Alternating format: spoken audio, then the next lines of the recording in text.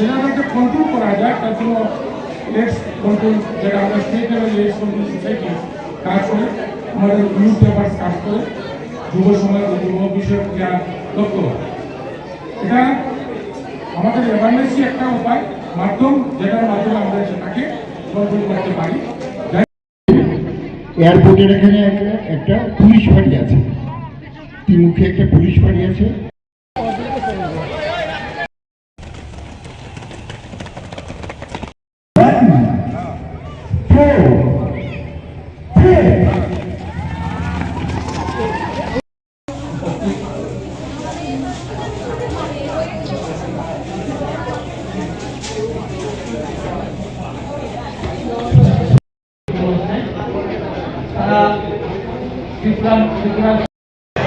Youth Affairs Shri Ajit Yadav আছেন এবং CMO আছেন এবং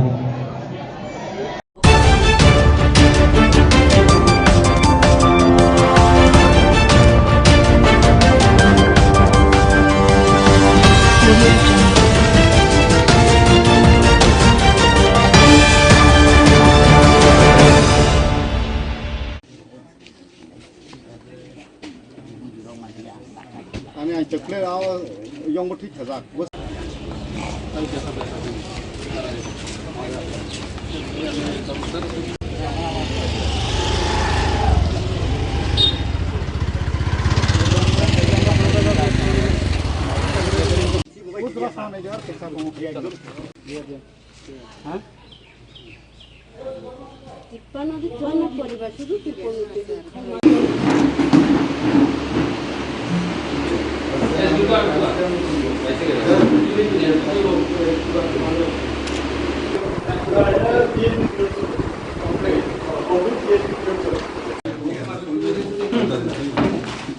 পর্ব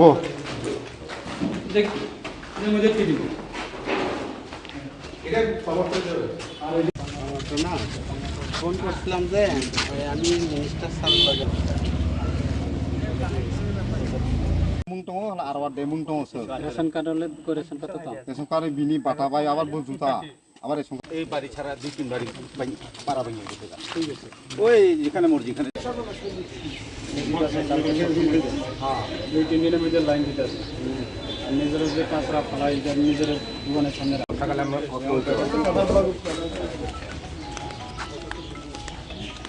এটা জেল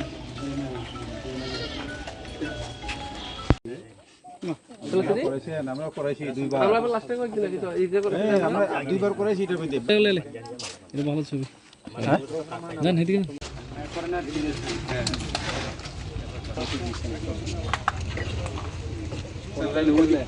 অনলাইন করলে কিন্তু দেখুন না হ্যাঁ ইদা রাস্তা মানে ওই ইয়ে আপনি পিএমদের সবাই স্যার এক বছরে চলে মানে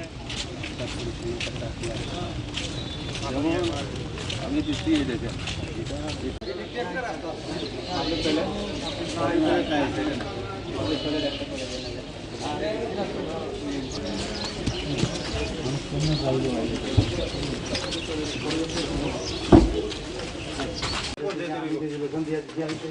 এখন আছে আরডি আরডি রাস্তা আছে এধারে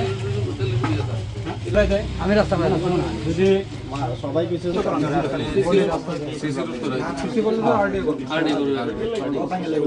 এই মাত্র না কবে নিচ্ছে এই আগে মাত্র জায়গাটার সামনে জায়গাটা খুলে দিব তখন জানা আছে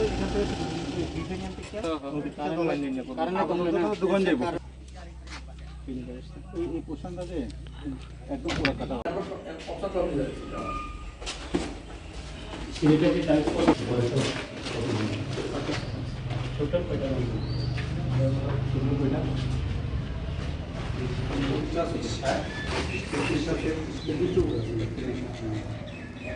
ক্লাস নিচে আছে কোনো ক্লাসে ডিগ্রি দেখান ফাইনাল ডিপিআরটা দেখাইতো কোন সাইডে তারা পারবেন তারা তো টাকা কম করে দেবে আমরা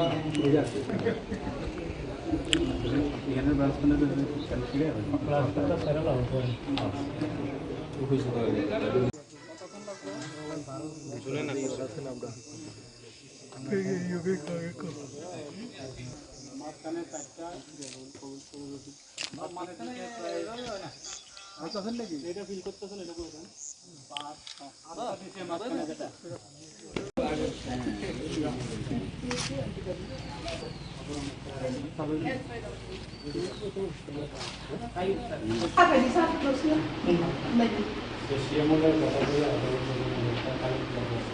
বাকি সবটি বেড়েছে সাহিত্য মাত্র হয়েছে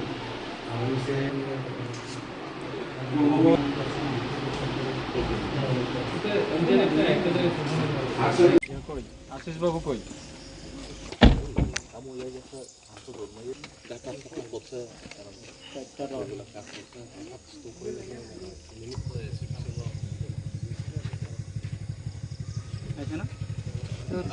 ভবিষ্যৎ সত্যবাসন তীব্র অবজারভার নতুন আরেকটা কাজটা দিয়ে দেন। ওয়েবসাইট নাই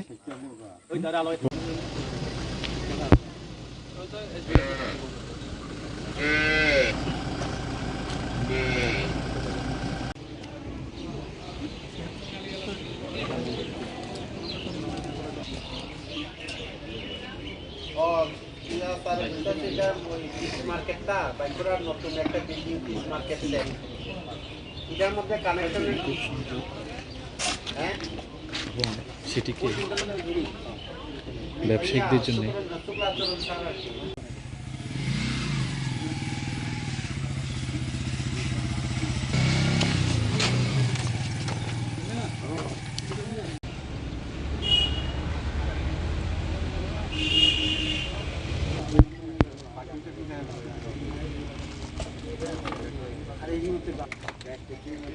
গাছটা একটু ডাল খাইতে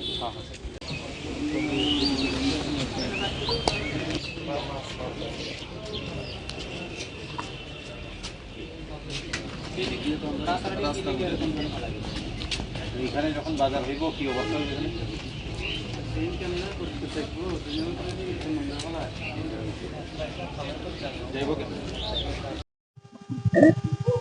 আমরা সকাল থেকে জুলাইবাড়ি বিধানসভা কেন্দ্রের অন্তর্গত সমস্ত আমাদের রাজ্য সরকারের লাইন ডিপার্টমেন্টে যারা আধিকারিক আছেন, বিডিও সাহেব, পিডব্লিউডি এসডিও সাহেব, আরডি ডিপার্টমেন্টের এসডিও সাহেব, পাওয়ার ডিপার্টমেন্ট এবং ডিডব্লিউএস ডিপার্টমেন্টের ইঞ্জিনিয়াররা এবং জুলাইবাড়ি আরডি ব্লকের বিএসসি চেয়ারম্যান, পঞ্চায়েত সমিতির ভাইস চেয়ারম্যান, জনপ্রতিনিধি এবং লাইন ডিপার্টমেন্টে যারা আধিকারিক, আমরা সবাই মিলে বাইখরা বাজার থেকে শুরু করে বিভিন্ন গ্রামীণ এলাকা,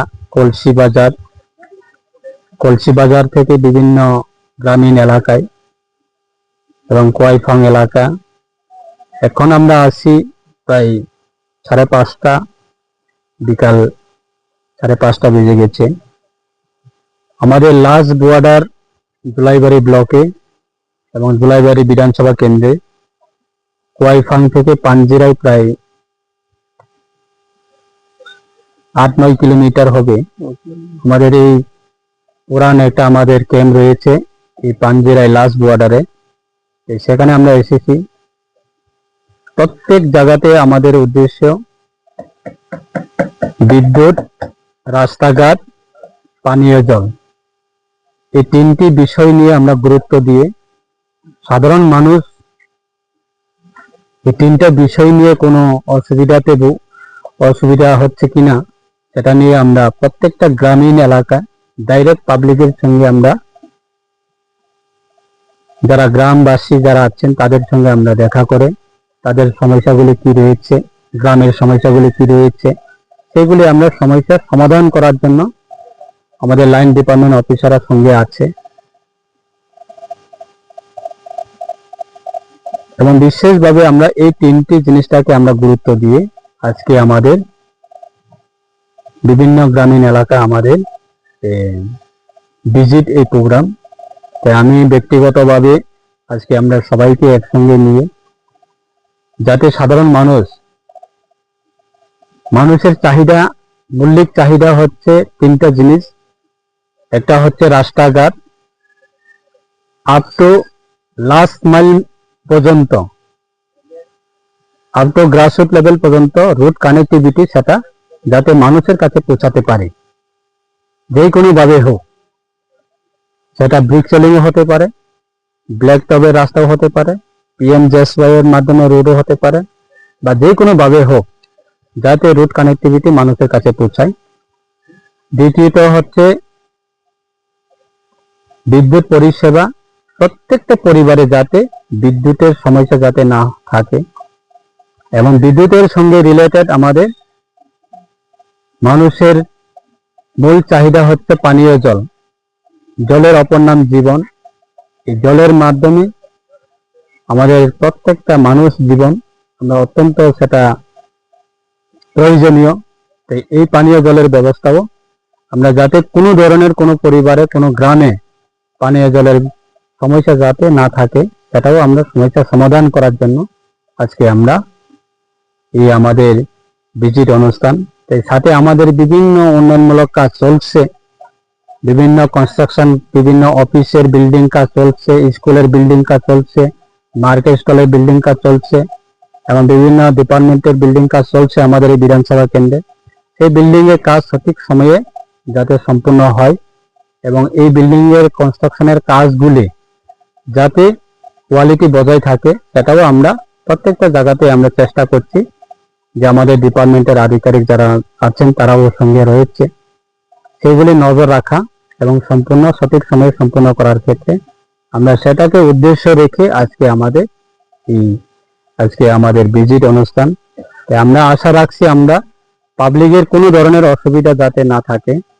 একটা বিষয় নতুনভাবে আমরা সেটা আজকে এখানে এসে আমরা জানতে পেরেছি যে বন বিভাগের, বন দপ্তরের রিলেটেড আমাদের বনের হাতি, সেটা আমাদের এই পাঞ্জিরাই গ্রামবাসীর বিভিন্ন ফসলগুলি তাদের নষ্ট হচ্ছে এবং বিভিন্ন সময়ে তারা ভয় পাচ্ছে। সেটাকেও আমরা এই সমস্যার সমাধান করার জন্য আমরা বন দপ্তরের সঙ্গে কথা বলবো, এবং দপ্তরের মাননীয় মন্ত্রী সাহেব রয়েছেন, তার সঙ্গেও আমরা আলোচনা করব এই বিষয়গুলি আমরা কিভাবে সমাধান করা যায়। তো সেটাকে কেন্দ্র করে আজকে আমাদের এই অনুষ্ঠান। ধন্যবাদ।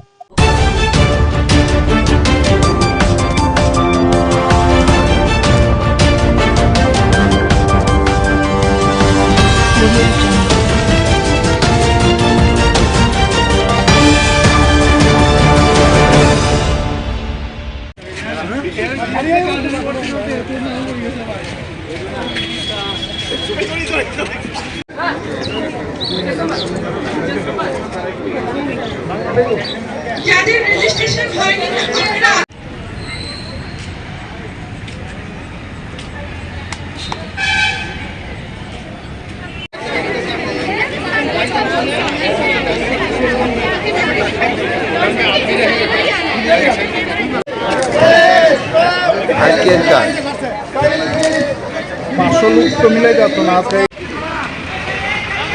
Chekhalo ba nang yawe ba number to yawe ba chekhalo nang number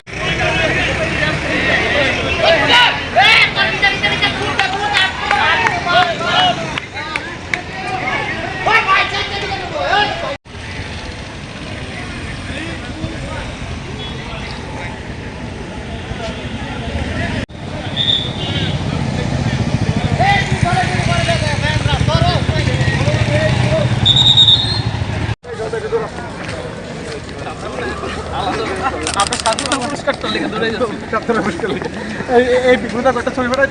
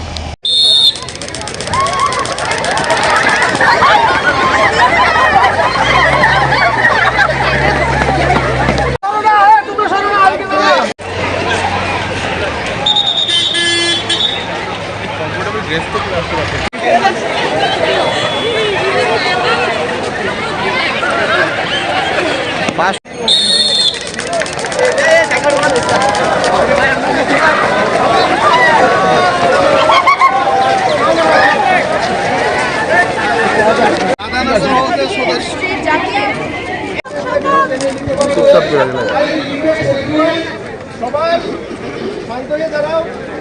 আমি শপথ বাক্য পাঠ দিদি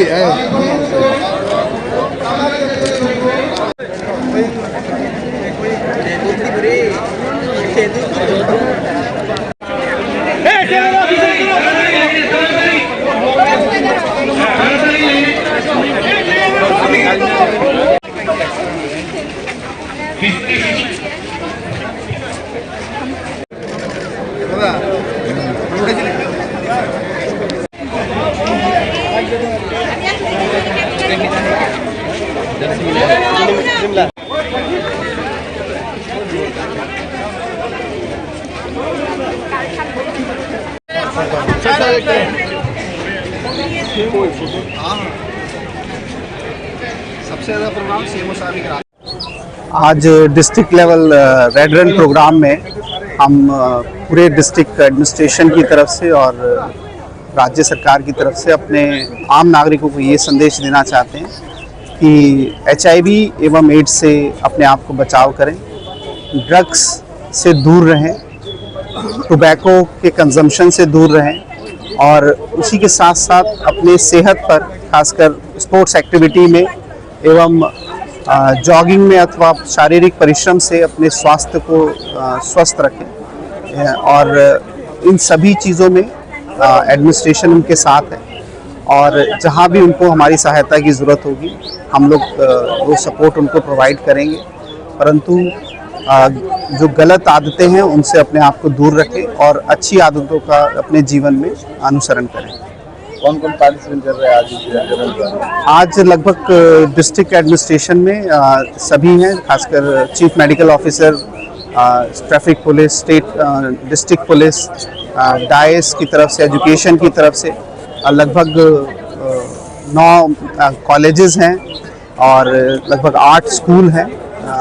मैं उम्मीद करता हूं कि और आम जनता से भी हमने निवेदन किया, वो लोग भी आए हुए हैं, तो बड़े स्तर पे इसमें पार्टिसिपेशन किया जा रहा है और हम उम्मीद करेंगे कि यूथ को ये मैसेज पहुंचेगा और वो इसको फॉलो भी करेंगे। जैसे आज जो रेड रन ऑर्गेनाइज हो रहा है वो अवेयरनेस है अगेंस्ट जो आपका HIV है एंड ड्रग्स, और उसके अलावा जो है यूथ को हमारा मैसेज है कि to stay away from drugs and apart from that जो है फिज़िकल फिटनेस जो है बहुत इंपॉर्टेंट है स्पेशली यूथ के लिए। तो वो बोलते हैं कि एक हेल्दी बॉडी में हेल्दी माइंड रहता है, इसलिए physical fitness is very important. तो सभी को जो है स्पोर्ट्स एक्टिविटी, फिजिकल एक्टिविटीज़ में पार्टिसिपेट करना चाहिए और ड्रग्स से दूर रहना चाहिए। আপনারা জানেন আমাদের রাজ্য সরকার, রাজ্যের মাননীয় মুখ্যমন্ত্রী আমাদের এই রাজ্যকে নেশামুক্ত রাজ্য হিসাবে ঘোষণা করতে চাইছেন। আর আপনারা জানেন এই নেশার কারণেই আমাদের এই রাজ্যের মধ্যে এইডসের বাড়ান্ত। তো এইডস থেকে মুক্তি পেতে হলে আমাদের নেশা বর্জন করতে হবে। তো আমাদের বাচ্চারা যাতে সেই নেশাতে আসক্ত না হয়, নেশাতে যাতে তারা না ধাবিত হয়, তার সচেতনতার জন্য আজকের এই উমগন্ত ময়দান থেকে এক র্যালির আয়োজন করা হয়েছে। সেখানে আমাদের ডিস্ট্রিক্ট হেলথ ডিপার্টমেন্ট, আমাদের জেলা প্রশাসন এবং অন্যান্য ডিপার্টমেন্ট সেখানে অংশগ্রহণ করেছে। তো সেখানে একটা রেড রান কর্মসূচি আছে, সেটাতে একটা সতর্কতা বার্তা সেখানে দেওয়া হবে। কেউ যাতে নেশার দিকে ধাবিত না হয়, কেউ যাতে কোনো নেশা গ্রহণ না করে, কেউ যাতে তামাক জাতীয় যেগুলি নেশা আছে সেইগুলি যাতে বর্জন করে, মানে এক কথায় সমস্ত নেশা যাতে মানুষ বর্জন করে, সমস্ত নেশা বর্জন করে মানুষ যাতে স্বাভাবিক জীবনযাপনে থাকে এবং সুস্থ সমাজ গঠনে যাতে সাহায্য করে। মাননীয় মুখ্যমন্ত্রী প্রফেসর ডক্টর মানিক সাহার যে ডাক নেশামুক্ত ত্রিপুরা, নেশামুক্ত জেলা, সেই কাজে যাতে সবাই অংশীদারিত্ব করে, সেই কাজে যাতে সবাই অংশগ্রহণ করে, তার জন্যই আজকের এই আয়োজন।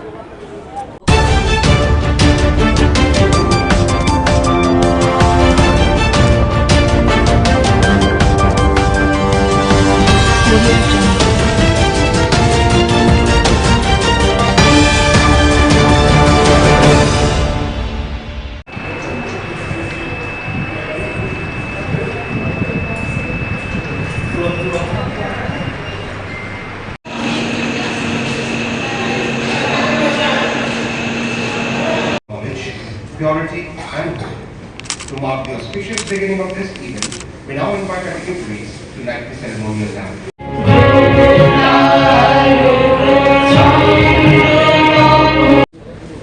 would also like to felicitate Shri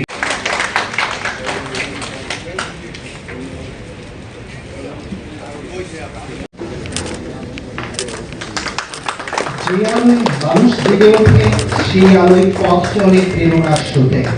কবি সুভাষ মুখোপাধ্যায় এই লাইনটি দিয়ে ভারতীয় সব এই আলো হলো জ্ঞানের, আশা ও মানবতার প্রতীক। অন্ধকার থেকে আলোয় যাত্রাই আমাদের জীবনের মূল মন্ত্র।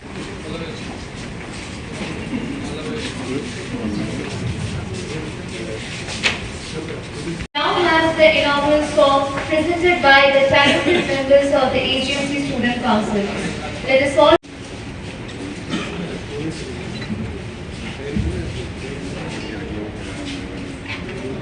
राज्य के नागरिकों को अच्छी हेल्थ सुविधाएं मिलेगी, चाहे प्रिंसिपल साहब हो, चाहे एमएस साहब हो, चाहे आप एचओडी हो, तो आप उनको जरूर बताएं, क्योंकि हमारे एक महीने में कम से कम 2-3 मीटिंग तो होती है। तो उस मीटिंग में सभी एचओडी आते हैं, विचार विमर्श करते हैं, तो उससे हम लोग काम आगे बढ़ाते हैं।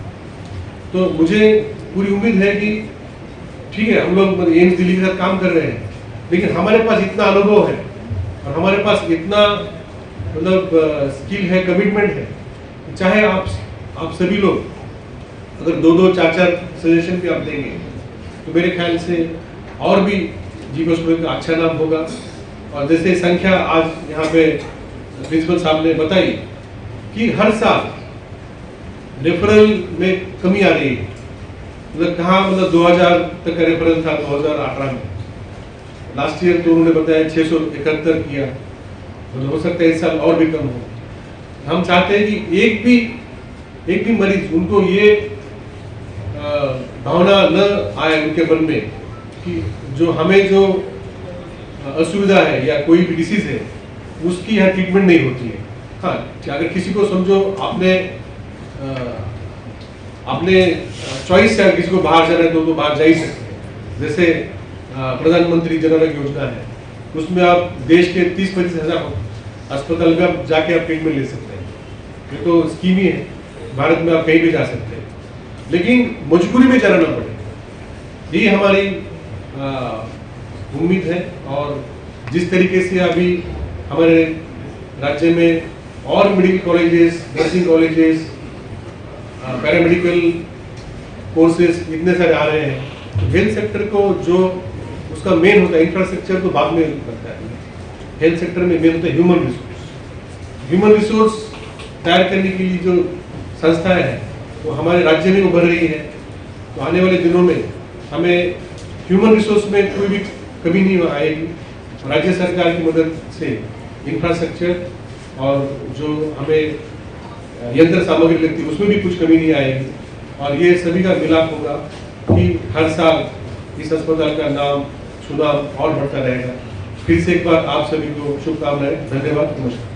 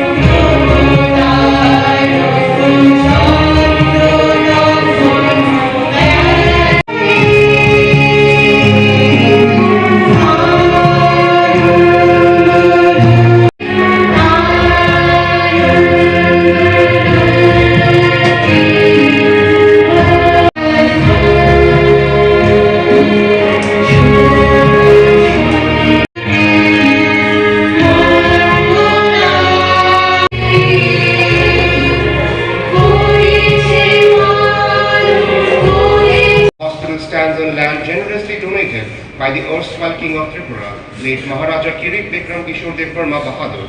In recognition of his benevolence, the Kirit Bikram dear students. The GPP Hospital Agartala for the Govind Vallabh कल्याण समिति के chairperson MLA Shrimati Meena Rani Sarkar madam, यहाँ उपस्थित इस कॉलेज के principal, director medical education, member secretary नेचम, त्रिपुरा स्टेट ब्लड काउंसिल के doctor Vishwadev Verma ji, यहाँ उपस्थित सभी HODs, स्टूडेंट्स और स्टाफ मेंबर्स, मैं सबसे पहले आप सबको बधाई देता हूँ कि जो हमारे स्टेट का सर्वोच्च और एक प्रीमियर हॉस्पिटल का 65 साल पूरा हो गया। और अभी जो हमारे प्रिंसिपल सर बोल रहे थे कि राज्य के स्वास्थ्य परिसेवा प्रदान करने में इस अस्पताल का क्या योगदान रहा है, और ये योगदान कोई सिर्फ इतिहास तक सीमित नहीं, लेकिन दिन ब दिन जो इस अस्पताल का योगदान और इसका महत्व दिन ब दिन बढ़ रहा है। हम देख रहे हैं कि सभी राज्य से लोग एक आशा की उम्मीद लेके यहाँ पर आते हैं। कोई भी तकलीफ हो, कोई भी डिसीज हो या कोई भी स्वास्थ्य के बारे में शिकायत हो, सबको एक उम्मीद और एक विश्वास रहता है कि हम जीपी हॉस्पिटल में जाएंगे तो हमारा उपचार होगा, हमें उससे राहत मिलेगी। राज्य सरकार ने भी आपने देखा है पिछले कुछ सालों में 500, 600, 700 बेड तक सीमित है अस्पताल, आज 1400 के ऊपर बेड की संख्या हो गई है। और यहाँ पे और भी बहुत सारे काम चालू है। जहाँ mother and child health wing, उसका काम शुरू हो गया है। यहाँ पे क्रिटिकल ब्लॉक का भी काम चालू हो गया है। कम्युनिकेबल डिसीज का एक नया ब्लॉक हो रहा है। एक स्पेशल वार्ड हो रहा है जहाँ पे आने वाले दिनों में कोई VIP हो या कोई पेमेंट करके कोई अच्छी सुविधाएं लेना चाहे, उनके हम लोग ब्लॉक कर रहे हैं। इस कॉलेज के लिए नया एडमिनिस्ट्रेटिव ब्लॉक का भी काम हो रहा है। अभी अगले 2-3 महीने में काम चालू हो जाएगा। और भी बहुत सारे डिमांड, जब भी मैं जीपी हॉस्पिटल में विजिट करता हूँ या मीटिंग करता हूँ, तो ऐसी कोई मीटिंग नहीं जिसमें हमारे हॉस्पिटल की ओर से, कॉलेज की ओर से राज्य सरकार की तरफ कोई डिमांड नहीं रखी गई। तो एक जीवन, एक संस्था का उदाहरण कि ये नहीं है कि जो है उसमें ही सबका समाधान है, आगे का कोई प्लान नहीं है, कोई नई सोच नहीं है। तो हर साल राज्य सरकार भी सिर्फ इस अस्पताल के लिए सब मिलके कुल मिला के 600 से 700 करोड़ का बजटरी सपोर्ट देता है। ये हमें भारत सरकार से जो फंड मिलता है, ये छोड़ के मुझे नहीं लगता कि कोई ऐसी संस्था है हमारे राज्य में है, कोई एक ऐसी संस्था है जिसके इतना फाइनेंशियल बर्डन राज्य सरकार लेता है। क्योंकि जो हमारे राज्य के 40 लाख लोग, सिर्फ हमारे राज्य के ही नहीं, हमने देखा कुछ पिछले दिनों में लोअर आसाम से लोग आते हैं, मिजोरम से आते हैं, बांग्लादेश से भी कभी लोग आते हैं। इनकी भी एक उम्मीद रहती है। तो सुपर स्पेशलिटी ब्लॉक के बारे में यहाँ पे बात हो रही है, तो हमने कोशिश की कि जो 9 हमारी सुपर स्पेशलिटीज है उसकी सेवाएं हमने चालू की है। उसमें और भी काफी सारे इक्विपमेंट्स और काफी सारे डायग्नोस्टिक्स हमें उसमें इंस्टॉल करने की जरूरत है। आज ही माननीय मुख्यमंत्री महोदय दिल्ली में है। आज 3 बजे वो केंद्रीय स्वास्थ्य मंत्री से मुलाकात करेंगे। अभी मेरी उनसे बात हो रही थी सुबह। हमने सुपर स्पेशलिटी ब्लॉक में इक्विपमेंट्स और बाकी डायग्नोस्टिक्स के लिए अभी करीब 90 करोड़ का हमने आज हम उनको डिमांड देंगे। जो ऑर्गन ट्रांसप्लांट हमने चालू किए हैं, अभी किडनी से लेके अभी लीवर और बहुत सारे ट्रांसप्लांट अभी यहाँ होंगे, तो उसके लिए एक इम्यूनोलॉजी लैब के लिए हमने प्रस्ताव दिया है। यहाँ पे इस अस्पताल में जो हमारी पुरानी 3 बिल्डिंग्स है वो अभी उसका काफ़ी समय हो गया है, तो आने वाले दिनों में यहाँ पर भी मल्टी स्टोरी और सुपर स्पेशलिटी ब्लॉक जिस तरीके से हुआ है मॉडर्न,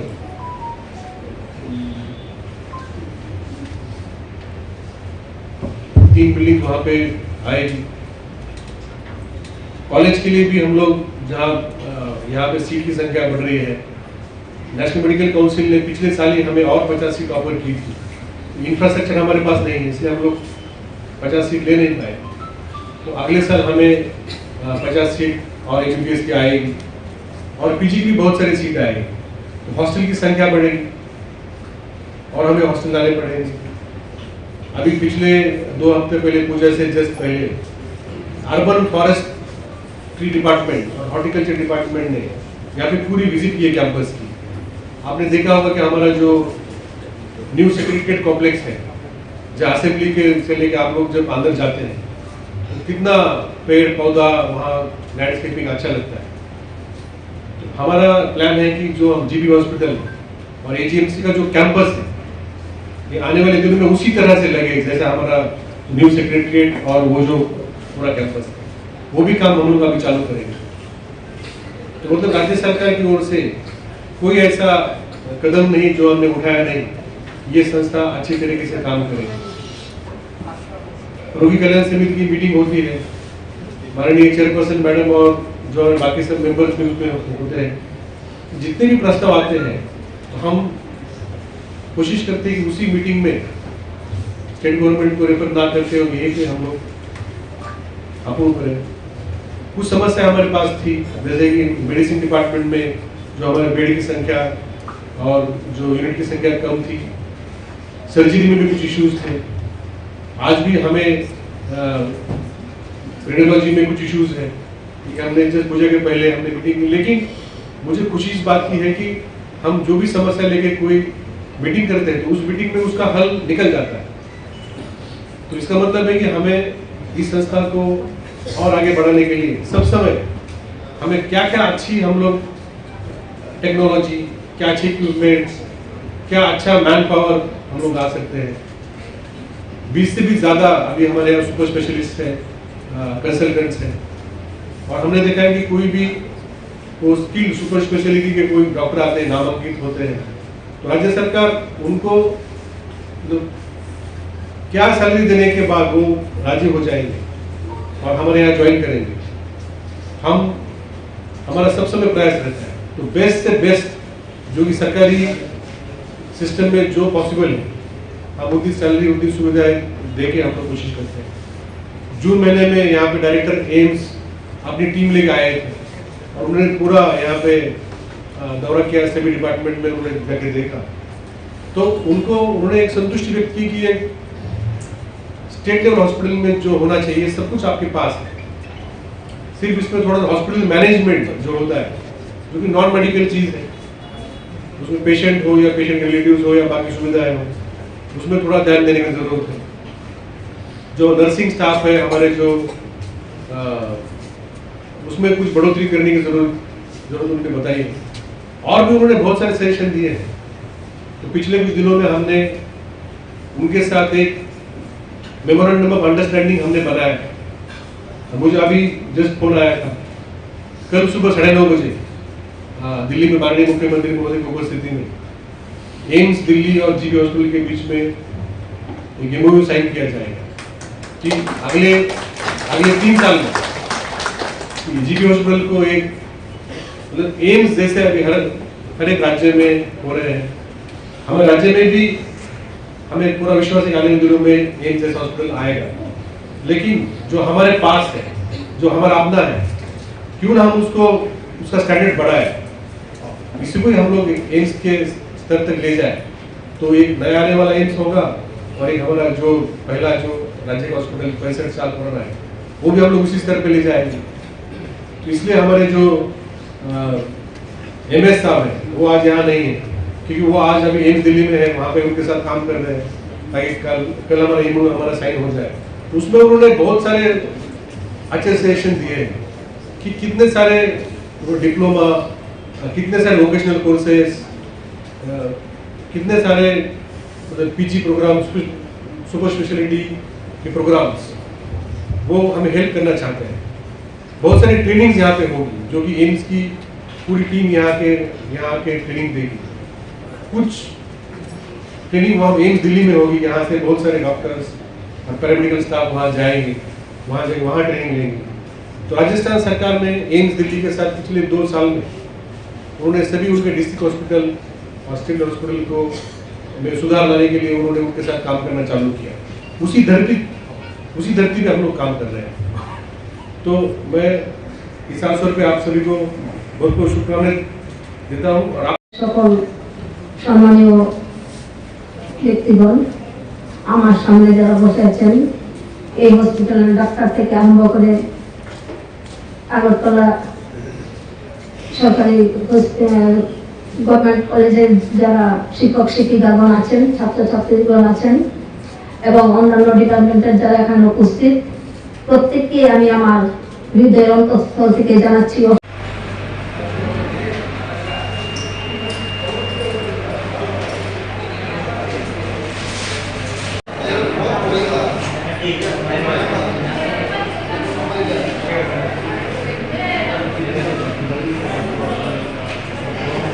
সত্যি আমাদের গর্বের দিন। 1961 সালে 14 অক্টোবর আজকের এই দিনটিতে আমাদের জিবি হসপিটাল প্রতিষ্ঠিত হয়েছিল। সেই থেকে আমরা আজ পর্যন্ত দেখতে পাচ্ছি যে এত উন্নতি আমাদের জিবি হসপিটালে হচ্ছে। সেখানে সম্ভব হয়েছে আমাদের যারা এখানে সম্মানীয় ডাক্তারগণ আছেন, নার্সগণ আছেন এবং অন্যান্য ডিপার্টমেন্টের যারা আছেন, প্রত্যেকের সহযোগিতা। সর্বোপরি আমাদের রাজ্য সরকার, আমাদের প্রাণপ্রিয় মুখ্যমন্ত্রী ডক্টর মানিক সাহা মহোদয়ের অবশ্যই এখানে অনেকটা হাত আছে। তার জন্য আমরা আজকে এই জিবি হসপিটালের উত্তরোত্তর শ্রীবৃদ্ধি দেখতে পাচ্ছি। বিগত দিনগুলিতে দেখেছি যে এখানে বেডের সংখ্যা খুবই কম ছিল, কিন্তু আজকে 727 থেকে 1413 বেড এখানে হয়েছে। তো আমরা দেখতে পাচ্ছি যে সকলের সহযোগিতায় এটা সম্ভব, ব্যক্তিগত একজনের পক্ষে সেটা সম্ভব নয়। আমাদের যশস্বী প্রধানমন্ত্রী এবং আমাদের রাজ্যের মাননীয় মুখ্যমন্ত্রী যে জন আরোগ্য যোজনা, সেই থেকে আমরা যারা আর্থিক দিক দিয়ে অসচ্ছল, প্রত্যেকে মাথা পিছু বছরে 5 লাখ টাকা করে পাচ্ছেন। যারা চিকিৎসা করতে পারতেন না, ওনারাও আজকে চিকিৎসা করছেন, সুস্থ হয়ে বাড়ি যাচ্ছেন। তো আমি চাইবো যে সবাই সহযোগিতায় এখানে যাতে আমরা ভালো ফল পেতে পারি আগামী দিন। তো আমি আমার ব্যক্তিগত জীবনে একটি কথা বলছি। আজ থেকে প্রায় 20-25 বছর আগে আমি প্রায় মৃতই অনেকে ধরে নিয়েছিল। তো সেখানে আমি জিবি হসপিটাল কেবিনে আমি প্রায় 21 দিন ছিলাম। সেই থেকে আমি যারা ডাক্তার আছেন, ডাক্তারগণ আছেন, ওনাদেরকে আমি ভগবান রূপে দেখি এবং আজীবন দেখে যাব। সেটা থেকে কেউ আমাকে কোনো দিক দিয়ে কোনো সময় আমাকে অন্য কথা বুঝিয়ে পারবেন না, কারণ আমি ব্যক্তিগত অভিজ্ঞতা থেকে বলছি। তো এখনো ডাক্তার তো মানুষ, ওনাদেরও পরিশ্রম, অক্লান্ত পরিশ্রম করতে হয়, একটা ব্রেনের কাজ আছে এখানে। তো মাঝে মধ্যে মানুষ মরণশীল, মানুষ মরবে, সেই থেকে অনেক সময় একটু ছোটখাটো ঝামেলা হয়, কিন্তু এটি হওয়া উচিত নয়। আগামী দিন যাতে এগুলি না হয় সেই দিকে আপনারাও খেয়াল রাখবেন, আমরা যারা আছি আমরাও খেয়াল রাখবো। তো আমি আজকের দিনটিতে এখানে উপস্থিত হতে পেরে আমি সত্যিই গর্বিত। আমাদের মাননীয় মুখ্যমন্ত্রী এখানে নেই, থাকলে উনি হয়তো আজকের এই পরিচালনাটাতে প্রধান উদ্ভূত হয়ে থাকতেন। তো আমি মরে গিয়েও বেঁচে ছিলাম আপনাদের জন্যই, এবং ভগবান আছেন, আমাদের যারা অভিভাবক আছেন তাদের আশীর্বাদ নিয়ে আজকে আপনাদের সঙ্গে 2-1টি কথা বলার সুযোগ পেয়েছি। তো আমি চাইবো আগামী দিন যাতে জিবি কল্যাণ সমিতির আমি চেয়ারপারসন আছি, যতদিন আছি তো দেখবই। তারপরেও আমরা যারা আছি সবাই সহযোগিতায় যাতে সুন্দরভাবে আরো জিবি হসপিটাল আমাদের রাজ্যের সবচেয়ে বড় হসপিটাল, বিভিন্ন ডিস্ট্রিক্ট থেকে এখানে রোগী আসে প্রতিনিয়ত। আমাদের আইসিইউ বেড নিয়ে অনেক সময় কথা হয়।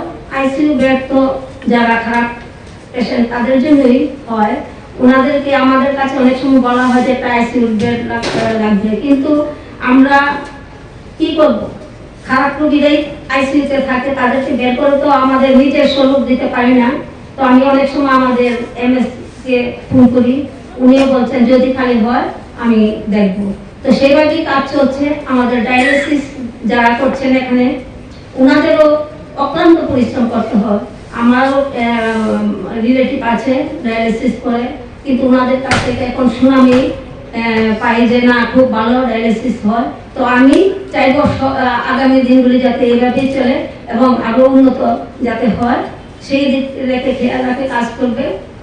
তো আমার এই আজকের দিনে যারা ছাত্রছাত্রী আছেন তাদের উদ্দেশ্য বলছি, আপনারা আগামী দিনের দেশের ভবিষ্যৎ, আপনারাও সেইভাবেই যাতে আপনারা করতে পারেন, আপনাদের কাছে আমার একটা আবেদন থাকবে। এই কটি কথা বলে সকলের সুস্বাস্থ্য এবং দীর্ঘায়ু কামনা করে সকলে সুস্থ থাকবেন, ভালো থাকবেন।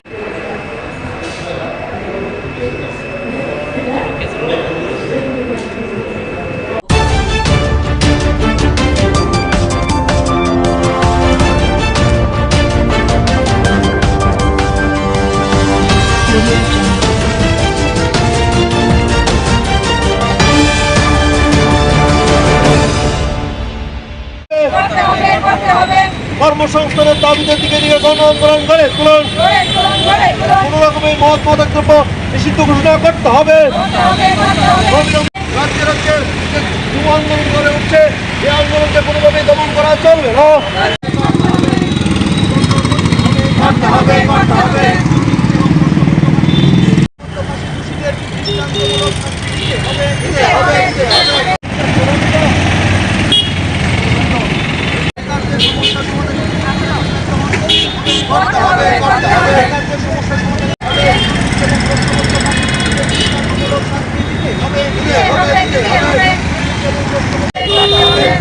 বন্ধ করতে হবে, করতে হবে, করতে হবে। দুর্নীতি বন্ধ করতে হবে, করতে হবে, করতে হবে। দুর্নীতি এবং তন্ত্রমন্ত্র ফাঁসে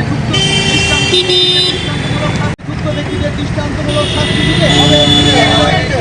তন্ত্রমন্ত্র ফাঁসে যুক্ত হবে, করতে হবে। এটাদের কর্মসংস্থানের ব্যবস্থা করতে হবে, করতে হবে, করতে হবে। এটাদের কর্মসংস্থানের ব্যবস্থা করতে হবে। শূন্য পদ পূরণ করতে হবে, করতে হবে। শূন্য পদ পূরণ করতে হবে, করতে হবে, করতে হবে। দুর্নীতি বন্ধ করতে হবে, করতে হবে, করতে হবে।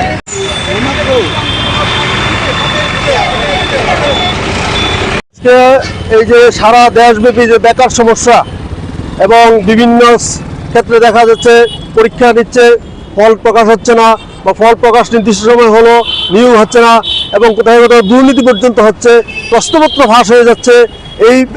এগুলো প্রতিরোধে আমরা আজকে সারা দেশব্যাপী প্রত্যেকটা রাজ্যে রাজধানীতে বিক্ষোভ প্রদর্শন করছি। গতদিনে প্রদর্শন হয়েছে এবং আমরা এর মাধ্যমে আজকে ডিএম এর মাধ্যমে মাননীয় প্রধানমন্ত্রীর কাছে স্মারকলিপি প্রদান করব যে অবিলম্বে যত শূন্যপদ আছে শূন্যপদগুলো পূরণ করতে হবে, সম্পূর্ণ দুর্নীতি মুক্ত করতে হবে এবং দুর্নীতি যারা করবে তাদেরকে কঠোর শাস্তি প্রদান করতে হবে।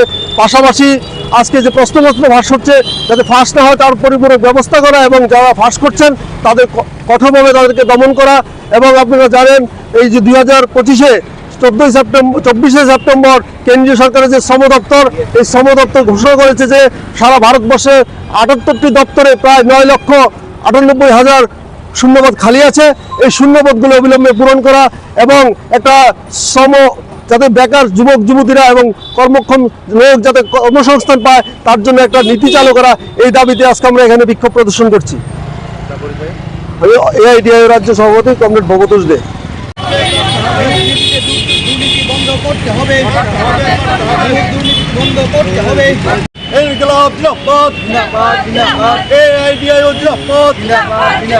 অবিলম্বে সমস্ত শূন্যপদ পূরণ করতে হবে। কর্মসংস্থান নিয়ে এখানের সাথে কোনো রকমের চলবে না। প্রশ্নবদ্ধ ভাষার বিরুদ্ধে উপযুক্ত ব্যবস্থা গ্রহণ করতে হবে। অবিলম্বে সমস্ত শূন্যপদ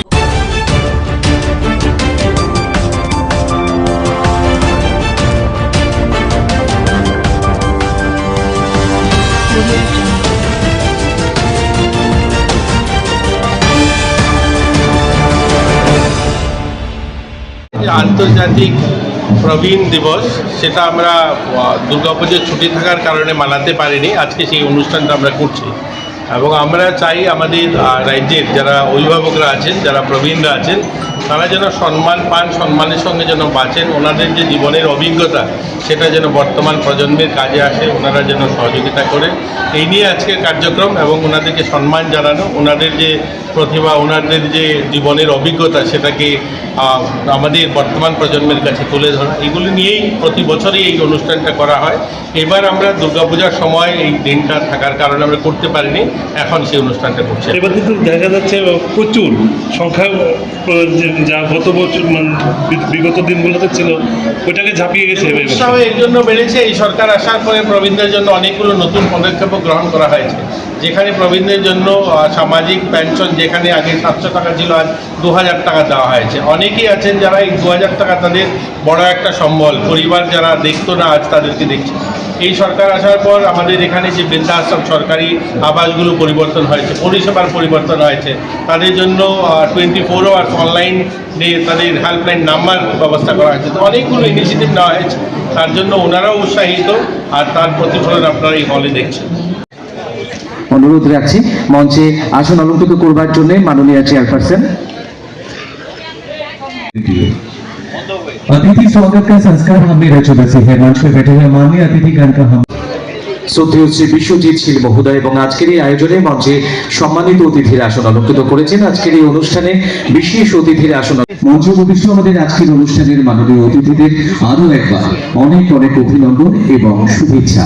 প্রথমেই মঞ্চ উপবিষ্ট মাননীয় অতিথিদের আমরা বরণ করে নেব। ओम शुभम करोति कल्याणम आरोग्यम धनसंपदा शत्रुबुद्धिविनाशाय देवज्योति नमस्ते। সর্বশক্তিমান ঈশ্বরের কাছে আমাদের শিক্ষা দপ্তর শ্রদ্ধেয় শ্রী তাপস রায় মহোদয় মঞ্চে আসন অলঙ্কৃত করেছেন আমাদের আজকের এই আয়োজনে এবং অনুরোধ রাখছি মাননীয় অধিকর্তা সমাজ কল্যাণ ও সমাজ শিক্ষা দপ্তর শ্রী তপন কুমার দাস, রাজ্যের সমাজ কল্যাণ ও সমাজ শিক্ষা দপ্তরের মাননীয় মন্ত্রী শ্রদ্ধেয় শ্রী টিঙ্কু রায় মহোদয় আমাদের মাঝে উপস্থিত করতে হয়। আগুনের পরশমণি ছোঁয়াও প্রাণে এই জীবন পূর্ণ করো। নমস্কার, সমাজ কল্যাণ ও সমাজ শিক্ষা দপ্তর আয়োজিত আমাদের আজকের এই আন্তর্জাতিক প্রবীণ রয়েছেন আগরতলা পুর নিগমের মাননীয় মেয়র তথা মাননীয় বিধায়ক শ্রদ্ধেয় শ্রী দীপক মজুমদার মহোদয় আমাদের মাঝে উপস্থিত।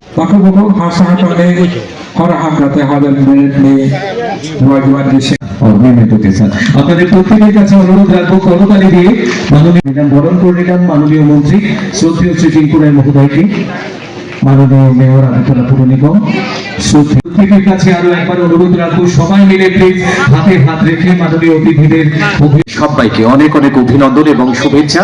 আমরা অত্যন্ত আনন্দিত এবং গর্বিত ইতিমধ্যেই আমাদের মাঝে উপস্থিত হয়েছেন এবং হয়েছেন দরুন চাপার শিল্পীরা। প্রথমেই তারা বাংলা ভাষায় একটি সঙ্গীত পরিবেশন করবেন এবং এর পরপরই ককরক ভাষায় আরো একটি আয়োজন observance of international day for older pensioners 2025 শীর্ষক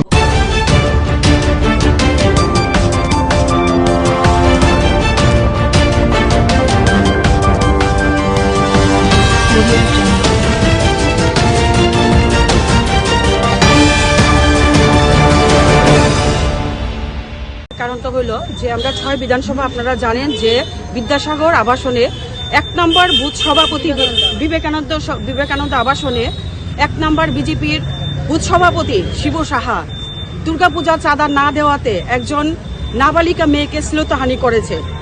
দুর্গাপূজা চাঁদা মনমতো না দেওয়াতে বিভিন্নভাবে তো আমরা মহিলা থানায় আমাদের মেয়ের মা নাবালিকার মা থানায় এফআইআর করে গেছেন ওর নামে, কিন্তু আজ অবধি আজকে এতদিন হওয়ার পরও শিবুর সাহাকে পূর্ব মহিলা থানায় অ্যারেস্ট করতে পারেনি।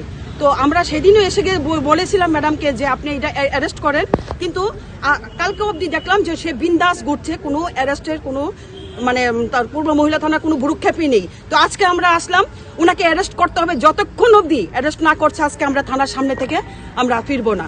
কি মনে হয় কি কারণে অ্যারেস্ট করা হচ্ছে? কি কারণে অ্যারেস্ট করা হয়নি তো এটা পূর্ব মহিলা থানার ওসি বলতে পারবেন, কিন্তু ঘটনা হচ্ছে আজকে ওনাকে আমার জবাব দিতেই হবে যে উনি কতক্ষণের মধ্যে অ্যারেস্ট করবেন, না হলে আমরা পূর্ব মহিলা থানার সামনে থেকে আজকে যাব না। আমরা মেয়েটির একটা অভিযোগ যে শাসক দলের কর্মীরা নাকি ভয়ভিত্তি প্রদর্শন করছে, সেই বিষয়টা কিভাবে? হ্যাঁ, আমরা শুনেছি যে বাড়িতে গিয়ে ও 6 আগরতলার দিদি যিনি একজন মহিলা, সবচেয়ে ধিক্কার জানাই আমি ওনাকে যে উনি কি করে উনি সাঙ্গপাঙ্গ নিয়ে তারপরে উনাকে বলছেন এটা মীমাংসা করে নিতে। কারণ একটা নাবালিকা মেয়ের উপর যখন অত্যাচার হয় একটা মাই বুঝবে যন্ত্রণাটা কতটুকু। কারণ আমি জানি না ওনার ভিতরে মনুষ্যত্ব জ্ঞান আছে কিনা, তো আমি এইটুকুই বলবো যে আমরা এটা বিচার চাই, বিচার করেই আমরা এখান থেকে আমরা আজকে যাব, কারণ এটা ন্যায্য বিচার আমাদের দিতেই হবে পূর্ব মহিলা থানায়। এই বিষয়টা নিয়ে মহিলা কমিশনের সঙ্গে কোনো বিজেপি সরকার জবাব চাই, জবাব দাও, জবাব চাই, জবাব দাও। শিবু সাহা বুথ সভাপতিকে অ্যারেস্ট করা হলো না কেন? পূর্ব মহিলা থানার জবাব চাই, জবাব দাও, জবাব চাই, জবাব দাও। মহিলা কমিশনে কিন্তু মহিলা কমিশনের তরফে আমরা পাইনি, কিন্তু মহিলা কমিশনকে কি বলবো, উনি তো কুম্ভনিদ্রায় আছে, উনি 6 মাস ঘুমায়, 6 মাস জাগ্রত হন। ওনার ঘরে কোনো মেয়ে এরকম হতো হয়তো না, কারণ উনি তো মুখ খুলছেন না, উনি কুম্ভনিদ্রা।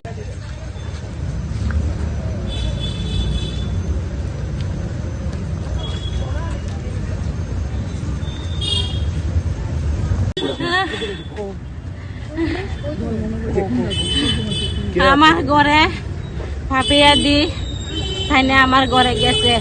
আমার যখন এই ঘটনা হয়েছিল তখন ঘটনা হওয়ার সাথে সাথে থাইনারে ফোন করছি পরে থাইনে কখনো আইতে পারতো না। এবারে কাউন্সিলারে ফোন করছি, কাউন্সিলারে বলছে যে আমি উদুপুর আছি, আমি কখনো আইতে পারতাম না। তখন আমি বলছি দিদি আমি কি করতাম, আমার মেয়েটিরে এইভাবে ঘরও ঢুকিয়া এবার শ্লীলতাহানি করছে, মেয়েটিরে মারধর করছে, দুধের স্তনের ভিতরে শিবু সাহা টিপ দেওয়া ধরছে, আমার কোনো উপায় ছিল না। আজকে আমি নিরুপায় ওয়া আইনের সাহায্য নিছি। আইনে 4-5 দিন পরে গেছে, অনেকদিন পরে গেছে, যখন ঘটনা হয়েছে তখন তাই ছিল না, অনেকদিন পরে গিয়া ক তুমি আরে কইতাছি কেসটা তুলো না। তখন আমি কইছি না আমি কিভাবে কেস তুলুম, আমার যখন পাপিয়া দিদি কইছে কেসটা তুললাম নেও, কইছে তুমি খার যুগ দিয়ে ইটা করতাছ, কই যাইতাছ, সব আমার দ্বারে কবর আছে। তখন আমি কইছি দেখেন আমার 5টা হাত, আমি 5টা হাতে আমি বাদ তুলাকে আমি কেউর যুক্তি শুনি না। আজকে মেয়ে ডেরেজের মারছে, আঘাতটা লাগছে আমার অন্তরে লাগছে, আমার মেয়ের অন্তরে লাগছে।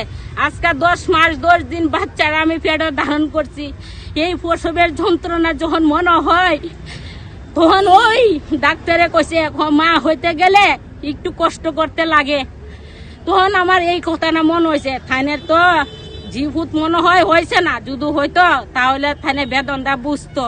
আজকে একটা নারী হইয়া নারীর দুঃখ বুঝলো না, থানে একটা মহিলা হইয়া মহিলার দুঃখ বুঝলো না। আজকে আমার বাচ্চারি খানছে যে এটা কি করলো, তাইলে একটা তাইলে মায়ের পূজা করে, এই বুঝে মায়ের পূজা করে, মায়ের শ্রদ্ধা ভক্তি করে, এই বুঝে শ্রদ্ধা ভক্তি করে। তখন আমি কান্তাছি যে আমি বাচ্চাটি লই আমি একটা আমাবস্যা রাতের ভিতরে রয়েছি, কি অবস্থা আসলো আমি নিজেও কইতে পারি না। এরপরে এনসিসি থানাত গেছি পরে শিবু সাহা যত মানুষ আছে আবাসনে মানুষে তারা টাকা দিতেছে, দেয়া কইতাছে আমি তো একটা বুথ প্রেসিডেন্ট, আমার পক্ষে তোমরা সবাই তাহ, আমি একটা বিপদ পড়ছি, আমারে বাঁচাও, তোমরা সাহায্য সবকিছু দিমু। তখন তারা কইছে না আমি অনেকটি যাইতাম না, আমি যাইতাম না, এই দরবারে যাইতাম না। আমি আবার অনেকটি দেখো তোমরা হাজিরা দিমু, তোমরা ডেলির হাজিরা ডেলি দিমু, গাড়ি ভাড়া দিমু, তোমরা খাওয়ান দিমু, তুমি আমার পাশে আয়ো। আমরা যদি সব মহিলার মিল্লা যদি একত যদি হই তইলে কেসটা উঠতে যাবো গা, আজকে আমার মেয়েদের অতদিন ধইরা এই কেসটা চলতেছে, হন অব্দি শিবু সাহারে হেরাস করছে না। আমি মা হইয়া আমি কিভাবে আমি সহ্য করি, আমার মনে বড় দুঃখ, বুঝেনি। এখন আমি চাইতাছি যে শিবু সাহারে যাতে হেরাস করে, যে কোনো মুহূর্তে হেরাস করে। একটা অসভ্য একটা শিশু বাচ্চারে শ্লীলতাহানি করছে, এই এই হে কিভাবে এ পূজার চান্দা তুলে কালকে আবাসনে হে পূজার চান্দা তুলছে, এ সরাসরি এইভাবে ঘুরতেছে, বেড়াইতেছে, ইয়ে করতেছে, হে আমরা ভীষণ ডিস্টার্ব দিতেছে। আমি রাস্তাতে হাঁটতে পারি না, আমার মেয়ে এডি ঘর থেকে বাড়িতে না, হে ভীষণ আমরা ডিস্টার্ব করতেছে। এরপরে একজনের নাম হচ্ছে অলক, হে রামনগর থেকে আবাসন হে একটা হে বলে আবাসনের বাসিন্দার হে কত নাম্বার গড় পাইছে এটা আমি একটু দেহুম, কোন গড়তা হে কত নাম্বার গড় ইলেকট্রন এর নামে আছে এটা আমি একটু দেহুম।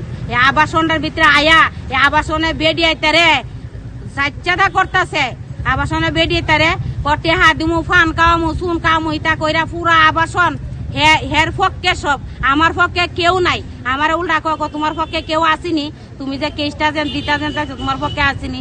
একটা দিদি হইয়া বব্য সভ্যের লোক হইয়া তাই না গিয়া গড় গিয়া কেসটা তোলা, তোমার পক্ষে কেউ আসেনি। তুমি উকিলের টেহা কেমনে দিবা, তোমার মেয়েদের বিয়া দিতার বানি, ইটি তো কেস বাইতে বাইতে যাইব গা, মেয়েদের বিয়া দিতার বানি। এরপর আমার দমকানি শুরু করছে, আমি কেস তুলতাম। এরপরে আমি কইছি না আমি কেস তুলতাম না, আমার মেয়েদের এত বড় করছে, তখন আপনারা কইছি, তখন আপনারা আইসেন না, তখন আমি মা হইয়া কেমনে সহ্য করছি, তখন আপনারা আইসেন কেস তুলতেন। তখন আমার পরিবার, আমি কইতেছি আমার পরিবারে যদি কিচ্ছু যদি হয় ইডার দায় যে পাপিয়া দিদি আমি সম্মানিত করি তাই রে, যে দিদি ইডার দায় দিদি থাকবো, আমার ফ্যামিলির যদি কিচ্ছু হয় রাস্তাঘাটে বা কিচ্ছু যদি হয় ইডার দায় তাই না থাকবো, আমি এতটুকু কইলাম।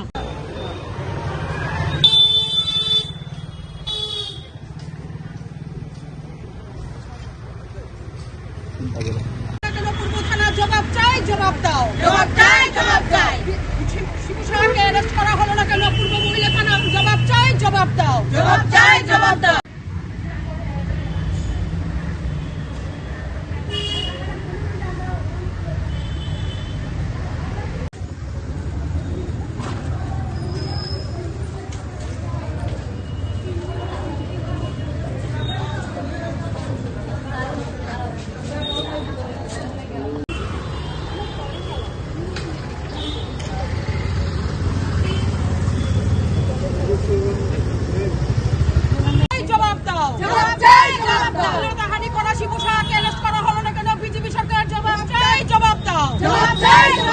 বিজেপি সরকার হয় হয় হয় হয় হয়, পূর্ব মহিলা থানা হয় হয় হয় হয় হয়, পূর্ব মহিলা থানা হয় হয় হয় হয় হয়।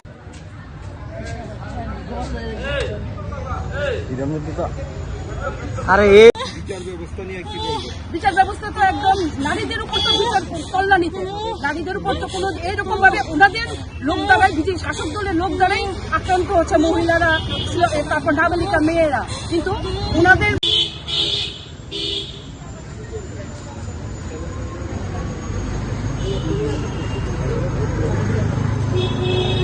বিজেপি সরকার হয় হয় হয় হয় হয়, বিজেপি সরকার হয় হয় হয় হয় হয় হয়।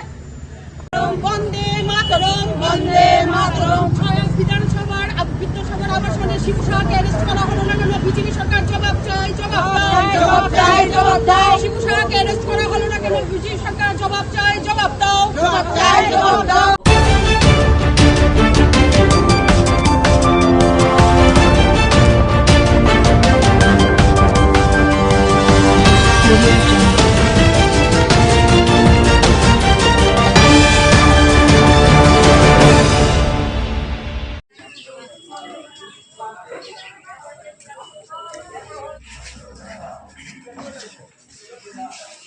সম্মাননা স্মারক তুলে দেবেন শ্রী বিভা বসু গোস্বামী, অ্যাসিস্ট্যান্ট ডিরেক্টর মহোদয়কে, Shrimati Mitali Das Sen মহোদয়াকে। And we are very fortunate to watching this উদ্ভাবনী সামাজিক সংস্থার সভাপতি। সম্মাননা স্মারক তুলে দেবেন নেতা চৌধুরী, হাতে সম্মাননা স্মারক তুলে দেবেন নেতা চৌধুরী। ওকে, বিহেভ অফ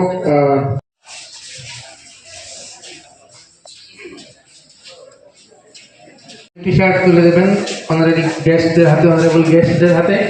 আরো একটি বিবিআই মাঠে শ্যামাপ্রসাদ মুখার্জির যে স্ট্যাচু আছে তো থাকবে, ছেলেরা চলে আসছে, তারপর মেয়েদের হবে।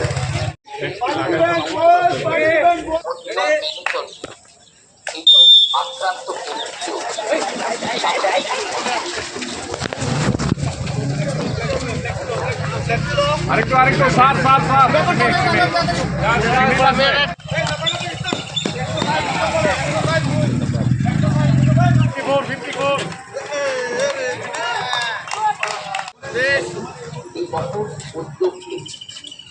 Tripura state AIDS control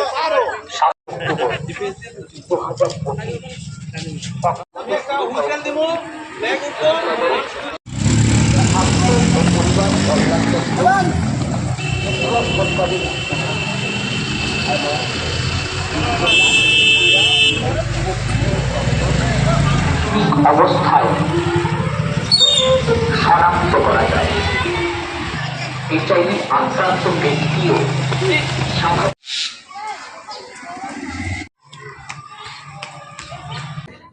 Tripura state AIDS control society রাজ্যের স্বাস্থ্য দপ্তরের তরফে গোটা রাজ্যব্যাপী 8টি জেলাতেই রেড রান বলে একটি আয়োজন করেছে। এই রেড রান জাতীয় স্তরের একটি অনুষ্ঠান। কেন্দ্রীয় স্বাস্থ্য মন্ত্রকের তরফে প্রত্যেক বছর রাজ্যের এবং দেশের যুবক যুবতীদের উৎসাহ প্রদান করার জন্য তারা যাতে এইচআইভি/এইডস সম্পর্কে জানে এবং এই দৌড়ের মাধ্যমে সুস্থ স্বাস্থ্যের বার্তা দিকে দিকে ছড়িয়ে দেয় যুবক প্রতিনিধিদের মধ্যে, যারা স্কুলে পড়ে, কলেজে পড়ে, বিশ্ববিদ্যালয়ে পড়ে, বিভিন্ন টেকনিক্যাল ইনস্টিটিউটে পড়ে, সেই সমস্ত ছেলে মেয়েদের মধ্যে এইচআইভি/এইডস সচেতনতা বৃদ্ধির লক্ষ্যে সারা দেশব্যাপী এই আয়োজনটি করা হয়।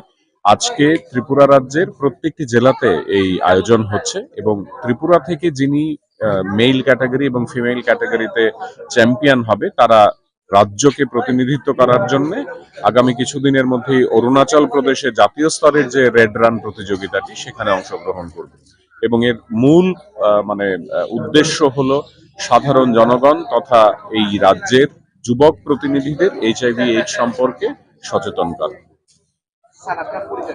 আমি Subhrajit Bhattacharya, joint director IC, Tripura state AIDS control society.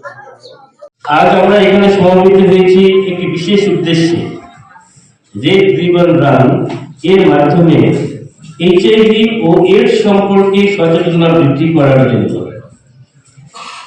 Red ribbon বা লাল ফিতা হলো এইচআইভি আক্রান্ত ব্যক্তিদের প্রতি সংহতি ও ভালোবাসার প্রতীক। এটা আমাদের মনে করিয়ে দেয় যে আমরা সবাই একসঙ্গে মিলে এইচআইভি ও এইডস এর বিরুদ্ধে লড়াই করতে পারি। রেড রিবন রান কেবল একটি দৌড় প্রতিযোগিতা নয়, এটি একটি সচেতনতা আন্দোলন। এই অনুষ্ঠানের মূল লক্ষ্য হল সমাজে এইচআইভি সম্পর্কে সঠিক তথ্য ছড়িয়ে দেওয়া, কুসংস্কার দূর করা এবং মানুষকে নিরাপদ জীবন যাপনের বার্তা দেওয়া। প্রতি বছর অসংখ্য শিক্ষার্থী, স্বাস্থ্যকর্মী ও স্বেচ্ছাসেবক এই দৌড়ে অংশগ্রহণ করেন। তাদের প্রত্যেক পদক্ষেপে সঙ্গে যুক্ত থাকে একটি মহান বার্তা, এইচআইভি প্রতিরোধযোগ্য আর আক্রান্ত ব্যক্তিরা আমাদের ভালোবাসা এবং সমর্থনের যোগ্য। আমরা সবাই জানি অজ্ঞতা ও ভয় এই রোগের সবচেয়ে বড় শত্রু। তাই শিক্ষার মাধ্যমে, সচেতনতার মাধ্যমে এবং সহানুভূতির মাধ্যমে আমরা সমাজ থেকে এই কুসংস্কার দূর করতে পারি। স্বাস্থ্য সম্পদ আর সচেতনতাই সর্বশ্রেষ্ঠ প্রতিরোধ। চলুন আমরা প্রতিজ্ঞা করি, আমরা নিয়মিত সচেতনতা ছড়াবো, নিরাপদ জীবনযাপন অনুসরণ করব এবং এইচআইভি আক্রান্ত ব্যক্তিদের পাশে মানবিকভাবে দাঁড়াবো।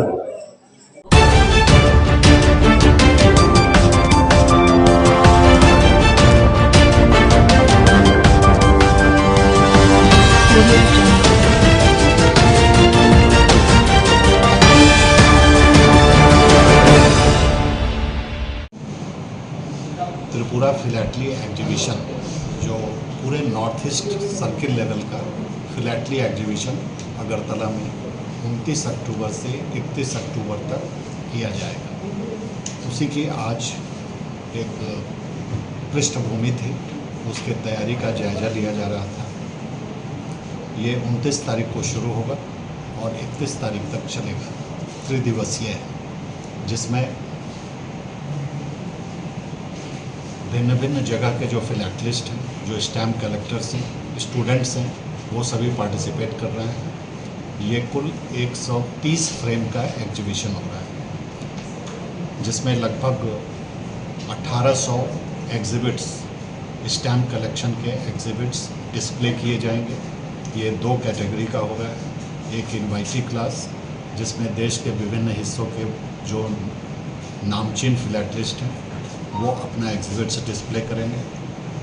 दूसरा कैटेगरी है कॉम्पिटिटिव क्लास, जिसमें त्रिपुरा के जितने फिलैटलिस्ट हैं, जो भी स्टूडेंट्स फिलैटली से रिलेटेड हैं, इंटरेस्टेड हैं, स्टैम्प कलेक्ट करते हैं, वो अपने एग्जिबिट्स को यहाँ पर प्रदर्शित करेंगे, जिस पर कंपटीशन होगा और उन्हें पुरस्कृत किया जाएगा। ये पुरस्कार स्टेट लेवल का होगा। साथ ही साथ स्कूल के बच्चों को फिलैटली में ज़्यादा से ज़्यादा इंटरेस्ट हो, क्योंकि ये क्रिएटिव आर्ट है, जिसके थ्रू वो देश दुनिया को, प्रकृति को, विज्ञान को, लिटरेचर को, साहित्य को, संस्कृति को समझते हैं। उन्हें प्रोत्साहित किया जाएगा कि वो फिलैटली को अपना एक विकल्प के रूप में चुने, हॉबी के रूप में चुने, जिससे कि उनका ज्ञान वर्धन भी होता है और भविष्य में वो अच्छे लेवल के फिलैटलिस्ट बन सकते हैं। इसलिए उनके बीच में स्टैम्प डिज़ाइन कंपटीशन, जैसे letter box painting competition, letter writing competition, post card painting competition, इस तरह के कंपटीशन आयोजित किए जा रहे हैं। क्विज कंपटीशन जो फिलैटली से रिलेटेड होगा, ये स्कूल के बच्चों के बीच में होगा। साथ ही साथ हमारे जो फिलैटलिस्ट हैं वो बच्चों को फिलैटली से रिलेटेड एक वर्कशॉप करेंगे, सेमिनार करेंगे, उन्हें नॉलेज देंगे कि कैसे स्टैम्प कलेक्ट किया जाता है, कैसे थीम बनाया जाता है और कैसे एग्जिबिट को डिस्प्ले किया जाता है, जिससे कि वो भविष्य में और भी अच्छे लेवल का फिलैटलिस्ट बन सके। उन्हें प्रोत्साहित किया जाएगा, स्कूल को भी, कि वो स्कूल के अंदर फिलैटली क्लब बनाएं। फिलैटली क्लब को बनाने के लिए बच्चों को प्रोत्साहित करें, उनका फिलैटली डिपॉजिट अकाउंट खुलवाएं। साथ ही साथ फिलैटली क्लब को आर्थिक मदद पोस्टल डिपार्टमेंट प्रोवाइड करेगी, इनिशियली 10,000 रुपये के द्वारा, जिसमें उनके फिलैटली गेस्ट, उनको कुछ फिलैटली स्टैम्प दिया जाएगा, जिससे कि वो स्कूल की प्रॉपर्टी हो जाएगी और बच्चे उससे प्रोत्साहित होते रहेंगे, इंस्पायर्ड होते रहेंगे। इसी सब से संबंधित एक यहाँ पर मीटिंग आज किया गया है। अगरतला और धर्मानगर दोनों पोस्टल डिवीज़न के अधिकारियों को बुला करके कैसे इस कार्यक्रम को और भी सफल बनाया जाए, पॉपुलर बनाया जाए और अच्छे से किया जाए। ये आपका नजरुल कला मंच जो है क्षेत्र, वहीं पर ये एग्जीबिशन आयोजित किया जाएगा। 3 दिवसीय आयोजन। सर स्पेशल गेस्ट कोई रहेगा क्या?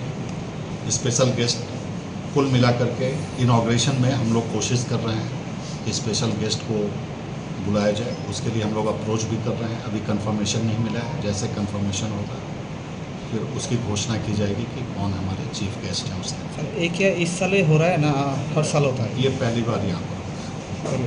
आपका शुभ नाम? संजीव रंजन, मैं chief post master general north east circle का हूँ। इस कार्यक्रम के दौरान कुल 10 तरह के फिलैटली के आइटम्स रिलीज़ किए जाएंगे। जैसे 6 स्पेशल कवर रिलीज़ किए जाएंगे, 3 पिक्टोरियल कैंसिलेशन रिलीज़ किया जाएगा, एक उजैंता पैलेस पर, नीरमहल पर और उन्नकोटी पर पिक्टोरियल कैंसिलेशन, जिससे कि जो विजिटर्स आते हैं, जो टूरिस्ट आते हैं, वो यहाँ करके उस पिक्टोरियल कैंसिलेशन को अपने लेटर्स पर, पोस्ट कार्ड पर, इन्वेलप पर इम्प्रेस कर सकते हैं कलेक्शन के लिए। एक मेमोरेबल आइटम होता है। साथ ही साथ हम लोग पिक्चर पोस्ट कार्ड पूरे नॉर्थ ईस्ट के जो विभिन्न प्राकृतिक चीज़ हैं, पेड़ पौधे हैं, जानवर हैं, इनसे रिलेटेड एक पिक्चर पोस्ट कार्ड हम लोग रिलीज़ कर रहे हैं। यह पिक्चर पोस्ट कार्ड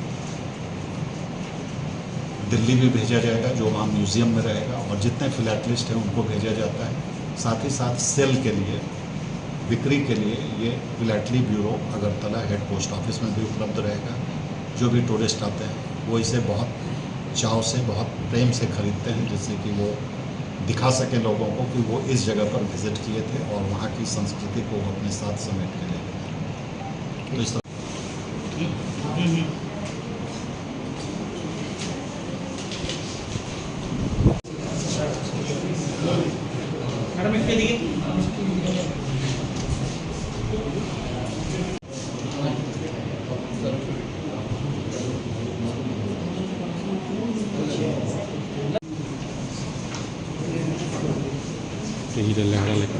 লেখাটা লিখতে পারো ব্যাপারটা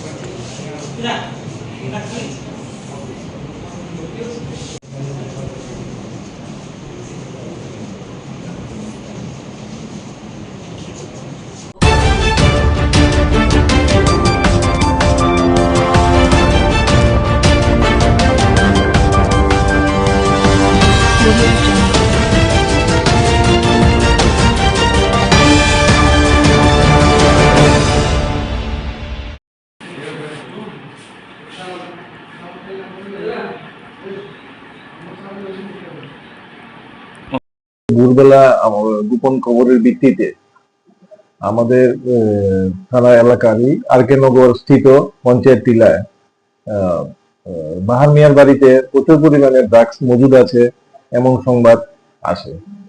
তো সেই সংবাদের ভিত্তিতে আমি এবং আমার থানার অন্যান্য অফিসার ও স্টাফ সহকারে বাহার মিয়ার বাড়িতে তল্লাশি করার পর বাহার মিয়ার বাড়ির থেকে প্রচুর পরিমাণে ড্রাগস উদ্ধার করা হয়। সঙ্গে বাহার মিয়ার ছেলে রাজু মিয়াকেও ওইখানে ডিটেইন করা হয়। ডিটেইন করার পরে বাহার মিয়ার বাড়ির থেকে ড্রাগস গুলি উপস্থিত লোকজনের সামনে আমি বাজেয়াপ্ত করি এবং নিয়ে আসা হয়। এই ড্রাগস গুলি থানাতে নিয়ে আসা হয় এবং বাহার মিয়ার ছেলে রাজু মিয়াকেও থানাতে নিয়ে আসা হয়। উক্ত বাজেয়াপ্ত যে নেশা সামগ্রী ওগুলি বাজার মূল্য আনুমানিক 2 থেকে 2.5 লক্ষ টাকা হবে এবং বাহার মিয়ার ছেলে রাজু মিয়াকে এখন প্রসিডিউর চলছে। এনডিপিএস অ্যাক্টের প্রসিডিউর অনুযায়ী তাকে আগামীকালকে কোর্টে প্রেরণ করা হবে। তাছাড়া আমি এখানে জয়েন করেছি, বিদ্যুৎনগর থানায় জয়েন করেছি প্রায় 2 মাস হবে। এই 2 মাসের মধ্যে আমি পুজোর আগেও প্রচুর পরিমাণে বিলেতি মদ বাজেয়াপ্ত করি এবং এই ধরনের নেশা জাতীয় সামগ্রীর বিরুদ্ধে অভিযান আগামী দিনও জারি রাখবো।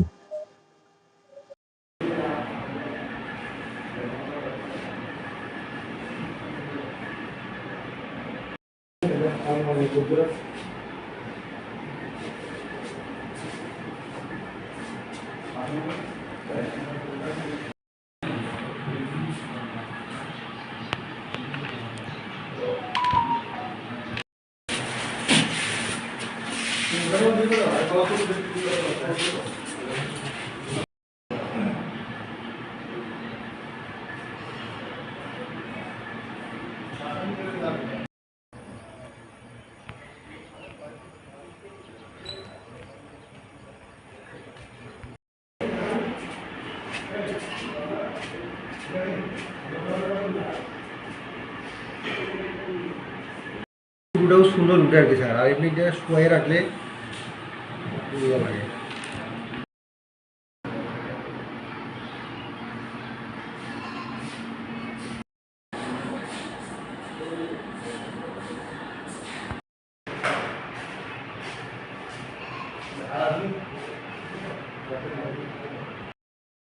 সবাই মিলে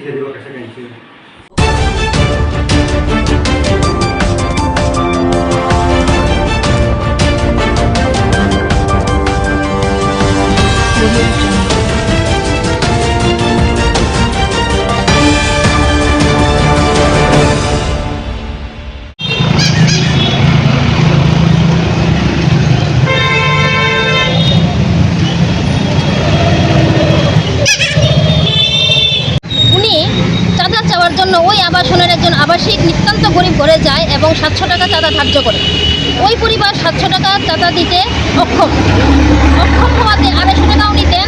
শিবু শাহ তাদের মানে সন্তুষ্ট না, সেই নিয়ে উনি ওই ঘরের গৃহিণীর অনুপস্থিতিতে একদিন ঘরে যান, ঘরে গিয়ে চাঁদা চান এবং চাঁদা দিতে না পারায় ওই ঘরের ভদ্রলোককে উনি তলপেটে লাথি মারেন, ছোট মেয়েটিকে হাত তুলেন, গালে চর মারেন এবং ওই ছোট বোনকে মারতে দেখে বড় বোনটি এগিয়ে যায়।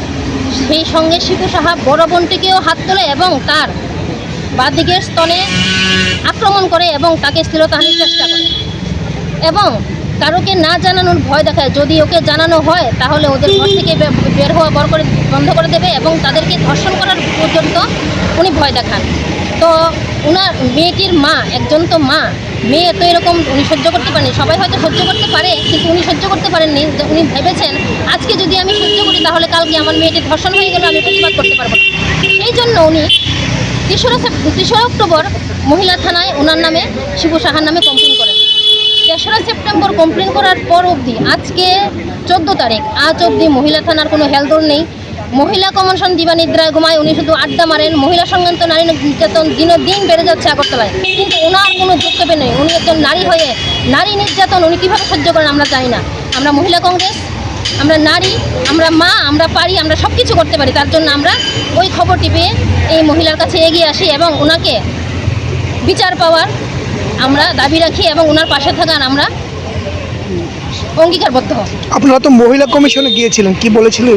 মহিলা কমিশনে ওনাকে আমরা পাইনি, ওনাকে আমরা প্রায়ই পাই না। আমরা খবর পাই যে উনি মহিলা কমিশনে থাকেন না। উনি নাকি পার্টি অফিসে গিয়ে একটু দেখা দেন, আড্ডা মারেন, তারপরে উনি দেশ ভ্রমণে, রাজ্য ভ্রমণে ব্যস্ত থাকেন। উনি সর্বকালীনই এরকম। তো মহিলা কমিশনার হিসাবে আমি ওনাকে ধিক্কার জানাই, ওনার প্রতি আমি লজ্জা প্রকাশ করি। এরকম মহিলা কমিশনার আমাদের রাজ্যে দরকার নেই। উনি অবিলম্বে ওনার পদত্যাগপত্র। থানা কর্তৃপক্ষ আজকে কি বলল? থানা কর্তৃপক্ষ বলেছেন ওনারা নাকি প্রমাণই পাচ্ছেন না, ওনাদের ইনভেস্টিগেশনই শেষ হচ্ছে না।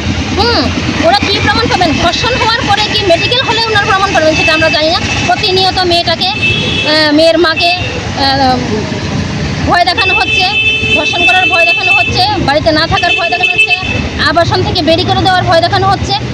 হ্যাঁ, কিন্তু মহিলা থানা নীরব, নিশ্চুপ।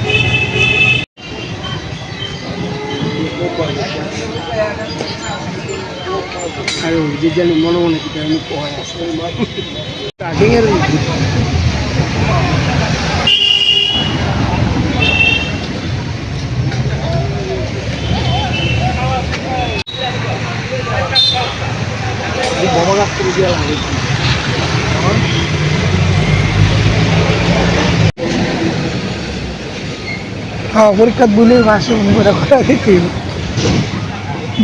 আপনারা সবাই জানেন যে ত্রিপুরা রাজ্য এখন নারী সংক্রান্ত ব্যাপারে একদম টপ ক্লাসে আছে। সেই সঙ্গে আমাদের 6 আগরতলায় নিত্যদিন আমরা শুনতে পাই নারী সংক্রান্ত ব্যাপার।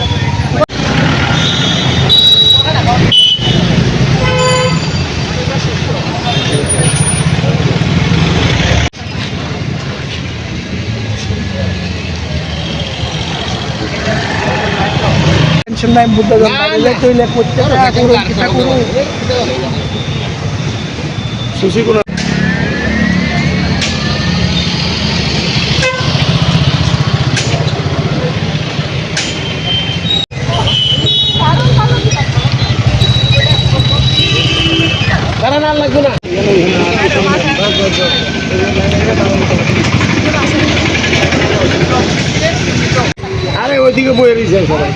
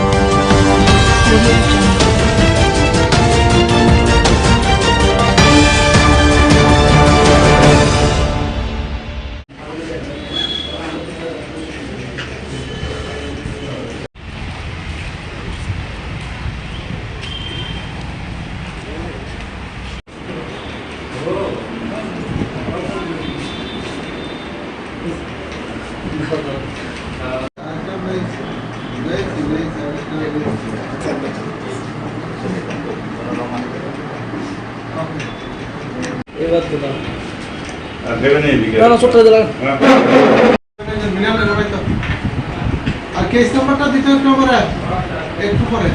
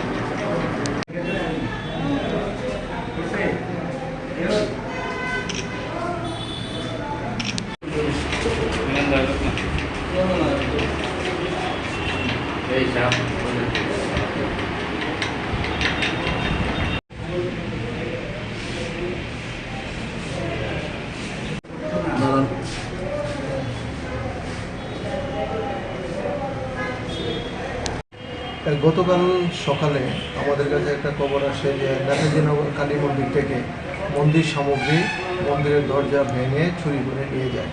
এই ঘটনার কমপ্লিট আমরা পাওয়ার পরে এসআই ইরেন্দ্র বর্মার নেতৃত্বে আমরা একটা টিম তৈরি করি। এই টিমে বিভিন্ন এলাকার সিসিটিভি, মন্দিরের আশপাশ এলাকার সিসিটিভি ফুটেজগুলি দেখে আইডেন্টিফাই করে একটা অটো গাড়িকে আইডেন্টিফাই করতে পারে। আমরা একটা অটো গাড়িকে আইডেন্টিফাই করতে পারে। পরবর্তী সময় গাড়িটিকে আমরা ট্রেস করি এবং গাড়িটিকে আমরা ড্রাইভার সহ আটক করি, যার নাম পিছন মিয়া।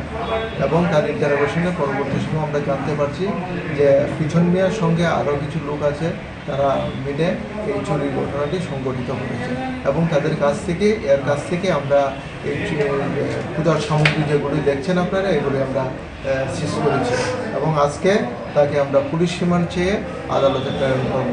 আমরা এই বিষয়ে আমরা একটা সুনির্দিষ্ট মামলা নিয়েছি, চুরির মামলা 108/25 আন্ডার সেকশন 331+4 305 ক্লজে 3/5 অফ বিএনএস।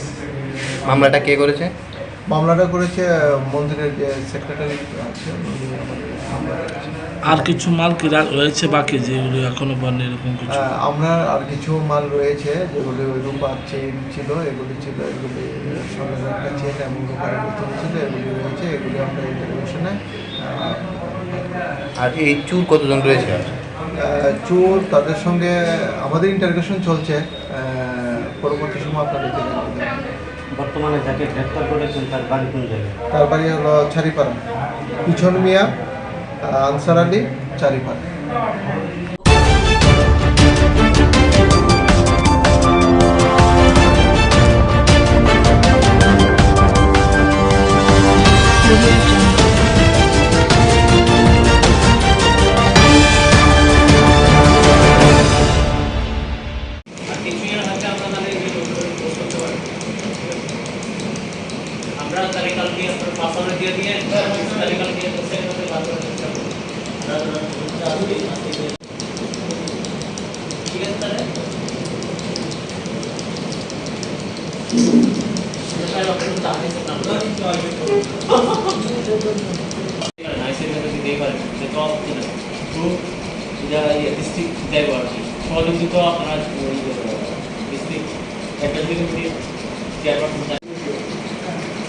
মোটামুটি সব পয়েন্টই আমরা আলোচনা করলাম।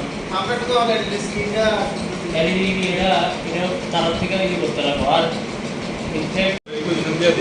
ডিস্ট্রিক্ট লেভেলে এটা তুলে দেবো পরে এখান থেকে নেক্সট ইয়ারে তারা আজকে শান্তিরবাজার মহকুমা শাসকের অফিসে আমাদের মা মহেশ্বরী কালী মন্দিরের দীপাবলি উৎসব নিয়ে আমাদের এখানে ডিএম স্যারের অফিসে আমাদের মিটিং হয়েছে।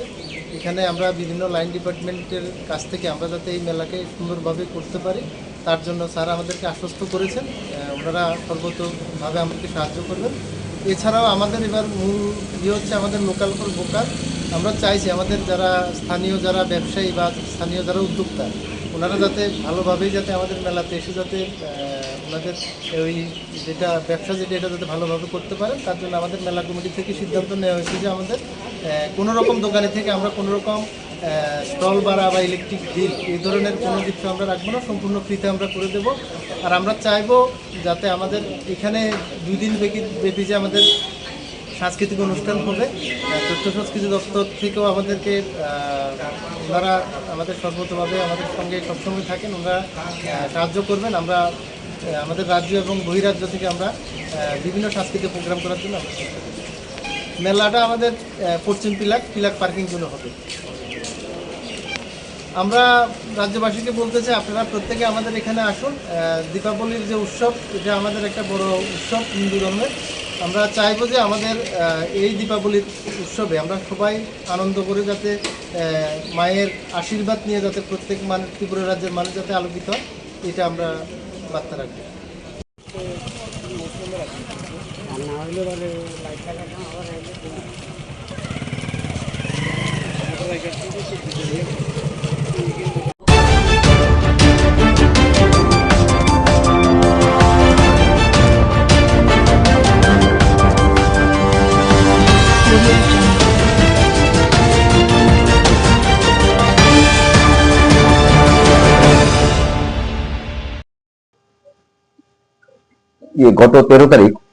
গত 13 তারিখ আমাদের রাম ঠাকুর গার্লস স্কুলে আমরা সকালবেলা কমপ্লেন আসে গার্লস স্কুলে চুর ঢুকে এবং ভিতরে ইন্টারনাল যে কলাপসাল গেট ওই গেট এবং হেডমাস্টার রুম এবং অফিস রুমের তালা ভেঙে এবং আলমারি স্টিলের আলমারি ভেঙে জিনিসপত্র কিছু চুরি হয়। তো তারা কমপ্লেন করেছে, অ্যাডমিনিস্ট্রেট কমপ্লেনে দেখা গেছে তাদের আলমারি থেকে 25,000 টাকা ক্যাশ চুরি হয়েছে। আমরা ঠিক তার আগের দিনও ছোট আমাদের কাছে রিপোর্ট আসে এই পার্থ লস্কর বাড়িতে একটা বিদেশ সঙ্গে বনমালীপুর ওনার বাড়িতে চোর জানালা দিয়ে প্রবেশ করেছিল। এখানে চোর বিশেষ কোনো জিনিস চুরি করতে পারেনি, তবে ওনার ওয়ালেটটা মিসিং ছিল, ওয়ালেট হারিয়েছিল, কিছু টাকা ছিল ওয়ালেটে এই বিষয়ে। তো ওইখানে আমরা ভিডিও ফুটেজ পেয়েছি যে বনমালীপুর পার্থ লস্কর বাড়িতে ওনার ভিডিও ফুটেজ পেয়ে আমরা চ্যাট আইডেন্টিফাই করেছি। হ্যাঁ, যে চোরটা এটার নাম রাজীব। তারপর আমরা টোটালি তাকে আমাদের স্টাফ এবং আমরা টোটালি তাকে তল্লাশি করি খুঁজতে খুঁজতে। আমিও কালকে সারা রাত ওকে নাইট করেছি, কিন্তু ফাইনালি ওকে কালকে ভোর রাত্রেবেলা আমাদের দুর্গাদের তমাল চমনি হলো, হ্যাঁ, রাত্রে 3:30 নাগাদে আমাকে ওকে আমরা ধরতে পেরেছি। এবং তার কথা অনুযায়ী আরেকজনকে আমরা দীপঙ্কর বসাক ওনাকেও আমরা অ্যারেস্ট করেছি। তারা একসাথে তারা চুরি করেছিল এবং দীপঙ্কর বসাক এবং চুরি মাল ওনার ভাঙাচোরার দোকান আছে, উনি সবসময় প্রায় চুরির মাল তাদেরকে চুর থেকে কিনে, তো সেই হিসাবে ওনাকেও ধরা হয়েছে আজ। এবং যে রাজীব কর্মকার ওর কাছ থেকে করে দেখা গেল 5,000 টাকা আমরা ক্যাশ রিকভার করেছি। এবং এই টাকাটা সে স্বীকার করেছে যে স্কুল থেকে যে চুরি করেছে ও সেই ক্যাশ টাকা 5,000 টাকা, বাকি টাকা সে খরচ করে ফেলেছে। এবং আমরা বাকি যারা আছে, হ্যাঁ, তাদেরকেও আমরা চেষ্টা করেছি। কিন্তু ওইখানে যে সিসি ক্যামেরাটা রামঠাকুর সিসি ক্যামেরায় যে ডিভিআরটা চোর নিয়ে গেছিল তার স্কিল লেবার, তার জন্য এখান থেকে কোনো আমরা ভিডিও ফুটেজ পাইনি। তো হাওয়ার আমরা ওই টাইমিংটা দেখে বাকি আমরা দেখছি, হ্যাঁ, বাকি টোটালি চোরকে আমরা করবো। মাঝখানে চুরি অনেকটা কমে গেছে, লাস্ট 10-15 দিন আমার কাছে চুরি রিপোর্ট আসেনি, কিন্তু রিসেন্টলি এই দুটো ঘটনা চোর প্রবেশের দুটো ঘটনা ঘটেছে। তো এর মধ্যে আমরা চোরকে রিকভারি করতে পেরেছি, হ্যাঁ। এবং আরো একটা দুটো আছে যে তাদের কাছে জিজ্ঞাসা করে বাকিগুলো আমরা ধরার চেষ্টা করবো। না, শুধু টাকা নিয়েছে, তারা। হ্যাঁ, এখন আজকে আমরা 2জনকে পাঠাচ্ছি, 2জনকে কোর্টে ফরওয়ার্ড করা হচ্ছে। স্যার একটু ভাই সামনে দিয়ে আমরা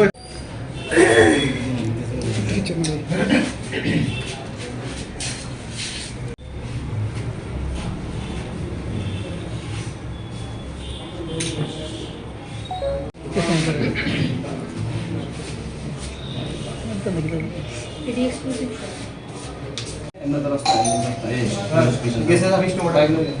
দিকে দাঁড়ান, একজনের দিকে দাঁড়ান, একজনের দিকে দাঁড়ান।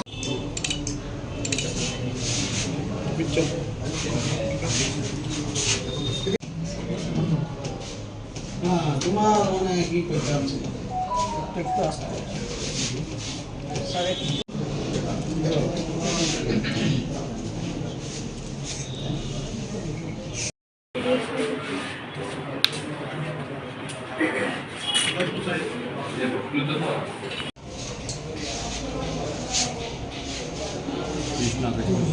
আমি পিচ্ছাইতে আছি আমার একটু জাল লেগে ত্রিপুরা বিভিন্ন স্কুলে অ্যাকচুয়ালি চুরি হচ্ছে রিপোর্ট পাচ্ছি।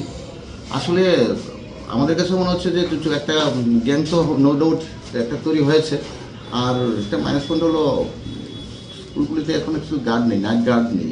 হ্যাঁ, তো এটা একটা বিষয়, আমরা এই নিয়ে আমরা অথরিটি বা এডুকেশন ডিপার্টমেন্টে ওটা চিন্তা করবে। হ্যাঁ, কিন্তু আমরা যতটুকু আমরা নাইট মোবাইল করছি, 4টা বাইক মোবাইল এবং রাত্রে একটা ভেহিকেলের মোবাইল কন্টিনিউ এলাকাতে ঘুরছে। মাঝে মাঝে আমরা নিজেরাও ঘুরছি, সিনিয়র অফিসাররা ঘোরাঘুরি করছে।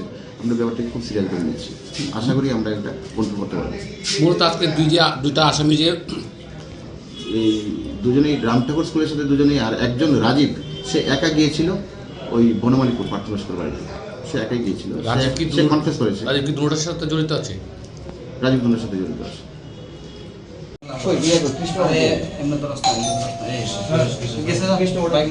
একজনের দিকে দাঁড়ান, একজনের দিকে দাঁড়ান।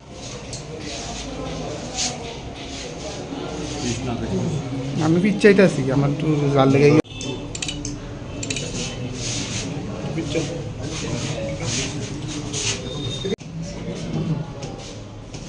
তোমার মানে কি করতে আছে একটু আসতে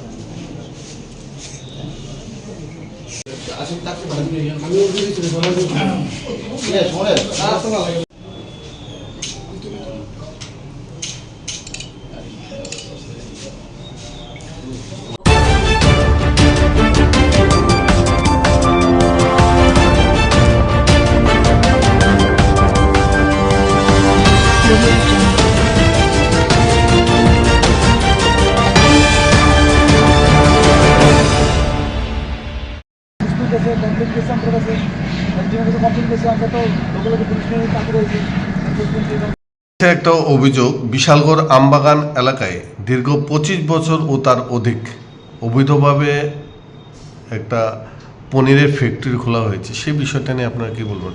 হ্যাঁ, এটা অ্যাকচুয়ালি আমরা আজকে 2-3 দিন আগাতেই আমাদের কাছে একটা ইনফরমেশন এসেছিল যে আমবাগানে একটা পনিরের কারখানা আছে। সেই কারখানাটার মধ্যে মানে তারা দীর্ঘদিন ব্যবসা করছে, সেই তাদের কাগজপত্র বা তাদের যে কোয়ালিটি, হাইজিনিক মেনটেন, এইসব ব্যাপার নিয়ে।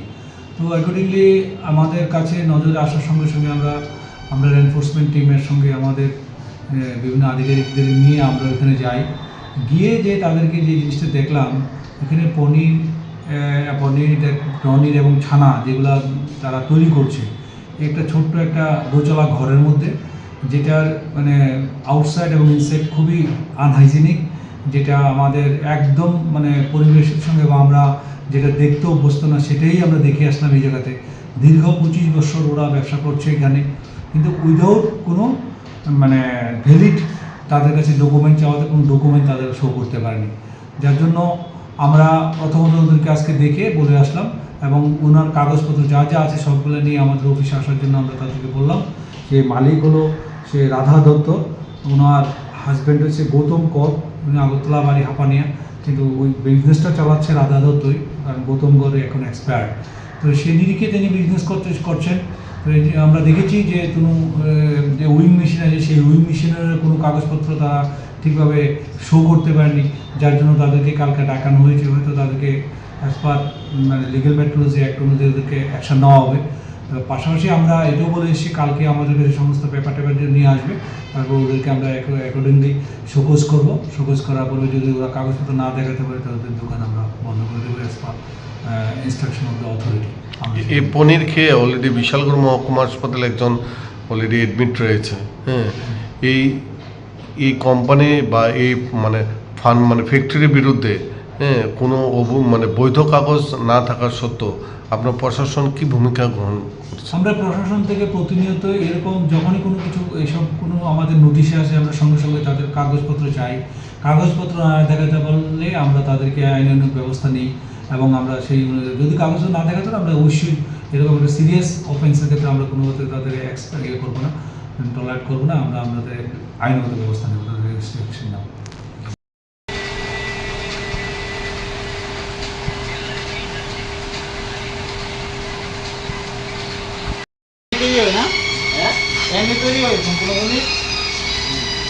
কাগজ বের করে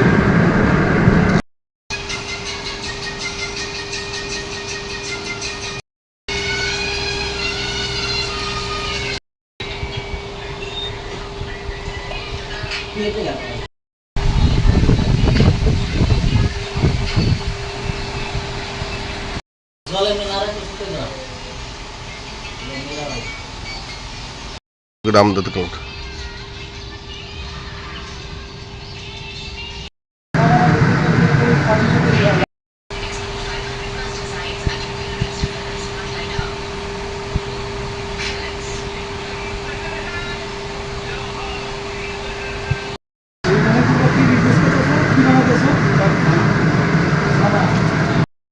বাচ্চা খাইতেছে, বয়স্ক লোক খাইতেছে, বৃষ্টি বানাইতেছে, পূজার কাজে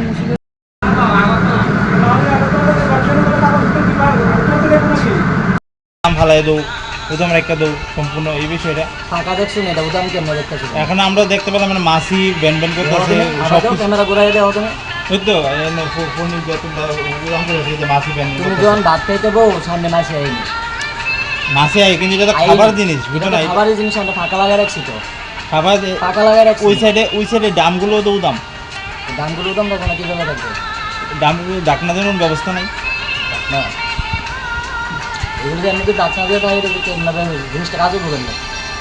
এটা তো ওখানে উদাম রেখা দিচ্ছি তোমরা না, মাসি বইতেছে জিনিসটা মাসি যদি না রাখে কাজটা কিভাবে করা যায়, জিনিসটা হইতে মাসি বইতেছে এবং কি মাসি ডিমও পারতে পারে, এটা উদাম যদি না রাখে জিনিসটা কাজও করবেন না। মাসি সরার কোনো ব্যবস্থা নাই, মাসির ওষুধ দিব, মাসির ওষুধটা যদি খাওয়াটার মধ্যে পড়ে এটা কি মাসির ওষুধ দিলে ভালো হইব না, মাসি ডিম পারলে ভালো হইব, মাসি খাওয়ার মাসির ওষুধটা দেয় জিনিসটা যদি এটার মধ্যে পড়ে কি হইব, মাসি খাওয়ার ভিতরে ডিম পারলে তখন মাসে আমরা ফাঁকা লাগাই রাখছি, ডিম পারবো কি ডাকে ওটা তো মাসি বইতাছে। কোন জায়গাটা ওই ধরনের বিশাল কি নাম তোমার? আমার নাম অভিজিৎ পোদ্দার।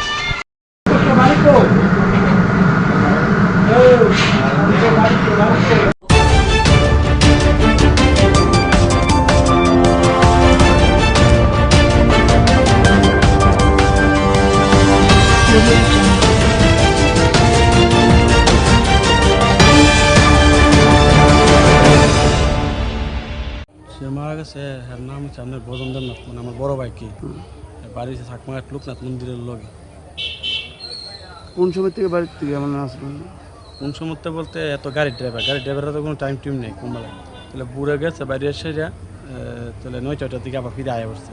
আমি তো আবার কাজ কবে বুড়ে গেছে? পরশুদিন মানে কালকে বুড়ে গেছে কি বাইরে গেছে পর্দা আপনার 9টার দিকে আবার আয়া পড়ছে, মানুষের লোক দেখছে দোকানের সামনে নামছে সেরে, তারপরে এই 9টার সময় থেকে হ্যাঁ বাইরে গেছে, তাহলে তো গাড়িটা আমরা আবার মনে অন্য গাড়ি টিপে গেছে আছে, তাহলে 9টার থেকে আপনার গেছে, এবার বিকাল সন্ধ্যা দুপুর আইসে না দেয় ডাউরিছে দিকে আমরা সন্ধ্যার পর থেকে আমাকে আইব না 8টা 9টা বাতলা, এবার 9টা বাতলা দেখতে আইসে না, এবার রাত্রবেলা বাইরে বিচারছি টুজি পাই না, এত মোবাইলও নাই যে ফোন করে দিঙামো, বা অন্য সময় কোনো কেন গেলে দেরি হলে আইতে ফোনও করতেছেন কারো মোবাইল দিয়া, বা মনে করেন মোবাইল নিজে না থাকলে ফোন করে বিচারছি 12টা 1টা অবধি পাইছি না, ঘুরে কেডা বলে আপনার ইয়া দোকান খুলে কি বিশ্ববে না ঘুরে গেছে, যাওয়ানোর সময় তাই দেখছে পরে বাইরেছে খবর, এরপর তো ঘুরে আমরা বাড়িতে খবর গেছে, আমরা আইলাম দেখলাম। কি মনে করতেছেন মানে মাইনা ফেলা দিচ্ছে এটা তো আপনার মাইরা তো উপরে টিলার উপরে মারছে মাইরা আপনার এই যে হেডসাই আছে তার নিশানা আছে তো নিয়ে আপনার রাত্রি পুলিশ আইন টিম গেলে দেখতে পারবো। আপনার কারো শত্রু তুমি আছেন? শত্রু তো আমি বলতে নাই, শত্রু তো আমি নাই, কিন্তু মাইরাতে ভালাইছে দাগ আছে। আপনার নেশা টেশা করুন? নেশা আগে করতো, মিথ্যা কথা না, নেশা আগে করতো, এখন কোনো নেশা টেশা করে না, মটট খা। মানে আগে নেশা বলতে? আগে নেশা বলতে কতটা খাইতো। আপনি করে কি জানে? তাই না ড্রাইভার? নাম কি? বদন দেব না। বয়স? বয়স ধরেন না আপনি 37। আপনার নাম কি? স্বপন দেবনাথ। আপনার? আমার ধরেন 33। না আপনার কি? আমার বড় ভাই।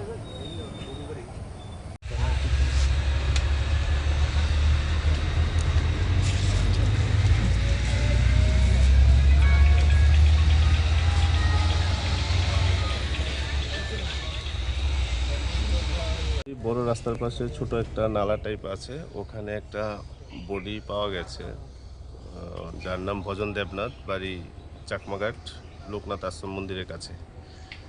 তো এখন বডি আপাতত ফার্স্ট অবজারভেশন যেটা দেখা যাচ্ছে সেটা হচ্ছে বডির মুখের থেকে ওর ফেনা বেরিয়ে আছে এবং তার প্রিভিয়াস হিস্ট্রি, সে আগে ডাগ এডিক্টেড ছিল, পাশাপাশি ছিচকে চুরো ছিল, এমন রেকর্ড আছে।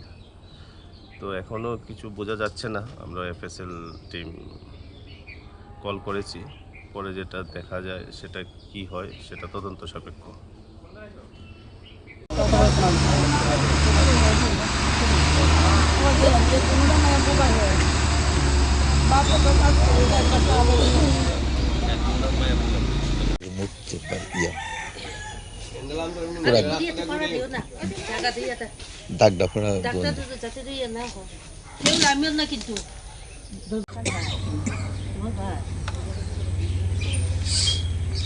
नाम की जा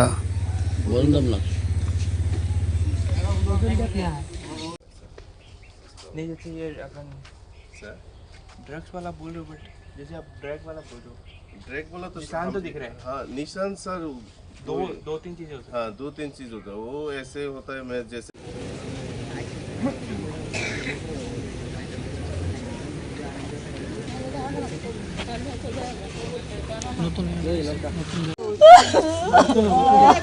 কাগজপত্র লয়ে যাও, মেট্রো যাও,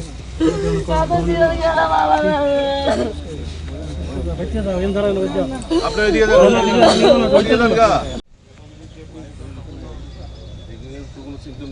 বলবো গাড়ি ভিজা দিগা। हाँ सर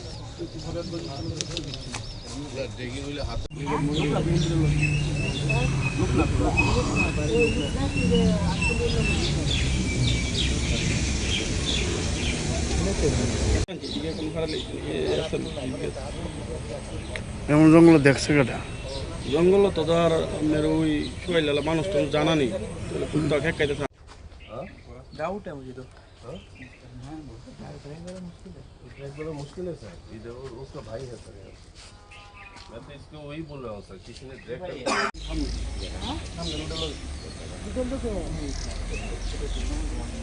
কোন গান বাড়ি? বাড়ি ওই রূপনাথ মন্দিরের লোক। এদিক থেকে আসি, আমি এদিক থেকে করতে এসে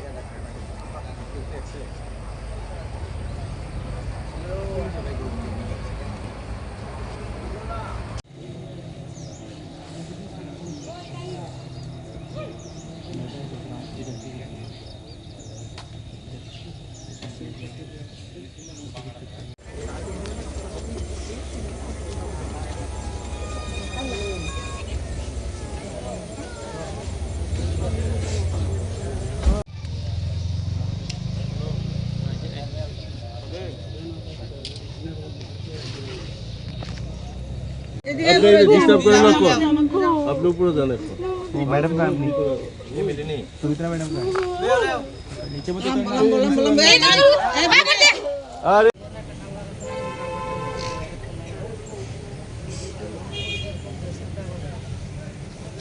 আরে ওইদিকে যাইতে না খোলো, ওইদিকে যাইতে না। হ্যাঁ না জল কলসা না, পাই না। ওইদিকে মানে দূর আছে, টিলার থেকে আনছি। টিলার থেকে এসে হেসে আনছি। ওই রাস্তা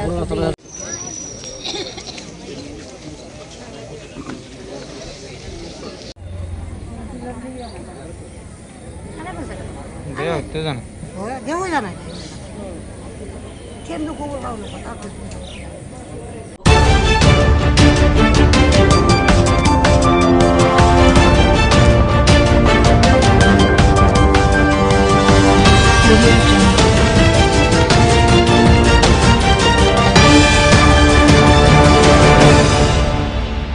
सबसे पहले मुंगिया कामी पीएस ने बहुत ही अच्छा काम किया है। यहाँ पे सनेस है, सभी ओसी है, यहाँ के बड़े बाबू, इन्होंने बहुत ही अच्छे से प्लानिंग करके बहुत अच्छे से एग्जीक्यूशन करके और मतलब काइंड ऑफ ये highway man of Tripura police बोल सकते हैं। इन्होंने पूरा हाईवे नेशनल हाईवे को एकदम इनका एक पूरा टैक्टिक्स है, इन्होंने बहुत एक्सपीरियंस से चीज़ें सीखी है। उसका परिणाम है कि आज का जो रिजल्ट है वो है टोटल 580 kg ऑफ गांजा सस्पेक्टेड टू बी गांजा, ड्राई गांजा मिला है। इसकी मार्केट वैल्यू अप्रोक्सीमेटली 1 करोड़ के अराउंड होगा और ये 2 व्हीकल से मिला है। ये थोड़ा चेजिंग करना पड़ा गाड़ी को और बाद में व्हीकल इंटरसेप्शन से हमने एक टाटा सफारी गाड़ी है और एक दूसरी गाड़ी है, इनको सीज किया। एक्यूज्ड भी हमें मिला है, अकॉर्डिंगली हम आगे इन्वेस्टिगेशन करेंगे इसका। And I also want to tell कि आप लास्ट 1 महीने का रिकॉर्ड भी देखोगे, इससे पहले भी तो मुंगिया कामी पीएस में बहुत बार कंटिन्यूसली दे आर परफॉर्मिंग और एक काइंड ऑफ मेजर क्रैकडाउन हो रहा है ड्रग्स पे। जैसे हमें डीजीपी सर ने इंस्ट्रक्ट किया है और एसपी सर की लीडरशिप में ये सब हमने, ये हमारा रिजल्ट है, अचीवमेंट है and we are continuing to do so. नहीं, अलग अलग गाड़ी है, अलग अलग जगह है दोनों। तो ये मतलब एक जगह नहीं है, इट इज़ 2 प्लेसेस। ये महारानीपुर है और दूसरा सनाई चंपाई। हाँ, ये थोड़ा ये मैं एक चीज़ बताना चाहता हूँ कि आजकल एकदम नए नए तरीके यूज करने लगे हैं। हमें नंबर प्लेट्स मिली है गाड़ी के अंदर, डिफरेंट नंबर है, एक कुछ आसाम के नंबर है, कुछ त्रिपुरा के नंबर है, तो उसमें चेंज करते होंगे प्रोबेबली। एक्चुअल जो उसका गाड़ी का नंबर है, अलॉटेड नंबर है, उसका ये एक सब्जेक्ट ऑफ इन्वेस्टिगेशन है। दूसरा, इसके अलावा ये क्या करते हैं कि जैसे प्रेस का एक बना के कि प्रेस की गाड़ी है, वो भी एक नया चीज़ करा है, ड्यूटी टेलीकॉम लगा के, जिससे इनको फ्री पैसेज मिल जाए व्हीकल चेकिंग में रुकना नहीं पड़े। तो ये भी नई नई चीज़ें आ रही है। इसलिए मैं बोलूँगा त्रिपुरा वासियों से कि यदि कोई भी व्हीकल चेकिंग नाका पे कोई यदि चेक कर रहा है तो उनको कोऑपरेट करना चाहिए, क्योंकि एक पब्लिक इंटरेस्ट का मैटर है। कोई भी हो, चाहे से प्रेस हो, मीडिया हो, कोई भी हो, सबको एक कोऑर्डिनेटिंग और एक रहना चाहिए। Thank you.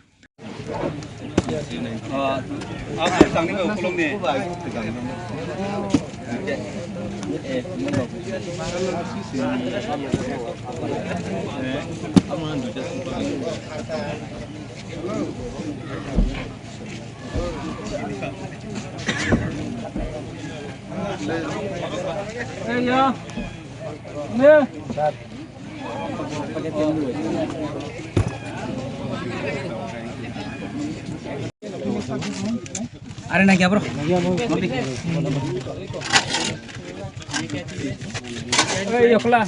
नंबर प्लेट ठीक है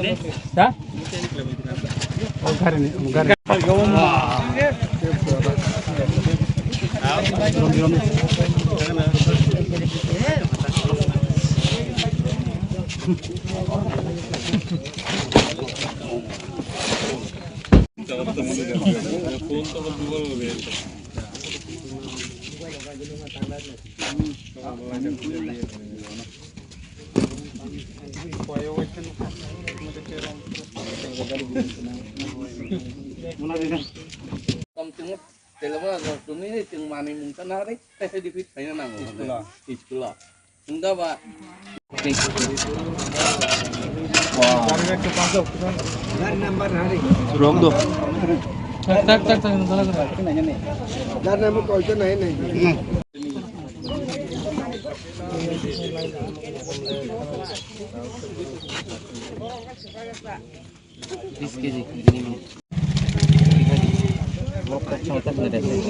Deh hanya orang duitnya tambah.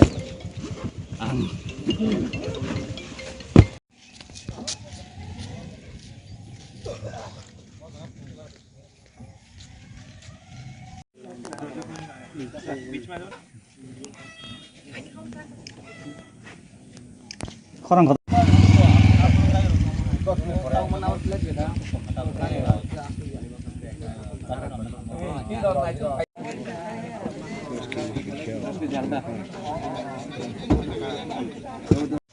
वाह अरे तो अलग से भाई खस खानु गया पर bahay may ang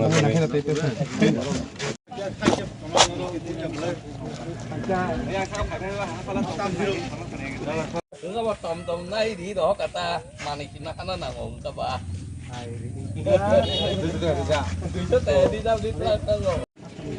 iyo mana ungko bunga ya tanya bawa iyo mana ungko bunga yang ngomong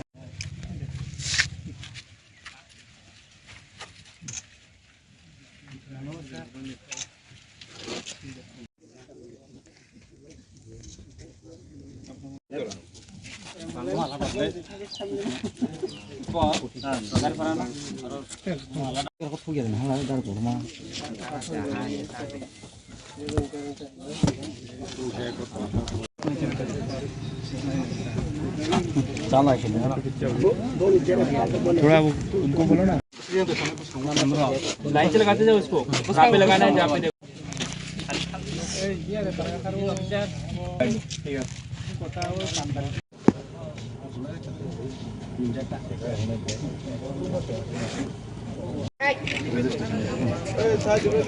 चलो तुम ऊपर उठो ना गरीब नहीं जाओ पूरे पूरे थाना को थाना अच्छा ठीक है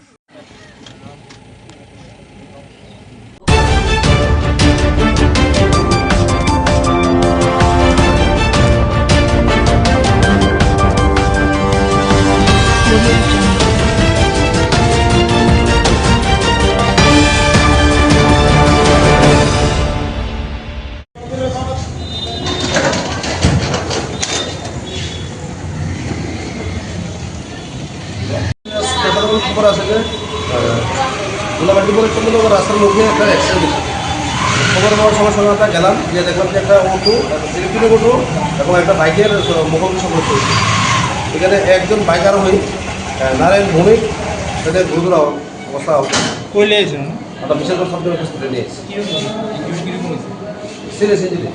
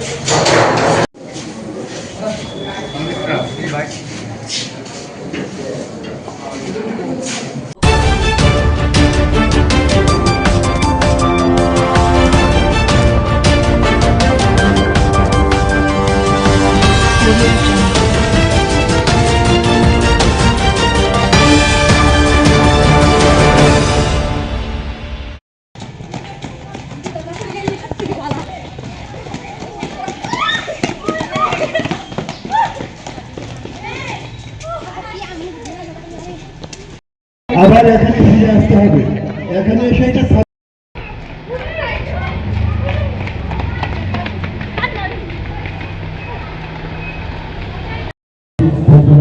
আমাদের অনুষ্ঠানে শুভ উদ্বোধন করার জন্য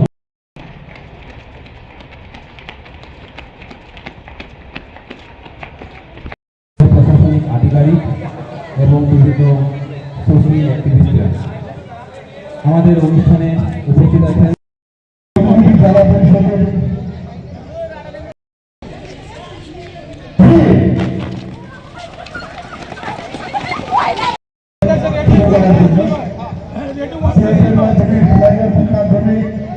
আমাদের মাধ্যমে আজকে অনুষ্ঠান শুভ উদ্বোধন হচ্ছে। We are very happy that you all have joined with us to invite the event.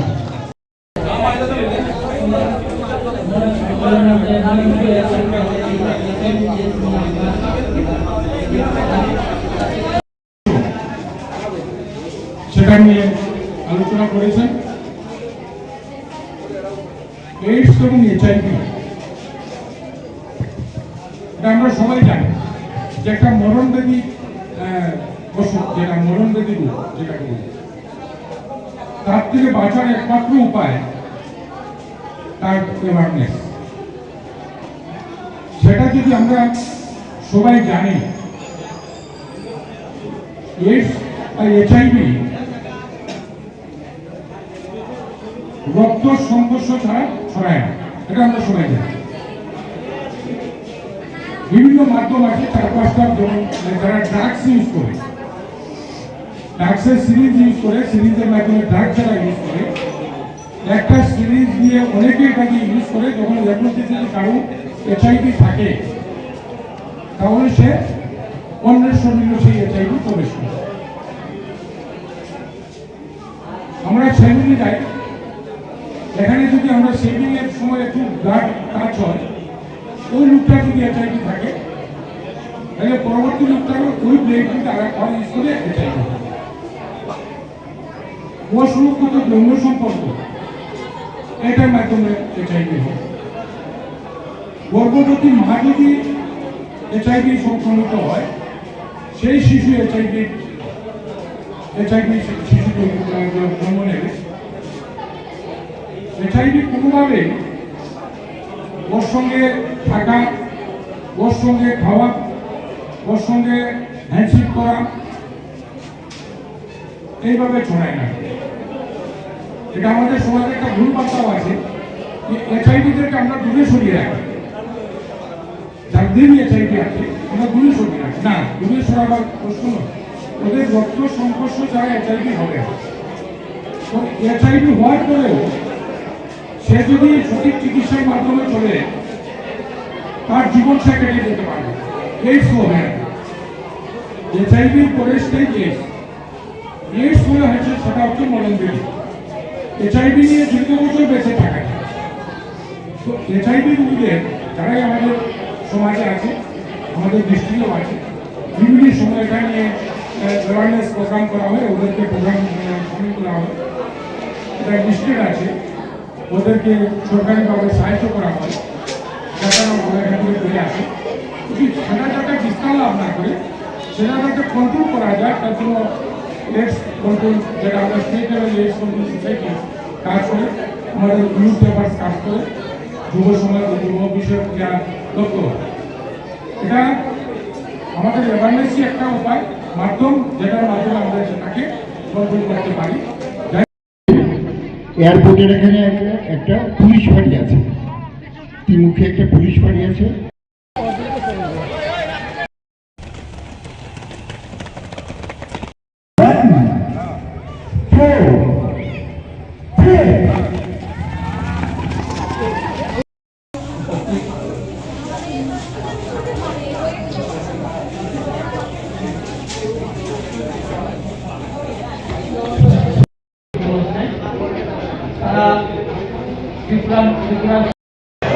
Youth Affairs Shri Ajit Yadav আছেন এবং সিএমএফ আছেন এবং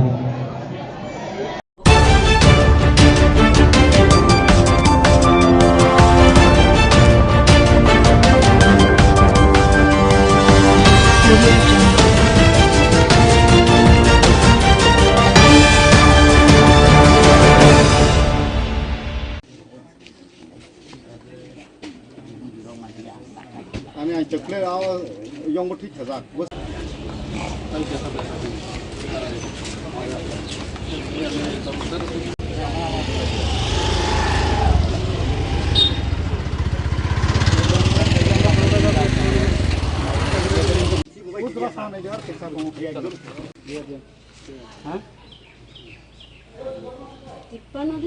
পরিবার শুধু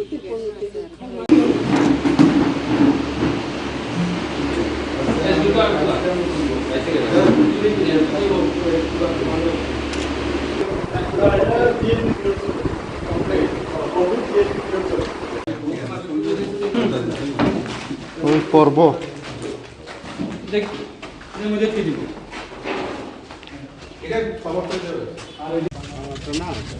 ফোন করছিলাম যে আমি মিনিস্টার স্যার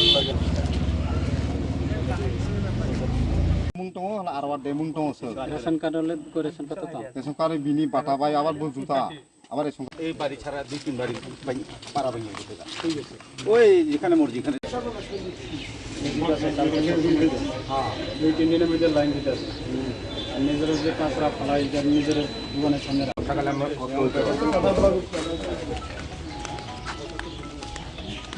এটা জেল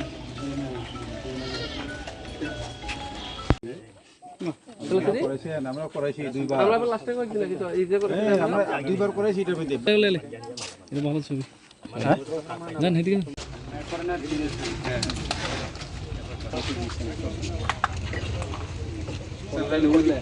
অনলাইন করলে কিন্তু হ্যাঁ ইধর রাস্তা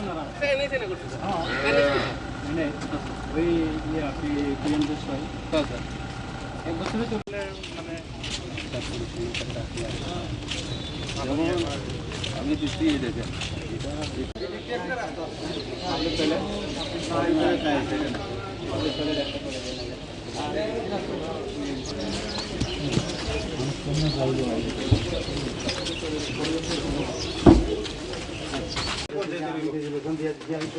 এখন আছে আরডি রাস্তা আছে এটারে আমি রাস্তা পাই না যদি সবাই কিছু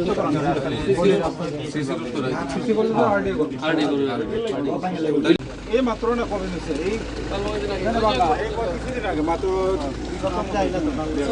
ওই জায়গাটার সামনে জায়গাটা খুলে দিব তখন জানা আছে দোকান যাইব এই পোশাকটা যে একদম পুরো কাটা এটা কি টাইপ করে টোটাল কয়টা শুরু কয়টা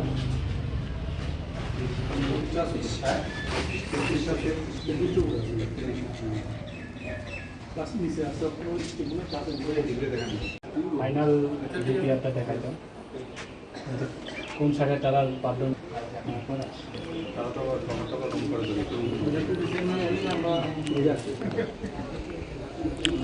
এখানে ব্যবস্থা ক্লাসটা সেরা লাগবে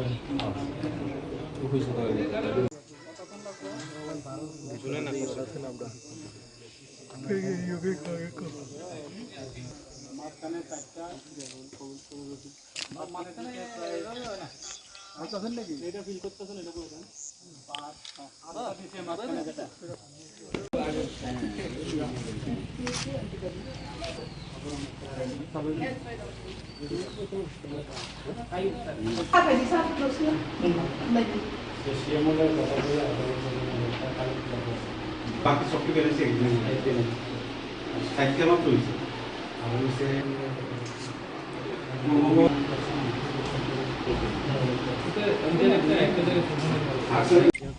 আশিস বাবু কই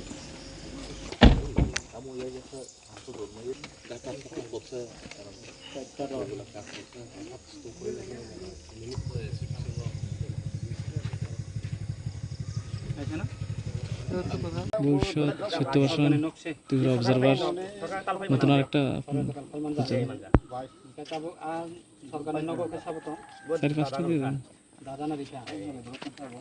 ওয়েবসাইট নাই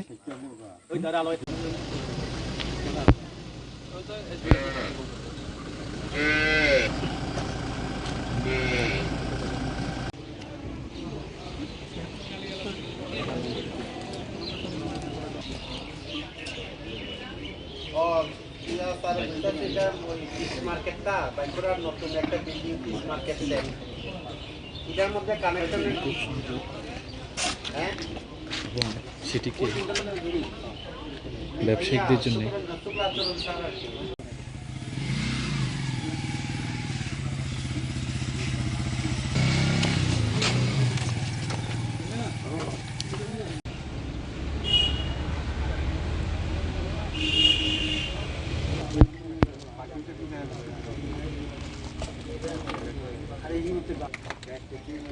গাছটা একটু ডাল খাইতে খাওয়া হয়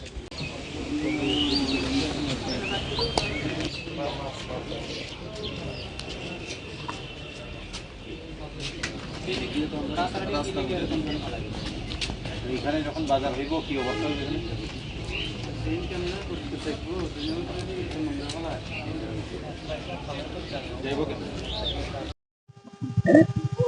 আমরা সকাল থেকে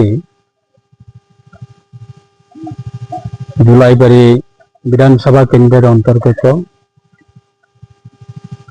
সমস্ত আমাদের রাজ্য সরকারের লাইন ডিপার্টমেন্টে যারা আধিকারিক আছেন, বিডিও সাহেব,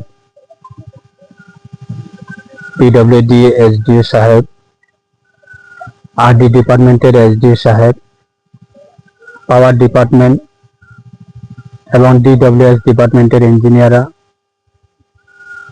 এবং জুলাইবাড়ি আরডি ব্লকের বিএসসি চেয়ারম্যান, পঞ্চায়েত সমিতির ভাইস চেয়ারম্যান, জনপ্রতিনিধি এবং লাইন ডিপার্টমেন্টে যারা আধিকারিক, আমরা সবাই মিলে বাইখরা বাজার থেকে শুরু করে বিভিন্ন গ্রামীণ এলাকা, কলসি বাজার থেকে বিভিন্ন গ্রামীণ এলাকায় এবং কোয়াইফাং এলাকা, এখন আমরা আছি প্রায় 5:30, বিকাল 5:30 বেজে গেছে। আমাদের লাস্ট বর্ডার জুলাইবাড়ি ব্লকে এবং জুলাইবাড়ি বিধানসভা কেন্দ্রে কোয়াইফাং থেকে পাঞ্জিরায় প্রায় 8-9 কিলোমিটার হবে। আমাদের এই পুরান একটা আমাদের ক্যাম্প রয়েছে এই পাঞ্জিরায় লাস্ট বর্ডারে, সেখানে আমরা এসেছি। প্রত্যেক জায়গাতে আমাদের উদ্দেশ্য বিদ্যুৎ, রাস্তাঘাট, পানীয় জল, এই 3টি বিষয় নিয়ে আমরা গুরুত্ব দিয়ে সাধারণ মানুষ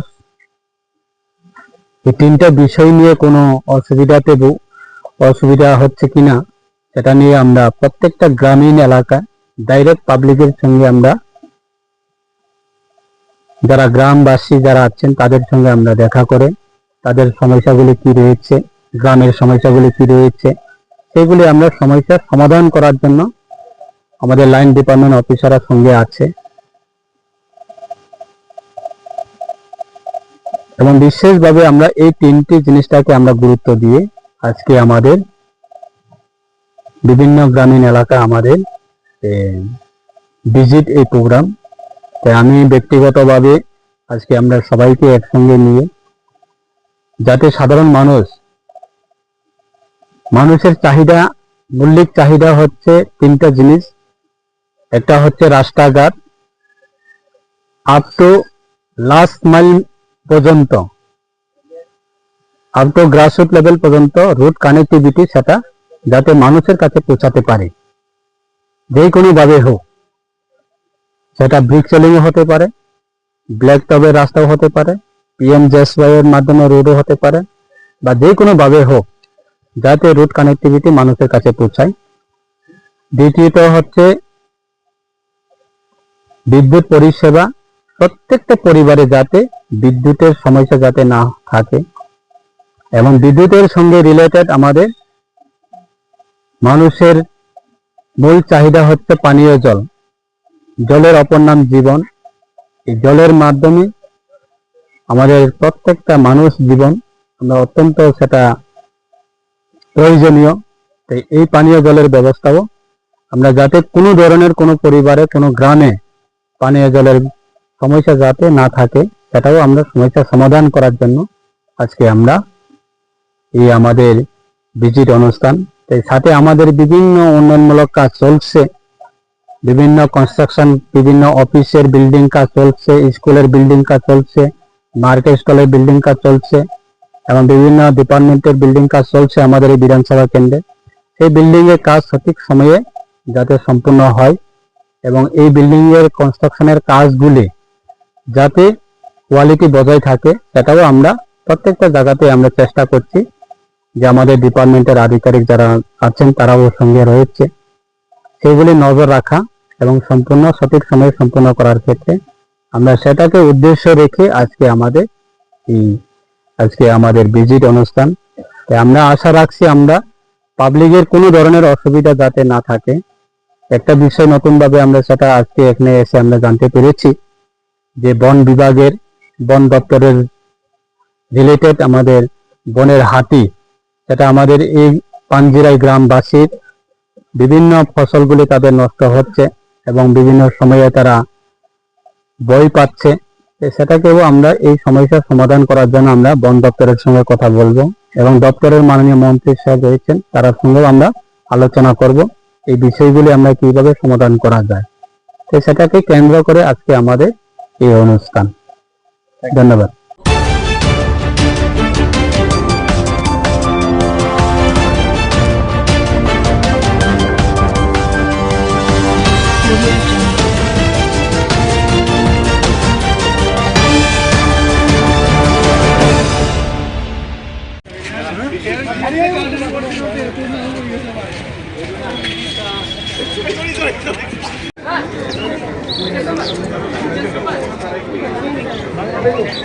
যাদের রেজিস্ট্রেশন হয়নি তারা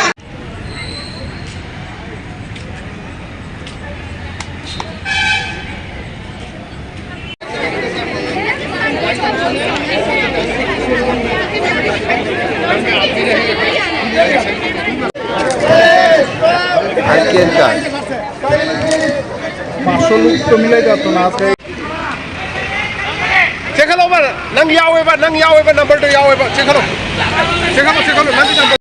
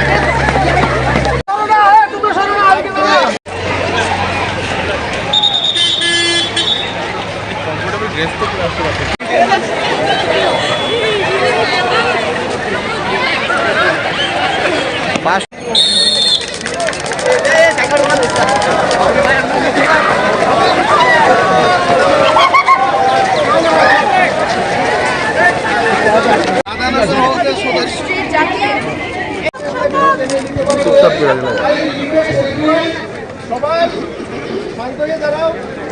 আমি শপথ বাক্য পাঠ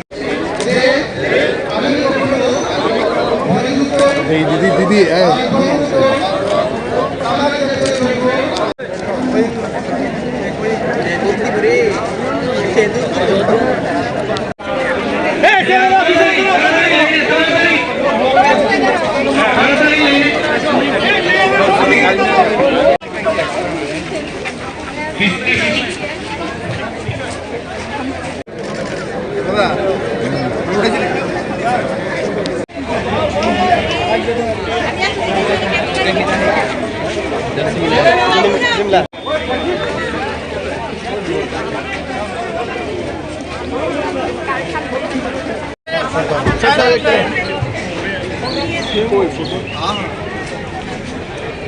सबसे ज्यादा प्रोग्राम सीएमओ साहब ही कराते।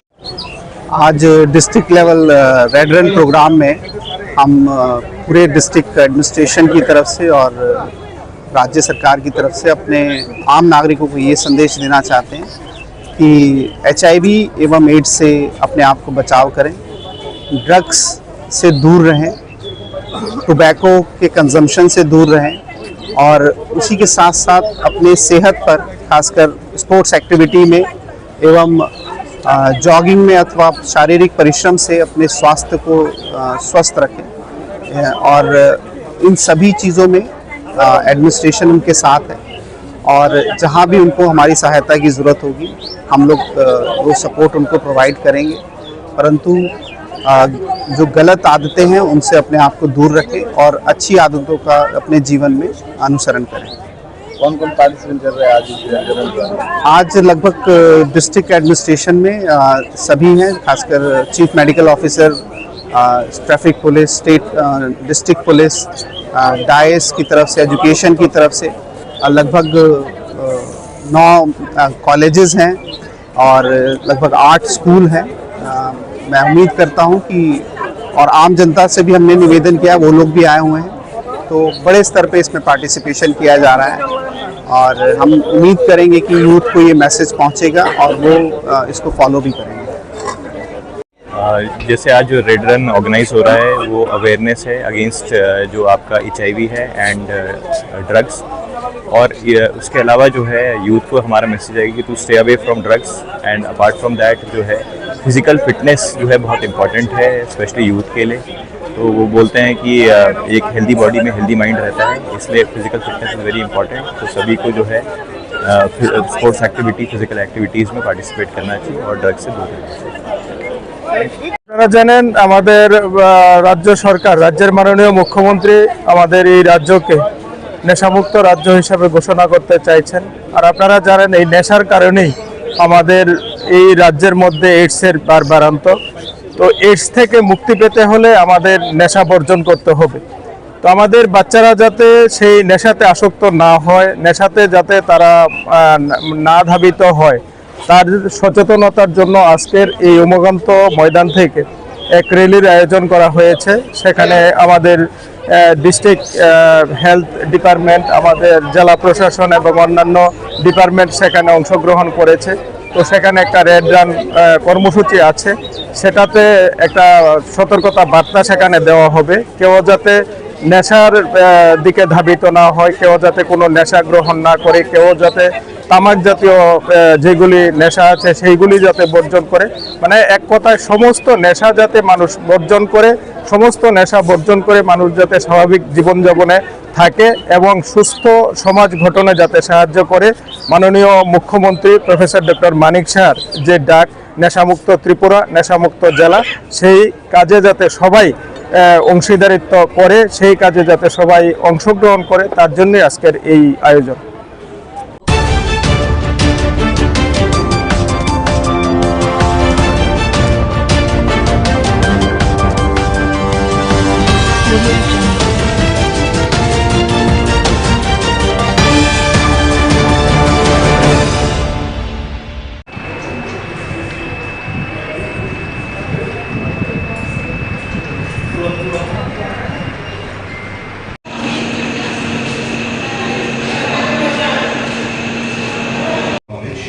Purity and hope. To mark the auspicious beginning of this event, we now invite our dignitaries to light the ceremonial lamp.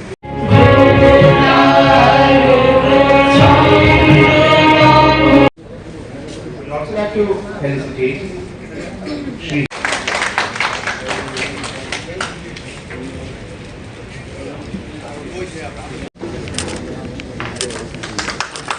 যে আলোয় মানুষ জেগে ওঠে সেই আলোয় পথ চলে প্রেরণার স্রোতে। কবি সুভাষ মুখোপাধ্যায় এই লাইনটি দিয়ে ভারতীয় সব এই আলো হলো জ্ঞানের, আশা ও মানবতার প্রতীক। অন্ধকার থেকে আলোয় যাত্রাই আমাদের জীবনের মূল মন্ত্র।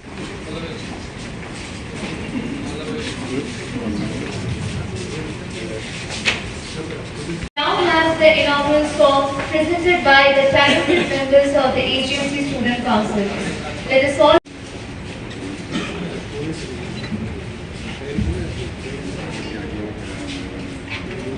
राज्य के नागरिकों को अच्छी हेल्थ सुविधाएं मिलेगी, चाहे प्रिंसिपल साहब हो, चाहे MS साहब हो, चाहे आप HOD हो, तो आप उनको जरूर बताएं, क्योंकि हमारे एक महीने में कम से कम 2-3 मीटिंग तो होती है। उस मीटिंग में सभी HOD आते हैं, विचार विमर्श करते हैं, तो उससे हम लोग काम आगे बढ़ाते हैं।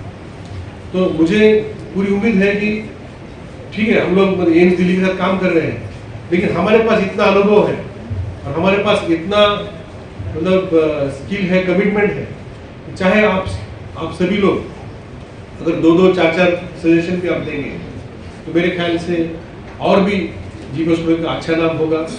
और जैसे संख्या आज यहाँ पे प्रिंसिपल साहब ने बताई कि हर साल रेफरल में कमी आ रही है, मतलब कहाँ, मतलब 2000 तक का रेफरेंस था 2018 में। लास्ट ईयर तो उन्होंने बताया 671 किया, मतलब हो सकता है इस साल और भी कम हो। हम चाहते हैं कि एक भी मरीज उनको ये भावना न आए उनके मन में कि जो हमें जो असुविधा है या कोई भी डिसीज है उसकी यहाँ ट्रीटमेंट नहीं होती है। हाँ, अगर किसी को समझो आपने चॉइस है, किसी को बाहर जाना है तो बाहर जा ही सकते हैं। जैसे प्रधानमंत्री जन आरोग्य योजना है, उसमें आप देश के 30-35 अस्पताल में आप जाके आप ट्रीटमेंट ले सकते हैं। ये तो स्कीम ही है, भारत में आप कहीं भी जा सकते हैं, लेकिन मजबूरी में जाना ना पड़े, ये हमारी उम्मीद है। और जिस तरीके से अभी हमारे राज्य में और medical colleges, nursing colleges, paramedical courses इतने सारे आ रहे हैं, तो हेल्थ सेक्टर को जो उसका मेन होता है, इंफ्रास्ट्रक्चर तो बाद में करता है, हेल्थ सेक्टर में मेन होता है ह्यूमन रिसोर्स तैयार करने के लिए जो संस्थाएं हैं वो हमारे राज्य में उभर रही है। तो आने वाले दिनों में हमें ह्यूमन रिसोर्स में कोई भी कमी नहीं आएगी। राज्य सरकार की मदद से इंफ्रास्ट्रक्चर और जो हमें यंत्र सामग्री लगती है उसमें भी कुछ कमी नहीं आएगी। और ये सभी का मिलाप होगा कि हर साल इस अस्पताल का नाम सुनाम और बढ़ता रहेगा। फिर से एक बार आप सभी को शुभकामनाएं, धन्यवाद, नमस्कार।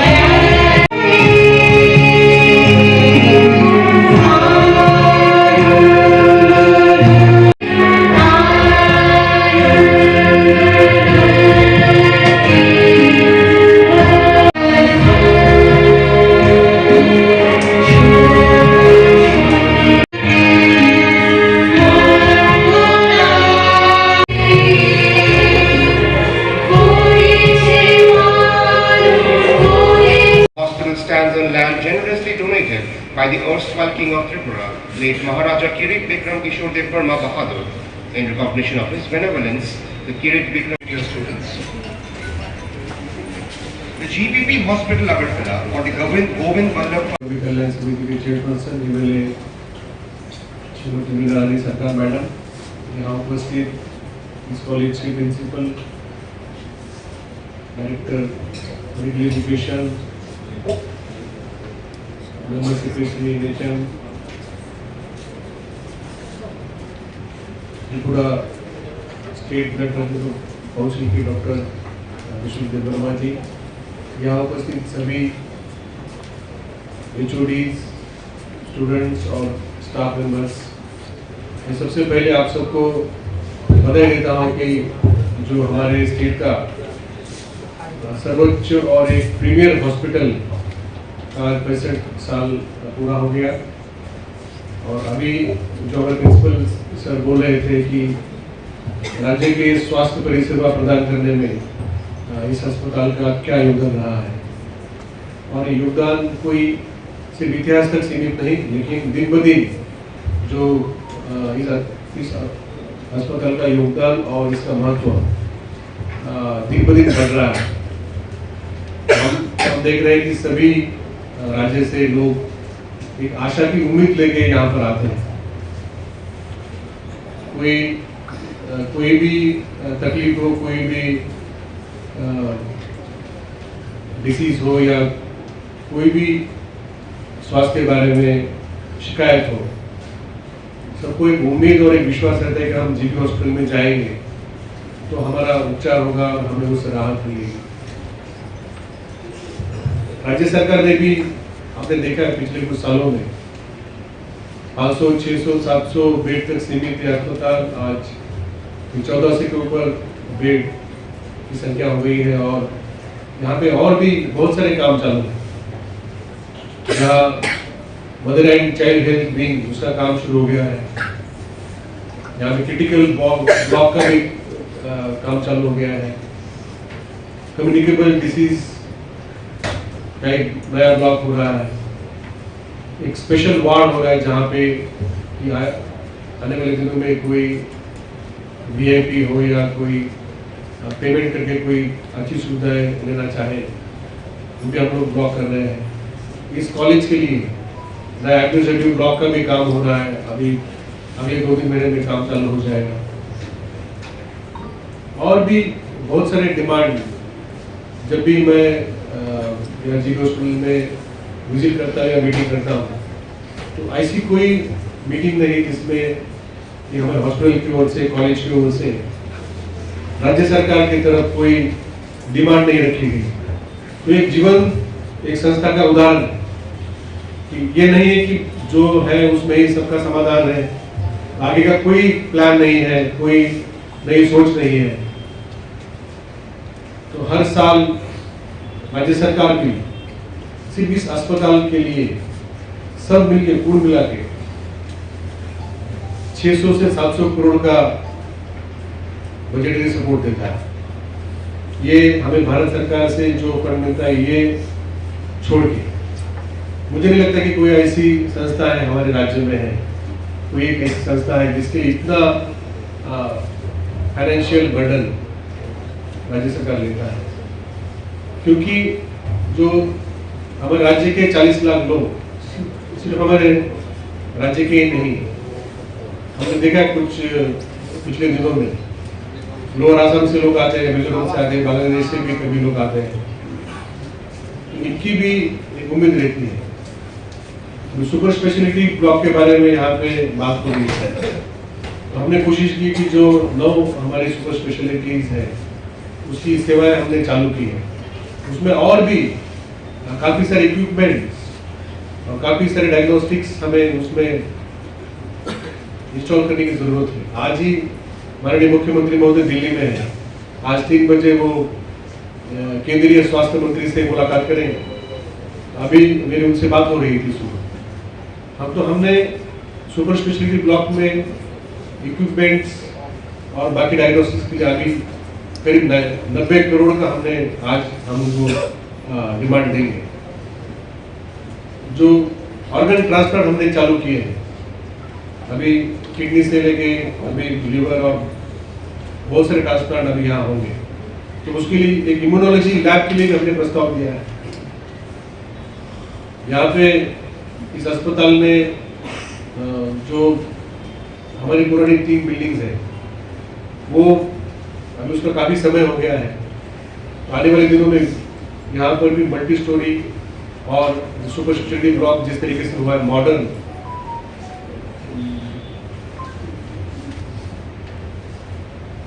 तीन बिल्डिंग वहाँ पे आएगी। कॉलेज के लिए भी हम लोग जहाँ यहाँ पे सीट की संख्या बढ़ रही है, नेशनल मेडिकल काउंसिल ने पिछले साल ही हमें और 50 सीट ऑफर की थी। इंफ्रास्ट्रक्चर हमारे पास नहीं है, इसलिए हम लोग 50 सीट ले नहीं पाए, तो अगले साल हमें 50 सीट और एमबीबीएस की आएगी और पीजी की बहुत सारी सीट आएगी, तो हॉस्टल की संख्या बढ़ेगी और हमें हॉस्टल लाने पड़ेंगे। अभी पिछले 2 हफ्ते पहले, पूजा से जस्ट पहले, अर्बन फॉरेस्ट ट्री डिपार्टमेंट और हॉर्टिकल्चर डिपार्टमेंट ने यहाँ पे पूरी विजिट की है कैंपस की।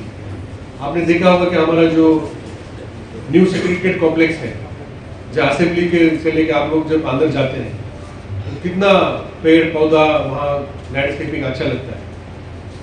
तो हमारा प्लान है कि जो हम जीबी हॉस्पिटल और एजीएमसी का जो कैंपस है ये आने वाले दिनों में उसी तरह से लगे जैसा हमारा न्यू सेक्रेटरिएट और वो जो पूरा कैंपस है, वो भी काम हम लोग अभी चालू करेंगे।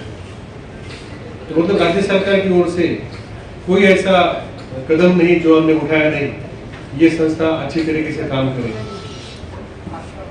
रोगी कल्याण समिति की मीटिंग होती है, माननीय चेयरपर्सन मैडम और जो बाकी सब मेंबर्स भी उसमें होते हैं।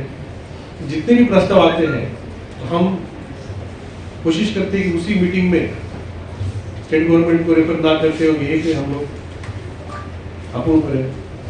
कुछ समस्या हमारे पास थी, जैसे कि मेडिसिन डिपार्टमेंट में जो हमारे बेड की संख्या और जो यूनिट की संख्या कम थी, सर्जरी में भी कुछ इश्यूज थे। आज भी हमें रेडियोलॉजी में कुछ इश्यूज है। हमने जस्ट पूजा के पहले हमने मीटिंग की, लेकिन मुझे खुशी इस बात की है कि हम जो भी समस्या लेके कोई मीटिंग करते हैं तो उस मीटिंग में उसका हल निकल जाता है। तो इसका मतलब है कि हमें इस संस्था को और आगे बढ़ाने के लिए सब समय हमें क्या क्या अच्छी हम लोग टेक्नोलॉजी, क्या अच्छी इक्विपमेंट्स, क्या अच्छा मैन पावर हम लोग ला सकते हैं। 20 से भी ज़्यादा अभी हमारे यहाँ सुपर स्पेशलिस्ट हैं, कंसल्टेंट्स हैं, और हमने देखा है कि कोई भी वो स्किल सुपर स्पेशलिटी के कोई डॉक्टर आते हैं, नामांकित होते हैं, तो राज्य सरकार उनको क्या सैलरी देने के बाद वो राजी हो जाएंगे और हमारे यहाँ ज्वाइन करेंगे। हमारा सब समय प्रयास रहता है तो बेस्ट से बेस्ट जो कि सरकारी सिस्टम में जो पॉसिबल है हम उतनी सैलरी उतनी सुविधाएं दे के हम लोग कोशिश करते हैं। जून महीने में यहाँ पे डायरेक्टर एम्स अपनी टीम लेके आए थे और उन्होंने पूरा यहाँ पे दौरा किया, सभी डिपार्टमेंट में उन्होंने जाके देखा, तो उन्होंने एक संतुष्टि व्यक्त की कि एक स्टेट लेवल हॉस्पिटल में जो होना चाहिए सब कुछ आपके पास है, सिर्फ इसमें थोड़ा हॉस्पिटल मैनेजमेंट जो होता है जो कि नॉन मेडिकल चीज़ है, उसमें पेशेंट हो या पेशेंट रिलेटिव्स हो या बाकी सुविधाएं हो, उसमें थोड़ा ध्यान देने की जरूरत है। जो नर्सिंग स्टाफ है हमारे जो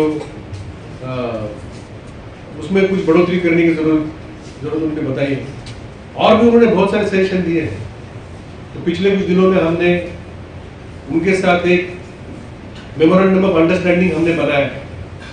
मुझे अभी जस्ट फोन आया था, कल सुबह 9:30 बजे दिल्ली में माननीय मुख्यमंत्री महोदय की उपस्थिति में एम्स दिल्ली और जीबी हॉस्पिटल के बीच में एक एमओयू साइन किया जाएगा कि अगले 3 साल में जीबी हॉस्पिटल को एक मतलब एम्स जैसे अभी हर एक राज्य में हो रहे हैं, हमारे राज्य में भी हमें पूरा विश्वास है कि आने वाले दिनों में एम्स जैसा हॉस्पिटल आएगा। लेकिन जो हमारे पास है, जो हमारा अपना है, क्यों ना हम उसका स्टैंडर्ड बढ़ाए, इसी को ही हम लोग एम्स के स्तर तक ले जाए। तो एक नया आने वाला एम्स होगा और एक हमारा जो पहला जो राज्य का हॉस्पिटल 65 साल पुराना है वो भी हम लोग उसी स्तर पे ले जाएंगे। तो इसलिए हमारे जो MS साहब है वो आज यहाँ नहीं है, क्योंकि वो आज अभी एम्स दिल्ली में है, वहाँ पे उनके साथ काम कर रहे हैं ताकि कल हमारा एमओयू हमारा साइन हो जाए।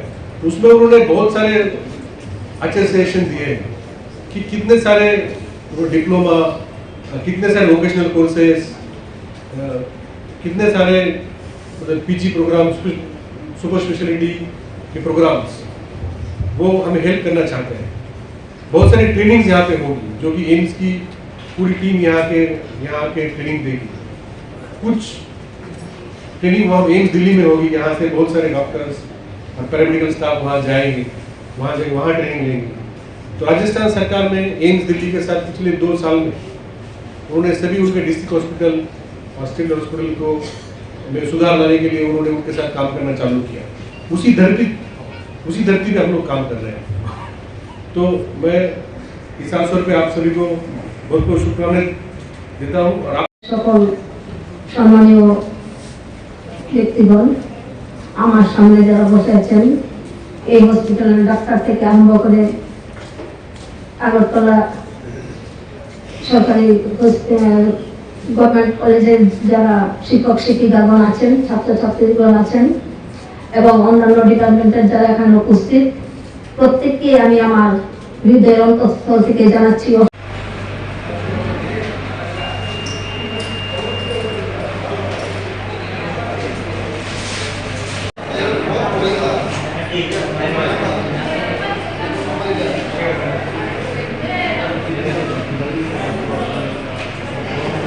সত্যি আমাদের গর্বের দিন। 1961 সালে 14 অক্টোবর আজকের এই দিনটিতে আমাদের জিবি হসপিটাল প্রতিষ্ঠিত হয়েছিল। সেই থেকে আমরা আজ পর্যন্ত দেখতে পাচ্ছি যে এত উন্নতি আমাদের জিবি হসপিটালে হচ্ছে। সেখানে সম্ভব হয়েছে আমাদের যারা এখানে সম্মানীয় ডাক্তারগণ আছেন, নার্সগণ আছেন এবং অন্যান্য ডিপার্টমেন্টের যারা আছেন, প্রত্যেকের সহযোগিতা, সর্বোপরি আমাদের রাজ্য সরকার, আমাদের প্রান্তীয় মুখ্যমন্ত্রী ডক্টর মানিক সাহা মহোদয়ের অবশ্যই এখানে অনেকটা হাত আছে। তার জন্য আমরা আজকে এই জিবি হসপিটালের উত্তরোত্তর শ্রীবৃদ্ধি দেখতে পাচ্ছি। বিগত দিনগুলিতে দেখেছি যে এখানে বেডের সংখ্যা খুবই কম ছিল, কিন্তু আজকে 727 থেকে 1413 বেড এখানে হয়েছে। তো আমরা দেখতে পাচ্ছি যে সকলের সহযোগিতায় এটা সম্ভব, ব্যক্তিগত একজনের পক্ষে সেটা সম্ভব নয়। আমাদের যশস্বী প্রধানমন্ত্রী এবং আমাদের রাজ্যের মাননীয় মুখ্যমন্ত্রী যে জনারোগ্য যোজনা, সেই থেকে আমরা যারা আর্থিক দিক দিয়ে অসচ্ছল, প্রত্যেকে মাথা পিছু বছরে 5 লাখ টাকা করে পাচ্ছেন। যারা চিকিৎসা করতে পারতেন না, ওনারাও আজকে চিকিৎসা করছেন, সুস্থ হয়ে বাড়ি যাচ্ছেন। তো আমি চাইব যে সবাই সহযোগিতায় এখানে যাতে আমরা ভালো ফল পেতে পারি আগামী দিন। তো আমি আমার ব্যক্তিগত জীবনের একটি কথা বলছি। আজ থেকে প্রায় 20-25 বছর আগে আমি প্রায় মৃতই অনেকে ধরে নিয়েছিল। তো সেখানে আমি জিবি হসপিটাল কেবিনে আমি প্রায় 21 দিন ছিলাম। সেই থেকে আমি যারা ডাক্তার আছেন, ডাক্তারগণ আছেন, ওনাদেরকে আমি ভগবান রূপে দেখি এবং আজীবন দেখে যাব। সেটা থেকে কেউ আমাকে কোনো দিক দিয়ে কোনো সময় আমাকে অন্য কথা বুঝিয়ে পারবেন না, কারণ আমি ব্যক্তিগত অভিজ্ঞতা থেকে বলছি। তো এখনো ডাক্তার তো মানুষ, ওনাদেরও পরিশ্রম, অক্লান্ত পরিশ্রম করতে হয়, একটা ব্রেনের কাজ আছে এখানে। তো মাঝে মধ্যে মানুষ মরণশীল, মানুষ মরবে, সেই থেকে অনেক সময় একটু ছোটখাটো ঝামেলা হয়, কিন্তু এটি হওয়া উচিত নয়। আগামী দিন যাতে এগুলি না হয় সেই দিকে আপনারাও খেয়াল রাখবেন, আমরা যারা আছি আমরাও খেয়াল রাখবো। তো আমি আজকের দিনটিতে এখানে উপস্থিত হতে পেরে আমি সত্যিই গর্বিত। আমাদের মাননীয় মুখ্যমন্ত্রী এখানে নেই, থাকলে উনি হয়তো আজকের এই পরিচালনাটাতে প্রধান উদ্বুদ্ধ হয়ে থাকতেন। তো আমি মরে গিয়েও বেঁচে ছিলাম আপনাদের জন্যই, এবং ভগবান আছেন, আমাদের যারা অভিভাবক আছেন তাদের আশীর্বাদ নিয়ে আজকে আপনাদের সামনে 2-1টি কথা বলার সুযোগ পেয়েছি। তো আমি চাইবো আগামী দিন যাতে জিবি কল্যাণ সমিতির আমি চেয়ারপারসন আছি, যতদিন আছি তো দেখবই, তারপরেও আমরা যারা আছি সবাই সহযোগিতায় যাতে সুন্দরভাবে আরো জিবি হসপিটাল, আমাদের রাজ্যের সবচেয়ে বড় হসপিটাল, বিভিন্ন ডিস্ট্রিক্ট থেকে এখানে রুগী আসে প্রতিনিয়ত। আমাদের আইসিইউ বেড নিয়ে অনেক সময় কথা হয়। আইসিইউ বেড তো যারা খারাপ পেশেন্ট তাদের জন্যই হয়, ওনাদেরকে আমাদের কাছে অনেক সময় বলা হয় যে একটা আইসিইউ বেড লাগবে, কিন্তু আমরা কি করব? খারাপ রোগীরাই আইসিইউতে থাকে, তাদেরকে বের করে তো আমাদের নিজের স্বরূপ দিতে পারি না। তো আমি অনেক সময় আমাদের এমএস কে ফোন করি, উনিও বলছেন যদি খালি হয় আমি দেখব। তো সেইভাবেই কাজ চলছে। আমাদের ডায়ালিসিস যারা করছেন এখানে, ওনাদেরও অক্লান্ত পরিশ্রম করতে হয়। আমারও রিলেটিভ আছে ডায়ালিসিস করে, কিন্তু ওনাদের কাছ থেকে এখন সুনামি পাই যে না খুব ভালো ডায়ালিসিস হয়। তো আমি চাইব আগামী দিনগুলি যাতে এইভাবেই চলে এবং আরো উন্নত যাতে হয়, সেই দিক রেখে খেয়াল রাখে কাজ করবে। তো আমার এই আজকের দিনে যারা ছাত্রছাত্রী আছেন তাদেরকে উদ্দেশ্য বলছি, আপনারা আগামী দিনের দেশের ভবিষ্যৎ, আপনারাও সেইভাবেই যাতে আপনারা করতে পারেন, আপনাদের কাছে আমার একটা আবেদন থাকবে। এই কটি কথা বলে সকলের সুস্বাস্থ্য এবং দীর্ঘায়ু কামনা করে সকলে সুস্থ থাকবেন, ভালো থাকবেন।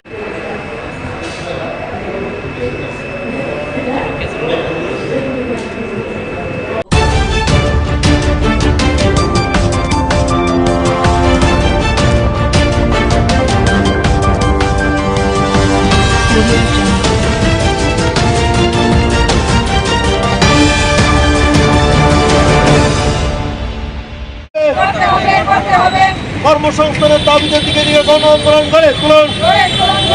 কোনো রকমের মদ মাদকদ্রব্য নিষিদ্ধ ঘোষণা করতে হবে। রাজ্যে রাজ্যে যে যুব আন্দোলন করে উঠছে, এই আন্দোলনকে কোনোভাবেই দমন করা চলবে না। করতে হবে, করতে হবে।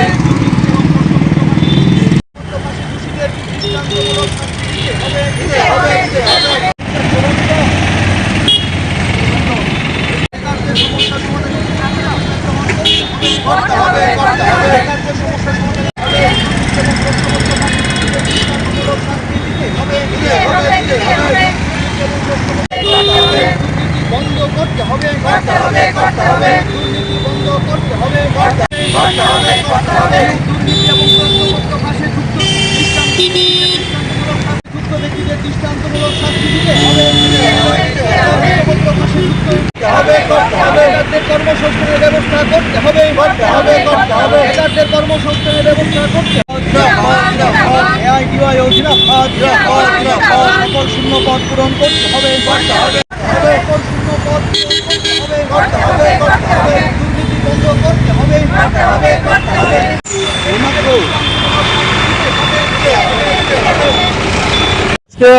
এই যে সারা দেশব্যাপী যে বেকার সমস্যা এবং বিভিন্ন ক্ষেত্রে দেখা যাচ্ছে পরীক্ষা নিচ্ছে, ফল প্রকাশ হচ্ছে না, বা ফল প্রকাশ নির্দিষ্ট সময় হলো, নিয়োগ হচ্ছে না, এবং কোথাও কোথাও দুর্নীতি পর্যন্ত হচ্ছে, প্রশ্নপত্র ফাঁস হয়ে যাচ্ছে। এগুলো প্রতিরোধে আমরা আজকে সারা দেশব্যাপী প্রত্যেকটা রাজ্যে রাজধানীতে বিক্ষোভ প্রদর্শন করছি। গতদিনে প্রদর্শন হয়েছে এবং আমরা এর মাধ্যমে আজকে ডিএম এর মাধ্যমে মাননীয় প্রধানমন্ত্রীর কাছে স্মারকলিপি প্রদান করব যে অবিলম্বে যত শূন্যপদ আছে শূন্যপদগুলো পূরণ করতে হবে, সম্পূর্ণ দুর্নীতি মুক্ত করতে হবে এবং দুর্নীতি যারা করবে তাদেরকে কঠোর শাস্তি প্রদান করতে হবে। পাশাপাশি আজকে যে প্রশ্নপত্র ফাঁস হচ্ছে যাতে ফাঁস না হয় তার পরিপূরক ব্যবস্থা করা এবং যারা ফাঁস করছেন তাদের কঠোরভাবে তাদেরকে দমন করা। এবং আপনারা জানেন এই যে 2025-এ 24শে সেপ্টেম্বর কেন্দ্রীয় সরকারের যে শ্রম দপ্তর, এই শ্রম দপ্তর ঘোষণা করেছে যে সারা ভারতবর্ষে 78টি দপ্তরে প্রায় 9,98,000 শূন্যপদ খালি আছে। এই শূন্যপদগুলো অবিলম্বে পূরণ করা এবং একটা যাতে বেকার যুবক যুবতীরা এবং কর্মক্ষম লোক যাতে কর্মসংস্থান পায় তার জন্য একটা নীতি চালু করা, এই দাবিতে আজকে আমরা এখানে বিক্ষোভ প্রদর্শন করছি। আমি এআইডিআই রাজ্য সভাপতি কমরেড ভবতোষ দে। দুর্নীতি বন্ধ করতে হবে, দুর্নীতি বন্ধ করতে হবে।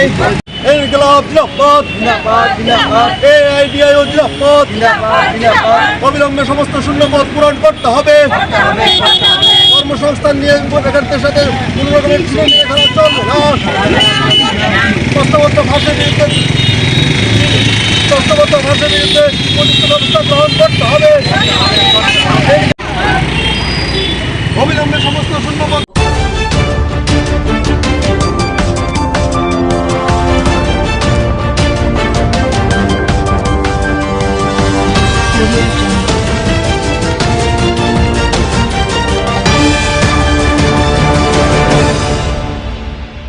আন্তর্জাতিক প্রবীণ দিবস সেটা আমরা দুর্গাপুজোর ছুটি থাকার কারণে মানাতে পারিনি। আজকে সেই অনুষ্ঠানটা আমরা করছি এবং আমরা চাই আমাদের রাজ্যের যারা অভিভাবকরা আছেন, যারা প্রবীণরা আছেন, তারা যেন সম্মান পান, সম্মানের সঙ্গে যেন বাঁচেন। ওনাদের যে জীবনের অভিজ্ঞতা সেটা যেন বর্তমান প্রজন্মের কাজে আসে, ওনারা যেন সহযোগিতা করে। এই নিয়ে আজকের কার্যক্রম এবং ওনাদেরকে সম্মান জানানো, ওনাদের যে প্রতিভা, ওনাদের যে জীবনের অভিজ্ঞতা সেটাকে আমাদের বর্তমান প্রজন্মের কাছে তুলে ধরা, এগুলো নিয়েই প্রতি বছরই এই অনুষ্ঠানটা করা হয়। এবার আমরা দুর্গাপূজার সময় এই দিনটা থাকার কারণে আমরা করতে পারিনি, এখন সেই অনুষ্ঠানটা করছি। এবার কিন্তু দেখা যাচ্ছে প্রচুর সংখ্যা যা গত বছর বিগত দিনগুলোতে ছিল ওইটাকে ঝাঁপিয়ে গেছে। উৎসাহ এর জন্য বেড়েছে, এই সরকার আসার পরে প্রবীণদের জন্য অনেকগুলো নতুন পদক্ষেপও গ্রহণ করা হয়েছে, যেখানে প্রবীণদের জন্য সামাজিক পেনশন যেখানে আগে 700 টাকা ছিল আজ 2000 টাকা দেওয়া হয়েছে। অনেকেই আছেন যারা এই 2000 টাকা তাদের বড় একটা সম্বল, পরিবার যারা দেখতো না আজ তাদেরকে দেখছে। এই সরকার আসার পর আমাদের এখানে যে বৃদ্ধাশ্রম সরকারি আবাসগুলো পরিবর্তন হয়েছে, পরিষেবার পরিবর্তন হয়েছে, তাদের জন্য 24 আওয়ার্স অনলাইন তাদের হেল্পলাইন নাম্বার ব্যবস্থা করা হয়েছে। তো অনেকগুলো ইনিশিয়েটিভ নেওয়া হয়েছে, তার জন্য ওনারাও উৎসাহিত আর তার প্রতিফলন আপনারা এই হলে দেখছেন। অনুরোধ রাখছি মঞ্চে আসন অলঙ্কৃত করবার জন্য মাননীয় চেয়ারপারসন। अतिथि स्वागत का संस्कार हम भी रच बसे हैं। मंच पे बैठे हुए माननीय अतिथिगण का हम শ্রদ্ধেয় শ্রী বিশ্বজিৎ শীল মহোদয় এবং আজকের এই আয়োজনে মঞ্চে সম্মানিত অতিথির আসন অলঙ্কৃত করেছেন। আজকের এই অনুষ্ঠানে বিশেষ অতিথির আসন মঞ্চ উপবিষ্ট আমাদের আজকের অনুষ্ঠানের মাননীয় অতিথিদের আরো একবার অনেক অনেক অভিনন্দন এবং শুভেচ্ছা। প্রথমেই মঞ্চ উপবিষ্ট মাননীয় অতিথিদের আমরা বরণ করে নেব। ओम शुभम करोति कल्याणम आरोग्यम धनसंपदा शत्रुबुद्धिविनाशाय देवज्योति नमस्ते। সর্বশক্তিমান ঈশ্বরের কাছে আমাদের শিক্ষা দপ্তর শ্রদ্ধেয় শ্রী তাপস রায় মহোদয় মঞ্চে আসন অলঙ্কৃত করেছেন আমাদের আজকের এই আয়োজনে এবং অনুরোধ রাখছি মাননীয় অধিকর্তা সমাজ কল্যাণ ও সমাজ শিক্ষা দপ্তর শ্রী তপন কুমার দাস, রাজ্যের সমাজ কল্যাণ ও সমাজ শিক্ষা দপ্তরের মাননীয় মন্ত্রী শ্রদ্ধেয় শ্রী টিঙ্কু রায় মহোদয় আমাদের মাঝে উপস্থিত করতে হয়। আগুনের পরশমণি ছোঁয়াও প্রাণী এই জীবন পূর্ণ করো। নমস্কার, সমাজ কল্যাণ ও সমাজ শিক্ষা দপ্তর আয়োজিত আমাদের আজকের এই আন্তর্জাতিক প্রবীণ হয়েছেন আগরতলা পৌর নিগমের মাননীয় মেয়র তথা মাননীয় বিধায়ক শ্রদ্ধেয় শ্রী দীপক মজুমদার মহোদয় আমাদের মাঝে উপস্থিত।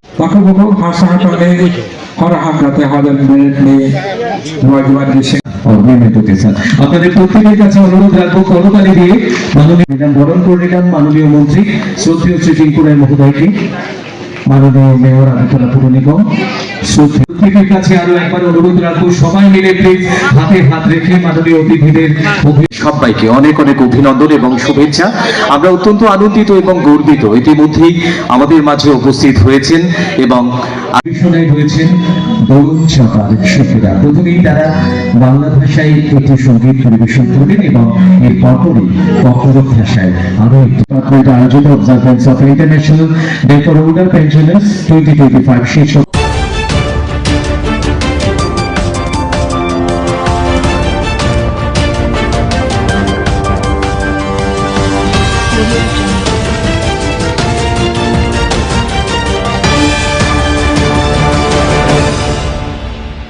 কারণটা হলো যে আমরা 6 বিধানসভা আপনারা জানেন যে বিদ্যাসাগর আবাসনে 1 নম্বর বুথ সভাপতি বিবেকানন্দ আবাসনে 1 নম্বর বিজেপির বুথ সভাপতি শিব সাহা দুর্গাপূজা চাঁদা না দেওয়াতে একজন নাবালিকা মেয়েকে শ্লীলতাহানি করেছে। দুর্গাপূজা চাঁদা মনমতো না দেওয়াতে বিভিন্নভাবে তো আমরা মহিলা থানায় আমাদের মেয়ের মা নাবালিকার মা থানায় এফআইআর করে গেছেন ওর নামে, কিন্তু আজ অবধি আজকে এতদিন হওয়ার পরও শিব সাহাকে পূর্ব মহিলা থানায় অ্যারেস্ট করতে পারেনি।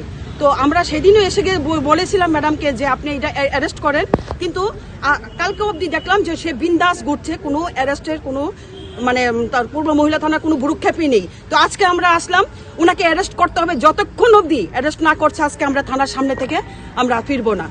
কি মনে হয় কি কারণে অ্যারেস্ট করা হচ্ছে? কি কারণে অ্যারেস্ট করা হয়নি এটা পূর্ব মহিলা থানার ওসি বলতে পারবেন, কিন্তু ঘটনা হচ্ছে আজকে ওনাকে আমার জবাব দিতেই হবে যে উনি কতক্ষণের মধ্যে অ্যারেস্ট করবেন, না হলে আমরা পূর্ব মহিলা থানার সামনে থেকে আজকে যাব না। আমরা মেয়েটির মার একটা অভিযোগ যে শাসক দলের কর্মীরা নাকি ভয়ভীতি প্রদর্শন করছে, সেই বিষয়টা কিভাবে? হ্যাঁ, আমরা শুনেছি যে বাড়িতে গিয়ে ও 6 আগরতলার দিদি যিনি একজন মহিলা, সবচেয়ে ধিক্কার জানাই আমি উনাকে যে উনি কি করে উনি সাঙ্গ পাঙ্গ নিয়ে তারপরে উনাকে বলছেন এটা মীমাংসা করে নিতে। কারণ একটা নাবালিকা মেয়ের উপর যখন অত্যাচার হয় একটা মাই বুঝবে যন্ত্রণাটা কতটুকু। কারণ আমি জানি না উনার ভিতরে মনুষ্যত্ব জ্ঞান আছে কিনা, তো আমি এইটুকুই বলবো যে আমরা এটা বিচার চাই, বিচার করেই আমরা এখান থেকে আমরা আজকে যাব, কারণ এটা ন্যায্য বিচার আমাদের দিতেই হবে পূর্ব মহিলা থানায়। এই বিষয়টা নিয়ে মহিলা কমিশনের সঙ্গে কোনো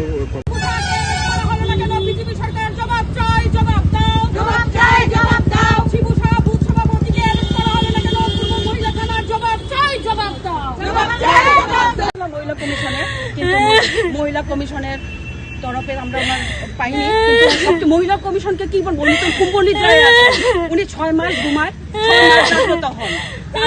ওনার ঘরে কোনো মেয়ে এরকম হতো হয়তো না, কারণ উনি তো মুখ খুলছেন না, উনি কুম্ভনিদ্রা।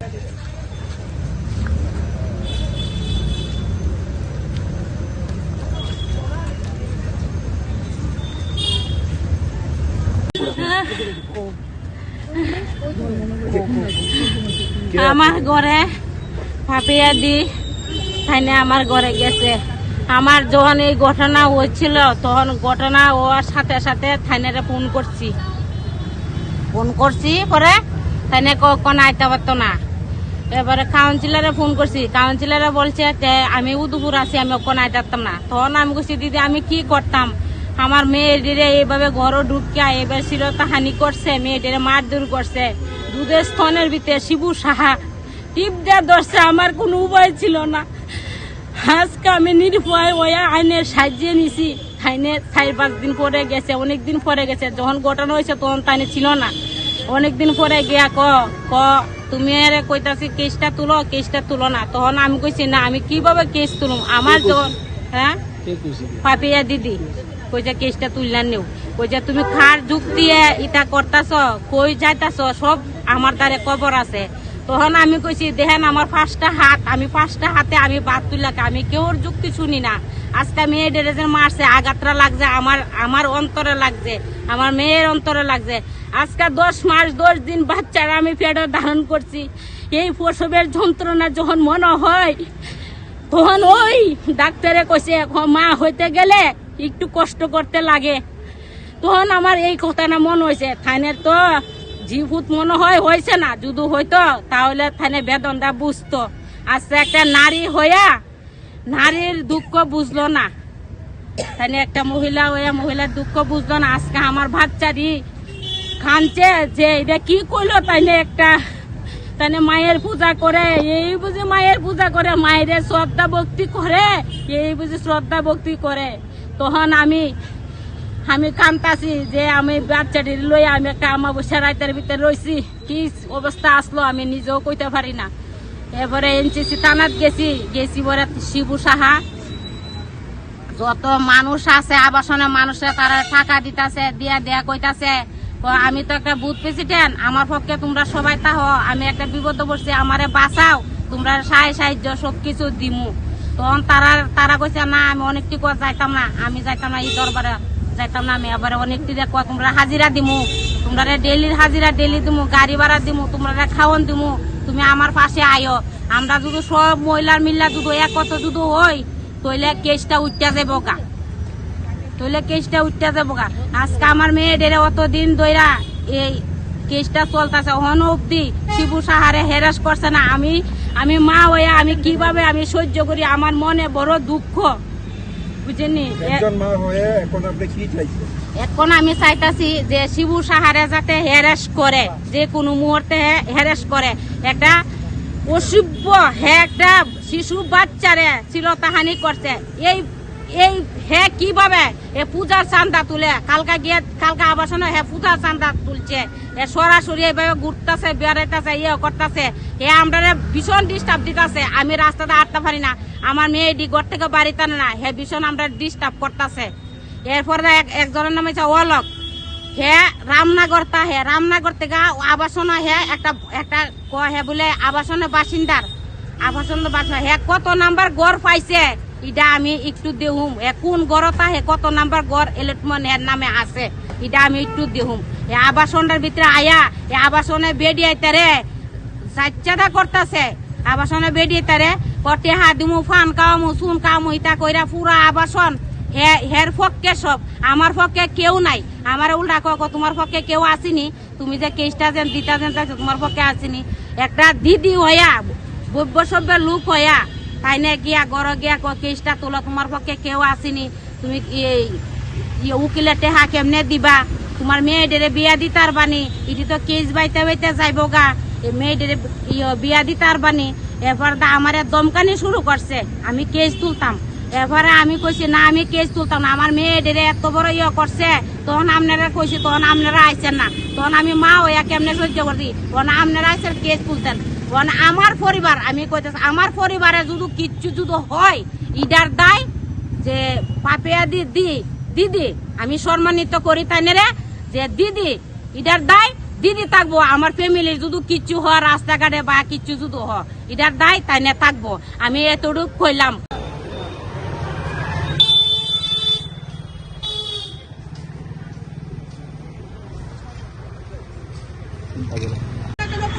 জবাব চাই, জবাব দাও, জবাব চাই, জবাব চাই।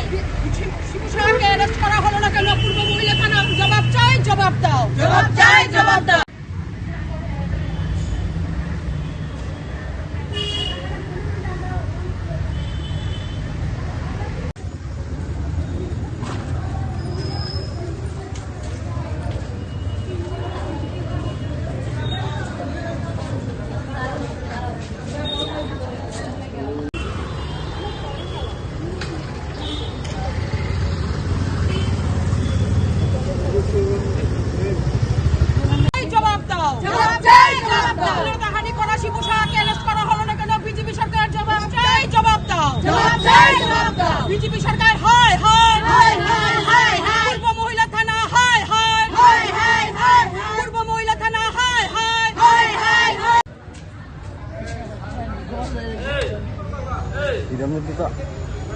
আরে বিচার ব্যবস্থা তো একদম নারীদের উপর তো বিচার কল্যাণীতে, নারীদের উপর তো কোনো এইরকম ভাবে ওনাদের লোক দ্বারাই বিজেপি শাসক দলের লোক দ্বারাই আক্রান্ত হচ্ছে মহিলারা, তারপর নাবালিকা মেয়েরা, কিন্তু ওনাদের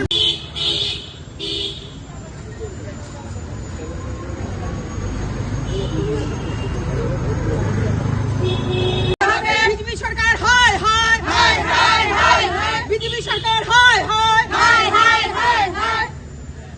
বন্দে মাতরম, বন্দে মাতরম। বিধানসভার আবাসনে শিশু সহাকে অ্যারেস্ট করা হলো না কেন? বিজেপি সরকার জবাব চাই, জবাব দাও, জবাব চাই, জবাব দাও। শিশু সহাকে অ্যারেস্ট করা হলো না কেন? বিজেপি সরকার জবাব চাই, জবাব দাও, জবাব চাই, জবাব দাও।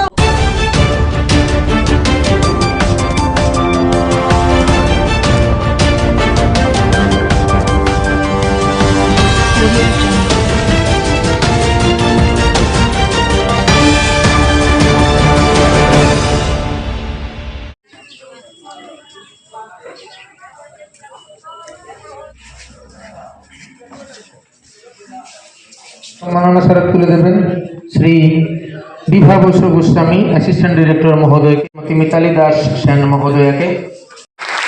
And we are very fortunate to watching this উদ্ভাবনী সামাজিক সংস্থার সভাপতি। সম্মাননা স্মারক তুলে দেবেন নেতা চৌধুরী, হাতে সম্মাননা স্মারক তুলে দেবেন নেতা চৌধুরী। ওকে, বিহেভ অফ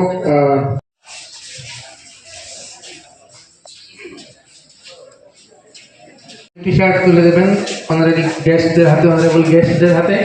আরো একটি বিবিআই মাঠে শ্যামাপ্রসাদ মুখার্জি যে স্ট্যাচু আছে তো থাকবে, ছেলেরা চলে আসছে, তারপর মেয়েদের হবে।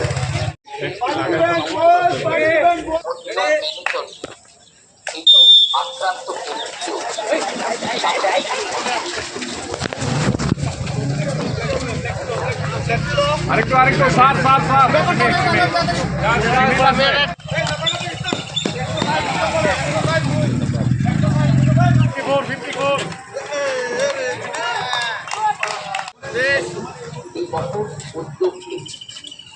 Tripura State AIDS Control Society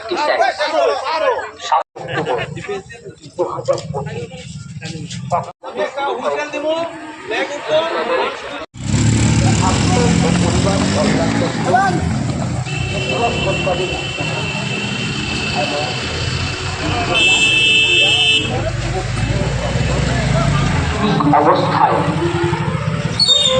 শনাক্ত করা যায়। এইচআইভি আক্রান্ত ব্যক্তিও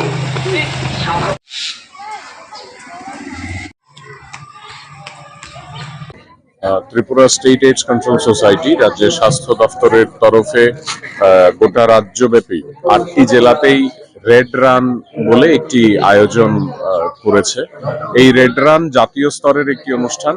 কেন্দ্রীয় স্বাস্থ্য মন্ত্রকের তরফে প্রত্যেক বছর রাজ্যের এবং দেশের যুবক যুবতীদের উৎসাহ প্রদান করার জন্য তারা যাতে এইচআইভি/এইডস সম্পর্কে জানে এবং এই দৌড়ের মাধ্যমে সুস্থ স্বাস্থ্যের বার্তা দিকে দিকে ছড়িয়ে দেয় যুবক প্রতিনিধিদের মধ্যে, যারা স্কুলে পড়ে, কলেজে পড়ে, বিশ্ববিদ্যালয়ে পড়ে, বিভিন্ন টেকনিক্যাল ইনস্টিটিউটে পড়ে, সেই সমস্ত ছেলে মেয়েদের মধ্যে এইচআইভি/এইডস সচেতনতা বৃদ্ধির লক্ষ্যে সারা দেশব্যাপী এই আয়োজনটি করা হয়। আজকে ত্রিপুরা রাজ্যের প্রত্যেকটি জেলাতে এই আয়োজন হচ্ছে এবং ত্রিপুরা থেকে যিনি মেল ক্যাটাগরি এবং ফিমেল ক্যাটাগরিতে চ্যাম্পিয়ন হবে তারা রাজ্যকে প্রতিনিধিত্ব করার জন্য আগামী কিছুদিনের মধ্যেই অরুণাচল প্রদেশে জাতীয় স্তরের যে রেড রান প্রতিযোগিতাটি সেখানে অংশগ্রহণ করবে এবং এর মূল উদ্দেশ্য হলো সাধারণ জনগণ তথা এই রাজ্যের যুবক প্রতিনিধিদের এইচআইভি/এইডস সম্পর্কে সচেতন করা। আমি Subhrajit Bhattacharya, joint director IC, Tripura state AIDS control society. আজ আমরা এখানে সমবেত হয়েছি একটি বিশেষ উদ্দেশ্যে, রেড রিবন রান এর মাধ্যমে এইচআইভি ও এইডস সম্পর্কে সচেতনতা বৃদ্ধি করার জন্য। রেড রিবন বা লাল ফিতা হলো এইচআইভি আক্রান্ত ব্যক্তিদের প্রতি সংহতি ও ভালোবাসার প্রতীক। এটা আমাদের মনে করিয়ে দেয় যে আমরা সবাই একসঙ্গে মিলে এইচআইভি ও এইডস এর বিরুদ্ধে লড়াই করতে পারি। যে জীবনদান কেবল একটি দূর প্রতিযোগিতা নয়, এটি একটি সচেতনতা আন্দোলন। এই অনুষ্ঠানের মূল লক্ষ্য হল সমাজে এইচআইভি সম্পর্কে সঠিক তথ্য ছড়িয়ে দেওয়া, কুসংস্কার দূর করা এবং মানুষকে নিরাপদ জীবন যাপনের বার্তা দেওয়া। প্রতি বছর অসংখ্য শিক্ষার্থী, স্বাস্থ্যকর্মী ও স্বেচ্ছাসেবক এই দৌড়ে অংশগ্রহণ করেন। তাদের প্রত্যেক পদক্ষেপের সঙ্গে যুক্ত থাকে একটি মহান বার্তা: এইচআইভি প্রতিরোধযোগ্য, আর আক্রান্ত ব্যক্তিরা আমাদের ভালোবাসা এবং সমর্থনের যোগ্য। আমরা সবাই জানি অজ্ঞতা ও ভয় এই রোগের সবচেয়ে বড় শত্রু। তাই শিক্ষার মাধ্যমে, সচেতনতার মাধ্যমে এবং সহানুভূতির মাধ্যমে আমরা সমাজ থেকে এই কুসংস্কার দূর করতে পারি। স্বাস্থ্যের সম্পদ আর সচেতনতায় সর্বশ্রেষ্ঠ প্রতিরোধ। চলুন আমরা প্রতিজ্ঞা করি, আমরা নিয়মিত সচেতনতা ছড়াবো, নিরাপদ জীবনযাপন অনুসরণ করব এবং এইচআইভি আক্রান্ত ব্যক্তিদের পাশে মানবিকভাবে দাঁড়াবো।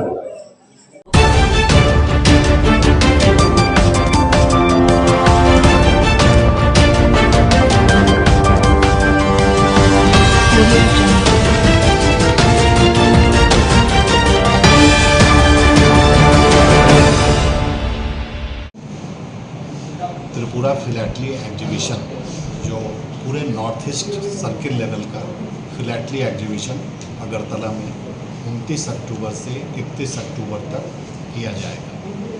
उसी की आज एक पृष्ठभूमि थी, उसके तैयारी का जायजा लिया जा रहा था। ये 29 तारीख को शुरू होगा और 31 तारीख तक चलेगा। त्रिदिवसीय है, जिसमें भिन्न भिन्न जगह के जो फिलैटलिस्ट हैं, जो स्टैम्प कलेक्टर्स हैं, स्टूडेंट्स हैं, वो सभी पार्टिसिपेट कर रहे हैं। ये कुल 130 फ्रेम का एग्जीबिशन हो रहा है, जिसमें लगभग 1800 एग्जिबिट्स, स्टैम्प कलेक्शन के एग्जिबिट्स डिस्प्ले किए जाएंगे। ये 2 कैटेगरी का होगा। एक इनवाइटी क्लास, जिसमें देश के विभिन्न हिस्सों के जो नामचीन फिलैटलिस्ट हैं वो अपना एग्जिबिट्स डिस्प्ले करेंगे। दूसरा कैटेगरी है कॉम्पिटिटिव क्लास, जिसमें त्रिपुरा के जितने फिलैटलिस्ट हैं, जो भी स्टूडेंट्स फिलैटली से रिलेटेड हैं, इंटरेस्टेड हैं, स्टैम्प कलेक्ट करते हैं, वो अपने एग्जिबिट्स को यहाँ पर प्रदर्शित करेंगे, जिस पर कंपटीशन होगा और उन्हें पुरस्कृत किया जाएगा। ये पुरस्कार स्टेट लेवल का होगा। साथ ही साथ स्कूल के बच्चों को फिलैटली में ज़्यादा से ज़्यादा इंटरेस्ट हो, क्योंकि ये क्रिएटिव आर्ट है, जिसके थ्रू वो देश दुनिया को, प्रकृति को, विज्ञान को, लिटरेचर को, साहित्य को, संस्कृति को समझते हैं।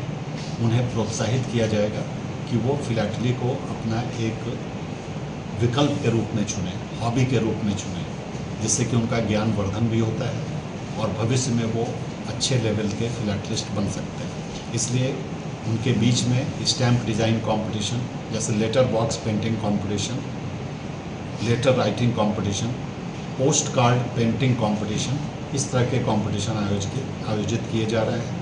क्विज कंपटीशन जो फिलैटली से रिलेटेड होगा, ये स्कूल के बच्चों के बीच में होगा। साथ ही साथ हमारे जो फिलैटलिस्ट हैं वो बच्चों को फिलैटली से रिलेटेड एक वर्कशॉप करेंगे, सेमिनार करेंगे, उन्हें नॉलेज देंगे कि कैसे स्टैम्प कलेक्ट किया जाता है, कैसे थीम बनाया जाता है और कैसे एग्जिबिट को डिस्प्ले किया जाता है, जिससे कि वो भविष्य में और भी अच्छे लेवल का फिलैटलिस्ट बन सके। उन्हें प्रोत्साहित किया जाएगा, स्कूल को भी, कि वो स्कूल के अंदर फिलैटली क्लब बनाएं। फिलैटली क्लब को बनाने के लिए बच्चों को प्रोत्साहित करें, उनका फिलैटली डिपॉजिट अकाउंट खुलवाएं।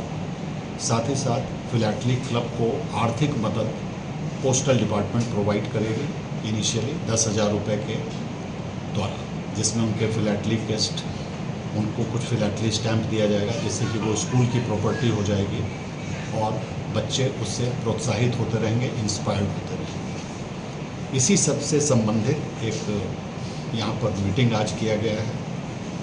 अगरतला और धर्मानगर दोनों पोस्टल डिवीज़न के अधिकारियों को बुला करके कैसे इस कार्यक्रम को और भी सफल बनाया जाए, पॉपुलर बनाया जाए और अच्छे से किया जाए। ये आपका नजरुल कला मंच जो है क्षेत्र, वहीं पर ये एग्जीबिशन आयोजित किया जाएगा। 3 दिवसीय आयोजन। सर स्पेशल गेस्ट कोई रहेगा क्या? स्पेशल गेस्ट कुल मिलाकर के इनॉग्रेशन में हम लोग कोशिश कर रहे हैं कि स्पेशल गेस्ट को बुलाया जाए। उसके लिए हम लोग अप्रोच भी कर रहे हैं, अभी कंफर्मेशन नहीं मिला है। जैसे कंफर्मेशन होगा फिर उसकी घोषणा की जाएगी कि कौन हमारे चीफ गेस्ट हैं उस दिन। एक या इस साल ही हो रहा है ना, हर साल होता है? ये पहली बार यहाँ पर होगा। आपका शुभ नाम? संजीव रंजन, मैं chief post master general north east circle का हूँ। इस कार्यक्रम के दौरान कुल 10 तरह के फिलैटली के आइटम्स रिलीज़ किए जाएंगे। जैसे 6 स्पेशल कवर रिलीज़ किए जाएंगे, 3 पिक्टोरियल कैंसिलेशन रिलीज़ किया जाएगा, एक उजैंता पैलेस पर, नीर महल पर और उन्नकोटी पर पिक्टोरियल कैंसिलेशन, जिससे कि जो विजिटर्स आते हैं, जो टूरिस्ट आते हैं, वो यहाँ करके उस पिक्टोरियल कैंसिलेशन को अपने लेटर्स पर, पोस्ट कार्ड पर, इन्वेलप पर इम्प्रेस कर सकते हैं कलेक्शन के लिए। एक मेमोरेबल आइटम होता है। साथ ही साथ हम लोग पिक्चर पोस्ट कार्ड पूरे नॉर्थ ईस्ट के जो विभिन्न प्राकृतिक चीज़ हैं, पेड़ पौधे हैं, जानवर हैं, इनसे रिलेटेड एक पिक्चर पोस्ट कार्ड हम लोग रिलीज़ कर रहे हैं। यह पिक्चर पोस्ट कार्ड दिल्ली भी भेजा जाएगा, जो वहाँ म्यूज़ियम में रहेगा, और जितने फिलैटलिस्ट हैं उनको भेजा जाता है। साथ ही साथ सेल के लिए, बिक्री के लिए ये philately bureau Agartala head post office में भी उपलब्ध रहेगा। जो भी टूरिस्ट आते हैं वो इसे बहुत चाव से, बहुत प्रेम से खरीदते हैं, जिससे कि वो दिखा सके लोगों को कि वो इस जगह पर विजिट किए थे और वहाँ की संस्कृति को अपने साथ समेट के ले। तो इस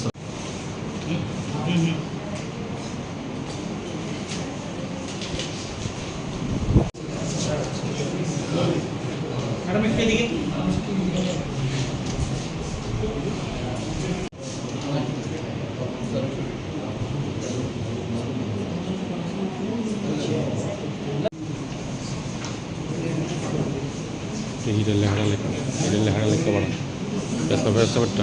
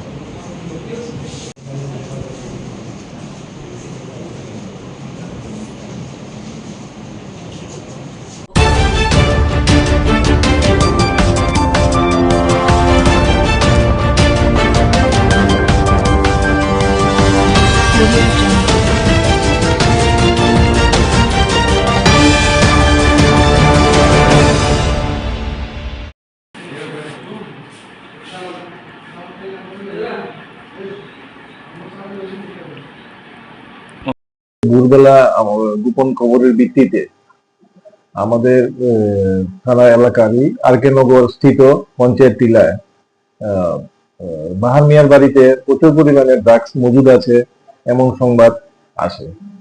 তো সেই সংবাদের ভিত্তিতে আমি এবং আমার থানার অন্যান্য অফিসার ও স্টাফ সহকারে বাহার মিয়ার বাড়িতে তল্লাশি করি। তল্লাশি করার পর বাহার মিয়ার বাড়ির থেকে প্রচুর পরিমাণে ড্রাগস উদ্ধার করা হয়। সঙ্গে বাহার মিয়ার ছেলে রাজু মিয়াকেও ওইখানে ডিটেইন করা হয়। ডিটেইন করার পরে বাহার মিয়ার বাড়ির থেকে ড্রাগস গুলি উপস্থিত লোকজনের সামনে আমি বাজেয়াপ্ত করি এবং নিয়ে আসা হয়। এই ড্রাগস গুলি থানাতে নিয়ে আসা হয় এবং বাহার মিয়ার ছেলে রাজু মিয়াকেও থানাতে নিয়ে আসা হয়। উক্ত বাজেয়াপ্ত যে নেশা সামগ্রী ওগুলি বাজার মূল্য আনুমানিক 2 থেকে 2.5 লক্ষ টাকা হবে।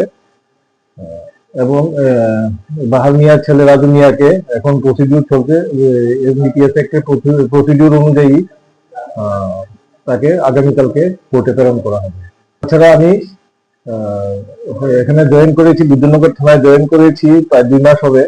এই 2 মাসের মধ্যে আমি পুজোর আগেও প্রচুর পরিমাণে বিলেতি মদ বাজেয়াপ্ত করি এবং এই ধরনের নেশা জাতীয় সামগ্রীর বিরুদ্ধে অভিযান আগামী দিনও জারি রাখবো।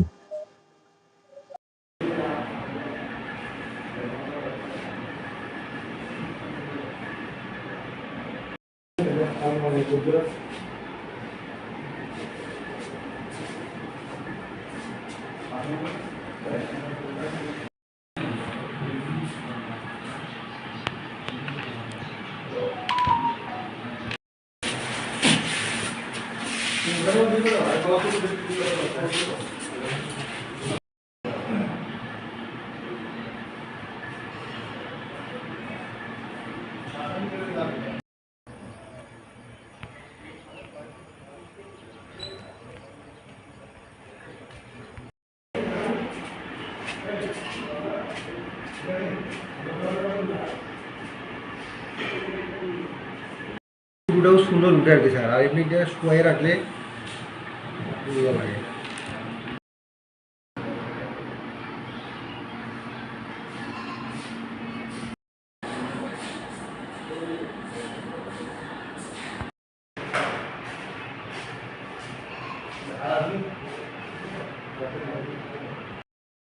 সবাই মিলে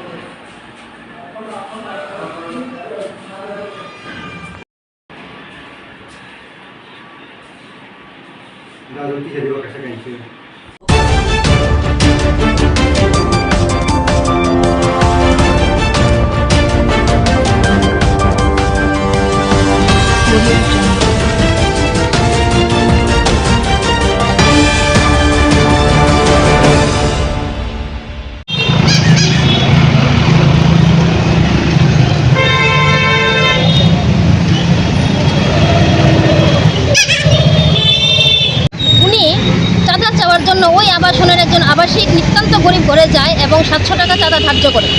ওই পরিবার 700 টাকা চাঁদা দিতে অক্ষম হওয়াতে 250 টাকা উনি দেন, শিবু শাহ তাদের মানে সন্তুষ্ট না।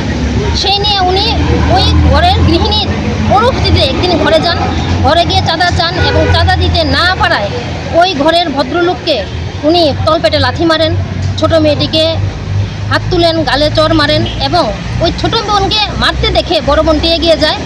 সেই সঙ্গে শিবু সাহা বড় বোনটিকেও হাত তোলে এবং তার বাঁদিকের স্তনে আক্রমণ করে এবং তাকে স্থিরতাহানির চেষ্টা করে এবং কারোকে না জানানোর ভয় দেখায়। যদি ওকে জানানো হয় তাহলে ওদের ঘর থেকে বের হওয়া বন্ধ করে দেবে এবং তাদেরকে ধর্ষণ করার পর্যন্ত উনি ভয় দেখান। তো ওনার মেয়েটির মা, একজন তো মা, মেয়ে তো এরকম উনি সহ্য করতে পারেনি। সবাই হয়তো সহ্য করতে পারে কিন্তু উনি সহ্য করতে পারেননি। উনি ভেবেছেন আজকে যদি আমি সহ্য করি তাহলে কালকে আমার মেয়েটির ধর্ষণ হয়ে গেলে আমি প্রতিবাদ করতে পারবো। এই জন্য উনি 3 অক্টোবর মহিলা থানায় ওনার নামে, শিবু সাহার নামে কমপ্লেন করেন। 3রা সেপ্টেম্বর কমপ্লেন করার পর অবধি আজকে 14 তারিখ, আজ অবধি মহিলা থানার কোনো হেলদোল নেই। মহিলা কমিশন দিবানিদ্রায় ঘুমায়, উনি শুধু আড্ডা মারেন। মহিলা সংক্রান্ত নারী নির্যাতন দিন বেড়ে যাচ্ছে আগরতলায়, কিন্তু ওনার কোনো বক্তব্য নেই। উনি একজন নারী হয়ে নারী নির্যাতন উনি কীভাবে সহ্য করেন আমরা জানি না।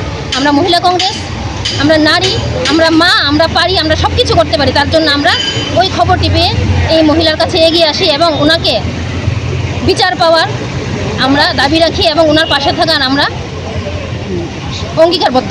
আপনারা তো মহিলা কমিশনে গিয়েছিলেন, কি বলেছিলেন? মহিলা কমিশনে ওনাকে আমরা পাইনি, ওনাকে আমরা প্রায়ই পাই না। আমরা খবর পাই যে উনি মহিলা কমিশনে থাকেন না। উনি নাকি পার্টি অফিসে গিয়ে একটু দেখা দেন, আড্ডা মারেন, তারপরে উনি দেশ ভ্রমণে, রাজ্য ভ্রমণে ব্যস্ত থাকেন। উনি সর্বকালীন এরকম। তো মহিলা কমিশনার হিসাবে আমি ওনাকে ধিক্কার জানাই, ওনার প্রতি আমি লজ্জা প্রকাশ করি। এরকম মহিলা কমিশনার আমাদের রাজ্যে দরকার নেই। উনি অবিলম্বে ওনার পদত্যাগপত্র থানা কর্তৃপক্ষ আজকে কি বললো? থানা কর্তৃপক্ষ বলেছেন ওনারা নাকি প্রমাণই পাচ্ছেন না, ওনাদের ইনভেস্টিগেশনই শেষ হচ্ছে না। ওরা কি প্রমাণ পাবেন? ধর্ষণ হওয়ার পরে কি মেডিকেল হলে ওনারা প্রমাণ পাবেন সেটা আমরা জানি না। প্রতিনিয়ত মেয়ের মাকে ভয় দেখানো হচ্ছে, ধর্ষণ করার ভয় দেখানো হচ্ছে, বাড়িতে না থাকার ভয় দেখানো হচ্ছে, আবাসন থেকে বেরি করে দেওয়ার ভয় দেখানো হচ্ছে। হ্যাঁ, কিন্তু মহিলা থানা নীরব, নিশ্চুপ।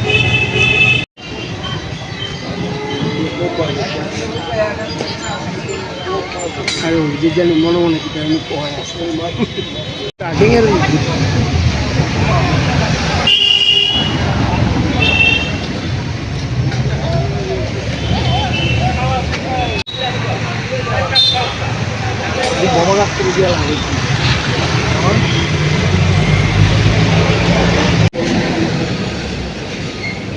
পরীক্ষা বলে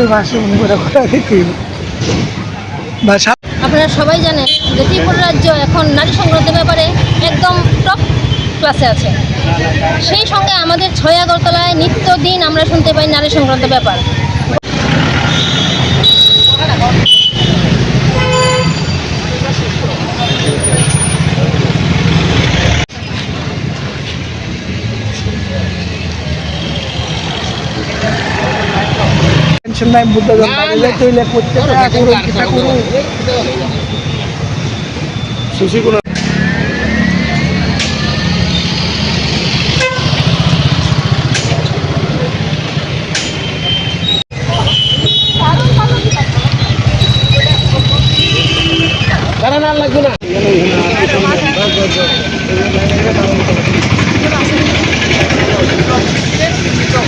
আরে ওইদিকে বয়ে রয়েছে সবাই।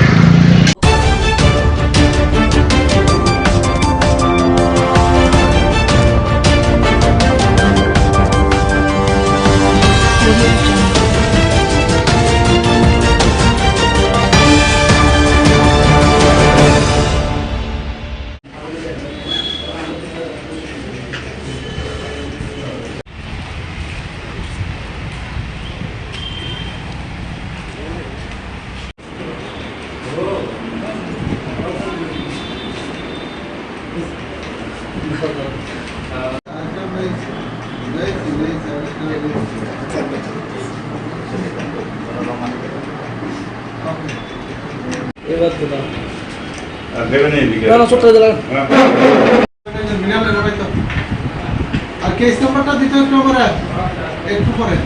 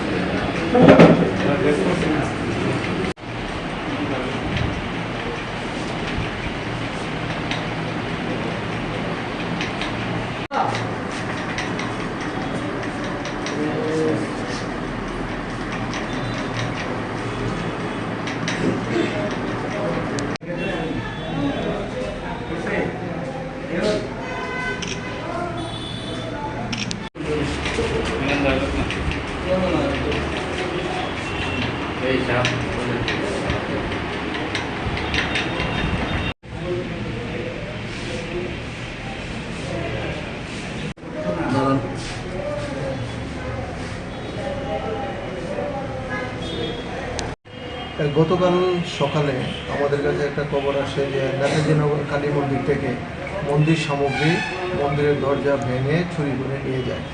এই ঘটনার কমপ্লিট আমরা পাওয়ার পরে এসআই ইরেন্দ্র বর্মার নেতৃত্বে আমরা একটা টিম তৈরি করি।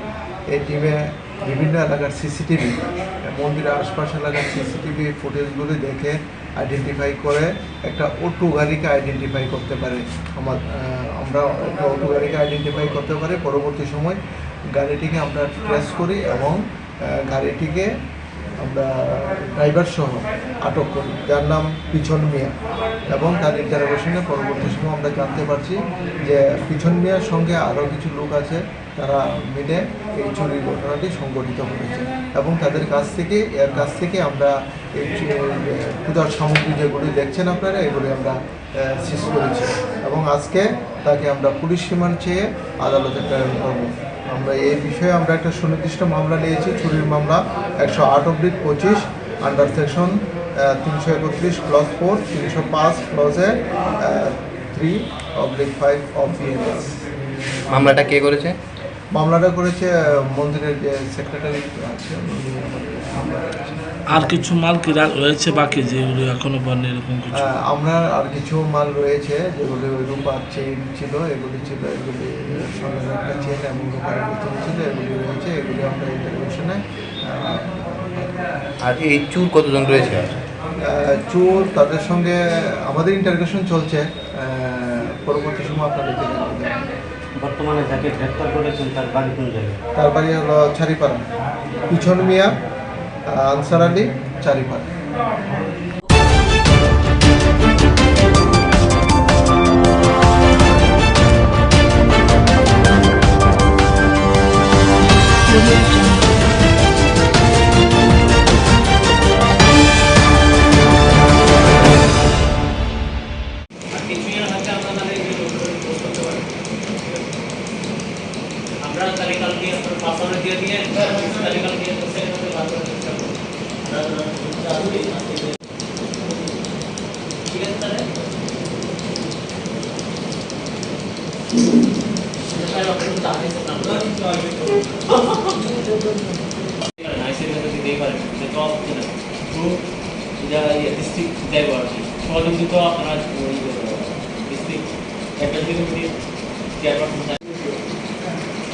মোটামুটি সব পয়েন্টই আমরা আলোচনা করলাম।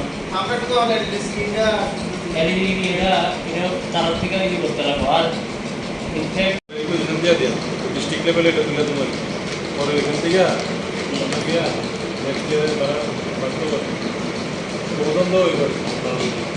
আজকে শান্তিবাজার মহকুমা শাসকের অফিসে আমাদের মা মহেশ্বরী কালী মন্দিরে দীপাবলি উৎসব নিয়ে আমাদের এখানে ডিএম স্যারের অফিসে আমাদের মিটিং হয়েছে। এখানে আমরা বিভিন্ন লাইন ডিপার্টমেন্টের কাছ থেকে আমরা যাতে এই মেলাকে সুন্দরভাবে করতে পারি তার জন্য স্যার আমাদেরকে আশ্বস্ত করেছেন, ওনারা সর্বতভাবে আমাদেরকে সাহায্য করবেন। এছাড়াও আমাদের এবার মূল হচ্ছে আমাদের লোকাল ফর ভোকাল।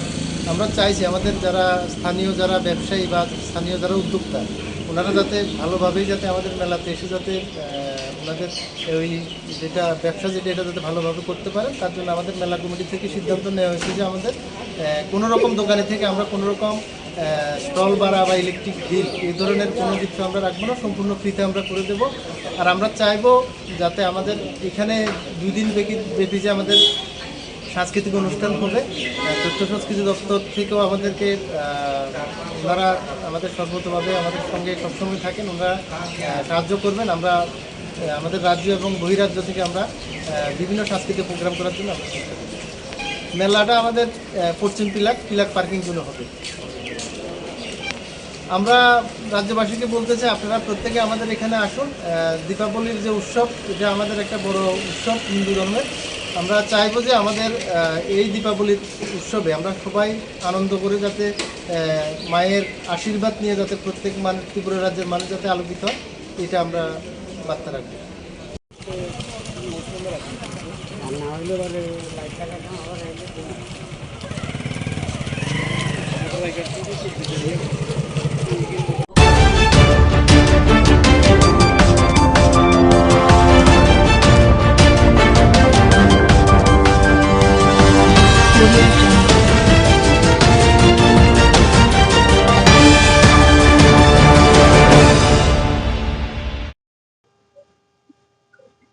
গত 13 তারিখ আমাদের রাম ঠাকুর গার্লস স্কুলে আমরা সকালবেলা কমিটি আসে গার্লস স্কুলে চুর ঢুকে এবং ভিতরে ইন্টারনাল যে কলাপসাল গেট ওই গেট এবং হেডমাস্টার রুম এবং অফিস রুমের তালা ভেঙে এবং আলমারি স্টিলের আলমারি ভেঙে জিনিসপত্র কিছু চুরি হয়। তো তারা কমপ্লেন করেছে, অ্যাডমিনিস্ট্রেট কমপ্লেনে দেখা গেছে তাদের আলমারি থেকে 25,000 টাকা ক্যাশ চুরি হয়েছে। আমরা ঠিক তার আগের দিনও চোর আমাদের কাছে রিপোর্ট আসে, এই পার্থ লস্কর বাড়িতে অর্থাৎ বিদেশ সঙ্গে বনমালীপুর ওনার বাড়িতে চোর জানালা দিয়ে প্রবেশ করেছিল। এখানে চোর বিশেষ কোনো জিনিস চুরি করতে পারেনি, তবে ওনার ওয়ালেটটা মিসিং ছিল, ওয়ালেট হারিয়েছিল, কিছু টাকা ছিল ওয়ালেটে এই বিষয়ে। তো ওইখানে আমরা ভিডিও ফুটেজ পেয়েছি যে বনমালীপুর পার্থ লস্কর বাড়িতে ওনার ভিডিও ফুটেজ পেয়ে আমরা চ্যাট আইডেন্টিফাই করেছি, হ্যাঁ, যে চোরটা এটার নাম রাজীব। তারপর আমরা টোটালি তাকে আমাদের স্টাফ এবং আমরা টোটালি তাকে তল্লাশি করি খুঁজতে খুঁজতে। আমিও কালকে সারা রাত ওকে নাইট করেছি, ফাইনালি ওকে কালকে ভোর রাত্রেবেলা আমাদের দুর্গাজের তমাল চৌনি, হ্যাঁ, রাত্রে 3:30 নাগাদে আমাকে ওকে আমরা ধরতে পেরেছি। এবং তার কথা অনুযায়ী আরেকজনকে আমরা দীপঙ্কর বসাক, ওনাকেও আমরা অ্যারেস্ট করেছি। তারা একসাথে তারা চুরি করেছিল এবং দীপঙ্কর বসাক এবং চুরি মাল, ওনার ভাঙাচোরার দোকান আছে, উনি সবসময় প্রায় চুরির মাল তাদেরকে চুর থেকে কিনে, তো সেই হিসাবে ওনাকেও ধরা হয়েছে আজ। এবং যে রাজীব কর্মকার ওর কাছ থেকে ইয়ে করে দেখা গেল 5,000 টাকা আমরা ক্যাশ রিকভার করেছি। এবং এই টাকাটা সে স্বীকার করেছে যে স্কুল থেকে যে চুরি করেছে ও সেই ক্যাশ টাকা 5,000 টাকা, বাকি টাকা সে খরচ করে ফেলেছে।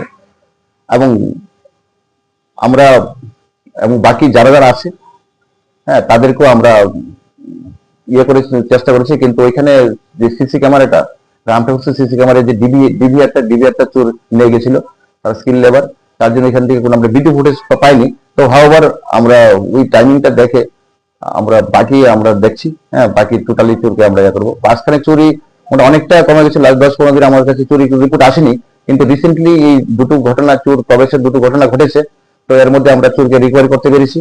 হ্যাঁ, এবং আরো একটা দুটো আছে যে তাদের কাছে জিজ্ঞাসা করে বাকিগুলো আমরা ধরার চেষ্টা করবো। না, শুধু টাকা নিয়েছে, টাকা নিয়েছে তারা। হ্যাঁ, এখন আজকে আমরা দুজনকে পাঠাচ্ছি, দুজনকে কোর্টে ফরওয়ার্ড করা হচ্ছে। স্যার একটু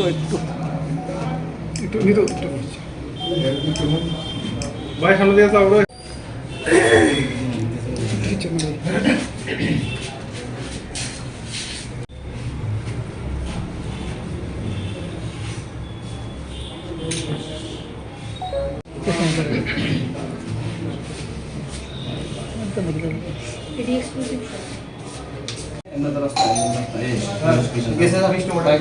একজনের দিকে দাঁড়ান, একজনের দিকে দাঁড়ান।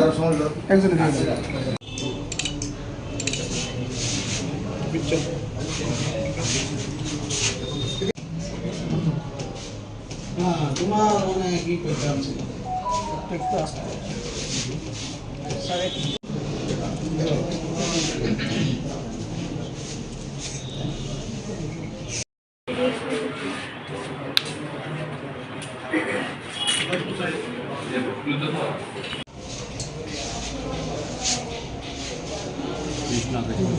আমি পিচ্ছাইতে আছি, আমার একটু জাল লেগে ত্রিপুরার বিভিন্ন স্কুলে অ্যাকচুয়ালি চুরি হচ্ছে রিপোর্ট পাচ্ছি। আসলে আমাদের কাছে মনে হচ্ছে যে একটা গ্যাং তো নো ডাউট একটা তৈরি হয়েছে, আর একটা মাইনাস পয়েন্ট হলো স্কুলগুলিতে এখন কিছু গার্ড নেই, নাইট গার্ড নেই।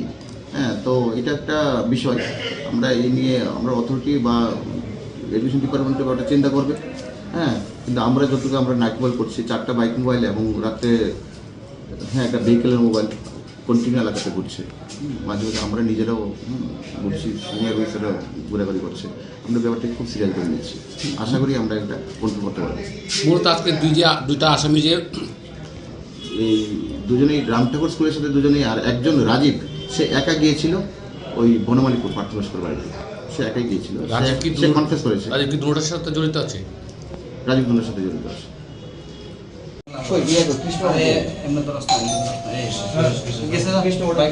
একজনের দিকে দাঁড়ান, একজনের দিকে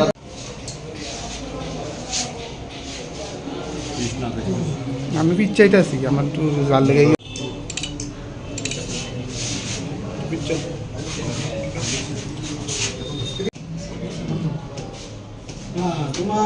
কি কইতে আছে প্রত্যেকটা স্যার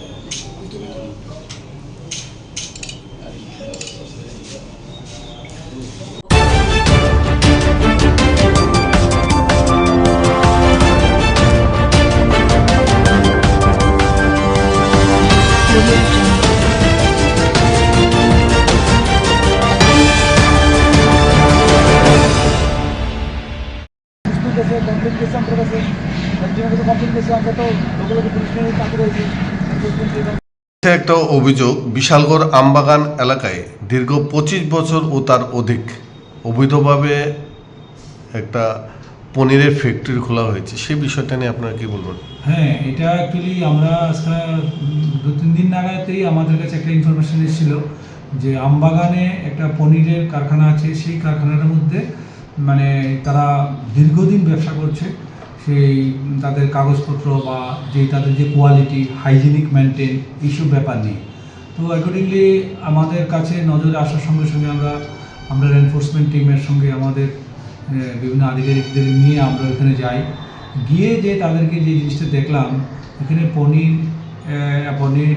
পনির এবং ছানা যেগুলো তারা তৈরি করছে একটা ছোট্ট একটা দোতলা ঘরের মধ্যে, যেটার মানে আউটসাইড এবং ইনসাইড খুবই আনহাইজিনিক, যেটা আমাদের একদম মানে পরিবেশের সঙ্গে বা আমরা যেটা দেখতে অভ্যস্ত না সেটাই আমরা দেখে আসলাম এই জায়গাতে। দীর্ঘ 25 বছর ওরা ব্যবসা করছে এখানে, কিন্তু উইদাউট কোনো মানে ভ্যালিড তাদের কাছে ডকুমেন্ট চাওয়াতে কোনো ডকুমেন্ট তাদের শো করতে পারেনি। যার জন্য আমরা প্রথমত ওদেরকে আজকে দেখে বলে আসলাম এবং ওনার কাগজপত্র যা যা আছে সবগুলো নিয়ে আমাদের অফিসে আসার জন্য আমরা তাদেরকে বললাম। যে মালিক হলো সে রাধা দত্ত, ওনার হাজব্যান্ড হচ্ছে গৌতম কর, উনি আগরতলা বাড়ি হাঁপানিয়া, কিন্তু ওই বিজনেসটা চালাচ্ছে রাধা দত্তই, কারণ গৌতম গড়ে এখন এক্সপায়ার্ড। তো সে নিরিখে তিনি বিজনেস করছেন। আমরা দেখেছি যে কোনো যে উইং মেশিন আছে সেই উইং মেশিনের কোনো কাগজপত্র তারা ঠিকভাবে শো করতে পারেনি, যার জন্য তাদেরকে কালকে ডাকানো হয়েছে। হয়তো তাদেরকে অ্যাজ পার মানে লিগ্যাল মেট্রোলজি অ্যাক্ট অনুযায়ী ওদেরকে অ্যাকশন নেওয়া হবে। পাশাপাশি আমরা এটাও বলে এসেছি কালকে আমাদের কাছে সমস্ত পেপার নিয়ে আসবে, তারপর ওদেরকে আমরা অ্যাকর্ডিংলি শোকজ করবো। শোকজ করার পরে যদি ওরা কাগজপত্র না দেখাতে পারে তাদের দোকান আমরা বন্ধ করে দেবো as per instruction of the authority. এই পনির খেয়ে অলরেডি বিশালগড় মহকুমা হাসপাতালে একজন অলরেডি এডমিট রয়েছে। হ্যাঁ, এই কোম্পানি বা এই মানে ফ্যাক্টরির বিরুদ্ধে কোনো মানে বৈধ কাগজ না থাকার সত্ত্বেও আপনার প্রশাসন কি ভূমিকা গ্রহণ করছে? আমরা প্রশাসন থেকে প্রতিনিয়ত এরকম যখনই কোনো কিছু এইসব কোনো আমাদের নোটিশে আসে আমরা সঙ্গে সঙ্গে তাদের কাগজপত্র চাই। কাগজপত্র না দেখাতে পারলে আমরা তাদেরকে আইনানুগ ব্যবস্থা নিই এবং আমরা সেই যদি কাগজ না দেখাতে আমরা অবশ্যই এরকম একটা সিরিয়াস অফেন্সের ক্ষেত্রে আমরা কোনো তাদের ইয়ে করবো না, টলারেট করবো না, আমরা আমাদের আইনগত ব্যবস্থা নেব, তাদের রেস্ট্রিকশন নেব।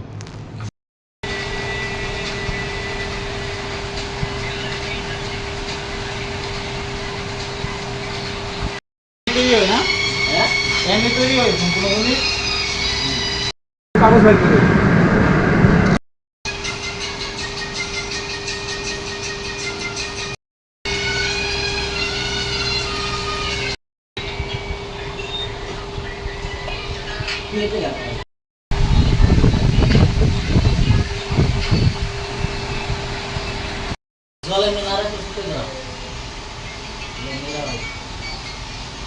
রামদত্ত কাউন্ট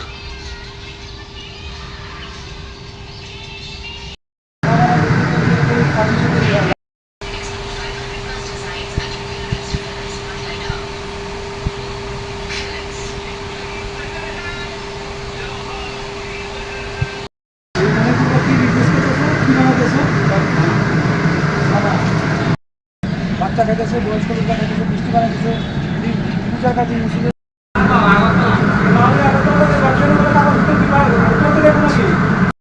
ফালাই দেবো, উদাম রেখা দেবো সম্পূর্ণ এই বিষয়টা ফাঁকা দেখছো না, এটা উদাম কেমন দেখতেছো? এখন আমরা দেখতে পেলাম মানে মাছি ব্যান ব্যান করতেছে, সব ক্যামেরা ঘুরাই দাও তুমি।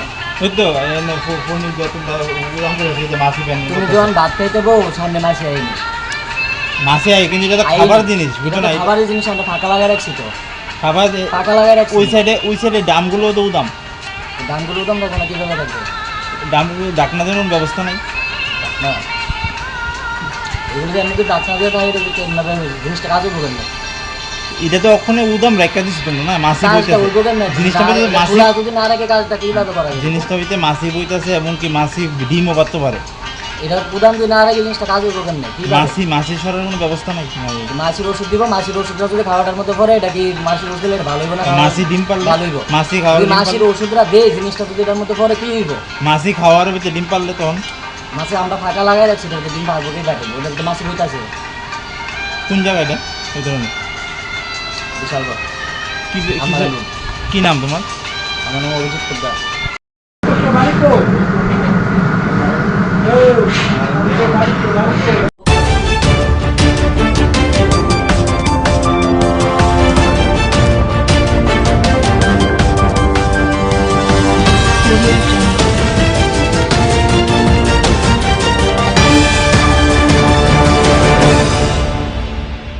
সে মারা গেছে এর নাম হচ্ছে আপনার ভজন দেবনাথ মানে আমার বড় ভাই কি বাড়ি চাকমাঘাট লোকনাথ মন্দিরের লগে কোন সময় থেকে বাড়ির থেকে মানে আসবেন কোন সময় বলতে এত গাড়ির তো কোনো টাইম টিম নেই কোনবেলায় তাহলে বুড়ে গেছে বাইরে এসে যা তাহলে 9টার দিকে আবার ফিরে আয় পড়ছে আমি তো আবার কাজ কবে বুড়ে গেছে পরশুদিন মানে কালকে বুড়ে গেছে কি বাইরে বাইরে গেছে ফোরদা আপনার 9টার দিকে আবার আয় পড়ছে মানুষের লোক দেখছে দোকানের সামনে নামছে আমি সেরে তারপরে তো এই 9টার সময় থেকে হ্যাঁ বাইরে গেছে তাহলে তো গাড়িটা আমরা মধ্যে আবার মনে অন্য গাড়ি টিপে গেছে আচ্ছা তাহলে 9টার থেকে আপনার গেছে এবার বিকাল সন্ধ্যা দুপুর আইসে না দেয় ডাউড হয়েছে দিকে আমরা সন্ধ্যার পর থেকে আমাকে আইব না 8টা 9টা বাতলা এবার 9টা বাতলা দেখতে আইসে না এবার রাত্রবেলা বাইরে এক বিচারছি টুচি পাই না এত মোবাইলও নাই যে ফোন করে দিঙামো বা অন্য সময় কোনো গেলে দেরি হলে আইতে ফোনও করতেছেন কারো মোবাইল দিয়া বা মনে করেন মোবাইল নিজে না থাকলে ফোন করে বিচারছি 12-1টা অবধি পাইছি না ঘুরে কেডা বলে আপনার ইয়া দোকান খুলে কি বিশ্বকে না ঘুরে গেছে যাওয়ানোর সময় তাই দেখছে পরে বাড়িছে খবর এরপরে তো ঘুরে আমরা বাড়িতে খবর গেছে পরে আমরা আইলাম দেখলাম কি মনে করতেছেন মানে মাইরা ফেলা দিচ্ছে এটা তো আপনার মাইরা যেত উফে টিলার উপরে মারছে মাইরা আপনার এই যে হেডসাই আছে তার নিশানা আছে তো আপনি আপনার রাত্রি পুলিশ আইন টিম গেলে দেখতে পারবো আপনার কারো শত্রু তুমি আছেন শত্রু তো আমি বলতে নাই শত্রু তো আমি নাই কিন্তু মেয়েরাতে ভালাইছে দাগ আছে আমরা নেশা টেশা করি নেশা আগে করতো মিথ্যা কথা না নেশা আগে করতো কোনো নেশা টেশা করে না মটত খা মানে আগে নেশা বলতে কত খাইতো মানে করে কি জানে তাই ড্রাইভার নাম কি বদন দেব না বয়স ধরেন না আপনি 37 আপনার নাম কি স্বপন দেবনাথ আপনার আমার ধরেন 33 না আপনার আমার বড় ভাই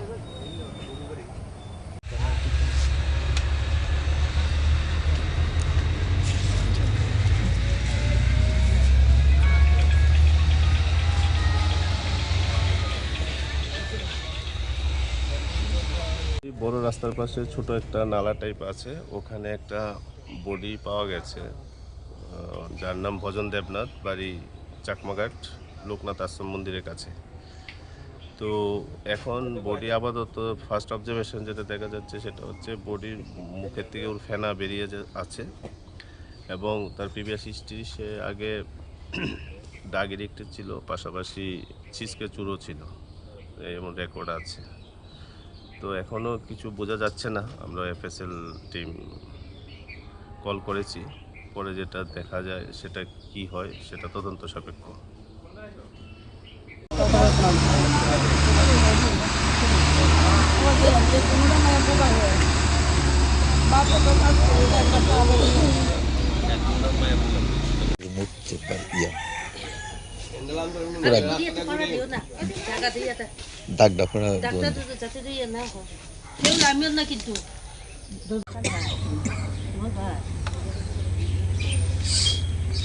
नाम की जा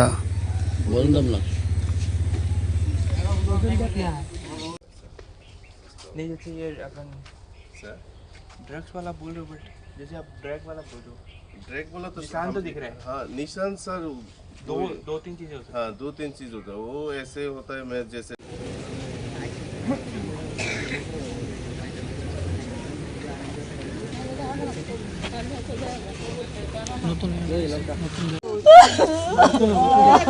কাগজপত্র লয়ে যাও মেট্রে যাও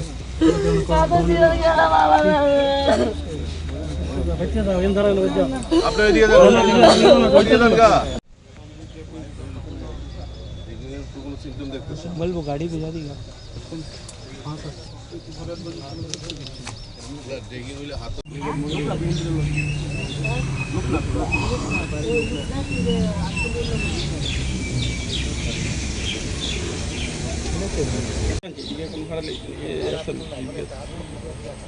এমন জঙ্গল দেখছে কেটা জঙ্গল তো আর আপনার ওই শুয়াইলা মানুষ তো জানা নেই কুত্তা খেকাইতে থাকে डाउट है मुझे तो मुश्किल है सर, इधर उसका भाई है सर। मैं तो इसको वही बोल रहा हूँ सर, किसी ने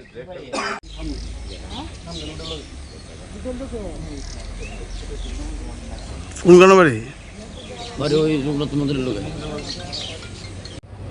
এদিক থেকে আসি আমরা এদিক থেকে করতে এসে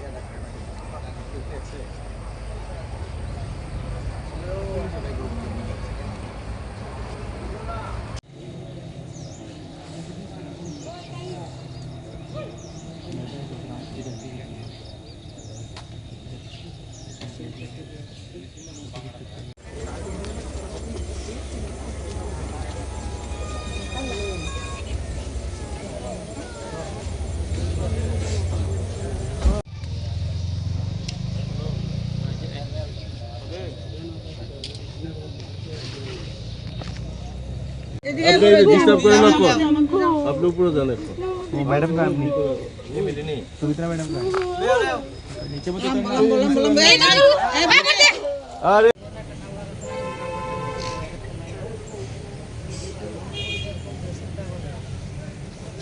আরে ওইদিকে যাইতে না খোলো ওইদিকে যাইতে না है ना জল তলতে না বদন শুকাই না ওইদিকে মানে গুড়া আছে তিলার থেকে আনছি জেলার থেকে এসে হেসে আনতে ওই রাস্তা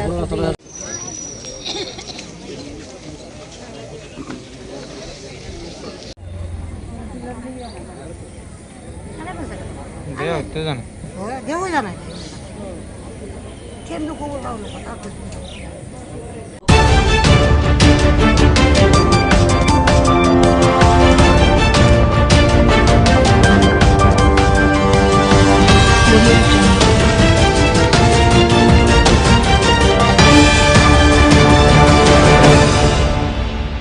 सबसे पहले मुंगिया कामी पीएस ने बहुत ही अच्छा काम किया है यहाँ पे सनेश है सभी ओसी है यहाँ के बड़े बाबू इन्होंने बहुत ही अच्छे से प्लानिंग करके बहुत अच्छे से एग्जीक्यूशन करके और मतलब काइंड ऑफ ये highway man of Tripura police बोल सकते हैं। इन्होंने पूरा हाईवे नेशनल हाईवे को एकदम इनका एक पूरा टैक्टिक्स है, इन्होंने बहुत एक्सपीरियंस से चीज़ें सीखी है। उसका परिणाम है कि आज का जो रिजल्ट है वो है टोटल 580 kg ऑफ गांजा सस्पेक्टेड टू बी गांजा ड्राई गांजा मिला है। इसकी मार्केट वैल्यू अप्रोक्सीमेटली 1 करोड़ के अराउंड होगा और ये एक 2 व्हीकल से मिला है। ये थोड़ा चेजिंग करना पड़ा गाड़ी को और बाद में व्हीकल इंटरसेप्शन से हमने एक टाटा सफारी गाड़ी है और एक दूसरी गाड़ी है, इनको सीज किया। एक्यूज्ड भी हमें मिला है, अकॉर्डिंगली हम आगे इन्वेस्टिगेशन करेंगे इसका। And I also want to tell कि आप लास्ट 1 महीने का रिकॉर्ड भी देखोगे इससे पहले भी तो मुंगिया कामी पीएस में बहुत बार कंटिन्यूसली दे आर परफॉर्मिंग और एक काइंड ऑफ मेजर क्रैकडाउन हो रहा है ड्रग्स पे। जैसे हमें डीजीपी सर ने इंस्ट्रक्ट किया है और एसपी सर की लीडरशिप में ये सब हमने ये हमारा रिजल्ट है, अचीवमेंट है and we are continuing to do so. नहीं अलग अलग गाड़ी है, अलग अलग जगह है दोनों। तो ये मतलब एक जगह नहीं है, इट इज़ 2 प्लेसेस। ये महारानीपुर है और दूसरा सनाई चंपाई। हाँ ये थोड़ा एक ये मैं एक चीज़ बताना चाहता हूँ कि आजकल एकदम नए नए तरीके यूज़ करने लगे हैं। हमें नंबर प्लेट्स मिली है गाड़ी के अंदर, डिफरेंट नंबर है, एक कुछ आसाम के नंबर है, कुछ त्रिपुरा के नंबर है, तो उसमें चेंज करते होंगे प्रोबेबली। एक्चुअल जो उसका गाड़ी का नंबर है, अलॉटेड नंबर है, उसका एक सब्जेक्ट ऑफ इन्वेस्टिगेशन है। दूसरा इसके अलावा ये क्या करते हैं कि जैसे प्रेस का एक बना के कि प्रेस की गाड़ी है, वो भी एक नया चीज़ करा है। ड्यूटी टेलीकॉम लगा के जिससे इनको फ्री पैसेज मिल जाए व्हीकल चेकिंग में रुकना नहीं पड़े। तो ये भी नई नई चीज़ें आ रही है। इसलिए मैं बोलूँगा त्रिपुरा वासियों से कि यदि कोई भी व्हीकल चेकिंग नाका पे कोई यदि चेक कर रहा है तो उनको कोऑपरेट करना चाहिए, क्योंकि ये एक पब्लिक इंटरेस्ट का मैटर है। कोई भी हो, चाहे से प्रेस हो, मीडिया हो, कोई भी हो, सबको एक कोऑर्डिनेटिंग और एक रहना चाहिए। Thank you. आपके सामने में उपलब्ध है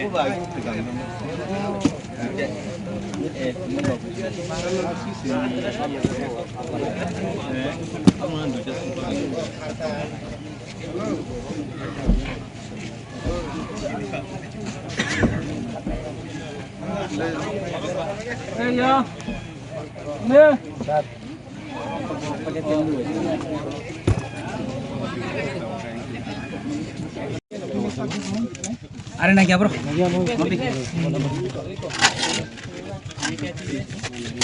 योखला नंबर प्लेट ठीक है ता घर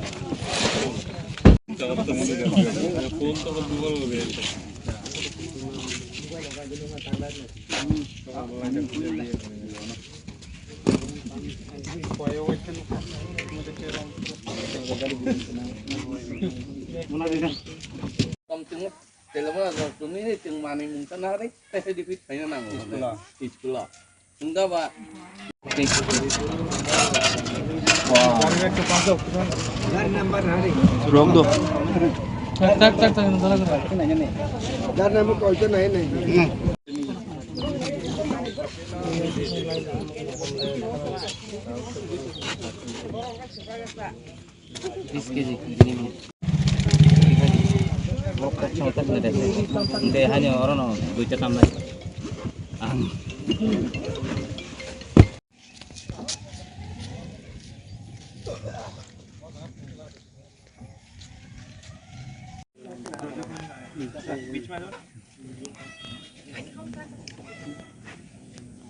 orang kota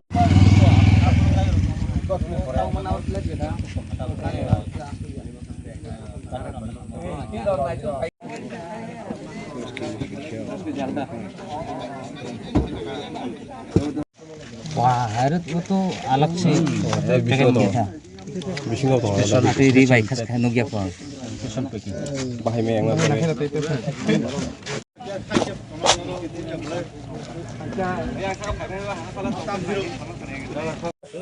tom nay di đó cả ta mà này chỉ nó nào ngủ ta ba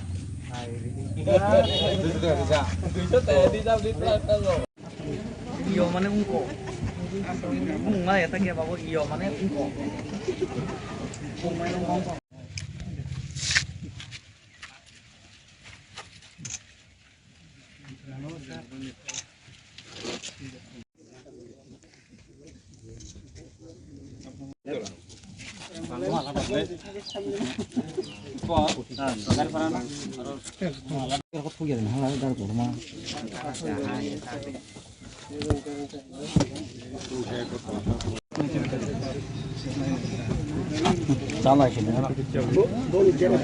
थोड़ा उनको बोलो ना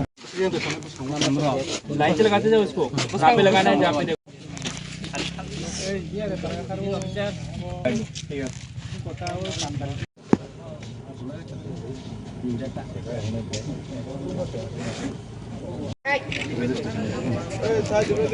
चलो तुम ऊपर उठो ना गरीब नहीं जाओ थाना को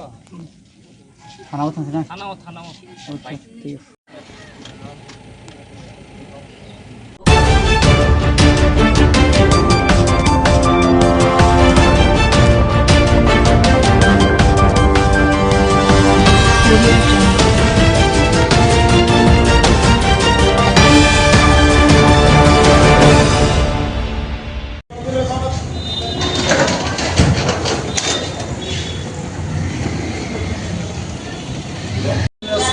খবর আছে যে গোলাঘাটি বলে সম্বন্ধ রাস্তার লোক নিয়ে একটা অ্যাক্সিডেন্ট হয়েছে।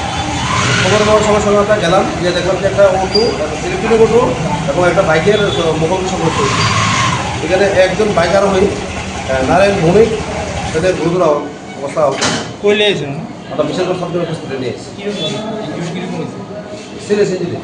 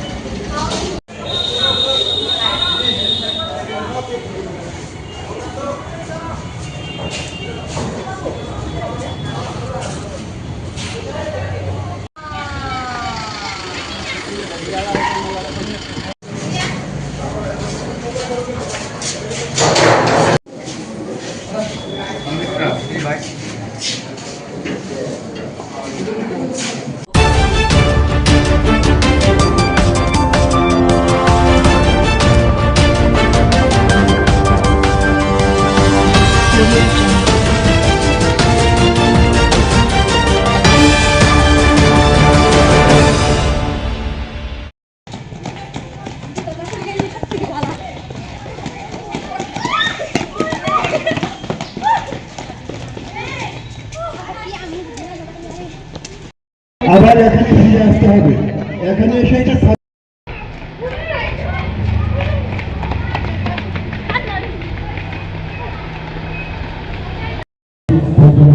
আমাদের অনুষ্ঠানে শুভ উদ্বোধন করার জন্য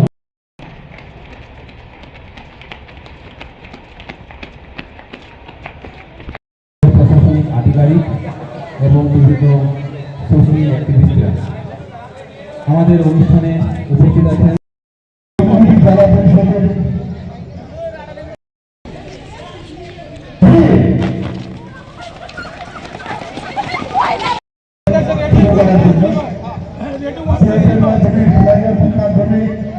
আমাদের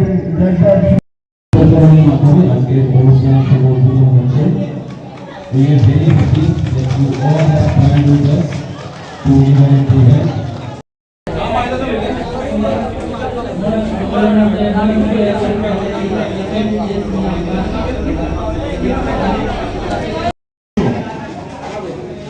সেটা নিয়ে আলোচনা করেছেন।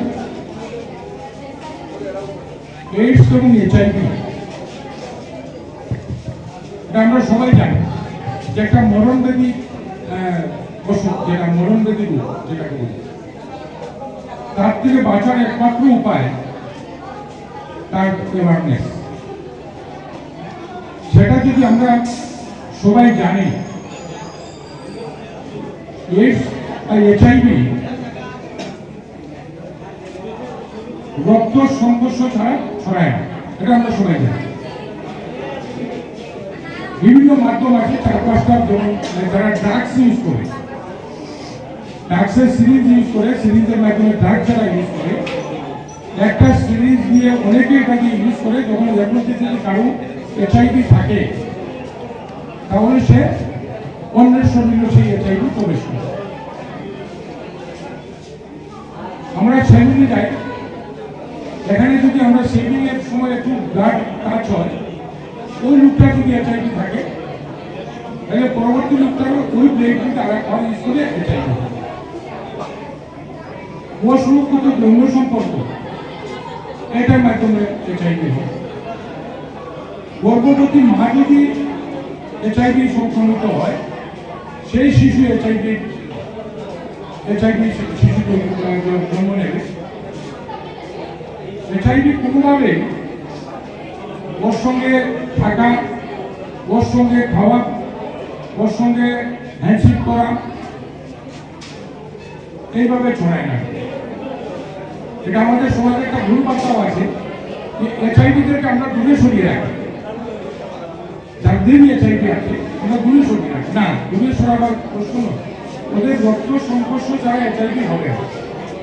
তো HIV হওয়ার পরেও সে যদি সঠিক চিকিৎসার মাধ্যমে চলে, তার জীবন সে কেটে যেতে পারবে। এইডস হবে না। HIV পরে স্টেজ এইডস মনে হয়েছে, সেটা হচ্ছে মরণব্যাধি। HIV নিয়ে দীর্ঘ বছর বেঁচে থাকা। তো HIV রোগীদের যারাই আমাদের সমাজে আছে, আমাদের দৃষ্টিও আছে, বিভিন্ন সময় এটা নিয়ে অ্যাওয়ারনেস প্রোগ্রাম করা হয়, ওদেরকে প্রোগ্রাম সামিল করা হয়। এটা লিস্টেড আছে, ওদেরকে সরকারিভাবে সাহায্য করা হয় যাতে ওরা করে আসে। যদি সেটা যাতে বিস্তার লাভ না করে, সেটা যাতে কন্ট্রোল করা যায়, তার জন্য এডস কন্ট্রোল, যেটা আমরা state level AIDS control society কাজ করে, আমাদের ইউথ পেপার্স কাজ করে, যুব সমাজ ও যুব বিষয়ক লক্ষ্য। এটা আমাদের অ্যাওয়ারনেসই একটা উপায়, মাধ্যম, যেটার মাধ্যমে আমরা সেটাকে কন্ট্রোল করতে পারি। এয়ারপোর্টের এখানে একটা পুলিশ ফাঁড়ি আছে, তিনমুখী একটা পুলিশ ফাঁড়ি আছে।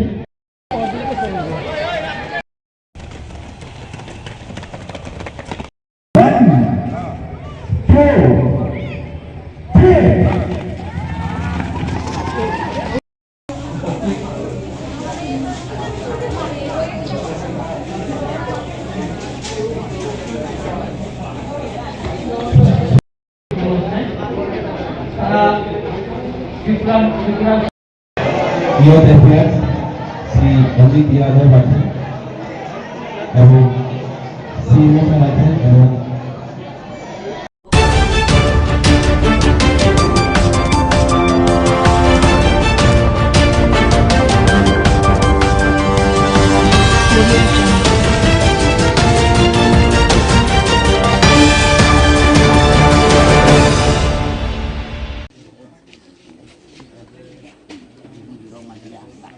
아니 아니 저클레 아 영어 티쳐자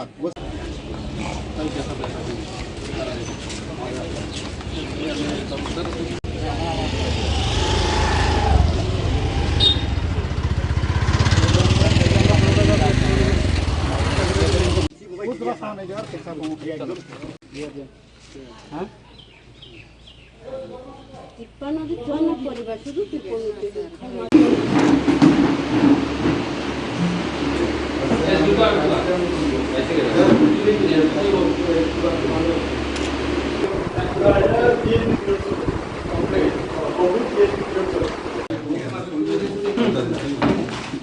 পর্ব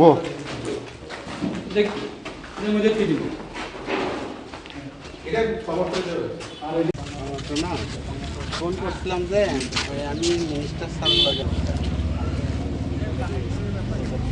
মুংটং আর আবার ডেমুং টং সর রেশন কার্ড হলে রেশন কত তো রেশন কার্ড বিনি বাটা বাই আবার বুঝুতা আবার রেশন এই বাড়ি ছাড়া দুই তিন বাড়ি পারা ভেঙে গেছে। ঠিক আছে, ওই যেখানে মর্জি এখানে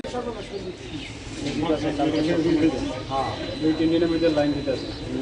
আর নিজের যে কাঁচরা ফলাই নিজের দোকানের সামনে সকালে আমরা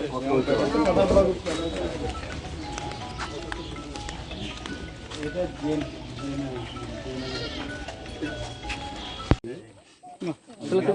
আমরা করেছি দুইবার আমরা লাস্টে কয়েকদিন আগে তো এই যে করে আমরা দুইবার করেছি এটার মধ্যে এটা ভালো ছবি হ্যাঁ জান হেদিকে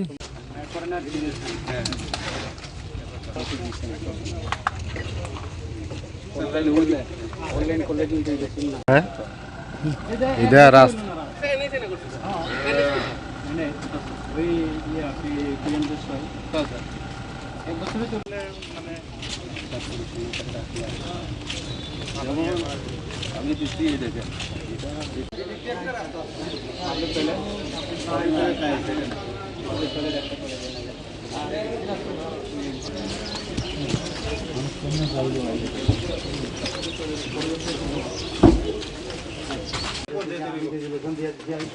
এখন আছে আরডি রাস্তা আছে এটারে আমি রাস্তা যদি সবাই কিছু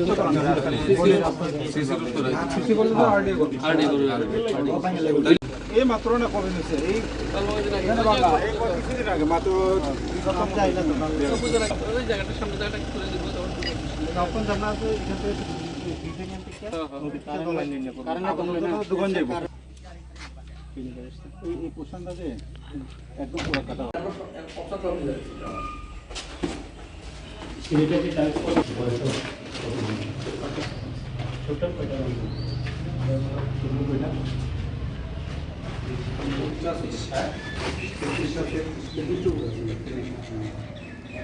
ক্লাস নিচে আছে আপনার স্টেবলে ক্লাসে ঘুরে ডিগ্রি দেখান ফাইনাল ডিগ্রি একটা দেখাইতাম কোন সাইডে তারা বাথরুম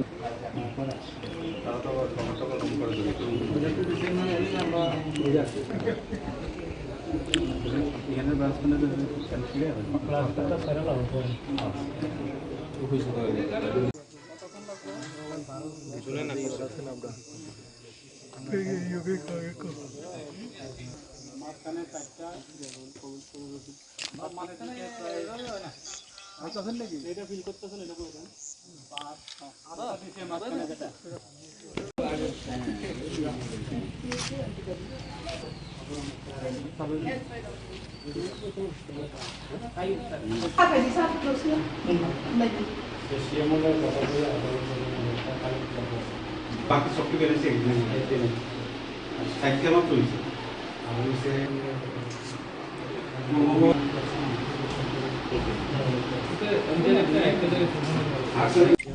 আশিস বাবু কই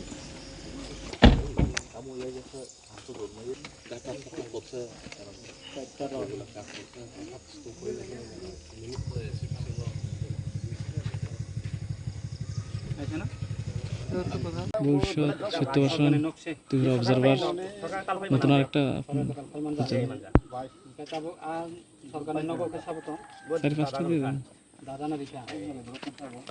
ওয়েবসাইট নাই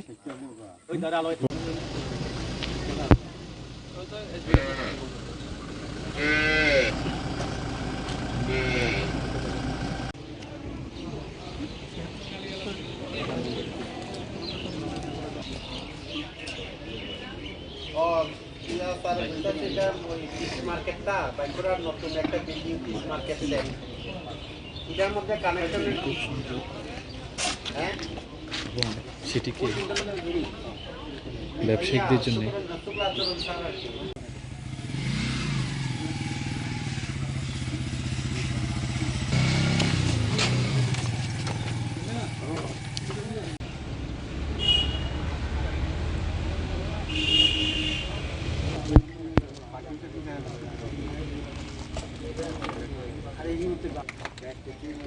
গাছটা একটু ডাল খাইতে খাওয়া হয়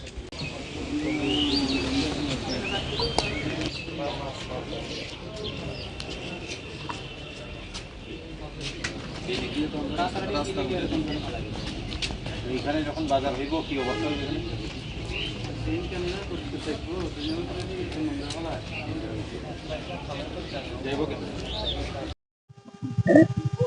আমরা সকাল থেকে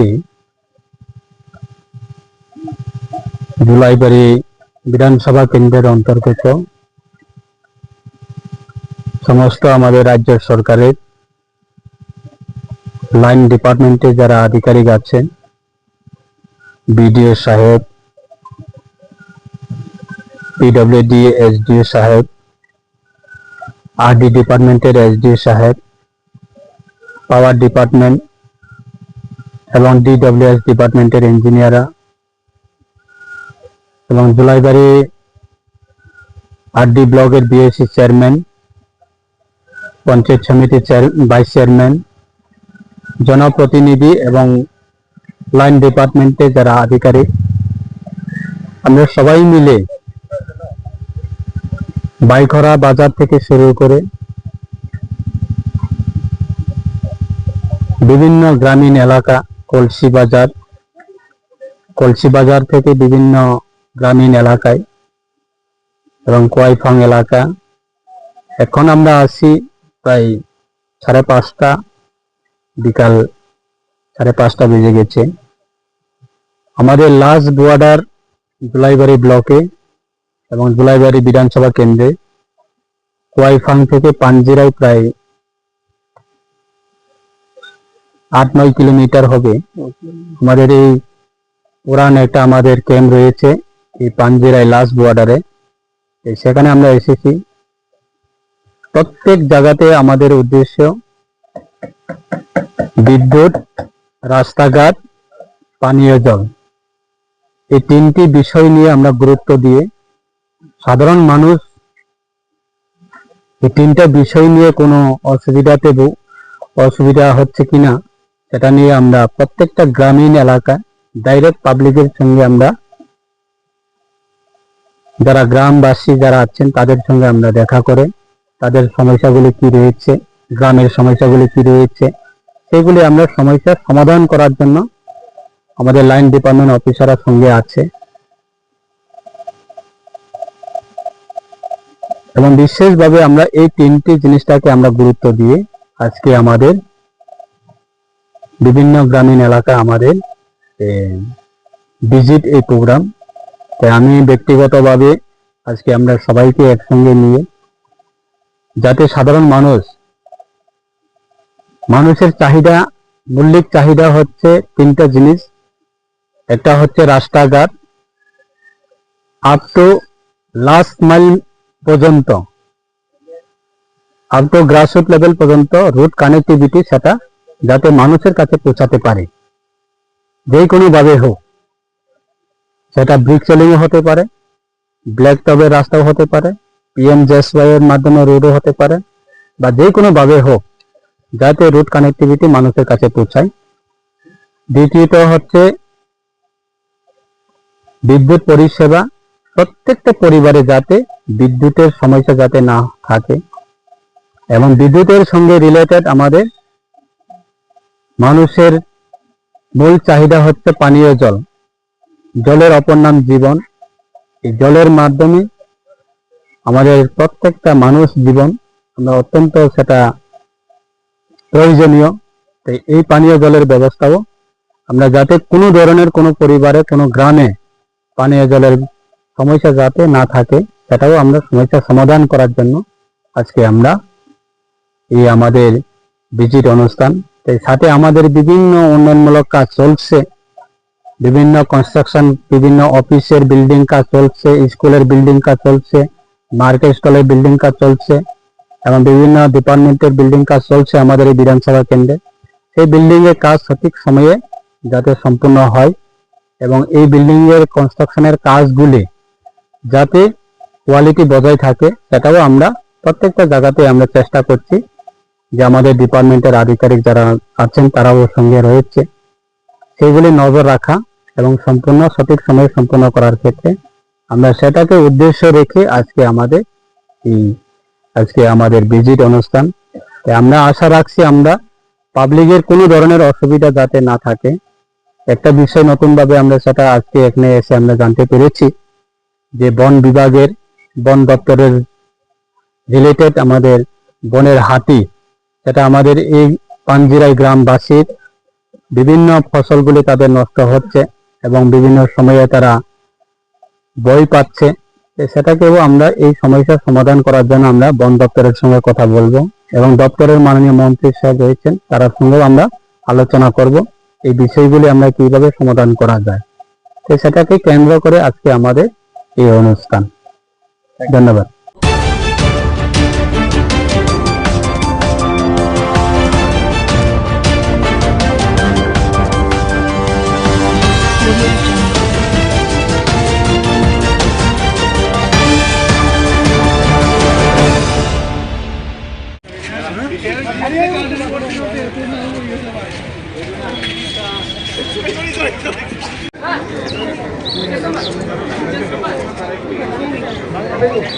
যাদের রেজিস্ট্রেশন হয়নি তারা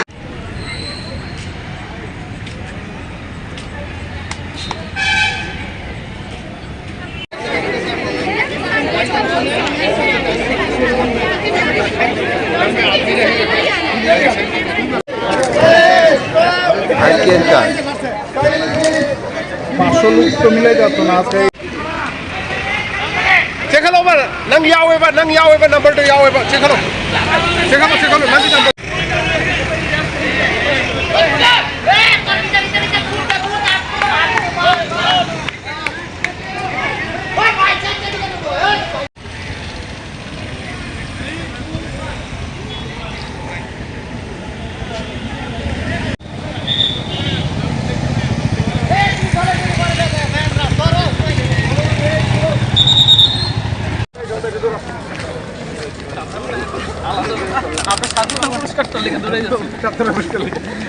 এই বিপুলদা একটা ছবি ফটো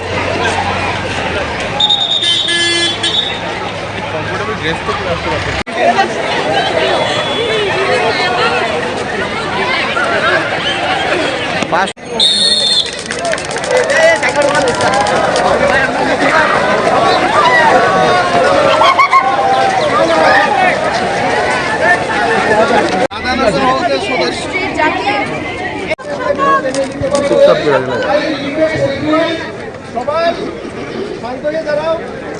আমি শপথ বাক্য পাঠ যে আমি দিদি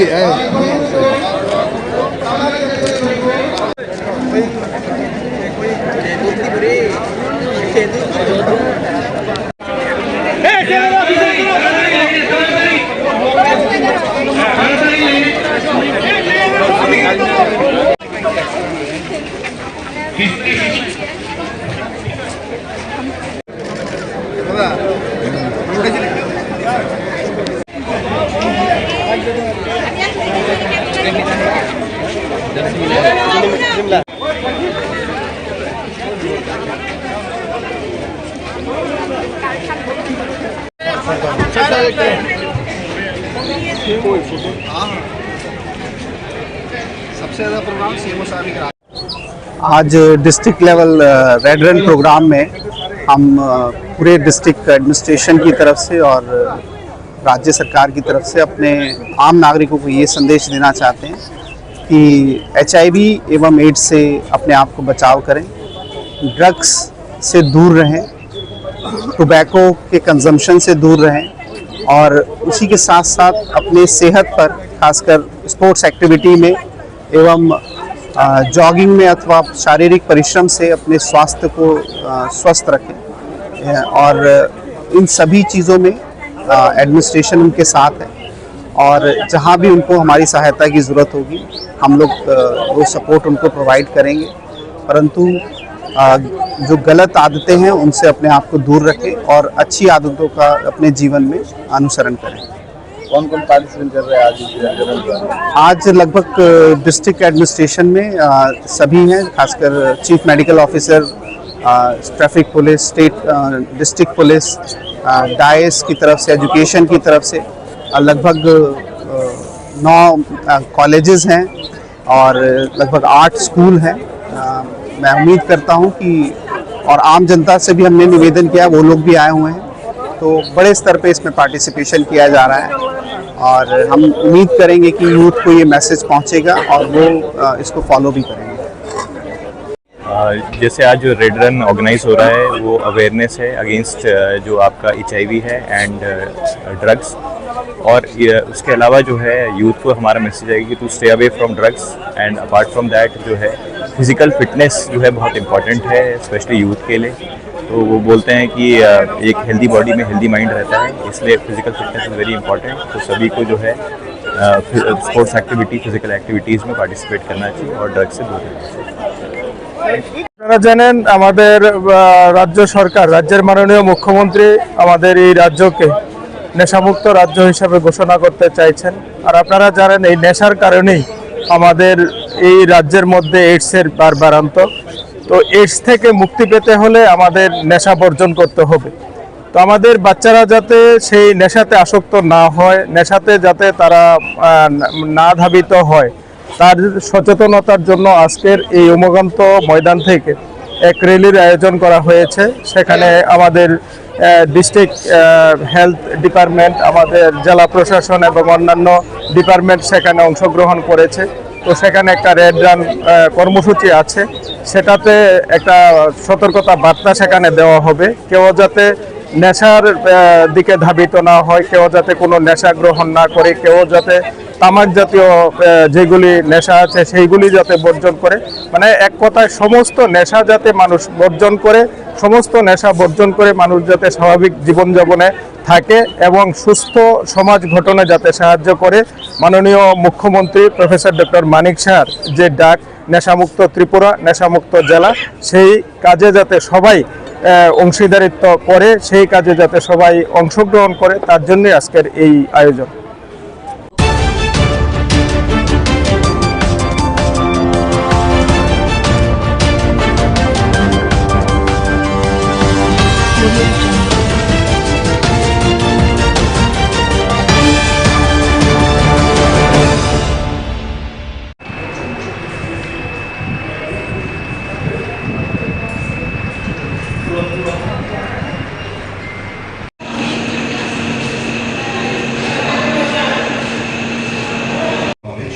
Purity and hope. To mark the auspicious beginning of this event, We now invite our dignitaries to light the ceremonial lamp. We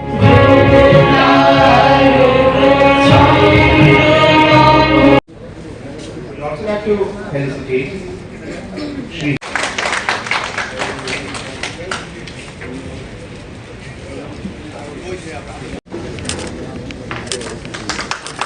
যে আলোয় মানুষ জেগে ওঠে সেই আলোয় পথ চলে প্রেরণার স্রোতে।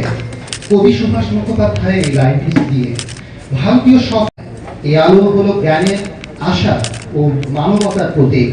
অন্ধকার থেকে আলোয় যাত্রাই আমাদের জীবনের মূল মন্ত্র।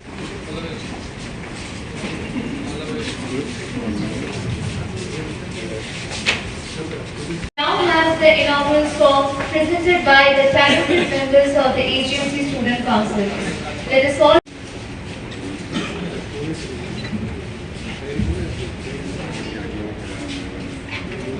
राज्य के नागरिकों को अच्छी हेल्थ सुविधाएं मिलेगी, चाहे प्रिंसिपल साहब हो, चाहे एमएस साहब हो, चाहे आप एचओडी हो, तो आप उनको जरूर बताएं, क्योंकि हमारे एक महीने में कम से कम 2-3 मीटिंग तो होती है। तो उस मीटिंग में सभी एचओडी आते हैं, विचार विमर्श करते हैं, तो उससे हम लोग काम आगे बढ़ाते हैं। तो मुझे पूरी उम्मीद है कि ठीक है, हम लोग एम्स दिल्ली के साथ काम कर रहे हैं, लेकिन हमारे पास इतना अनुभव है और हमारे पास इतना मतलब स्किल है, कमिटमेंट है, चाहे आप सभी लोग अगर 2-2, 4-4 सजेशन भी आप देंगे तो मेरे ख्याल से और भी जीव हॉस्पिटल का अच्छा नाम होगा।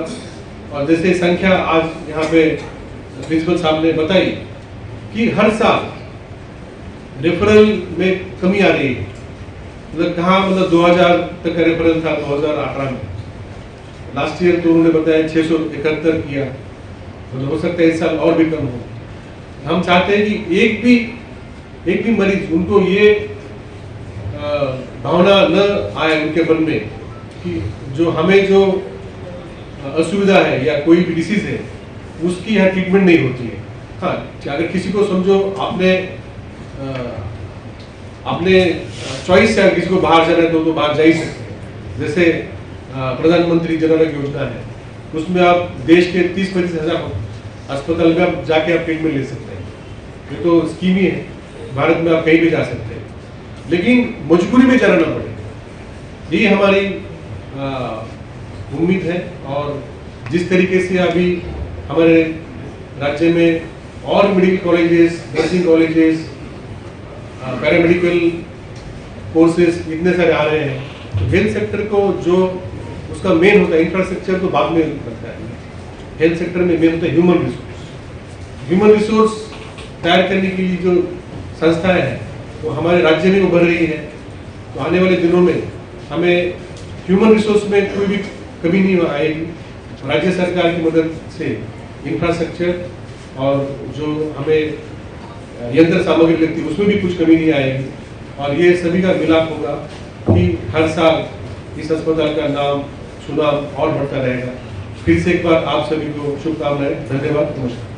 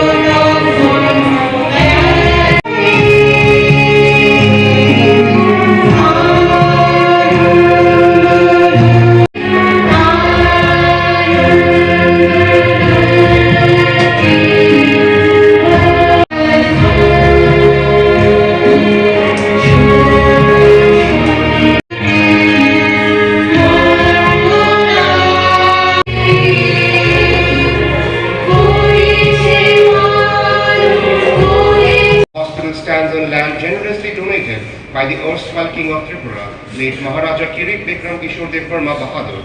In recognition of his benevolence, the Kirit Bikram dear students. The GPP Hospital Agartala or the Govind Vallabh कल्याण समिति के chairperson MLA Shrimati Meera Rani Sarkar madam, यहाँ उपस्थित इस कॉलेज के principal, director medical education, member secretary NHM,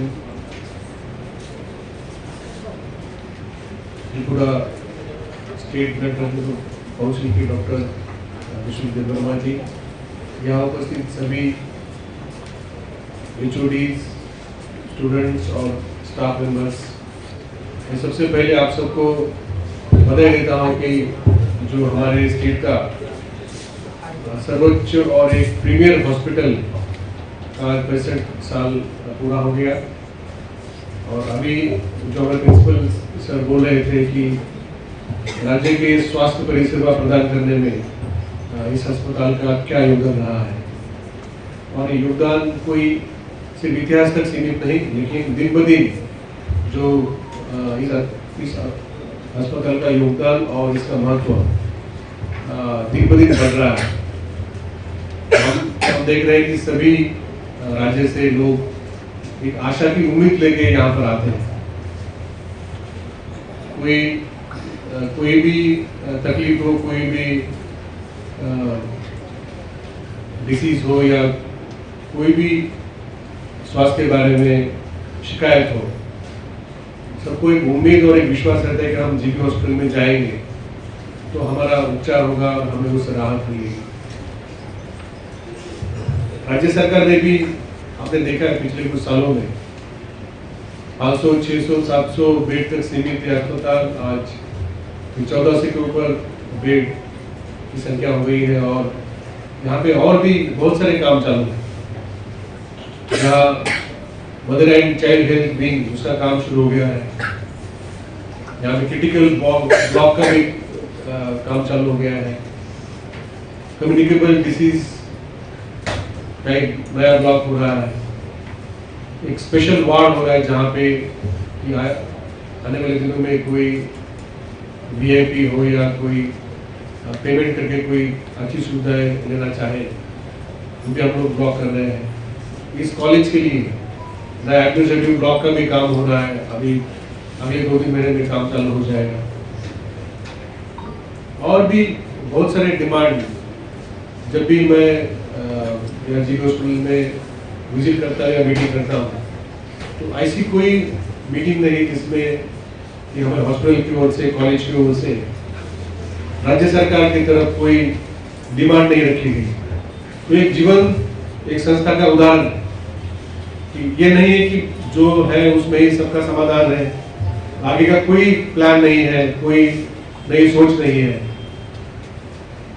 तो हर साल राज्य सरकार भी सिर्फ इस अस्पताल के लिए सब मिलके कुल मिला के 600 से 700 करोड़ का बजटरी सपोर्ट देता है। ये हमें भारत सरकार से जो फंड मिलता है, ये छोड़ के मुझे नहीं लगता कि कोई ऐसी संस्था है हमारे राज्य में है, कोई एक ऐसी संस्था है जिसके इतना फाइनेंशियल बर्डन राज्य सरकार लेता है। क्योंकि जो हमारे राज्य के 40 लाख लोग, सिर्फ हमारे राज्य के ही नहीं, हमने देखा कुछ पिछले दिनों में लोअर आसाम से लोग आते हैं, मिजोरम से आते हैं, बांग्लादेश से भी कभी लोग आते हैं। इनकी भी एक उम्मीद रहती है। सुपर स्पेशलिटी ब्लॉक के बारे में यहाँ पे बात हो रही है, तो हमने कोशिश की कि जो 9 हमारी सुपर स्पेशलिटीज है उसकी सेवाएं हमने चालू की है। उसमें और भी काफ़ी सारे इक्विपमेंट्स और काफ़ी सारे डायग्नोस्टिक्स हमें उसमें इंस्टॉल करने की ज़रूरत है। आज ही माननीय मुख्यमंत्री महोदय दिल्ली में है, आज 3 बजे वो केंद्रीय स्वास्थ्य मंत्री से मुलाकात करेंगे। अभी मेरी उनसे बात हो रही थी सुबह। हमने सुपर स्पेशलिटी ब्लॉक में इक्विपमेंट्स और बाकी डायग्नोस्टिक्स के लिए अभी करीब 90 करोड़ का हमने आज हम उनको डिमांड देंगे। जो ऑर्गन ट्रांसप्लांट हमने चालू किए हैं, अभी किडनी से लेके अभी लीवर और बहुत सारे ट्रांसप्लांट अभी यहाँ होंगे। तो उसके लिए एक इम्यूनोलॉजी लैब के लिए भी हमने प्रस्ताव दिया है। यहाँ पे इस अस्पताल में जो हमारी पुरानी 3 बिल्डिंग्स है वो अभी उसका काफ़ी समय हो गया है। तो आने वाले दिनों में यहाँ पर भी मल्टी स्टोरी और सुपर स्पेशलिटी ब्लॉक जिस तरीके से हुआ है मॉडर्न,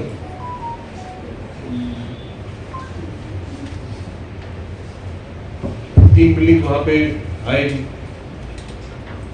कॉलेज के लिए भी हम लोग जहाँ यहाँ पे सीट की संख्या बढ़ रही है, नेशनल मेडिकल काउंसिल ने पिछले साल ही हमें और 50 सीट ऑफर की थी। इंफ्रास्ट्रक्चर हमारे पास नहीं है, इसलिए हम लोग 50 सीट ले नहीं पाए। तो अगले साल हमें 50 सीट और MBBS की आएगी और PG की भी बहुत सारी सीट आएगी। तो हॉस्टल की संख्या बढ़ेगी और हमें हॉस्टल लाने पड़ेंगे। अभी पिछले 2 हफ्ते पहले, पूजा से जस्ट पहले, अर्बन फॉरेस्ट ट्री डिपार्टमेंट और हॉर्टिकल्चर डिपार्टमेंट ने यहाँ पे पूरी विजिट की है कैंपस की। आपने देखा होगा कि हमारा जो न्यू सेक्रेटरीट कॉम्प्लेक्स है, जहाँ असेंबली के से लेकर आप लोग जब अंदर जाते हैं तो कितना पेड़ पौधा वहाँ लैंडस्केपिंग अच्छा लगता है। तो हमारा प्लान है कि जो GB हॉस्पिटल और AGMC का जो कैंपस है ये आने वाले दिनों में उसी तरह से लगे जैसा हमारा न्यू सेक्रेटरीट और वो जो पूरा कैंपस है, वो भी काम हम लोग अभी चालू करेंगे। तो वो तो राज्य सरकार की ओर से कोई ऐसा कदम नहीं जो हमने उठाया नहीं, ये संस्था अच्छी तरीके से काम करेगी। रोगी कल्याण समिति की मीटिंग होती है, माननीय चेयरपर्सन मैडम और जो बाकी सब मेंबर्स भी उसमें होते हैं। जितने भी प्रस्ताव आते हैं तो हम कोशिश करते हैं कि उसी मीटिंग में स्टेट गवर्नमेंट को रेफर ना करते हुए ये कि हम लोग अप्रूव करें। कुछ समस्या हमारे पास थी, जैसे कि मेडिसिन डिपार्टमेंट में जो हमारे बेड की संख्या और जो यूनिट की संख्या कम थी, सर्जरी में भी कुछ इश्यूज थे। आज भी हमें रेडियोलॉजी में कुछ इश्यूज है। हमने जस्ट पूजा के पहले हमने मीटिंग की, लेकिन मुझे खुशी इस बात की है कि हम जो भी समस्या लेके कोई मीटिंग करते हैं तो उस मीटिंग में उसका हल निकल जाता है। तो इसका मतलब है कि हमें इस संस्था को और आगे बढ़ाने के लिए सब समय हमें क्या क्या अच्छी हम लोग टेक्नोलॉजी, क्या अच्छी इक्विपमेंट्स, क्या अच्छा मैन पावर हम लोग ला सकते हैं। 20 से भी ज़्यादा अभी हमारे यहाँ सुपर स्पेशलिस्ट हैं, कंसल्टेंट्स हैं, और हमने देखा है कि कोई भी वो स्किल्ड सुपर स्पेशलिटी के कोई डॉक्टर आते हैं, नामांकित होते हैं, तो राज्य सरकार उनको क्या सैलरी देने के बाद वो राजी हो जाएंगे और हमारे यहाँ ज्वाइन करेंगे। हमारा सब समय प्रयास रहता है तो बेस्ट से बेस्ट जो कि सरकारी सिस्टम में जो पॉसिबल है हम उतनी सैलरी उतनी सुविधाएं दे के हम लोग कोशिश करते हैं। जून महीने में यहाँ पे डायरेक्टर एम्स अपनी टीम लेके आए थे और उन्होंने पूरा यहाँ पे दौरा किया, सभी डिपार्टमेंट में उन्होंने जाके देखा, तो उन्होंने एक संतुष्टि व्यक्त की कि एक स्टेट लेवल हॉस्पिटल में जो होना चाहिए सब कुछ आपके पास है, सिर्फ इसमें थोड़ा हॉस्पिटल मैनेजमेंट जो होता है जो कि नॉन मेडिकल चीज़ है, उसमें पेशेंट हो या पेशेंट रिलेटिव्स हो या बाकी सुविधाएं हो, उसमें थोड़ा ध्यान देने की जरूरत है। जो नर्सिंग स्टाफ है हमारे जो उसमें कुछ बढ़ोतरी करने की जरूरत उन्होंने बताई है, और भी उन्होंने बहुत सारे सजेशन दिए हैं। तो पिछले कुछ दिनों में हमने उनके साथ एक मेमोरेंडम ऑफ अंडरस्टैंडिंग हमने बनाया है। मुझे अभी जस्ट फोन आया था, कल सुबह 9:30 बजे दिल्ली में माननीय मुख्यमंत्री महोदय की उपस्थिति में एम्स दिल्ली और GB हॉस्पिटल के बीच में एक MOU साइन किया जाएगा कि अगले 3 साल में GB हॉस्पिटल को एक मतलब एम्स जैसे अभी हर एक राज्य में हो रहे हैं, हमारे राज्य में भी हमें पूरा विश्वास है कि आने दिनों में एम्स जैसा हॉस्पिटल आएगा। लेकिन जो हमारे पास है, जो हमारा अपना है, क्यों ना हम उसका स्टैंडर्ड बढ़ाए, इसी को ही हम लोग एम्स के स्तर तक ले जाए। तो एक नया आने वाला एम्स होगा और एक हमारा जो पहला जो राज्य का हॉस्पिटल 65 साल पुराना है वो भी हम लोग उसी स्तर पे ले जाएंगे। तो इसलिए हमारे जो MS साहब है, वो आज यहाँ नहीं है क्योंकि वो आज अभी एम्स दिल्ली में है, वहाँ पे उनके साथ काम कर रहे हैं ताकि कल हमारा MOU हमारा साइन हो जाए। तो उसमें उन्होंने बहुत सारे अच्छे सजेशन दिए हैं कि कितने सारे डिप्लोमा, कितने सारे वोकेशनल कोर्सेज, कितने सारे PG प्रोग्राम, सुपर स्पेशलिटी के प्रोग्राम्स, वो हमें हेल्प करना चाहते हैं। बहुत सारी ट्रेनिंग्स यहाँ पे होगी जो कि एम्स की पूरी टीम यहाँ के ट्रेनिंग देगी। कुछ ट्रेनिंग वहाँ एम्स दिल्ली में होगी, यहाँ से बहुत सारे डॉक्टर्स और पैरामेडिकल स्टाफ वहाँ जाएंगे, वहाँ ट्रेनिंग लेंगे। तो राजस्थान सरकार ने एम्स दिल्ली के साथ पिछले 2 साल में उन्होंने सभी उनके डिस्ट्रिक्ट हॉस्पिटल और स्टेट हॉस्पिटल को में सुधार लाने के लिए उन्होंने उनके साथ काम करना चालू किया।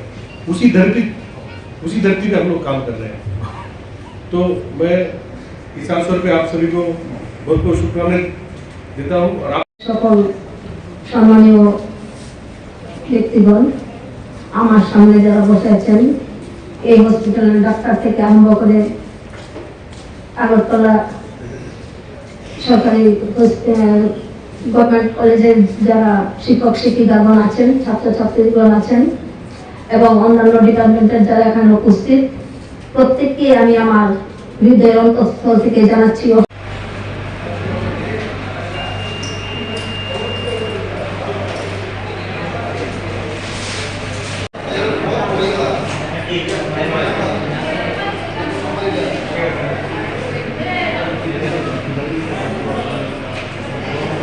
সত্যি আমাদের গর্বের দিন।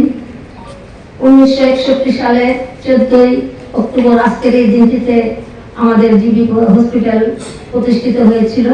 সেই থেকে আমরা আজ পর্যন্ত দেখতে পাচ্ছি যে এত উন্নতি আমাদের জিবি হসপিটালে হচ্ছে।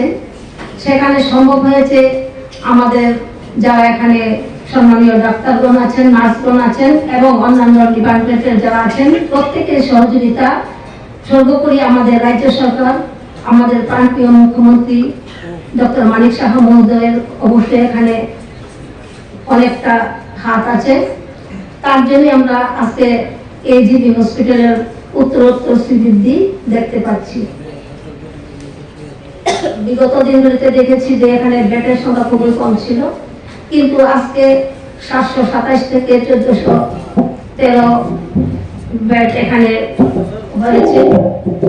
তো আমরা দেখতে পাচ্ছি যে সকলের সহযোগিতায় এটা সম্ভব, ব্যক্তিগত একজনের পক্ষে সেটা সম্ভব নয়। আমাদের যশস্বী প্রধানমন্ত্রী এবং আমাদের রাজ্যের মাননীয় মুখ্যমন্ত্রী যে জন আরোগ্য যোজনা, সেই থেকে আমরা যারা আর্থিক দিক দিয়ে অসচ্ছল, প্রত্যেকে মাথা পিছু বছরে 5 লাখ টাকা করে পাচ্ছেন। যারা চিকিৎসা করতে পারতেন না, ওনারাও আজকে চিকিৎসা করছেন, সুস্থ হয়ে বাড়ি যাচ্ছেন। তো আমি চাইব যে সবাই সহযোগিতায় এখানে যাতে আমরা ভালো ফল পেতে পারি আগামী দিন। তো আমি আমার ব্যক্তিগত জীবনে একটি কথা বলছি। আজ থেকে প্রায় 20-25 বছর আগে আমি প্রায় মৃতই অনেকে ধরে নিয়েছিল। তো সেখানে আমি জিবি হসপিটাল কেবিনে আমি প্রায় 21 দিন ছিলাম। সেই থেকে আমি যারা ডাক্তার আছেন, ডাক্তারগণ আছেন, ওনাদেরকে আমি ভগবান রূপে দেখি এবং আজীবন দেখে যাব। সেটা থেকে কেউ আমাকে কোনো দিক দিয়ে কোনো সময় আমাকে অন্য কথা বুঝিয়ে পারবেন না, কারণ আমি ব্যক্তিগত অভিজ্ঞতা থেকে বলছি। তো এখনো ডাক্তার তো মানুষ, ওনাদেরও পরিশ্রম, অক্লান্ত পরিশ্রম করতে হয়, একটা ব্রেনের কাজ আছে এখানে। তো মাঝে মধ্যে মানুষ মরণশীল, মানুষ মরবে, সেই থেকে অনেক সময় একটু ছোটখাটো ঝামেলা হয়, কিন্তু এটি হওয়া উচিত নয়। আগামী দিন যাতে এগুলি না হয় সেই দিকে আপনারাও খেয়াল রাখবেন, আমরা যারা আছি আমরাও খেয়াল রাখবো। তো আমি আজকের দিনটিতে এখানে উপস্থিত হতে পেরে আমি সত্যিই গর্বিত। আমাদের মাননীয় মুখ্যমন্ত্রী এখানে নেই, থাকলে উনি হয়তো আজকের এই পরিচালনাটাতে প্রধান উদ্বুদ্ধ হয়ে থাকতেন। তো আমি মরে গিয়েও বেঁচে ছিলাম আপনাদের জন্যই, এবং ভগবান আছেন, আমাদের যারা অভিভাবক আছেন তাদের আশীর্বাদ নিয়ে আজকে আপনাদের সঙ্গে 2-1টি কথা বলার সুযোগ পেয়েছি। তো আমি চাইবো আগামী দিন যাতে জিবি কল্যাণ সমিতির আমি চেয়ারপারসন আছি, যতদিন আছি তো দেখবই। তারপরেও আমরা যারা আছি সবাই সহযোগিতায় যাতে সুন্দরভাবে আরো জিবি হসপিটাল আমাদের রাজ্যের সবচেয়ে বড় হসপিটাল, বিভিন্ন ডিস্ট্রিক্ট থেকে এখানে রোগী আসে প্রতিনিয়ত। আমাদের আইসিইউ বেড নিয়ে অনেক সময় কথা হয়। আইসিইউ বেড তো যারা খারাপ পেশেন্ট তাদের জন্যই হয়, ওনাদেরকে আমাদের কাছে অনেক সময় বলা হয় যে একটা আইসিইউ বেড লাগবে, কিন্তু আমরা কি করব, খারাপ রোগীরাই আইসিইউতে থাকে, তাদেরকে বের করে তো আমাদের নিজের স্বরূপ দিতে পারি না। তো আমি অনেক সময় আমাদের এমএস কে ফোন করি, উনিও বলছেন যদি খালি হয় আমি দেখব। তো সেইভাবেই কাজ চলছে। আমাদের ডায়ালিসিস যারা করছেন এখানে ওনাদেরও অক্লান্ত পরিশ্রম করতে হয়। আমারও রিলেটিভ আছে ডায়ালিসিস করে, কিন্তু ওনাদের কাছ থেকে এখন সুনামি পাই যে না খুব ভালো ডায়ালিসিস হয়। তো আমি চাইব আগামী দিনগুলি যাতে এইভাবেই চলে এবং আরো উন্নত যাতে হয়, সেই দিক রেখে খেয়াল রাখে কাজ করবে। তো আমার এই আজকের দিনে যারা ছাত্রছাত্রী আছেন তাদেরকে উদ্দেশ্য বলছি, আপনারা আগামী দিনের দেশের ভবিষ্যৎ, আপনারাও সেইভাবেই যাতে আপনারা করতে পারেন, আপনাদের কাছে আমার একটা আবেদন থাকবে। এই কটি কথা বলে সকলের সুস্বাস্থ্য এবং দীর্ঘায়ু কামনা করে সকলে সুস্থ থাকবেন, ভালো থাকবেন।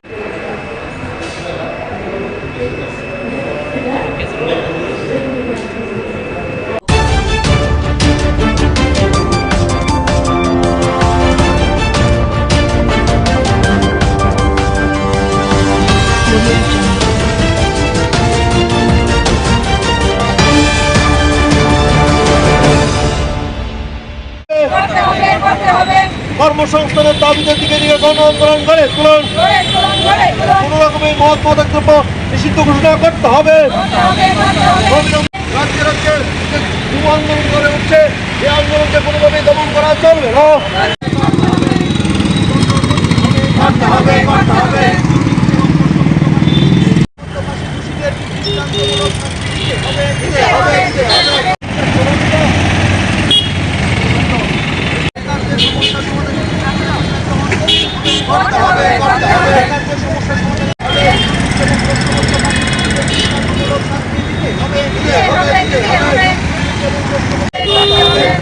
বন্ধ করতে হবে, করতে হবে, করতে হবে, দুর্নীতি বন্ধ করতে হবে, করতে হবে, করতে হবে, দুর্নীতি এবং তথ্যপত্র ফাঁসে যুক্ত ব্যক্তিদের দৃষ্টান্তমূলক শাস্তি দিতে হবে, তথ্যপত্র ফাঁসে যুক্ত হবে, করতে হবে, এটাদের কর্মসংস্থানের ব্যবস্থা করতে হবে, করতে হবে, করতে হবে, এটাদের কর্মসংস্থানের ব্যবস্থা করতে হবে। শূন্য পদ পূরণ করতে হবে, করতে হবে, শূন্য পদ করতে হবে, করতে হবে, দুর্নীতি বন্ধ করতে হবে, করতে হবে, করতে হবে।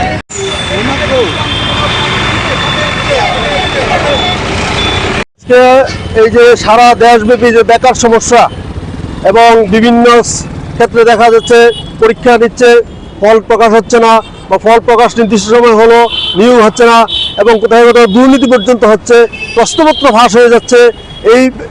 এগুলো প্রতিরোধে আমরা আজকে সারা দেশব্যাপী প্রত্যেকটা রাজ্যের রাজধানীতে বিক্ষোভ প্রদর্শন করছি। গতদিনে প্রদর্শন হয়েছে এবং আমরা এর মাধ্যমে আজকে ডিএম এর মাধ্যমে মাননীয় প্রধানমন্ত্রীর কাছে স্মারকলিপি প্রদান করব যে অবিলম্বে যত শূন্যপদ আছে শূন্যপদগুলো সব পূরণ করতে হবে, সম্পূর্ণ দুর্নীতি মুক্ত করতে হবে এবং দুর্নীতি যারা করবে তাদেরকে কঠোর শাস্তি প্রদান করতে হবে। পাশাপাশি আজকে যে প্রশ্নপত্র ফাঁস হচ্ছে যাতে ফাঁস না হয় তার পরিপূরক ব্যবস্থা করা এবং যারা ফাঁস করছেন তাদের কঠোরভাবে তাদেরকে দমন করা। এবং আপনারা জানেন এই যে 2025-এ 24শে সেপ্টেম্বর কেন্দ্রীয় সরকারের যে শ্রম দপ্তর, এই শ্রম দপ্তর ঘোষণা করেছে যে সারা ভারতবর্ষে 78টি দপ্তরে প্রায় 9,98,000 শূন্যপদ খালি আছে। এই শূন্যপদগুলো অবিলম্বে পূরণ করা এবং একটা যাতে বেকার যুবক যুবতীরা এবং কর্মক্ষম লোক যাতে কর্মসংস্থান পায় তার জন্য একটা নীতি চালু করা, এই দাবিতে আজকে আমরা এখানে বিক্ষোভ প্রদর্শন করছি। আমি এআইডিআই রাজ্য সভাপতি কমরেড ভবতোষ দে। দুর্নীতি বন্ধ করতে হবে, দুর্নীতি বন্ধ করতে হবে।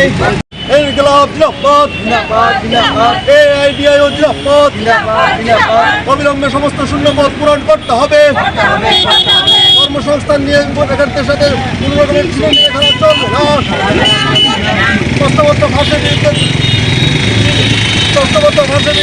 উপযুক্ত ব্যবস্থা গ্রহণ করতে হবে। অবিলম্বে সমস্ত শূন্যপদ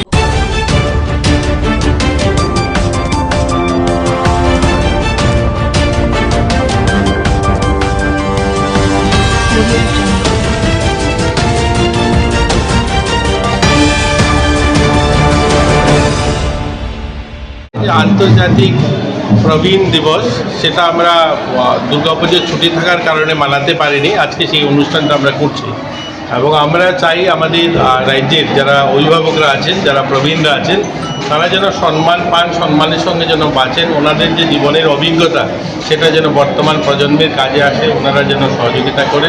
এই নিয়ে আজকের কার্যক্রম এবং ওনাদেরকে সম্মান জানানো, ওনাদের যে প্রতিভা, ওনাদের যে জীবনের অভিজ্ঞতা সেটাকে আমাদের বর্তমান প্রজন্মের কাছে তুলে ধরা, এগুলি নিয়েই প্রতি বছরই এই অনুষ্ঠানটা করা হয়। এবার আমরা দুর্গাপূজার সময় এই দিনটা থাকার কারণে আমরা করতে পারিনি, এখন সেই অনুষ্ঠানটা করছি। এবার কিন্তু দেখা যাচ্ছে প্রচুর সংখ্যা যা গত বছর বিগত দিনগুলোতে ছিল ওইটাকে ঝাঁপিয়ে গেছে। উৎসাহ এর জন্য বেড়েছে, এই সরকার আসার পরে প্রবীণদের জন্য অনেকগুলো নতুন পদক্ষেপও গ্রহণ করা হয়েছে, যেখানে প্রবীণদের জন্য সামাজিক পেনশন যেখানে আগে 700 টাকা ছিল আজ 2000 টাকা দেওয়া হয়েছে। অনেকেই আছেন যারা এই 2000 টাকা তাদের বড় একটা সম্বল, পরিবার যারা দেখতো না আজ তাদেরকে দেখছে। এই সরকার আসার পর আমাদের এখানে যে বৃদ্ধাশ্রম সরকারি আবাসগুলো পরিবর্তন হয়েছে, পরিষেবার পরিবর্তন হয়েছে, তাদের জন্য 24 আওয়ার্স অনলাইনে তাদের হেল্পলাইন নাম্বার ব্যবস্থা করা হয়েছে। তো অনেকগুলো ইনিশিয়েটিভ নেওয়া হয়েছে, তার জন্য ওনারাও উৎসাহিত, আর তার প্রতিফলন আপনারা এই হলে দেখছেন। অনুরোধ রাখছি মঞ্চে আসন অলঙ্কৃত করবার জন্য মাননীয় চেয়ারপারসন। अतिथि स्वागत का संस्कार हम भी रच बसे हैं। मंच पर बैठे हुए माननीय अतिथिगण का हम শ্রদ্ধেয় শ্রী বিশ্বজিৎ শীল মহোদয় এবং আজকের এই আয়োজনে মঞ্চে সম্মানিত অতিথির আসন অলঙ্কৃত করেছেন। আজকের এই অনুষ্ঠানে বিশেষ অতিথির আসন মঞ্চ উপবিষ্ট আমাদের আজকের অনুষ্ঠানের মাননীয় অতিথিদের আরো একবার অনেক অনেক অভিনন্দন এবং শুভেচ্ছা। প্রথমেই মঞ্চ উপবিষ্ট মাননীয় অতিথিদের আমরা বরণ করে নেব। ओम शुभम करोति कल्याणम आरोग्यम धन संपदा शत्रुबुद्धि विनाशाय देवज्योति नमस्ते। সর্বশক্তি ঈশ্বরের কাছে আমাদের শিক্ষা দপ্তর শ্রদ্ধেয় শ্রী তাপস রায় মহোদয় মঞ্চে আসন অলঙ্কৃত করেছেন আমাদের আজকের এই আয়োজনে, এবং অনুরোধ রাখছি মাননীয় অধিকর্তা সমাজ কল্যাণ ও সমাজ শিক্ষা দপ্তর শ্রী তপন কুমার দাস, রাজ্যের সমাজ কল্যাণ ও সমাজ শিক্ষা দপ্তরের মাননীয় মন্ত্রী শ্রদ্ধেয় শ্রী টিঙ্কু রায় মহোদয় আমাদের মাঝে উপস্থিত করতে হয়। আগুনের পরশমণি ছোঁয়াও প্রাণী এই জীবন পূর্ণ করো। নমস্কার, সমাজ কল্যাণ ও সমাজ শিক্ষা দপ্তর আয়োজিত আমাদের আজকের এই আন্তর্জাতিক প্রবীণ হয়েছেন আগরতলা পুর নিগমের মাননীয় মেয়র তথা মাননীয় বিধায়ক শ্রদ্ধেয় শ্রী দীপক মজুমদার মহোদয় আমাদের মাঝে উপস্থিত।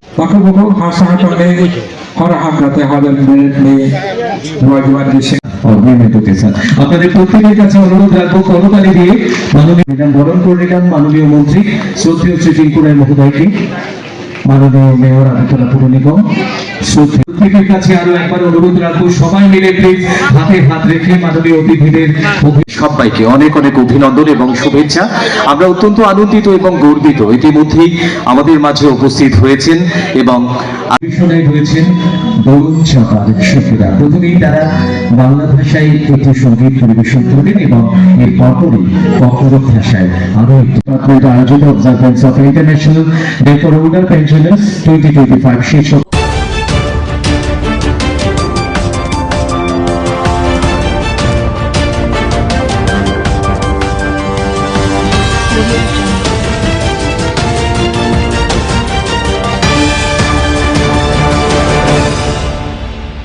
কারণটা হলো যে আমরা 6 বিধানসভা আপনারা জানেন যে বিদ্যাসাগর আবাসনে 1 নম্বর বুথ সভাপতি বিবেকানন্দ আবাসনে 1 নম্বর বিজেপির বুথ সভাপতি শিবু সাহা দুর্গাপূজা চাঁদা না দেওয়াতে একজন নাবালিকা মেয়েকে শ্লীলতাহানি করেছে। দুর্গাপূজার চাঁদা মনমতো না দেওয়াতে বিভিন্নভাবে, তো আমরা মহিলা থানায় আমাদের মেয়ের মা নাবালিকার মা থানায় এফআইআর করে গেছেন ওর নামে, কিন্তু আজ অবধি আজকে এতদিন হওয়ার পরও শিবু সাহাকে পূর্ব মহিলা থানায় অ্যারেস্ট করতে পারেনি। তো আমরা সেদিনও এসে গিয়ে বলেছিলাম ম্যাডামকে যে আপনি এটা অ্যারেস্ট করেন, কিন্তু কালকে অবধি দেখলাম যে সে বিন্দাস ঘুরছে, কোনো অ্যারেস্টের কোনো মানে তার পূর্ব মহিলা থানার কোনো ভ্রুক্ষেপই নেই। তো আজকে আমরা আসলাম, ওনাকে অ্যারেস্ট করতে হবে, যতক্ষণ অবধি অ্যারেস্ট না করছে আজকে আমরা থানার সামনে থেকে আমরা ফিরবো না। কি মনে হয় কি কারণে অ্যারেস্ট করা হচ্ছে? কি কারণে অ্যারেস্ট করা হয়নি এটা পূর্ব মহিলা থানার ওসি বলতে পারবেন, কিন্তু ঘটনা হচ্ছে আজকে ওনাকে আমার জবাব দিতেই হবে যে উনি কতক্ষণের মধ্যে অ্যারেস্ট করবেন, না হলে আমরা পূর্ব মহিলা থানার সামনে থেকে আজকে যাব না। আমরা মেয়েটির মার একটা অভিযোগ যে শাসক দলের কর্মীরা নাকি ভয়ভীতি প্রদর্শন করছে, সেই বিষয়টা কিভাবে? হ্যাঁ, আমরা শুনেছি যে বাড়িতে গিয়ে ও 6 আগরতলার দিদি যিনি একজন মহিলা, সবচেয়ে ধিক্কার জানাই আমি উনাকে যে উনি কি করে উনি সাঙ্গপাঙ্গ নিয়ে তারপরে উনাকে বলছেন এটা মীমাংসা করে নিতে। কারণ একটা নাবালিকা মেয়ের উপর যখন অত্যাচার হয় একটা মাই বুঝবে যন্ত্রণাটা কতটুকু। কারণ আমি জানি না ওনার ভিতরে মনুষ্যত্ব জ্ঞান আছে কিনা, তো আমি এইটুকুই বলবো যে আমরা এটা বিচার চাই, বিচার করেই আমরা এখান থেকে আমরা আজকে যাব, কারণ এটা ন্যায্য বিচার আমাদের দিতেই হবে পূর্ব মহিলা থানায়। এই বিষয়টা নিয়ে মহিলা কমিশনের সঙ্গে কোনো বিজেপি সরকার জবাব চাই, জবাব দাও, জবাব চাই, জবাব দাও। শিবু সাহা বুথ সভাপতিকে অ্যারেস্ট করা হলো না কেন? পূর্ব মহিলা থানার জবাব চাই, জবাব দাও, জবাব চাই, জবাব দাও। মহিলা কমিশনের কিন্তু মহিলা কমিশনের তরফে আমরা পাইনি, কিন্তু মহিলা কমিশনকে কি বলবো, উনি তো কুম্ভনিদ্রায় আছে, উনি 6 মাস ঘুমায়, 6 মাস জাগ্রত হন। ওনার ঘরে কোনো মেয়ে এরকম হতো হয়তো উনি থাকতেন না, কারণ উনি তো মুখ খুলছেন না, উনি কুম্ভনিদ্রা।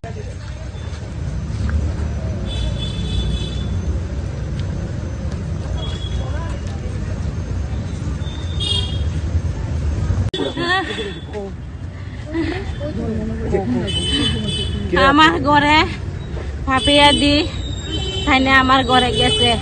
আমার যখন এই ঘটনা হয়েছিল তখন ঘটনা হওয়ার সাথে সাথে থাইনারে ফোন করছি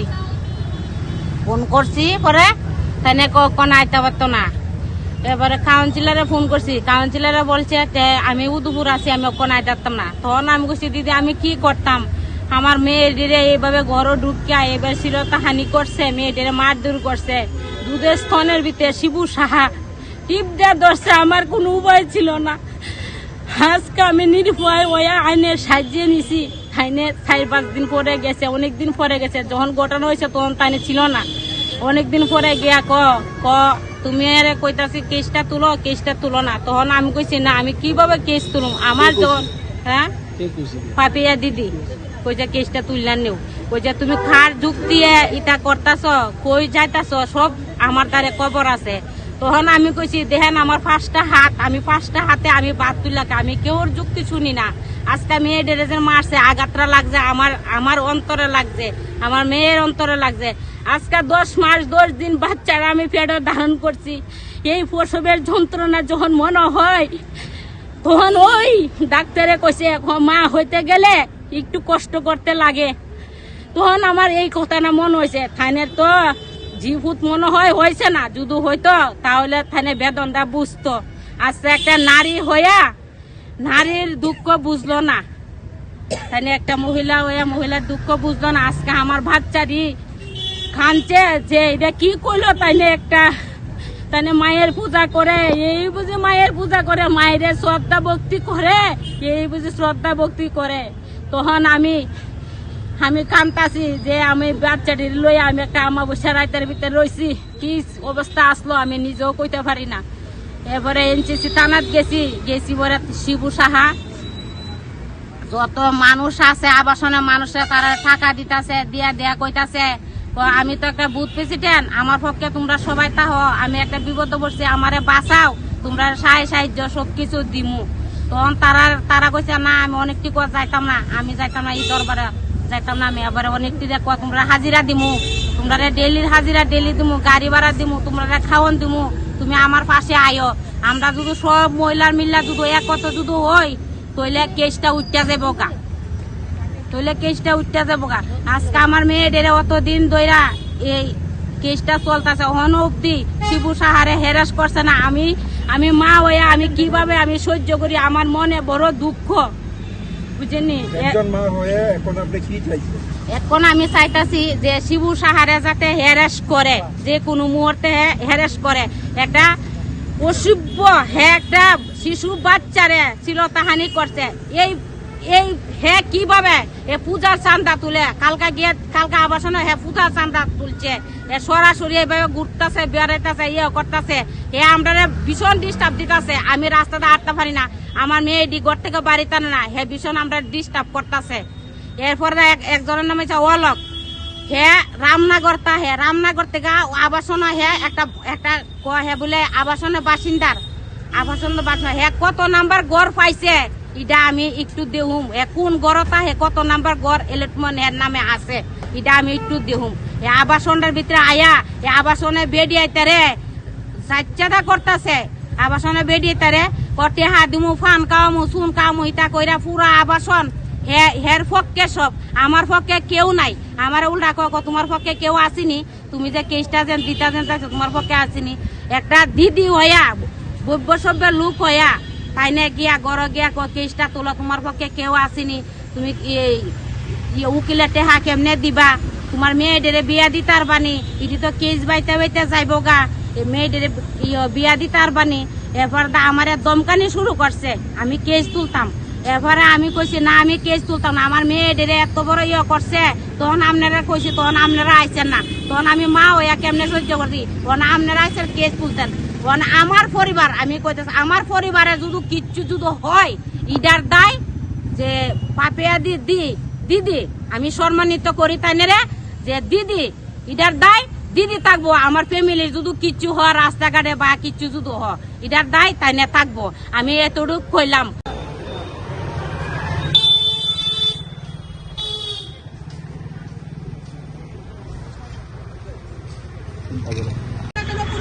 জবাব চাই, জবাব দাও, জবাব চাই, জবাব চাই।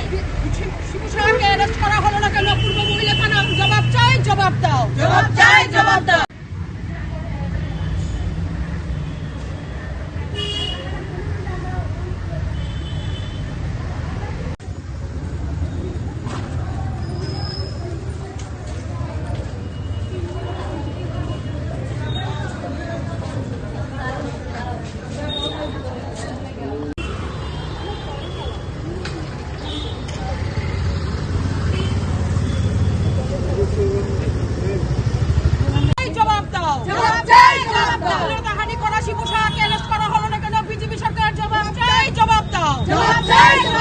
বিজেপি সরকার হয় হয় হয় হয় হয় হয়, পূর্ব মহিলা থানা হয় হয় হয় হয় হয়, পূর্ব মহিলা থানা হয় হয় হয় হয় হয়।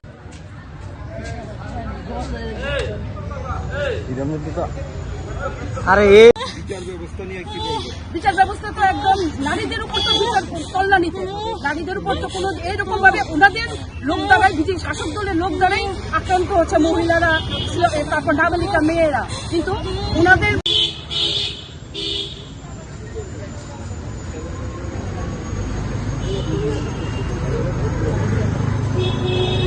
বিজেপি সরকার হয় হয় হয় হয় হয়, বিজেপি সরকার হয় হয় হয় হয় হয় হয়। বন্দে মাতরম, বন্দে মাতরম। বিধানসভার বিধানসভার আবাসনে শিবুসাকে অ্যারেস্ট করা হলো না কেন? বিজেপি সরকার জবাব চাই, জবাব দাও, জবাব চাই, জবাব দাও। শিবুসাকে অ্যারেস্ট করা হলো না কেন? বিজেপি সরকার জবাব চাই, জবাব দাও, জবাব চাই, জবাব দাও।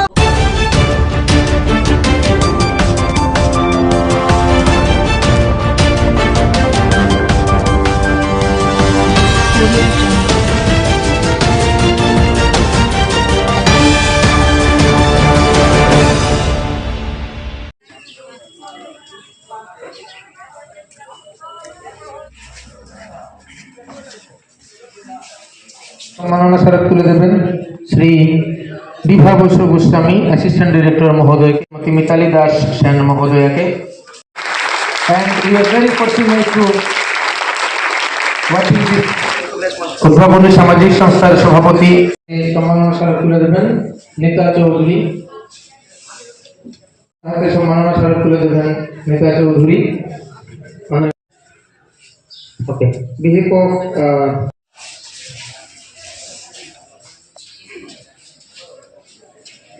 টি শার্ট তুলে দেবেন অনারেবল গেস্টদের হাতে, অনারেবল গেস্টদের হাতে।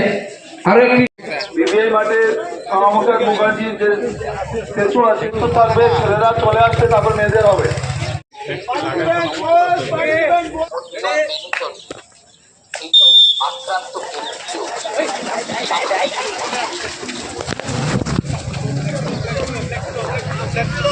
আরেকটু সাত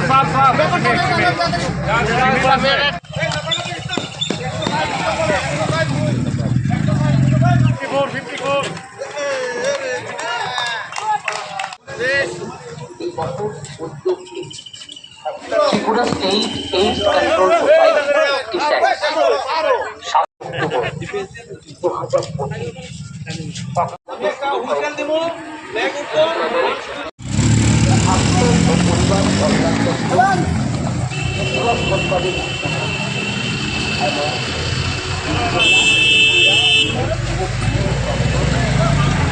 অবস্থায় শনাক্ত করা যায়। এইচআইভি আক্রান্ত ব্যক্তিও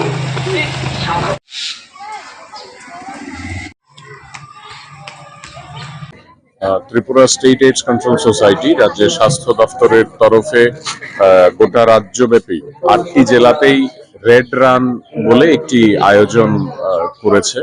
এই রেড রান জাতীয় স্তরের একটি অনুষ্ঠান।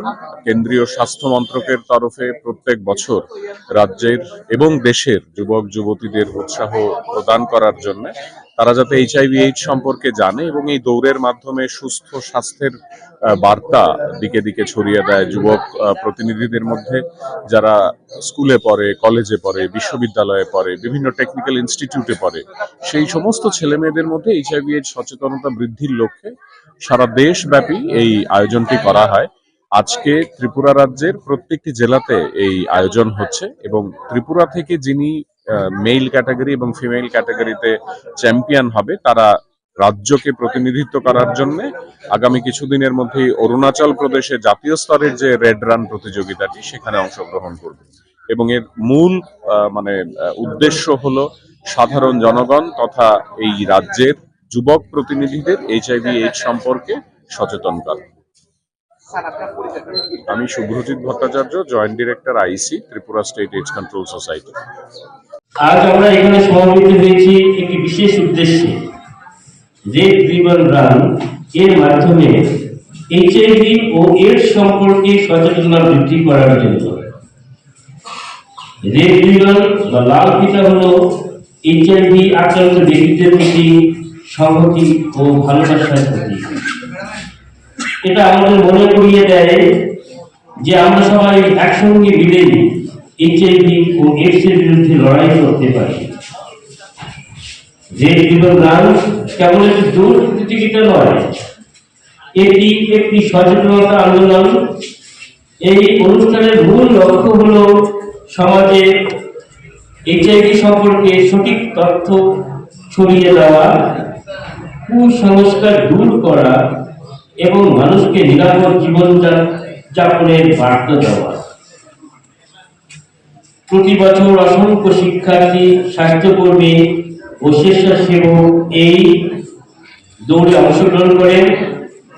তাদের প্রত্যেক পদক্ষেপে সঙ্গে যুক্ত থাকে একটি মহান বার্তা, এইচআইভি প্রতিরোধযোগ্য আর আক্রান্ত ব্যক্তিরা আমাদের ভালোবাসা এবং সমর্থনের যোগ্য। আমরা সবাই জানি অজ্ঞতা ও ভয় এই রোগের সবচেয়ে বড় শত্রু। তাই শিক্ষার মাধ্যমে, সচেতনতার মাধ্যমে এবং সহানুভূতির মাধ্যমে আমরা সমাজ থেকে এই কুসংস্কার দূর করতে পারি। স্বাস্থ্যের সম্পদ আর সচেতনতাই সর্বশ্রেষ্ঠ প্রতিরোধ। চলুন আমরা প্রতিজ্ঞা করি, আমরা নিয়মিত সচেতনতা ছড়াবো, নিরাপদ জীবনযাপন অনুসরণ করব এবং এইচআইভি আক্রান্ত ব্যক্তিদের পাশে মানবিকভাবে দাঁড়াবো।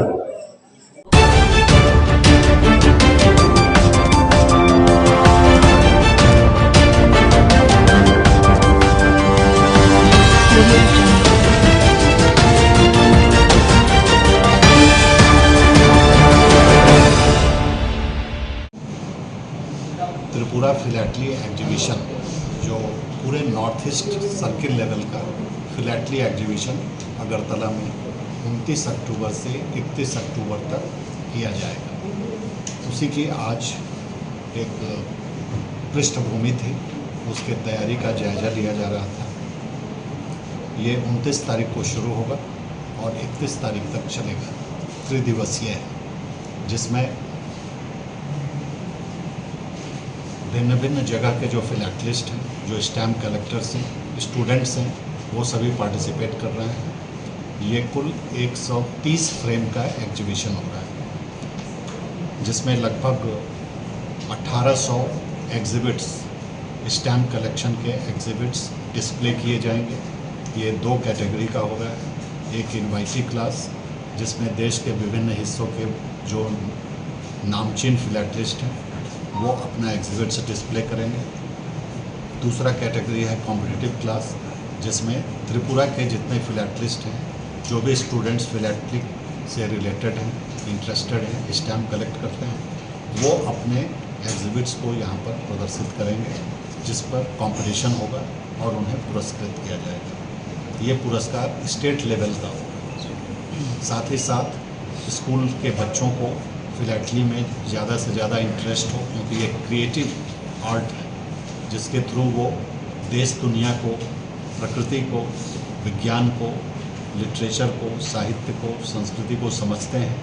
उन्हें प्रोत्साहित किया जाएगा कि वो फिलैटली को अपना एक विकल्प के रूप में चुने, हॉबी के रूप में चुने, जिससे कि उनका ज्ञान वर्धन भी होता है और भविष्य में वो अच्छे लेवल के फिलैटलिस्ट बन सकते हैं। इसलिए उनके बीच में स्टैम्प डिज़ाइन कंपटीशन, जैसे letter box painting competition, letter writing competition, post card painting competition, इस तरह के कंपटीशन आयोजित किए जा रहे हैं। क्विज कंपटीशन जो फिलैटली से रिलेटेड होगा, ये स्कूल के बच्चों के बीच में होगा। साथ ही साथ हमारे जो फिलैटलिस्ट हैं वो बच्चों को फिलैटली से रिलेटेड एक वर्कशॉप करेंगे, सेमिनार करेंगे, उन्हें नॉलेज देंगे कि कैसे स्टैम्प कलेक्ट किया जाता है, कैसे थीम बनाया जाता है और कैसे एग्जिबिट को डिस्प्ले किया जाता है, जिससे कि वो भविष्य में और भी अच्छे लेवल का फिलैटलिस्ट बन सके। उन्हें प्रोत्साहित किया जाएगा, स्कूल को भी, कि वो स्कूल के अंदर फिलैटली क्लब बनाएं। फिलैटली क्लब को बनाने के लिए बच्चों को प्रोत्साहित करें, उनका फिलैटली डिपॉजिट अकाउंट खुलवाएं। साथ ही साथ फिलैटली क्लब को आर्थिक मदद पोस्टल डिपार्टमेंट प्रोवाइड करेगी, इनिशियली 10,000 रुपये के द्वारा, जिसमें उनके फिलैटली गेस्ट, उनको कुछ फिलैटली स्टैम्प दिया जाएगा, जिससे कि वो स्कूल की प्रॉपर्टी हो जाएगी और बच्चे उससे प्रोत्साहित होते रहेंगे, इंस्पायर्ड होते रहेंगे। इसी सब से संबंधित एक यहाँ पर मीटिंग आज किया गया है। अगरतला और धर्मानगर दोनों पोस्टल डिवीज़न के अधिकारियों को बुला करके कैसे इस कार्यक्रम को और भी सफल बनाया जाए, पॉपुलर बनाया जाए और अच्छे से किया जाए। ये आपका नजरुल कला मंच जो है क्षेत्र, वहीं पर ये एग्जीबिशन आयोजित किया जाएगा।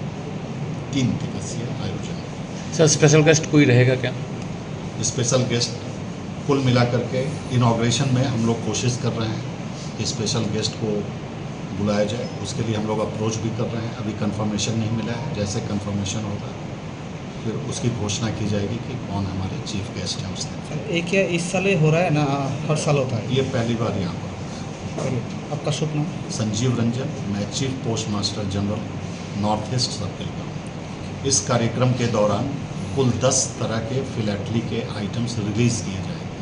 जैसे 6 स्पेशल कवर रिलीज़ किए जाएंगे, 3 पिक्टोरियल कैंसिलेशन रिलीज़ किया जाएगा, एक उजैंता पैलेस पर, नीरमहल पर और उन्नकोटी पर पिक्टोरियल कैंसिलेशन, जिससे कि जो विजिटर्स आते हैं, जो टूरिस्ट आते हैं, वो यहाँ आकर के उस पिक्टोरियल कैंसिलेशन को अपने लेटर्स पर, पोस्ट कार्ड पर, एनवेलप पर इम्प्रेस कर सकते हैं कलेक्शन के लिए। एक मेमोरेबल आइटम होता है। साथ ही साथ हम लोग पिक्चर पोस्ट कार्ड पूरे नॉर्थ ईस्ट के जो विभिन्न प्राकृतिक चीज़ हैं, पेड़ पौधे हैं, जानवर हैं, इनसे रिलेटेड एक पिक्चर पोस्ट कार्ड हम लोग रिलीज़ कर रहे हैं।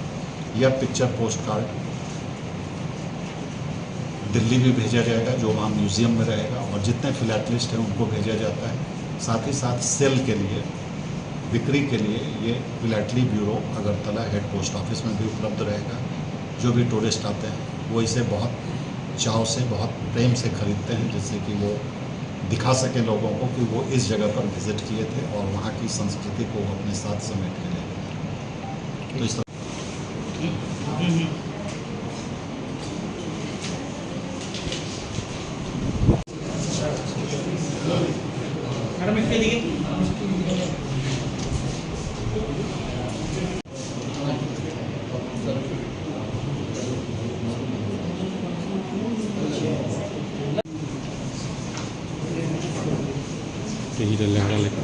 লেখাটা লিখতে পারো পেশাটা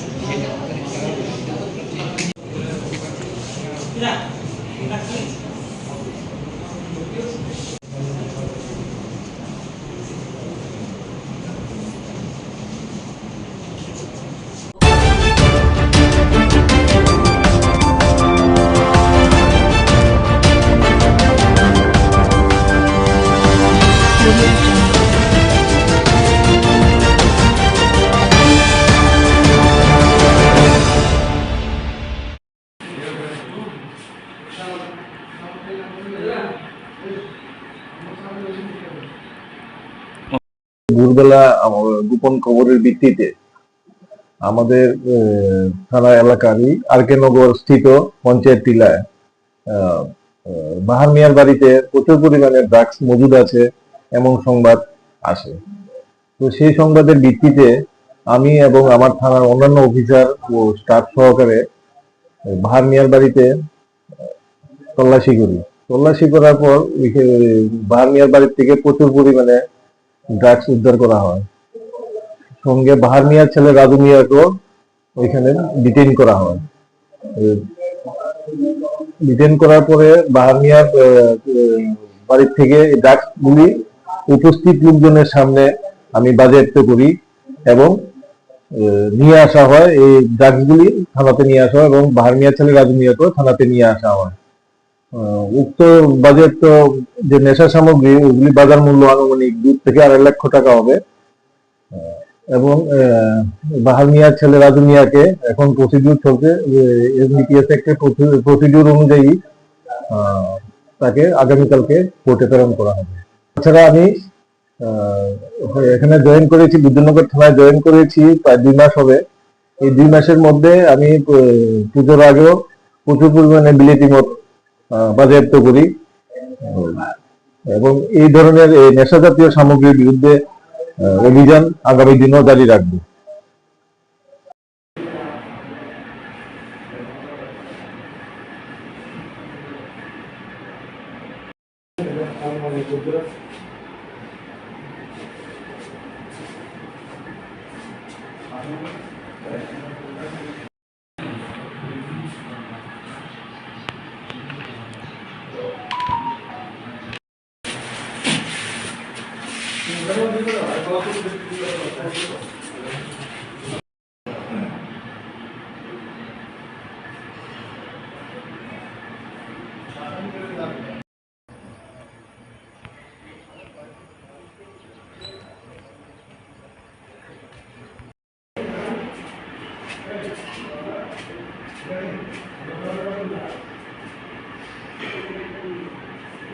পুরোটাও সুন্দর উঠে আর কি স্যার, আর এমনি যে শুয়ে রাখলে লাগে।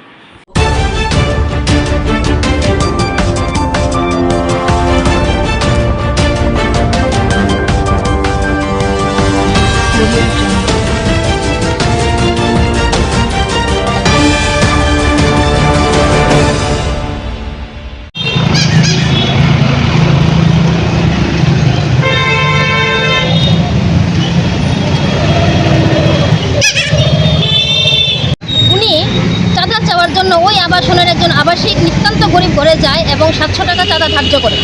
ওই পরিবার 700 টাকা চাঁদা দিতে অক্ষম হওয়াতে 250 টাকা উনি দেন, শিবু শাহ তাদের মানে সন্তুষ্ট না। সেই নিয়ে উনি ওই ঘরের গৃহিণীর অনুপস্থিতিতে একদিন ঘরে যান, ঘরে গিয়ে চাঁদা চান এবং চাঁদা দিতে না পারায় ওই ঘরের ভদ্রলোককে উনি তলপেটে লাথি মারেন, ছোট মেয়েটিকে হাত তুলেন, গালে চড় মারেন এবং ওই ছোট বোনকে মারতে দেখে বড় বোনটি এগিয়ে যায়।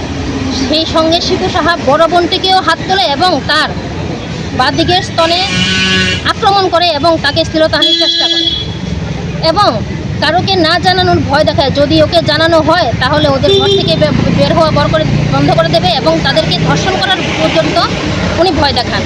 তো ওনার মেয়েটির মা, একজন তো মা, মেয়ে তো এরকম উনি সহ্য করতে পারেনি। সবাই হয়তো সহ্য করতে পারে, কিন্তু উনি সহ্য করতে পারেননি। উনি ভেবেছেন আজকে যদি আমি সহ্য করি তাহলে কালকে আমার মেয়েটি ধর্ষণ হয়ে গেলে আমি প্রতিবাদ করতে পারবো না।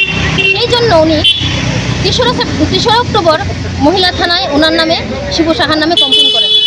3রা সেপ্টেম্বর কমপ্লেন করার পর অবধি আজকে 14 তারিখ, আজ অবধি মহিলা থানার কোনো হেলদোল নেই। মহিলা কমিশন দিবানিদ্রায় ঘুমায়, উনি শুধু আড্ডা মারেন। মহিলা সংক্রান্ত নারী নির্যাতন দিন বেড়ে যাচ্ছে আগরতলায়, কিন্তু ওনার কোনো যোগ্যতা নেই। উনি একজন নারী হয়ে নারী নির্যাতন উনি কীভাবে সহ্য করেন আমরা জানি না। আমরা মহিলা কংগ্রেস, আমরা নারী, আমরা মা, আমরা পারি, আমরা সব কিছু করতে পারি। তার জন্য আমরা ওই খবরটি পেয়ে এই মহিলার কাছে এগিয়ে আসি এবং ওনাকে বিচার পাওয়ার আমরা দাবি রাখি এবং ওনার পাশে থাকার আমরা অঙ্গীকারবদ্ধ হন। আপনারা তো মহিলা কমিশনে গিয়েছিলেন, কি বলেছিল? মহিলা কমিশনে ওনাকে আমরা পাইনি, ওনাকে আমরা প্রায়ই পাই না। আমরা খবর পাই যে উনি মহিলা কমিশনে থাকেন না। উনি নাকি পার্টি অফিসে গিয়ে একটু দেখা দেন, আড্ডা মারেন, তারপরে উনি দেশ ভ্রমণে, রাজ্য ভ্রমণে ব্যস্ত থাকেন। উনি সর্বকালীনই এরকম। তো মহিলা কমিশনার হিসাবে আমি ওনাকে ধিক্কার জানাই, ওনার প্রতি আমি লজ্জা প্রকাশ করি। এরকম মহিলা কমিশনার আমাদের রাজ্যে দরকার নেই। উনি অবিলম্বে ওনার পদত্যাগপত্র। থানা কর্তৃপক্ষ আজকে কি বললো?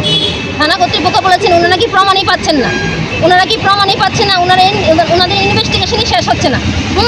ওরা কি প্রমাণ পাবেন? ধর্ষণ হওয়ার পরে কি মেডিকেল হলে ওনার প্রমাণ পাবেন সেটা আমরা জানি না। প্রতিনিয়ত মেয়ের মাকে ভয় দেখানো হচ্ছে, ধর্ষণ করার ভয় দেখানো হচ্ছে, বাড়িতে না থাকার ভয় দেখানো হচ্ছে, আবাসন থেকে বেরি করে দেওয়ার ভয় দেখানো হচ্ছে। কিন্তু মহিলা থানা নীরব, নিশ্চুপ।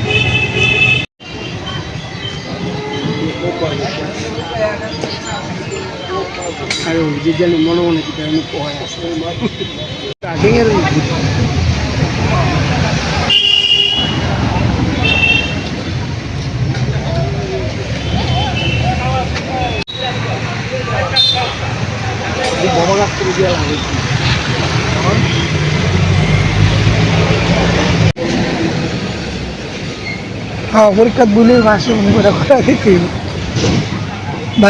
আপনারা সবাই জানেন যে ত্রিপুরা রাজ্য এখন নারী সংক্রান্ত ব্যাপারে একদম টপ ক্লাসে আছে। সেই সঙ্গে আমাদের 6 আগরতলায় নিত্যদিন আমরা শুনতে পাই নারী সংক্রান্ত ব্যাপার।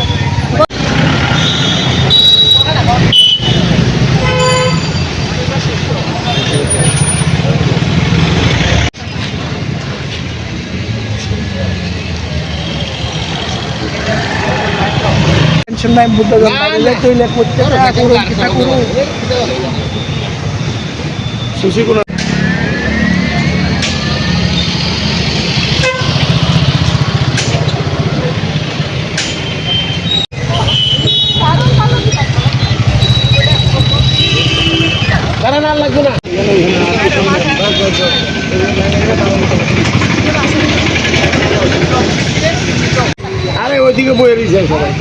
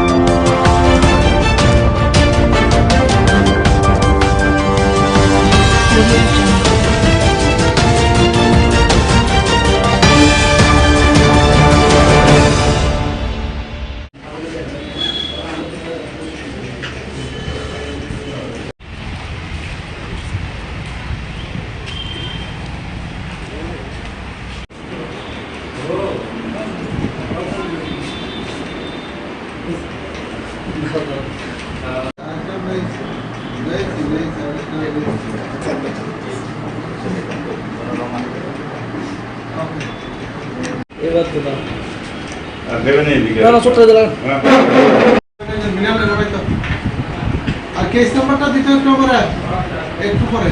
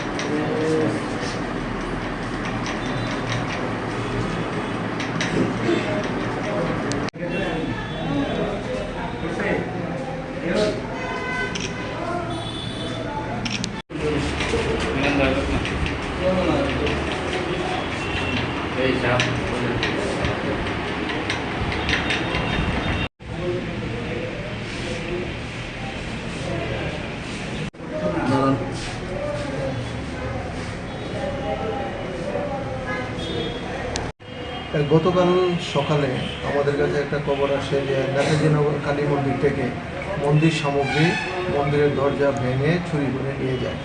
এই ঘটনার কমপ্লিট আমরা পাওয়ার পরে এসআই ইরেন্দ্র বর্মার নেতৃত্বে আমরা একটা টিম তৈরি করি। এই টিমে বিভিন্ন এলাকার সিসিটিভি, মন্দিরের আশপাশ এলাকার সিসিটিভি ফুটেজগুলি দেখে আইডেন্টিফাই করে একটা অটো গাড়িকে আইডেন্টিফাই করতে পারে। আমরা একটা অটো গাড়িকে আইডেন্টিফাই করতে পারে। পরবর্তী সময় গাড়িটিকে আমরা ট্রেস করি এবং গাড়িটিকে আমরা ড্রাইভার সহ আটক করি, যার নাম পিছন মিয়া। এবং তার ইন্টারোগেশনে পরবর্তী সময় আমরা জানতে পারছি যে পিছন মিয়ার সঙ্গে আরও কিছু লোক আছে, তারা মিলে এই চুরির ঘটনাটি সংগঠিত করেছে। এবং তাদের কাছ থেকে আমরা এই পূজার সামগ্রী যেগুলি দেখছেন আপনারা, এগুলি আমরা সিজ করেছি এবং আজকে তাকে আমরা পুলিশ রিমান্ড চেয়ে আদালতে প্রেরণ করব। আমরা এই বিষয়ে আমরা একটা সুনির্দিষ্ট মামলা নিয়েছি, চুরির মামলা 108/25 আন্ডার সেকশন 331 ক্লজ 4, 305 ক্লজে 3/5 অফ বিএনএস। মামলাটা কে করেছে? মামলাটা করেছে মন্দিরের যে সেক্রেটারি আছে। আর কিছু মাল কি রয়েছে বাকি যেগুলো এখনো বন্ধ এরকম কিছু? আমরা আর কিছু মাল রয়েছে যেগুলি রূপার চেইন ছিল, এগুলি স্বর্ণের একটা চেইন এবং রূপার বোতল ছিল, এগুলি রয়েছে। এগুলি আমরা ইন্টারভিউশনে। আর এই চুর কতজন রয়েছে? চোর তাদের সঙ্গে আমাদের ইন্টারভিউশন চলছে, পরবর্তী সময় আপনাদের বর্তমানে যাকে গ্রেপ্তার করেছেন তার বাড়ি কোন জায়গায়? তার বাড়ি হলো চারিপাড়া, পিছন মিয়া, আনসার আলী, চারিপাড়া।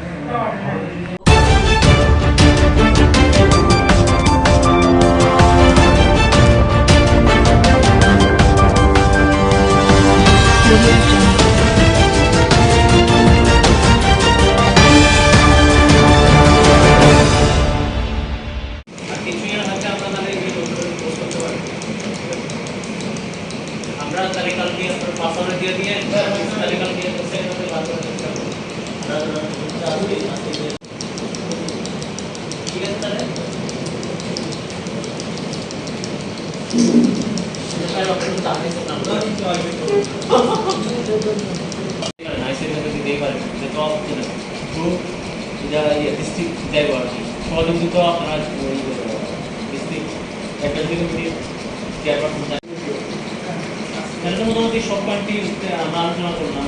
আমরা তো তার থেকে করতে লাগবো। আর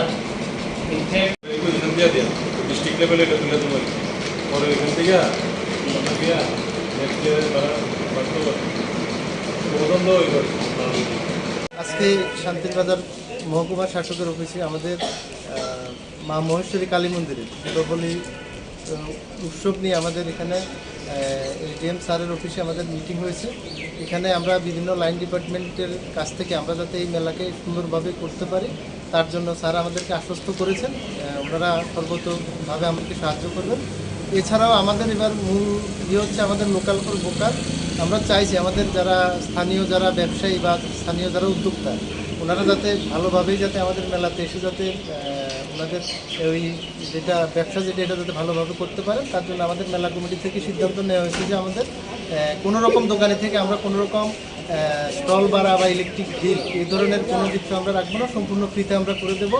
আর আমরা চাইবো যাতে আমাদের এখানে 2 দিন ব্যাপী যে আমাদের সাংস্কৃতিক অনুষ্ঠান হবে, তথ্য সংস্কৃতি দপ্তর থেকেও আমাদেরকে ওনারা আমাদের সর্বতভাবে আমাদের সঙ্গে সবসময় থাকেন, ওনারা সাহায্য করবেন। আমরা আমাদের রাজ্য এবং বহিরাজ্য থেকে আমরা বিভিন্ন সাংস্কৃতিক প্রোগ্রাম করার জন্য আমরা চেষ্টা করি।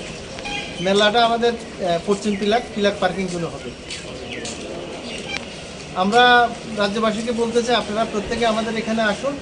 দীপাবলির যে উৎসব এটা আমাদের একটা বড় উৎসব হিন্দু ধর্মের। আমরা চাইবো যে আমাদের এই দীপাবলির উৎসবে আমরা সবাই আনন্দ করে যাতে মায়ের আশীর্বাদ নিয়ে যাতে প্রত্যেক ত্রিপুরা রাজ্যের মানুষ যাতে আলোকিত হয়, এটা আমরা বার্তা রাখবো।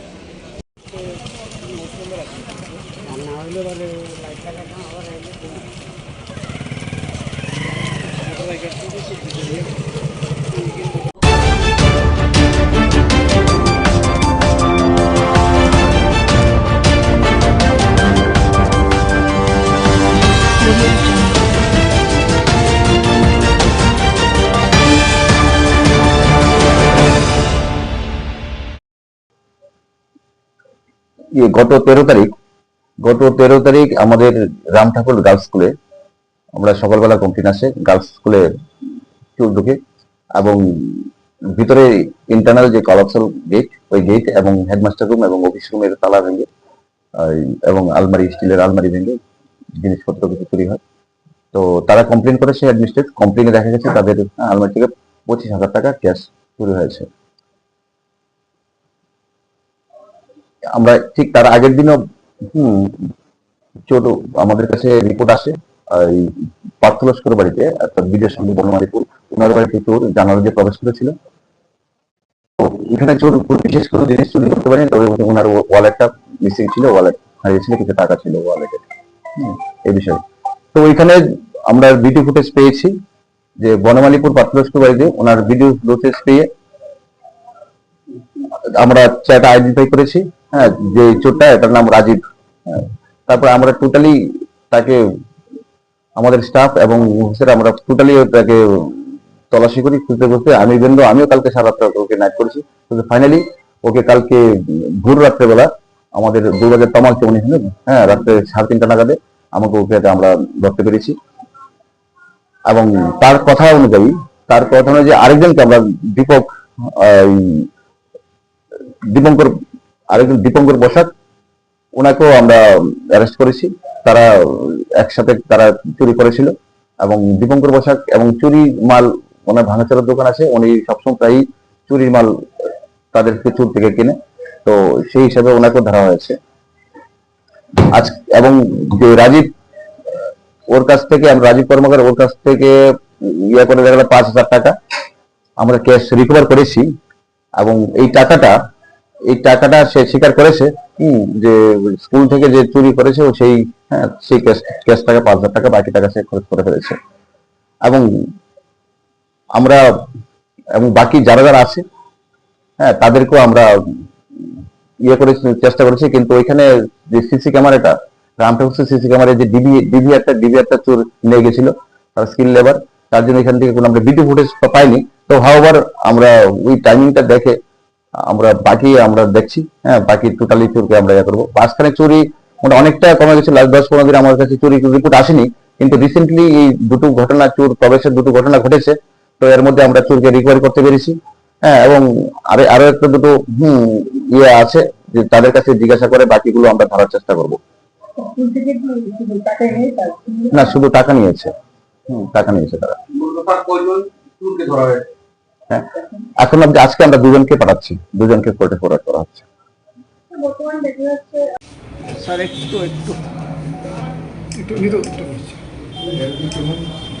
ভাই সামনে দিয়ে যাও।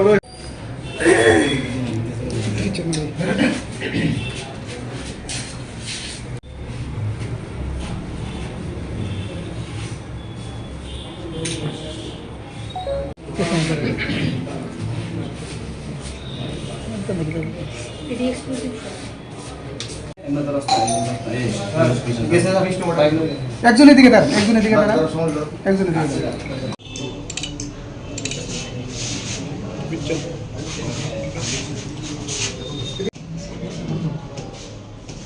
তোমার মানে কি করতে আছে একটু আসতে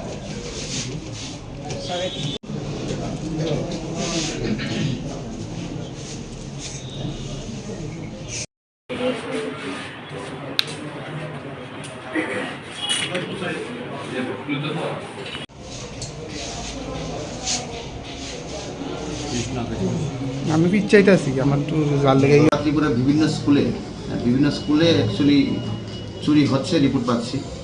আসলে আমাদের কাছে মনে হচ্ছে যে একটা গ্যাং তো নো ডাউট একটা তৈরি হয়েছে, আর একটা মাইনাস পয়েন্ট হলো স্কুলগুলিতে এখন কিছু গার্ড নেই, নাইট গার্ড নেই।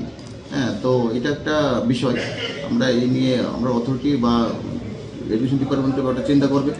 হ্যাঁ, কিন্তু আমরা যতটুকু আমরা নাইট মোবাইল করছি, 4টা বাইক মোবাইল এবং রাতে একটা ভেহিকেলের মোবাইল কন্টিনিউ এলাকাতে ঘুরছে। মাঝে মাঝে আমরা নিজেরাও ঘুরছি, সিনিয়র অফিসাররা ঘোরাঘুরি করছে। আমরা ব্যাপারটাকে খুব সিরিয়াস করে নিচ্ছি, আশা করি আমরা একটা কন্ট্রোল করতে পারবো। মূলত আজকে দুইটা আসামি যে এই দুজনেই রাম ঠাকুর স্কুলের সাথে দুজনেই, আর একজন রাজীব সে একা গিয়েছিল ওই বনমালীপুর প্রাথমিক স্কুল বাড়িতে, সে একাই গিয়েছিল। রাজীব কি কনফেস করেছে? রাজীব কি দুটোর সাথে জড়িত আছে? রাজীব দুটোর সাথে জড়িত আছে।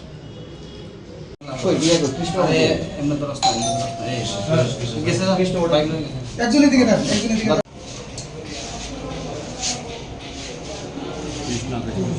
আমি পিচ্ছাইতে আছি আমার একটু জাল লেগে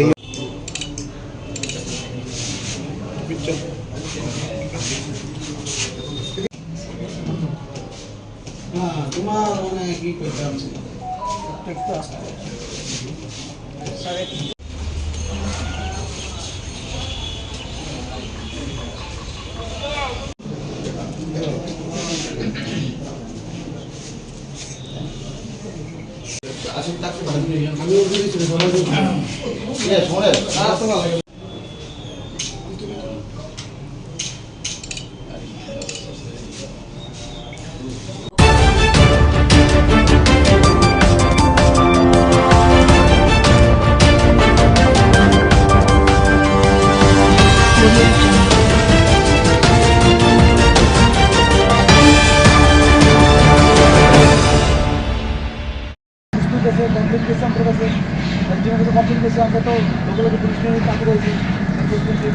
একটা অভিযোগ, বিশালগড় আমবাগান এলাকায় দীর্ঘ 25 বছর ও তার অধিক অবৈধভাবে একটা পনিরের ফ্যাক্টরি খোলা হয়েছে, সেই বিষয়টা নিয়ে আপনারা কি বলবেন? হ্যাঁ, এটা অ্যাকচুয়ালি আমরা আজকে 2-3 দিন নাগাদই আমাদের কাছে একটা ইনফরমেশন এসেছিল যে আমবাগানে একটা পনিরের কারখানা আছে। সেই কারখানার মধ্যে মানে তারা দীর্ঘদিন ব্যবসা করছে, সেই তাদের কাগজপত্র বা তাদের যে কোয়ালিটি, হাইজিনিক মেনটেন, এইসব ব্যাপার নেই। তো অ্যাকর্ডিংলি আমাদের কাছে নজরে আসার সঙ্গে আমরা এনফোর্সমেন্ট টিমের সঙ্গে আমাদের বিভিন্ন আধিকারিকদের নিয়ে আমরা ওখানে যাই। গিয়ে যে তাদেরকে যে জিনিসটা দেখলাম, এখানে পনির এবং ছানা যেগুলো তারা তৈরি করছে, একটা ছোট্ট একটা দোতলা ঘরের মধ্যে, যেটার মানে আউটসাইড এবং ইনসাইড খুবই আনহাইজিনিক, যেটা আমাদের একদম মানে পরিবেশের সঙ্গে বা আমরা যেটা দেখতে অভ্যস্ত না সেটাই আমরা দেখে আসলাম এই জায়গাতে। দীর্ঘ 25 বছর ওরা ব্যবসা করছে এখানে, কিন্তু উইদাউট কোনো মানে ভ্যালিড তাদের কাছে ডকুমেন্ট চাওয়াতে কোনো ডকুমেন্ট তাদের শো করতে পারেনি। যার জন্য আমরা প্রথমত ওদেরকে আজকে দেখে বলে আসলাম এবং ওনার কাগজপত্র যা যা আছে সবগুলো নিয়ে আমাদের অফিসে আসার জন্য আমরা তাদেরকে বললাম। যে মালিক হলো সে রাধা দত্ত, ওনার হাজব্যান্ড হচ্ছে গৌতম কর, উনি আগরতলা বাড়ি হাঁপানিয়া, কিন্তু ওই বিজনেসটা চালাচ্ছে রাধা দত্তই, কারণ গৌতম গড়ে এখন এক্সপায়ার্ড। তো সেই নিরিখে তিনি বিজনেস করছেন। আমরা দেখেছি যে কোনো যে উইং মেশিন আছে, সেই উইং মেশিনের কোনো কাগজপত্র তারা ঠিকভাবে শো করতে পারেনি, যার জন্য তাদেরকে কালকে ডাকানো হয়েছে। হয়তো তাদেরকে অ্যাজ পার মানে লিগ্যাল মেট্রোলজি অ্যাক্ট অনুযায়ী ওদেরকে অ্যাকশন নেওয়া হবে। তো পাশাপাশি আমরা এটাও বলে এসেছি কালকে আমাদের কাছে সমস্ত পেপার নিয়ে আসবে, তারপর ওদেরকে আমরা অ্যাকর্ডিংলি শোকজ করবো। শোকজ করার পরে যদি ওরা কাগজপত্র না দেখাতে পারে তাদের দোকান আমরা বন্ধ করে দেবো as per instruction of the authority. এই পনির খেয়ে অলরেডি বিশালগড় মহকুমা হাসপাতালে একজন অলরেডি অ্যাডমিট রয়েছে। হ্যাঁ, এই কোম্পানি বা এই মানে ফ্যাক্টরির বিরুদ্ধে কোনো বৈধ কাগজ না থাকার সত্ত্বেও আপনার প্রশাসন কি ভূমিকা গ্রহণ করছে? আমরা প্রশাসন থেকে প্রতিনিয়ত এরকম যখনই কোনো কিছু এইসব কোনো আমাদের নোটিশে আসে আমরা সঙ্গে সঙ্গে তাদের কাগজপত্র চাই। কাগজপত্র না দেখাতে পারলে আমরা তাদেরকে আইনানুগ ব্যবস্থা নিই এবং আমরা সেই যদি কাগজ না দেখাতে আমরা অবশ্যই এরকম একটা সিরিয়াস অফেন্সের ক্ষেত্রে আমরা কোনো মতে তাদের করবো না, টলারেট করবো না, আমরা আমাদের আইনগত ব্যবস্থা নেব, তাদের রেস্ট্রিকশন নেব।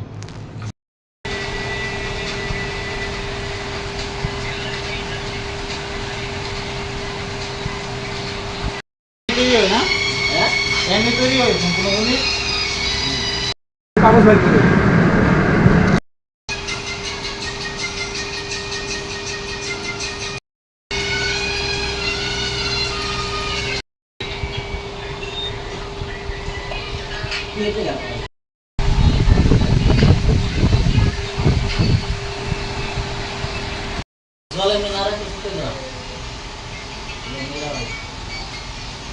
রামদত্ত কোর্ট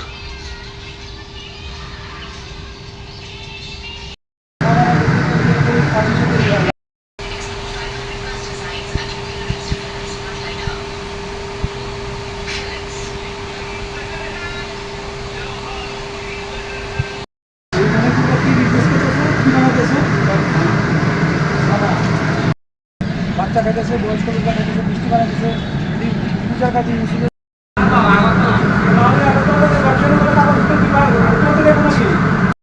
ফালাই দেবো, উদাম রেখা দেবো সম্পূর্ণ এই বিষয়টা ফাঁকা দেখছেন এটা উদাম কেমন দেখতেছি এখন আমরা দেখতে পেলাম মাসি ব্যান ব্যান করতেছে সব ক্যামেরা ঘুরাই দেওয়া তুমি ওই তো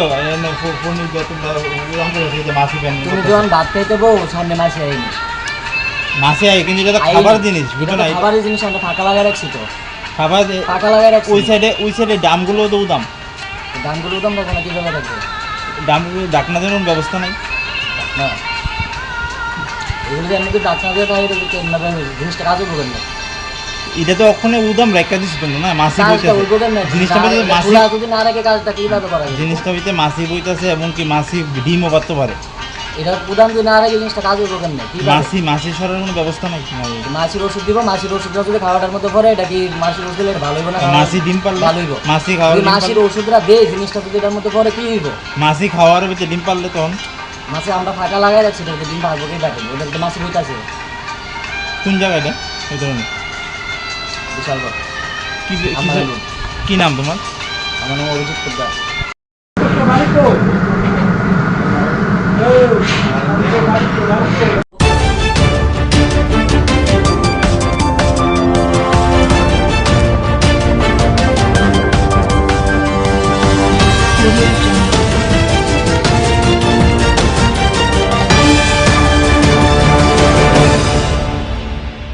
সে মারা গেছে এর নাম হচ্ছে আপনার বজেন্দ্রনাথ মানে আমার বড় ভাই কি বাড়িতে থাকমাঘাট লোকনাথ মন্দিরের লগে।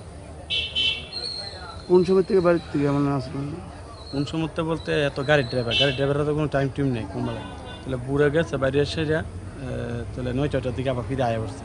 আমি তো আবার কাজ কবে বুড়ে গেছে? পরশুদিন মানে কালকে বুড়ে গেছে কি বাইরে গেছে পর্দা আপনার 9টার দিকে আবার আয়া পড়ছে। মানুষের লোক দেখছে দোকানের সামনে নামছে সেরে তারপরে এই 9টার সময় থেকে হ্যাঁ বাইরে গেছে তো গাড়িটা আমরা আবার মনে অন্য গাড়ি টিপে গেছে আচ্ছা তাহলে 9টার থেকে আপনার গেছে বিকাল সন্ধ্যা দুপুরে আইসে না দেয় ডাউড়িছে দিকে আমরা সন্ধ্যার পর থেকে আমাকে আইব না 8টা 9টা বাতলা এবার 9টা বাতলা দেখতে আইসে না এবার রাত্রবেলা বাইরে বিচারছি টুচি পাই না এত মোবাইলও নাই যে ফোন করে দিঙামো বা অন্য সময় কোনো কেন গেলে দেরি হইলে আইতে ফোনও করতেছেন কারো মোবাইল দিয়া বা মনে করেন মোবাইল নিজে না থাকলে ফোন করে বিচারছি বা 1টা অবধি পাইছি না এখন ঘুরে কেডা বলে আপনার দোকান খুলে কি বিশ্বকে না ঘুরে গেছে যাওয়ানোর সময় তাই দেখছে পর বাড়িছে খবর এরপর তো পুরো আমরা বাড়িতে খবর গেছে পর আমরা আইলাম দেখলাম।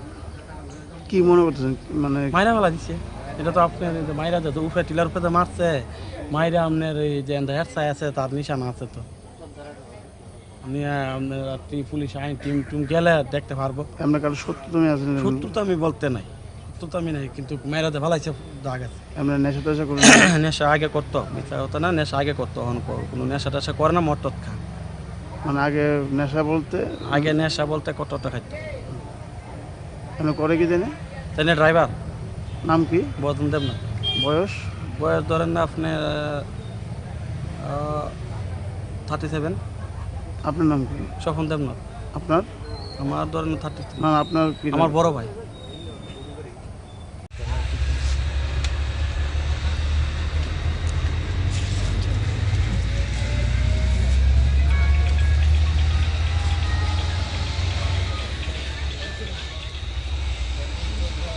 বড় রাস্তার পাশে ছোট একটা নালা টাইপ আছে, ওখানে একটা বডি পাওয়া গেছে, যার নাম ভজন দেবনাথ, বাড়ি চাকমাঘাট লোকনাথ আশ্রম মন্দিরের কাছে।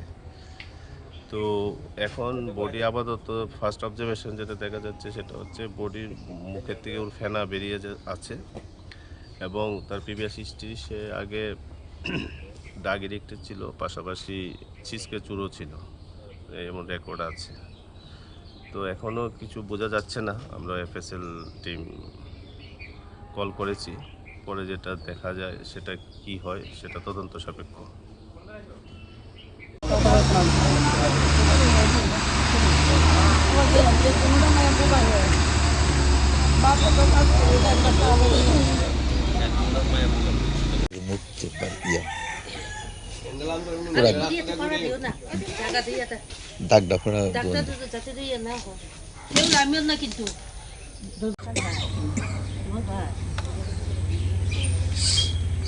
नाम की जा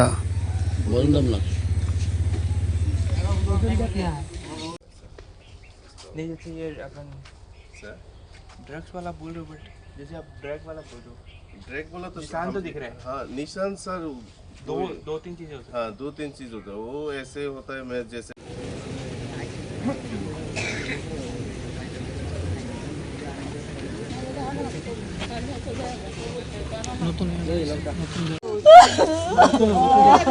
কাগজপত্র লয়ে যাও, মেট্রে যাও।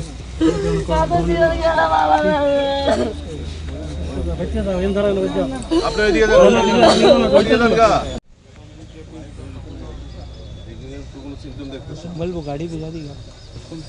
हाँ सर। डेगी हुई हाथ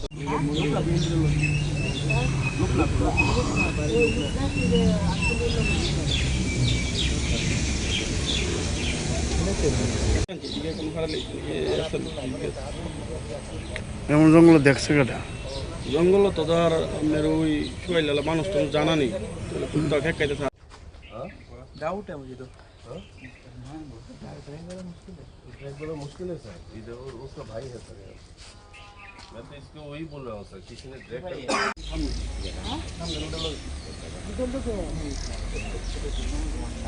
কোনখানে বাড়ি? বাড়ি ওই লোকনাথ মন্দিরের লোক। এদিক থেকে আসে, আমরা এদিক থেকে করতে এসে গেলাম।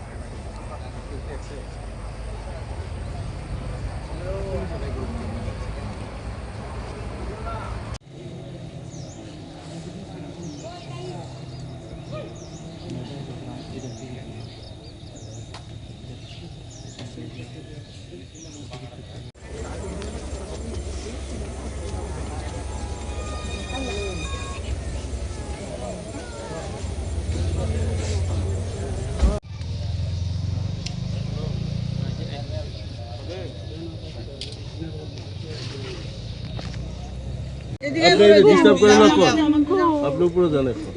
मैडम का नहीं, ये मेरे नहीं, सुमित्रा मैडम का नीचे मत अरे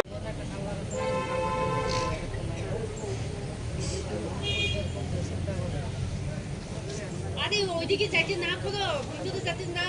হ্যাঁ না, জল তলতে নাই, তলতে পাই না। ওইদিকে মানে দূর আছে, টিলার থেকে আনছি। টিলার থেকে এসে হেসে আনছি। ওই রাস্তা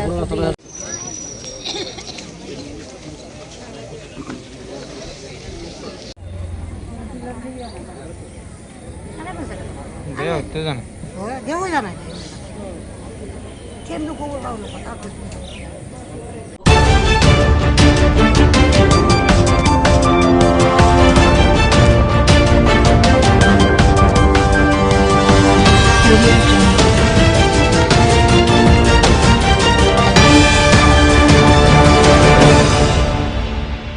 पहले मुंगियाकामी पीएस ने बहुत ही अच्छा काम किया है। यहाँ पे सनेस है, सर्विस ओसी है, यहाँ के बड़े बाबू, इन्होंने बहुत ही अच्छे से प्लानिंग करके, बहुत अच्छे से एग्जीक्यूशन करके, और मतलब काइंड ऑफ ये highway man of Tripura police बोल सकते हैं। इन्होंने पूरा हाईवे, नेशनल हाईवे को एकदम, इनका एक पूरा टैक्टिक्स है, इन्होंने बहुत एक्सपीरियंस से चीज़ें सीखी है। उसका परिणाम है कि आज का जो रिजल्ट है वो है टोटल 580 kg ऑफ गांजा, सस्पेक्टेड टू बी गांजा, ड्राई गांजा मिला है। इसकी मार्केट वैल्यू अप्रोक्सीमेटली 1 करोड़ के अराउंड होगा। और ये 2 व्हीकल से मिला है। ये थोड़ा चेजिंग करना पड़ा गाड़ी को, और बाद में व्हीकल इंटरसेप्शन से हमने एक टाटा सफारी गाड़ी है और एक दूसरी गाड़ी है, इनको सीज किया। एक्यूज्ड भी हमें मिला है। अकॉर्डिंगली हम आगे इन्वेस्टिगेशन करेंगे इसका। And I also want to tell कि आप लास्ट 1 महीने का रिकॉर्ड भी देखोगे, इससे पहले भी, तो मुंगियाकामी पीएस में बहुत बार कंटिन्यूसली दे आर परफॉर्मिंग, और एक काइंड ऑफ मेजर क्रैकडाउन हो रहा है ड्रग्स पे। जैसे हमें डीजीपी सर ने इंस्ट्रक्ट किया है और एसपी सर की लीडरशिप में ये सब हमने, ये हमारा रिजल्ट है, अचीवमेंट है, and we are continuing to do so. नहीं, अलग अलग गाड़ी है, अलग अलग जगह है दोनों। तो ये मतलब एक जगह नहीं है, इट इज़ 2 प्लेसेस। ये महारानीपुर है और दूसरा सन्नाई, चंपाई। हाँ, ये थोड़ा ये मैं एक चीज़ बताना चाहता हूँ कि आजकल एकदम नए नए तरीके यूज़ करने लगे हैं। हमें नंबर प्लेट्स मिली है गाड़ी के अंदर, डिफरेंट नंबर है, एक कुछ आसाम के नंबर है, कुछ त्रिपुरा के नंबर है, तो उसको चेंज करते होंगे प्रोबेबली। एक्चुअल जो उसका गाड़ी का नंबर है, अलॉटेड नंबर है, उसका ये एक सब्जेक्ट ऑफ इन्वेस्टिगेशन है। दूसरा, इसके अलावा ये क्या करते हैं कि जैसे प्रेस का एक बना के कि प्रेस की गाड़ी है, वो भी एक नया चीज़ करा है। ड्यूटी टेलीकॉम लगा के, जिससे इनको फ्री पैसेज मिल जाए व्हीकल चेकिंग में रुकना नहीं पड़े। तो ये भी नई नई चीज़ें आ रही है।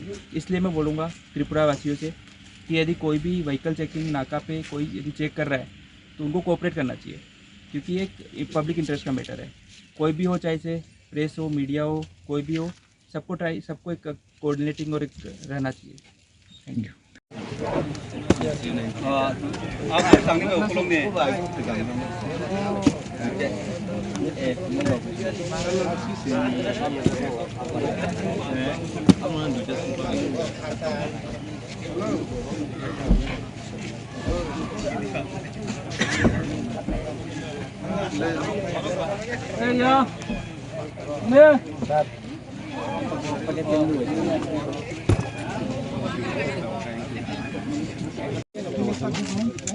अरे ना क्या bro,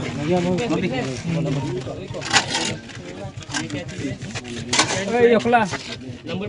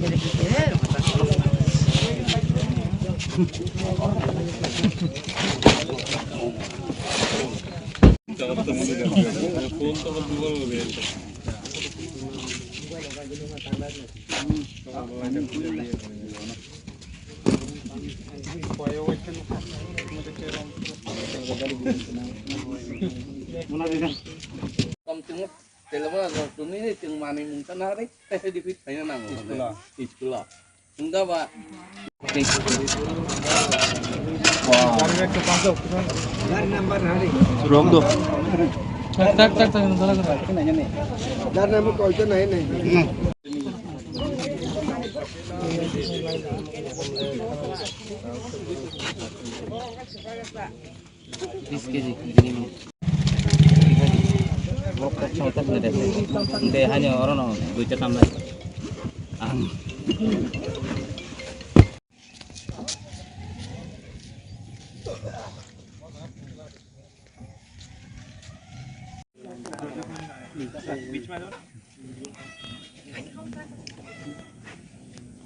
Kurang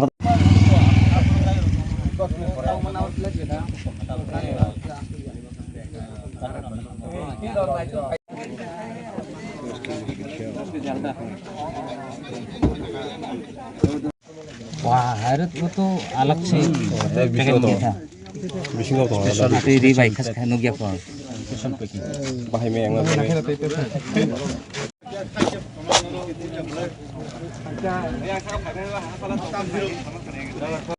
tầm tầm nay đi đó cả ta mà này chỉ nó nặng ổn ta bà đi ra rồi iyo mana ungko bunga ya tanya bawa iyo mana ungko bunga yang ngomong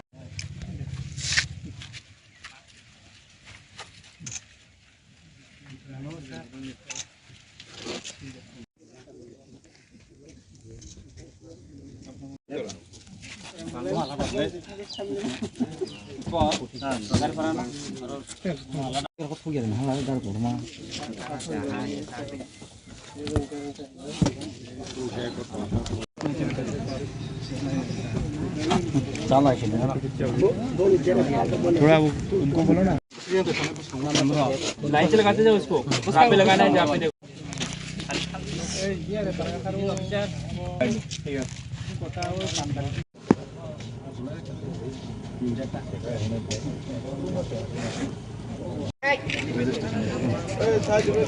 चलो तुम तो ऊपर उठो ना गरीब नहीं जाओ पूरे पूरे थाना वो थाना अच्छा ठीक है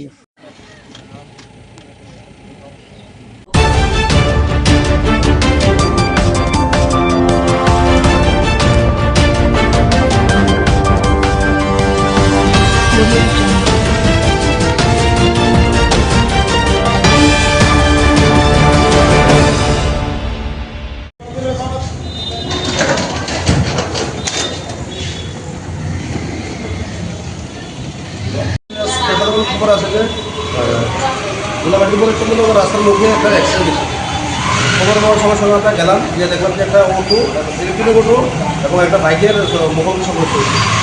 এখানে একজন বাইক আরোহী নারায়ণ ভৌমিক তাদের গুরুতর অবস্থা কইলে আছে আমরা বিশেষজ্ঞ সরকারি হসপিটালে নিয়ে সিরিয়াস ইঞ্জুরি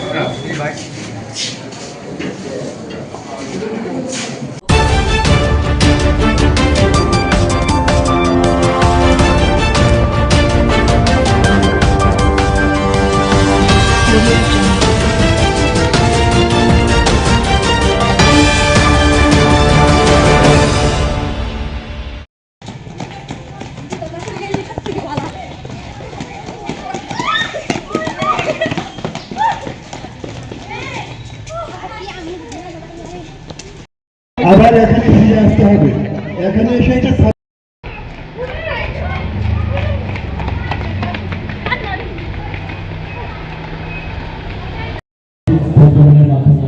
অনুষ্ঠানে শুভ উদ্বোধন করার জন্য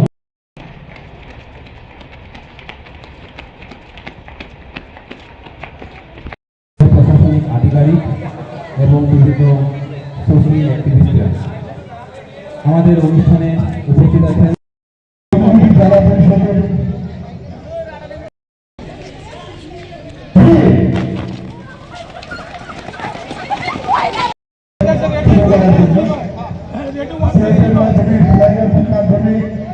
আমাদের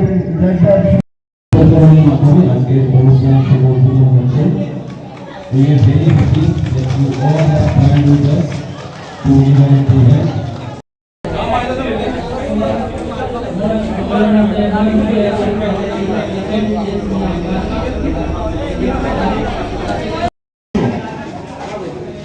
সেটা নিয়ে আলোচনা করেছেন। এইডস এবং HIV এটা আমরা সবাই জানি যে একটা মরণব্যাধি অসুখ, যেটা মরণব্যাধি রোগ যেটাকে বলি। তার থেকে বাঁচার একমাত্র উপায় তার অ্যাওয়ারনেস। সেটা যদি আমরা সবাই জানি, এইডস আর এইচআইভি রক্ত সংঘর্ষ ছাড়া ছড়ায় না, এটা আমরা সবাই জানি। বিভিন্ন মাধ্যম আছে, 4-5টা, যারা ড্রাগস ইউজ করে, ড্রাগসের সিরিজ ইউজ করে, সিরিজের মাধ্যমে ড্রাগ যারা ইউজ করে, একটা সিরিজ দিয়ে অনেকে এটাকে ইউজ করে। যখন যদি কারো এইচআইভি থাকে তাহলে সে অন্যের শরীরে সেই এইচআইভি প্রবেশ করে।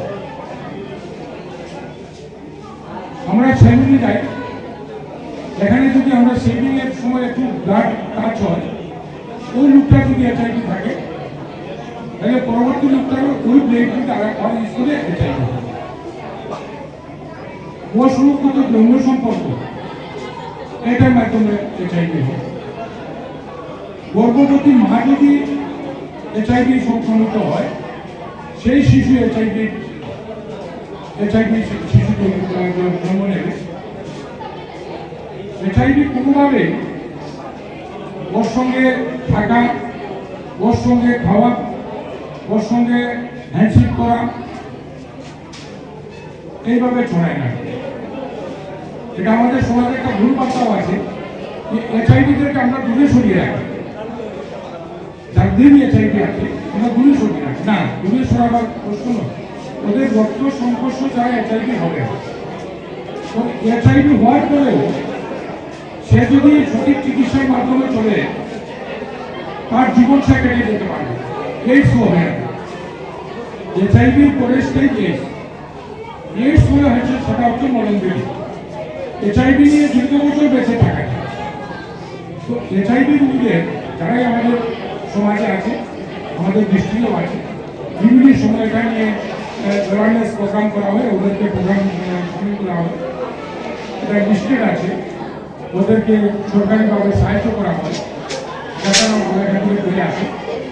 সেটা যাতে বিস্তার লাভ না করে, সেটা যাতে কন্ট্রোল করা যায়, তার জন্য এইডস কন্ট্রোল, যেটা আমরা state level AIDS control society কাজ করে, আমাদের নিউজ পেপার কাজ করে, যুব সমাজ ও যুব বিষয়ক ক্রিয়া লক্ষ্য।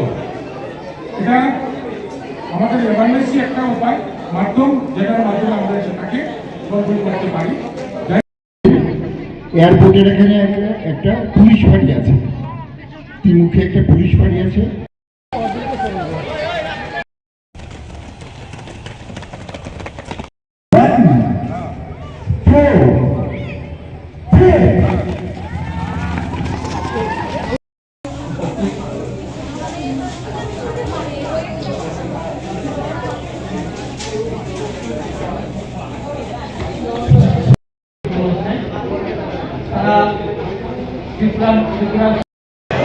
Youth Affairs শ্রী অজিত যাদব আছেন এবং সিএমএস আছেন এবং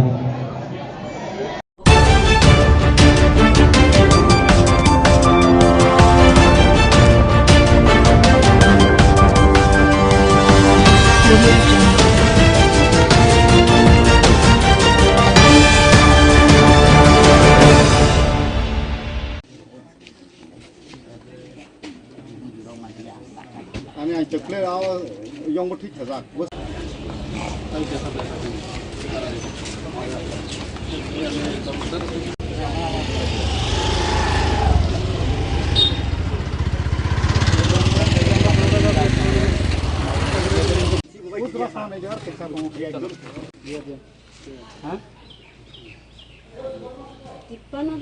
পরিবার শুধু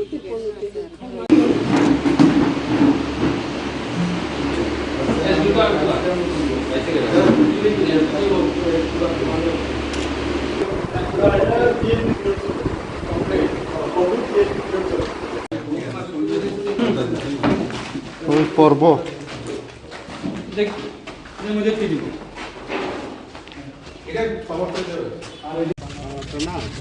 ফোন করছিলাম যে আমি মিনিস্টার স্যার লাগে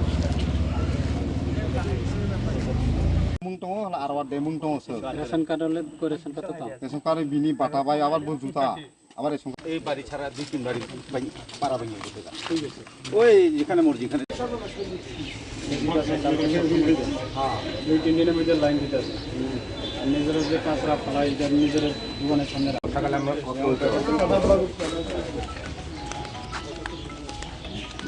এটা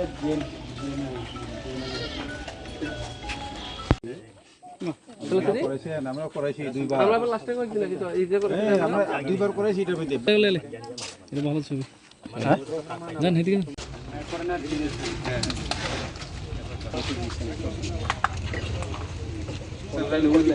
অনলাইন করলে কিন্তু হ্যাঁ ইধর রাস্তা মানে ওই আপনি পিএমদের সবাই কাজা এক বছরে চলে মানে আমি দিচ্ছি দেখে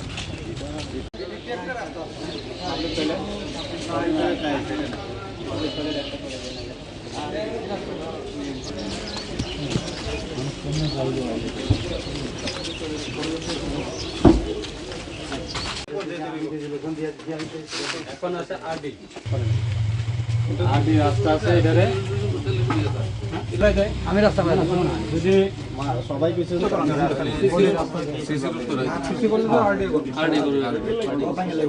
এই মাত্র না কবে নিছে এই কিছুদিন আগে মাত্র জায়গাটার সামনে জায়গাটা খুলে দেবো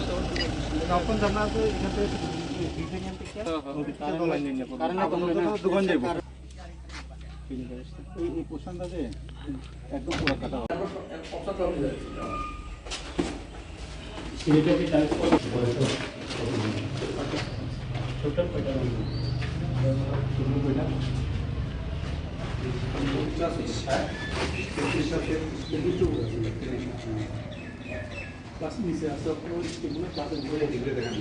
ফাইনাল ডিপিআরটা দেখাইতো কোন সাইডে তারা পারবেন তারা তো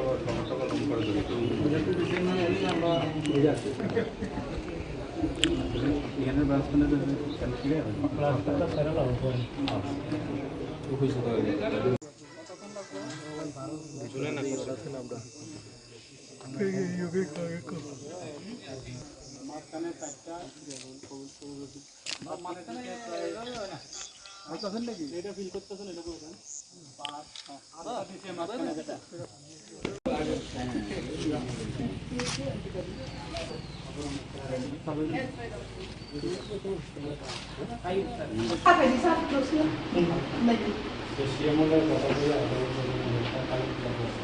বাকি সবটি বেড়েছে সাইকেল আমার চলছে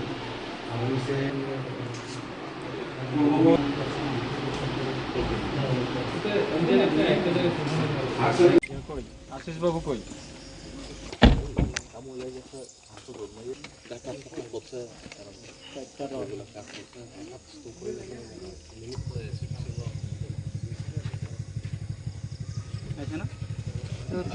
ভবিষ্যৎ 70% ত্রিপুরা অবজারভার নতুন আরেকটা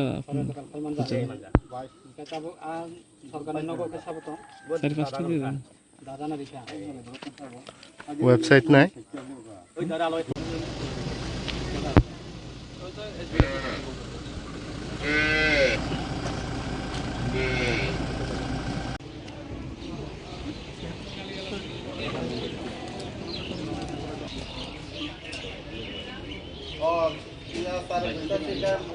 মার্কেটটা বাইকুড়ার নতুন একটা বিল্ডিং পিস মার্কেট সেট এটার মধ্যে কানেকশন হ্যাঁ সেটিকে ব্যবসায়িকদের জন্য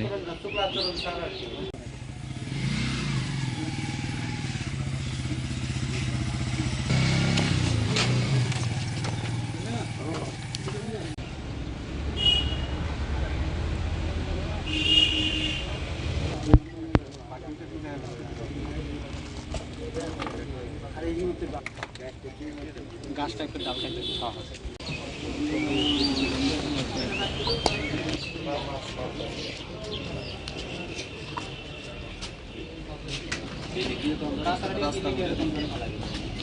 এইখানে যখন বাজার হইব কি অবস্থা হইবে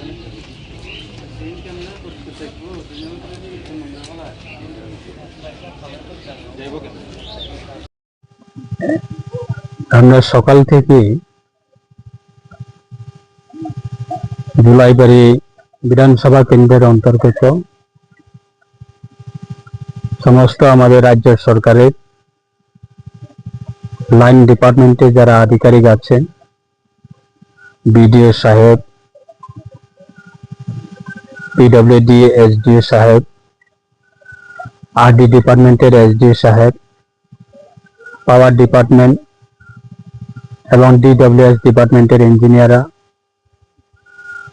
এবং জুলাইবাড়ি আরডি ব্লকের বিএসসি চেয়ারম্যান, পঞ্চায়েত সমিতি ভাইস চেয়ারম্যান, জনপ্রতিনিধি এবং লাইন ডিপার্টমেন্টে যারা আধিকারিক, আমরা সবাই মিলে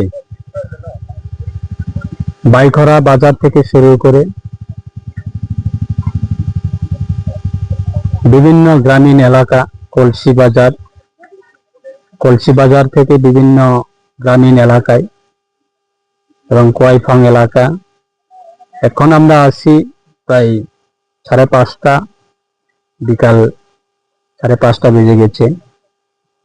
আমাদের লাস্ট বর্ডার জুলাইবাড়ি ব্লকে এবং জুলাইবাড়ি বিধানসভা কেন্দ্রে কোয়াইফাং থেকে পাঞ্জিরায় প্রায় 8-9 কিলোমিটার হবে। আমাদের এই পুরান একটা আমাদের ক্যাম্প রয়েছে এই পাঞ্জিরায় লাস্ট বর্ডারে, সেখানে আমরা এসেছি। প্রত্যেক জায়গাতে আমাদের উদ্দেশ্য বিদ্যুৎ, রাস্তাঘাট, পানীয় জল, এই 3টি বিষয় নিয়ে আমরা গুরুত্ব দিয়ে সাধারণ মানুষ এই 3টা বিষয় নিয়ে কোনো অসুবিধা হচ্ছে কিনা সেটা নিয়ে আমরা প্রত্যেকটা গ্রামীণ এলাকা ডাইরেক্ট পাবলিকের সঙ্গে আমরা যারা গ্রামবাসী যারা আছেন তাদের সঙ্গে আমরা দেখা করে তাদের সমস্যাগুলি কি রয়েছে, গ্রামের সমস্যাগুলি কি রয়েছে, সেগুলি আমরা সমস্যার সমাধান করার জন্য আমাদের লাইন ডিপার্টমেন্ট অফিসাররা সঙ্গে আছে এবং বিশেষভাবে আমরা এই 3টি জিনিসটাকে আমরা গুরুত্ব দিয়ে আজকে আমাদের বিভিন্ন গ্রামীণ এলাকা আমাদের ভিজিট এই প্রোগ্রাম। তাই আমি ব্যক্তিগতভাবে আজকে আমরা সবাইকে একসঙ্গে নিয়ে যাতে সাধারণ মানুষের চাহিদা, মৌলিক চাহিদা হচ্ছে 3টা জিনিস। একটা হচ্ছে রাস্তাঘাট আপ টু লাস্ট মাইল পর্যন্ত, আপ টু গ্রাসরুট লেভেল পর্যন্ত রুট কানেক্টিভিটি, সেটা যাতে মানুষের কাছে পৌঁছাতে পারে যে কোনো ভাবে হোক, সেটা ব্রিক সেলিং হতে পারে, ব্ল্যাক টপের রাস্তাও হতে পারে, PMJSY এর মাধ্যমে রোডও হতে পারে, বা যে কোনো ভাবে হোক যাতে রুট কানেক্টিভিটি মানুষের কাছে পৌঁছায়। দ্বিতীয়ত হচ্ছে বিদ্যুৎ পরিষেবা, প্রত্যেকটা পরিবারে যাতে বিদ্যুতের সমস্যা যাতে না থাকে এবং বিদ্যুতের সঙ্গে রিলেটেড আমাদের মানুষের মূল চাহিদা হচ্ছে পানীয় জল। জলের অপর নাম জীবন। এই জলের মাধ্যমে আমাদের প্রত্যেকটা মানুষ জীবন আমরা অত্যন্ত সেটা প্রয়োজনীয়। তাই এই পানীয় জলের ব্যবস্থাও আমরা যাতে কোনো ধরনের কোনো পরিবারে কোনো গ্রামে পানীয় জলের সমস্যা যাতে না থাকে সেটাও আমরা সমস্যার সমাধান করার জন্য আজকে আমরা এই আমাদের ভিজিট অনুষ্ঠান। তাই সাথে আমাদের বিভিন্ন উন্নয়নমূলক কাজ চলছে, বিভিন্ন কনস্ট্রাকশন, বিভিন্ন অফিসের বিল্ডিং কাজ চলছে, স্কুলের বিল্ডিং কাজ চলছে, মার্কেট স্টলের বিল্ডিং কাজ চলছে এবং বিভিন্ন ডিপার্টমেন্টের বিল্ডিং কাজ চলছে আমাদের এই বিধানসভা কেন্দ্রে। সেই বিল্ডিং এর কাজ সঠিক সময়ে যাতে সম্পূর্ণ হয় এবং এই বিল্ডিং এর কনস্ট্রাকশনের কাজগুলি যাতে কোয়ালিটি বজায় থাকে সেটাও আমরা প্রত্যেকটা জায়গাতে আমরা চেষ্টা করছি যে আমাদের ডিপার্টমেন্টের আধিকারিক যারা আছেন তারাও সঙ্গে রয়েছে, সেইগুলি নজর রাখা এবং সম্পূর্ণ সঠিক সময়ে সম্পূর্ণ করার ক্ষেত্রে আমরা সেটাকে উদ্দেশ্য রেখে আজকে আমাদের ভিজিট অনুষ্ঠান। আমরা আশা রাখছি আমরা পাবলিকের কোনো ধরনের অসুবিধা যাতে না থাকে। একটা বিষয় নতুনভাবে আমরা সেটা আজকে এখানে এসে আমরা জানতে পেরেছি যে বন বিভাগের, বন দপ্তরের রিলেটেড আমাদের বনের হাতি, সেটা আমাদের এই পাঞ্জিরাই গ্রামবাসীর বিভিন্ন ফসলগুলি তাদের নষ্ট হচ্ছে এবং বিভিন্ন সময়ে তারা ভয় পাচ্ছে, সেটাকেও আমরা এই সমস্যার সমাধান করার জন্য আমরা বন দপ্তরের সঙ্গে কথা বলবো এবং দপ্তরের মাননীয় মন্ত্রী সাহেব রয়েছেন, তার সঙ্গেও আমরা আলোচনা করব এই বিষয়গুলি আমরা কিভাবে সমাধান করা যায়। তো সেটাকে কেন্দ্র করে আজকে আমাদের এই অনুষ্ঠান। ধন্যবাদ।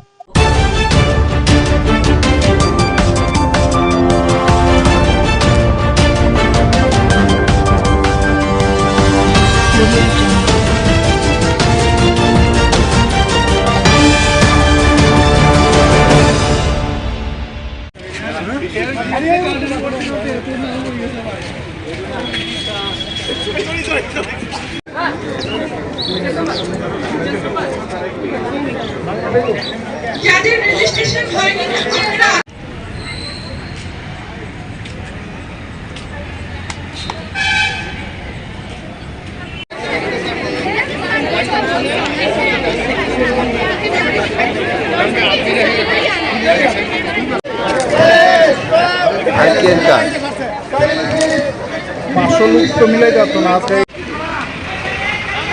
Chekhalo ba nang yawe ba number to yawe ba chekhalo nang number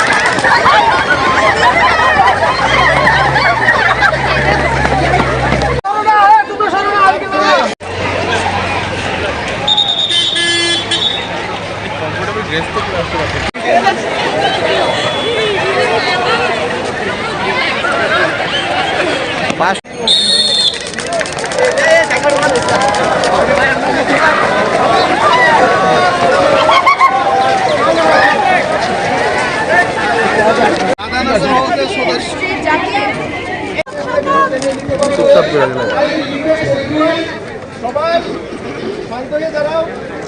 আমি সবুজপত্র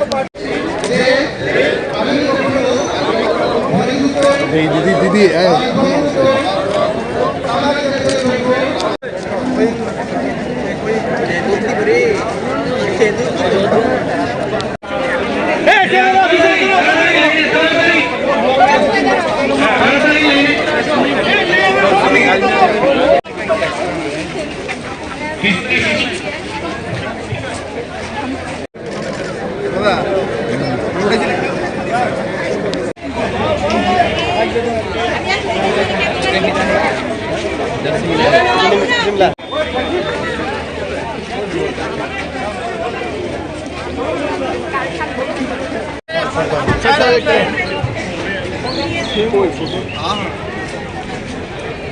सबसे ज्यादा प्रोग्राम सीएमओ साहब ही आज district level red run programme में हम पूरे डिस्ट्रिक्ट एडमिनिस्ट्रेशन की तरफ से और राज्य सरकार की तरफ से अपने आम नागरिकों को ये संदेश देना चाहते हैं कि HIV एवं एड्स से अपने आप को बचाव करें, ड्रग्स से दूर रहें, टोबैको के कंजम्पशन से दूर रहें और उसी के साथ साथ अपने सेहत पर खासकर स्पोर्ट्स एक्टिविटी में एवं जॉगिंग में अथवा शारीरिक परिश्रम से अपने स्वास्थ्य को स्वस्थ रखें और इन सभी चीज़ों में एडमिनिस्ट्रेशन उनके साथ है और जहाँ भी उनको हमारी सहायता की ज़रूरत होगी हम लोग वो सपोर्ट उनको प्रोवाइड करेंगे, परंतु जो गलत आदतें हैं उनसे अपने आप को दूर रखें और अच्छी आदतों का अपने जीवन में अनुसरण करें।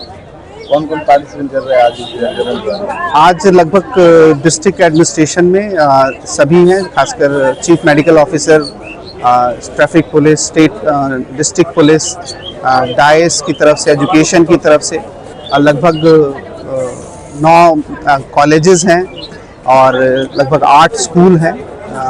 मैं उम्मीद करता हूं कि और आम जनता से भी हमने निवेदन किया, वो लोग भी आए हुए हैं, तो बड़े स्तर पे इसमें पार्टिसिपेशन किया जा रहा है और हम उम्मीद करेंगे कि यूथ को ये मैसेज पहुंचेगा और वो इसको फॉलो भी करेंगे। जैसे आज जो रेड रन ऑर्गेनाइज हो रहा है वो अवेयरनेस है अगेंस्ट जो आपका HIV है एंड ड्रग्स, और उसके अलावा जो है यूथ को हमारा मैसेज है कि to stay away from drugs and apart from that जो है फिज़िकल फिटनेस जो है बहुत इंपॉर्टेंट है स्पेशली यूथ के लिए। तो वो बोलते हैं कि एक हेल्दी बॉडी में हेल्दी माइंड रहता है, इसलिए physical fitness is very important. तो सभी को जो है स्पोर्ट्स एक्टिविटी, फिजिकल एक्टिविटीज़ में पार्टिसिपेट करना चाहिए और ड्रग्स से दूर रहना चाहिए। আপনারা জানেন আমাদের রাজ্য সরকার, রাজ্যের মাননীয় মুখ্যমন্ত্রী আমাদের এই রাজ্যকে নেশামুক্ত রাজ্য হিসাবে ঘোষণা করতে চাইছেন। আর আপনারা জানেন এই নেশার কারণেই আমাদের এই রাজ্যের মধ্যে এইডসের বাড়ন্ত। তো এইডস থেকে মুক্তি পেতে হলে আমাদের নেশা বর্জন করতে হবে। তো আমাদের বাচ্চারা যাতে সেই নেশাতে আসক্ত না হয়, নেশাতে যাতে তারা না ধাবিত হয়, তার সচেতনতার জন্য আজকের এই উমগন্ত ময়দান থেকে এক র্যালির আয়োজন করা হয়েছে। সেখানে আমাদের ডিস্ট্রিক্ট হেলথ ডিপার্টমেন্ট, আমাদের জেলা প্রশাসন এবং অন্যান্য ডিপার্টমেন্ট সেখানে অংশগ্রহণ করেছে। তো সেখানে একটা রেড রান কর্মসূচি আছে, সেটাতে একটা সতর্কতা বার্তা সেখানে দেওয়া হবে। কেউ যাতে নেশার দিকে ধাবিত না হয়, কেউ যাতে কোনো নেশা গ্রহণ না করে, কেউ যাতে তামাক জাতীয় যেগুলি নেশা আছে সেইগুলি যাতে বর্জন করে, মানে এক কথায় সমস্ত নেশা যাতে মানুষ বর্জন করে, সমস্ত নেশা বর্জন করে মানুষ যাতে স্বাভাবিক জীবনযাপনে থাকে এবং সুস্থ সমাজ গঠনে যাতে সাহায্য করে। মাননীয় মুখ্যমন্ত্রী প্রফেসর ডক্টর মানিক সাহার যে ডাক নেশামুক্ত ত্রিপুরা, নেশামুক্ত জেলা, সেই কাজে যাতে সবাই অংশীদারিত্ব করে, সেই কাজে যাতে সবাই অংশগ্রহণ করে, তার জন্যই আজকের এই আয়োজন।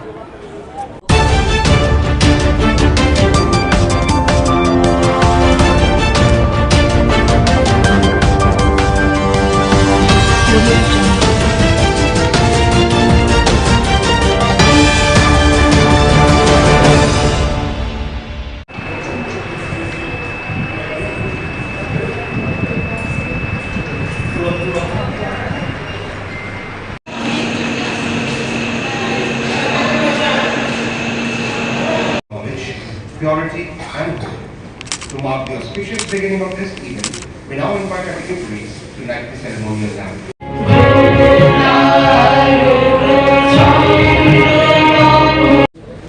We would also like to felicitate Shri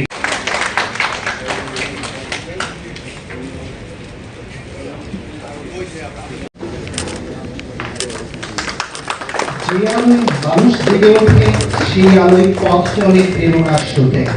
কবি সুভাষ মুখোপাধ্যায় এই লাইনটি দিয়ে ভারতীয় সব এই আলো হলো জ্ঞানের, আশা ও মানবতার প্রতীক। অন্ধকার থেকে আলোয় যাত্রাই আমাদের জীবনের মূল মন্ত্র।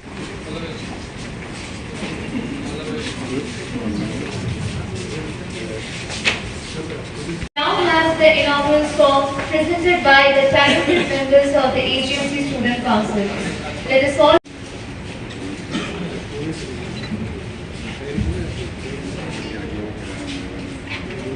राज्य के नागरिकों को अच्छी हेल्थ सुविधाएं मिलेगी, चाहे प्रिंसिपल साहब हो, चाहे एमएस साहब हो, चाहे आप एचओडी हो, तो आप उनको जरूर बताएं, क्योंकि हमारे एक महीने में कम से कम 2-3 मीटिंग तो होती है। तो उस मीटिंग में सभी एचओडी आते हैं, विचार विमर्श करते हैं, तो उससे हम लोग काम आगे बढ़ाते हैं। तो मुझे पूरी उम्मीद है कि ठीक है, हम लोग एम्स दिल्ली के साथ काम कर रहे हैं, लेकिन हमारे पास इतना अनुभव है और हमारे पास इतना मतलब स्किल है, कमिटमेंट है, चाहे आप सभी लोग अगर 2-4 सजेशन भी आप देंगे तो मेरे ख्याल से और भी जीवन स्टूडेंट का अच्छा नाम होगा। और जैसे संख्या आज यहाँ पे प्रिंसिपल साहब ने बताई कि हर साल रेफरल में कमी आ रही है, मतलब कहाँ मतलब 2000 तक का रेफरल था 2018 में, लास्ट ईयर तो उन्होंने बताया 671 किया, मतलब हो सकता है इस साल और भी कम हो। हम चाहते हैं कि एक भी मरीज उनको ये भावना न आए उनके मन में कि जो हमें जो असुविधा है या कोई भी डिसीज है उसकी यहाँ ट्रीटमेंट नहीं होती है। हाँ, अगर किसी को समझो आपने चॉइस से किसी को बाहर जाना है तो बाहर जा ही सकते हैं। जैसे प्रधानमंत्री जन आरोग्य योजना है, उसमें आप देश के 30-35 अस्पताल में आप जाके आप ट्रीटमेंट ले सकते हैं। ये तो स्कीम ही है, भारत में आप कहीं भी जा सकते हैं, लेकिन मजबूरी में जाना ना पड़े, ये हमारी उम्मीद है। और जिस तरीके से अभी हमारे राज्य में और medical colleges, nursing colleges, paramedical courses इतने सारे आ रहे हैं, तो हेल्थ सेक्टर को जो उसका मेन होता है, इंफ्रास्ट्रक्चर तो बाद में लगता है, हेल्थ सेक्टर में मेन होता है ह्यूमन रिसोर्स तैयार करने के लिए जो संस्थाएं हैं वो हमारे राज्य में उभर रही है। तो आने वाले दिनों में हमें ह्यूमन रिसोर्स में कोई भी कमी नहीं आएगी। राज्य सरकार की मदद से इंफ्रास्ट्रक्चर और जो हमें यंत्र सामग्री लगती है उसमें भी कुछ कमी नहीं आएगी। और ये सभी का मिलाप होगा कि हर साल इस अस्पताल का नाम सुनाम और बढ़ता रहेगा। फिर से एक बार आप सभी को शुभकामनाएं। धन्यवाद, नमस्कार।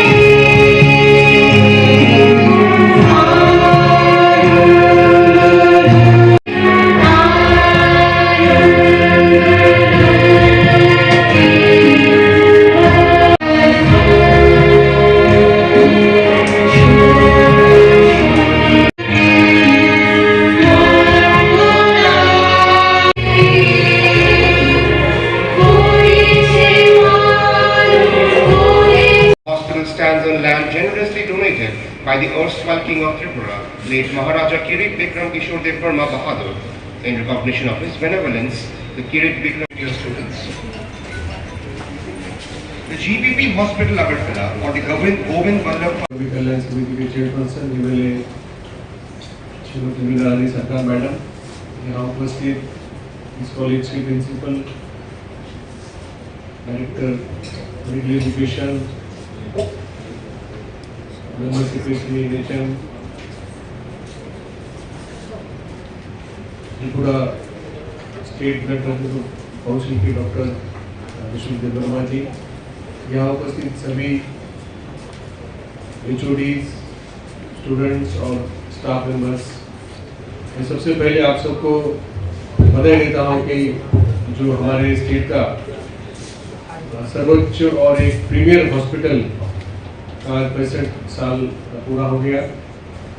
और अभी जो हमारे प्रिंसिपल सर बोल रहे थे कि राज्य के स्वास्थ्य परिसेवा प्रदान करने में इस अस्पताल का क्या योगदान रहा है, और ये योगदान कोई सिर्फ इतिहास तक सीमित नहीं, लेकिन दिन ब दिन जो इस अस्पताल का योगदान और इसका महत्व दिन ब दिन बढ़ रहा है। हम देख रहे हैं कि सभी राज्य से लोग एक आशा की उम्मीद लेके यहाँ पर आते हैं। कोई भी तकलीफ हो, कोई भी डिसीज हो या कोई भी स्वास्थ्य के बारे में शिकायत हो, सबको एक उम्मीद और एक विश्वास रहता है कि हम जीबी हॉस्पिटल में जाएंगे तो हमारा उपचार होगा और हमें उससे राहत मिलेगी। राज्य सरकार ने भी आपने देखा है पिछले कुछ सालों में 500, 600, 700 बेड तक सीमित है अस्पताल, आज 1400 के ऊपर बेड की संख्या हो गई है और यहाँ पे और भी बहुत सारे काम चालू है। यहाँ mother and child health wing उसका काम शुरू हो गया है। यहाँ पे क्रिटिकल ब्लॉक का भी काम चालू हो गया है। कम्युनिकेबल डिसीज का एक नया ब्लॉक हो रहा है। एक स्पेशल वार्ड हो रहा है जहाँ पे आने वाले दिनों में कोई वीआईपी हो या कोई पेमेंट करके कोई अच्छी सुविधाएं लेना चाहे वो भी हम लोग ब्लॉक कर रहे हैं। इस कॉलेज के लिए नया एडमिनिस्ट्रेटिव ब्लॉक का भी काम हो रहा है। अभी अगले 2-3 महीने में काम चालू हो जाएगा। और भी बहुत सारे डिमांड जब भी मैं जीबी हॉस्पिटल में विजिट करता हूँ या मीटिंग करता हूँ तो ऐसी कोई मीटिंग नहीं जिसमें कि हमारे हॉस्पिटल की ओर से, कॉलेज की ओर से राज्य सरकार की तरफ कोई डिमांड नहीं रखी गई। तो एक जीवन एक संस्था का उदाहरण कि ये नहीं है कि जो है उसमें ही सबका समाधान है, आगे का कोई प्लान नहीं है, कोई नई सोच नहीं है। तो हर साल राज्य सरकार भी सिर्फ इस अस्पताल के लिए सब मिलके कुल मिला के 600 से 700 करोड़ का बजटरी सपोर्ट देता है। ये हमें भारत सरकार से जो फंड मिलता है ये छोड़ के मुझे नहीं लगता कि कोई ऐसी संस्था है हमारे राज्य में है, कोई एक ऐसी संस्था है जिसके इतना फाइनेंशियल बर्डन राज्य सरकार लेता है। क्योंकि जो हमारे राज्य के 40 लाख लोग सिर्फ हमारे राज्य के ही नहीं, हमने देखा कुछ पिछले दिनों में लोअर आसाम से लोग आते हैं, मिजोरम से आते हैं, बांग्लादेश से भी कभी लोग आते हैं। इनकी भी एक उम्मीद रहती है। तो सुपर स्पेशलिटी ब्लॉक के बारे में यहाँ पे बात हो रही है तो हमने कोशिश की कि जो 9 हमारी सुपर स्पेशलिटीज है उसकी सेवाएं हमने चालू की है। उसमें और भी काफ़ी सारे इक्विपमेंट्स और काफ़ी सारे डायग्नोस्टिक्स हमें उसमें इंस्टॉल करने की ज़रूरत है। आज ही माननीय मुख्यमंत्री महोदय दिल्ली में है, आज 3 बजे वो केंद्रीय स्वास्थ्य मंत्री से मुलाकात करेंगे। अभी मेरी उनसे बात हो रही थी सुबह। हमने सुपर स्पेशलिटी ब्लॉक में इक्विपमेंट्स और बाकी डायग्नोस्टिक्स के लिए अभी करीब 90 करोड़ का हमने आज हम उनको डिमांड देंगे। जो ऑर्गन ट्रांसप्लांट हमने चालू किए हैं, अभी किडनी से लेके अभी लीवर और बहुत सारे ट्रांसप्लांट अभी यहाँ होंगे। तो उसके लिए एक इम्यूनोलॉजी लैब के लिए हमने प्रस्ताव दिया है। यहाँ पे इस अस्पताल में जो हमारी पुरानी 3 बिल्डिंग्स है वो अभी उसका काफ़ी समय हो गया है। तो आने वाले दिनों में यहाँ पर भी मल्टी स्टोरी और सुपर स्पेशलिटी ब्लॉक जिस तरीके से हुआ है मॉडर्न,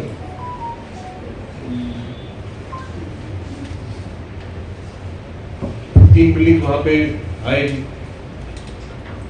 कॉलेज के लिए भी हम लोग जहाँ यहाँ पे सीट की संख्या बढ़ रही है, नेशनल मेडिकल काउंसिल ने पिछले साल ही हमें और 50 सीट ऑफर की थी। इंफ्रास्ट्रक्चर हमारे पास नहीं है इसलिए हम लोग 50 सीट ले नहीं पाए। तो अगले साल हमें 50 सीट और एमबीबीएस की आएगी और पीजी की बहुत सारी सीट आएगी। तो हॉस्टल की संख्या बढ़ेगी और हमें हॉस्टल लाने पड़ेंगे।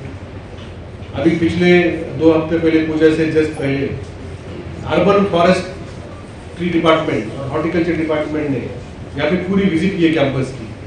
आपने देखा होगा कि हमारा जो न्यू सेक्रेटरीट कॉम्प्लेक्स है, जहाँ असेंबली के से लेकर आप लोग जब अंदर जाते हैं तो कितना पेड़ पौधा वहाँ लैंडस्केपिंग अच्छा लगता है।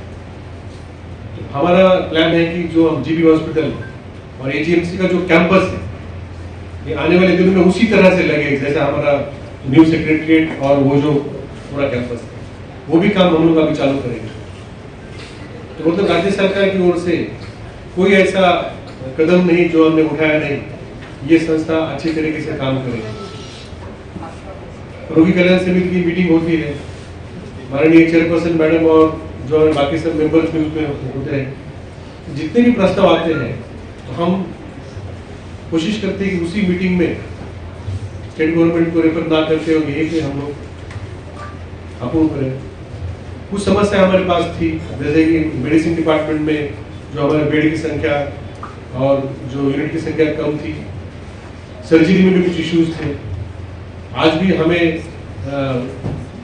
रेडियोलॉजी में कुछ इश्यूज हैं। हमने जस्ट पूजा के पहले हमने मीटिंग की, लेकिन मुझे खुशी इस बात की है कि हम जो भी समस्या लेके कोई मीटिंग करते हैं तो उस मीटिंग में उसका हल निकल जाता है। तो इसका मतलब है कि हमें इस संस्था को और आगे बढ़ाने के लिए सब समय हमें क्या क्या अच्छी हम लोग टेक्नोलॉजी, क्या अच्छी इक्विपमेंट्स, क्या अच्छा मैन पावर हम लोग ला सकते हैं। 20 से भी ज़्यादा अभी हमारे यहाँ सुपर स्पेशलिस्ट हैं, कंसल्टेंट्स हैं, और हमने देखा है कि कोई भी वो स्किल सुपर स्पेशलिटी के कोई डॉक्टर आते हैं, नामांकित होते हैं, तो राज्य सरकार उनको क्या सैलरी देने के बाद वो राजी हो जाएंगे और हमारे यहाँ ज्वाइन करेंगे। हमारा सब समय प्रयास रहता है तो बेस्ट से बेस्ट जो कि सरकारी सिस्टम में जो पॉसिबल है हम उतनी सैलरी उतनी सुविधाएं दे के हम लोग कोशिश करते हैं। जून महीने में यहाँ पे डायरेक्टर एम्स अपनी टीम लेके आए थे और उन्होंने पूरा यहाँ पे दौरा किया, सभी डिपार्टमेंट में उन्होंने जाके देखा, तो उन्होंने एक संतुष्टि व्यक्त की कि एक स्टेट लेवल हॉस्पिटल में जो होना चाहिए सब कुछ आपके पास है, सिर्फ इसमें थोड़ा हॉस्पिटल मैनेजमेंट जो होता है जो कि नॉन मेडिकल चीज़ है, उसमें पेशेंट हो या पेशेंट रिलेटिव्स हो या बाकी सुविधाएं हो, उसमें थोड़ा ध्यान देने की जरूरत है। जो नर्सिंग स्टाफ है हमारे जो उसमें कुछ बढ़ोतरी करने की जरूरत उनने बताई है, और भी उन्होंने बहुत सारे सजेशन दिए हैं। तो पिछले कुछ दिनों में हमने उनके साथ एक मेमोरेंडम ऑफ अंडरस्टैंडिंग हमने बनाया है। मुझे अभी जस्ट फोन आया था, कल सुबह 9:30 बजे दिल्ली में माननीय मुख्यमंत्री महोदय की उपस्थिति में एम्स दिल्ली और जीबी हॉस्पिटल के बीच में एक एमओयू साइन किया जाएगा कि अगले 3 साल में जीबी हॉस्पिटल को एक मतलब एम्स जैसे अभी हर एक राज्य में हो रहे हैं, हमारे राज्य में भी हमें पूरा विश्वास है कि आने वाले दिनों में एम्स जैसा हॉस्पिटल आएगा। लेकिन जो हमारे पास है, जो हमारा अपना है, क्यों ना हम उसका स्टैंडर्ड बढ़ाए, इसी को ही हम लोग एम्स के स्तर तक ले जाए। तो एक नया आने वाला एम्स होगा और एक हमारा जो पहला जो राज्य का हॉस्पिटल 65 साल पुराना है वो भी हम लोग उसी स्तर पे ले जाएंगे। तो इसलिए हमारे जो MS साहब है वो आज यहाँ नहीं है, क्योंकि वो आज अभी एम्स दिल्ली में है, वहाँ पे उनके साथ काम कर रहे हैं ताकि कल हमारा एमओ हमारा साइन हो जाए।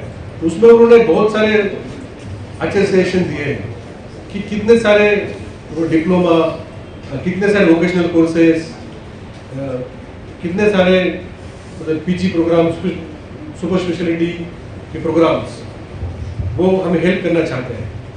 बहुत सारी ट्रेनिंग्स यहाँ पे होगी जो कि एम्स की पूरी टीम यहाँ के ट्रेनिंग देगी। कुछ ट्रेनिंग वहाँ एम्स दिल्ली में होगी, यहाँ से बहुत सारे डॉक्टर्स और पैरामेडिकल स्टाफ वहाँ जाएंगे, वहाँ ट्रेनिंग लेंगे। तो राजस्थान सरकार ने एम्स दिल्ली के साथ पिछले 2 साल में उन्होंने सभी उनके डिस्ट्रिक्ट हॉस्पिटल और स्टेट हॉस्पिटल को में सुधार लाने के लिए उन्होंने उनके साथ काम करना चालू किया। उसी धरती पे हम लोग काम कर रहे हैं।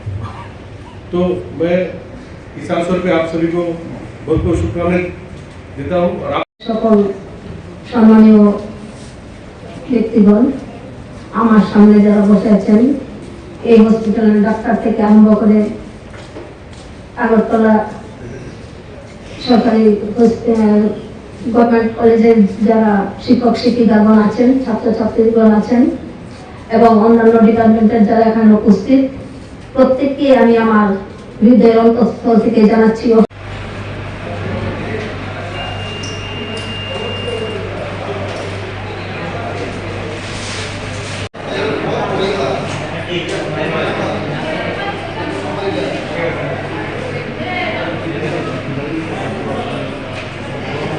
সত্যি আমাদের গর্বের দিন।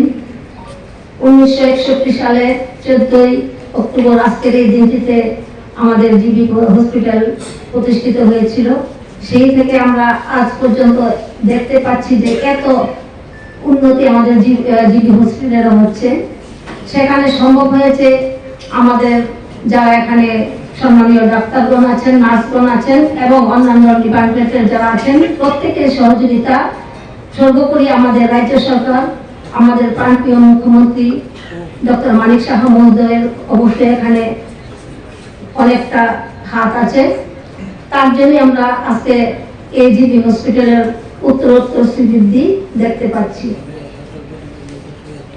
বিগত দিনগুলিতে দেখেছি যে এখানে বেডের সংখ্যা খুবই কম ছিল, কিন্তু আজকে 727 থেকে 1413 বেড এখানে হয়েছে। তো আমরা দেখতে পাচ্ছি যে সকলের সহযোগিতায় এটা সম্ভব, ব্যক্তিগত একজনের পক্ষে সেটা সম্ভব নয়। আমাদের যশস্বী প্রধানমন্ত্রী এবং আমাদের রাজ্যের মাননীয় মুখ্যমন্ত্রী যে জন আরোগ্য যোজনা, সেই থেকে আমরা যারা আর্থিক দিক দিয়ে অসচ্ছল প্রত্যেকে মাথা পিছু বছরে 5 লাখ টাকা করে পাচ্ছেন। যারা চিকিৎসা করতে পারতেন না ওনারাও আজকে চিকিৎসা করছেন, সুস্থ হয়ে বাড়ি যাচ্ছেন।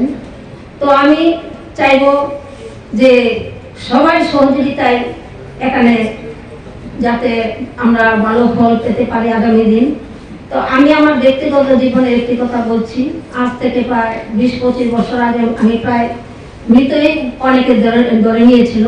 তো সেখানে আমি জিবি হসপিটাল কেবিনে আমি প্রায় 21 দিন ছিলাম। সেই থেকে আমি যারা ডাক্তার আছেন, ডাক্তারগণ আছেন, ওনাদেরকে আমি ভগবান রূপে দেখি এবং আজীবন দেখে যাব।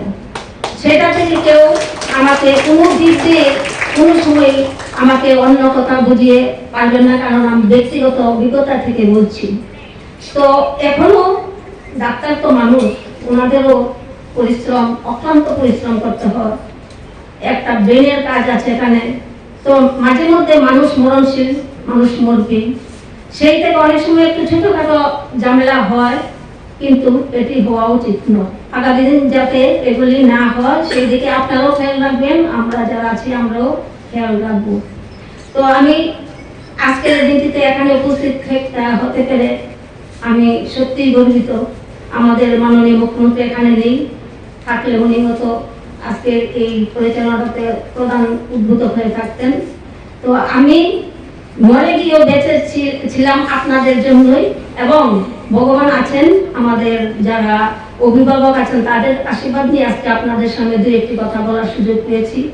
তো আমি চাইবো আগামী দিন যাতে জিবি কল্যাণ সমিতির আমি চেয়ারপারসন আছি, যতদিন আছি তো দেখবই, তারপরেও আমরা যারা আছি সবাই সহযোগিতায় যাতে সুন্দরভাবে আরো জিবি হসপিটাল, আমাদের রাজ্যের সবচেয়ে বড় হসপিটাল, বিভিন্ন ডিস্ট্রিক্ট থেকে এখানে রুগী আসে প্রতিনিয়ত। আমাদের আইসিইউ বেড নিয়ে অনেক সময় কথা হয়, আইসিইউ বেড তো যারা খারাপ পেশেন্ট তাদের জন্যই হয়, ওনাদেরকে আমাদের কাছে অনেক সময় বলা হয় যে একটা আইসিইউ বেড লাগবে, কিন্তু আমরা কি করব, খারাপ রোগীরাই আইসিইউতে থাকে, তাদেরকে বের করে তো আমাদের নিজের স্বরূপ দিতে পারি না। তো আমি অনেক সময় আমাদের এমএস কে ফোন করি, উনিও বলছেন যদি খালি হয় আমি দেখব। তো সেইভাবেই কাজ চলছে। আমাদের ডায়ালিসিস যারা করছেন এখানে ওনাদেরও অক্লান্ত পরিশ্রম করতে হয়। আমারও রিলেটিভ আছে ডায়ালিসিস করে, কিন্তু ওনাদের কাছ থেকে এখন সুনামি পাই যে না খুব ভালো ডায়ালিসিস হয়। তো আমি চাইব আগামী দিনগুলি যাতে এইভাবেই চলে এবং আরো উন্নত যাতে হয়, সেই দিক রেখে খেয়াল রাখে কাজ করবে। তো আমার এই আজকের দিনে যারা ছাত্রছাত্রী আছেন তাদেরকে উদ্দেশ্য বলছি, আপনারা আগামী দিনের দেশের ভবিষ্যৎ, আপনারাও সেইভাবেই যাতে আপনারা করতে পারেন, আপনাদের কাছে আমার একটা আবেদন থাকবে। এই কোটি কথা বলে সকলের সুস্বাস্থ্য এবং দীর্ঘায়ু কামনা করে সকলে সুস্থ থাকবেন, ভালো থাকবেন।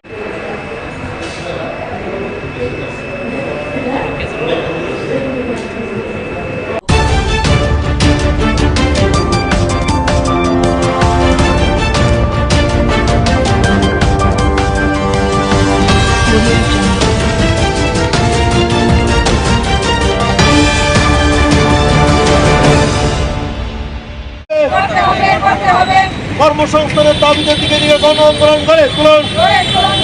কোনো রকমের মদ মাদকদ্রব্য নিষিদ্ধ ঘোষণা করতে হবে। রাজ্যে রাজ্যে যে যুব আন্দোলন করে উঠছে, এই আন্দোলনকে কোনোভাবেই দমন করা চলবে না। করতে হবে, করতে হবে।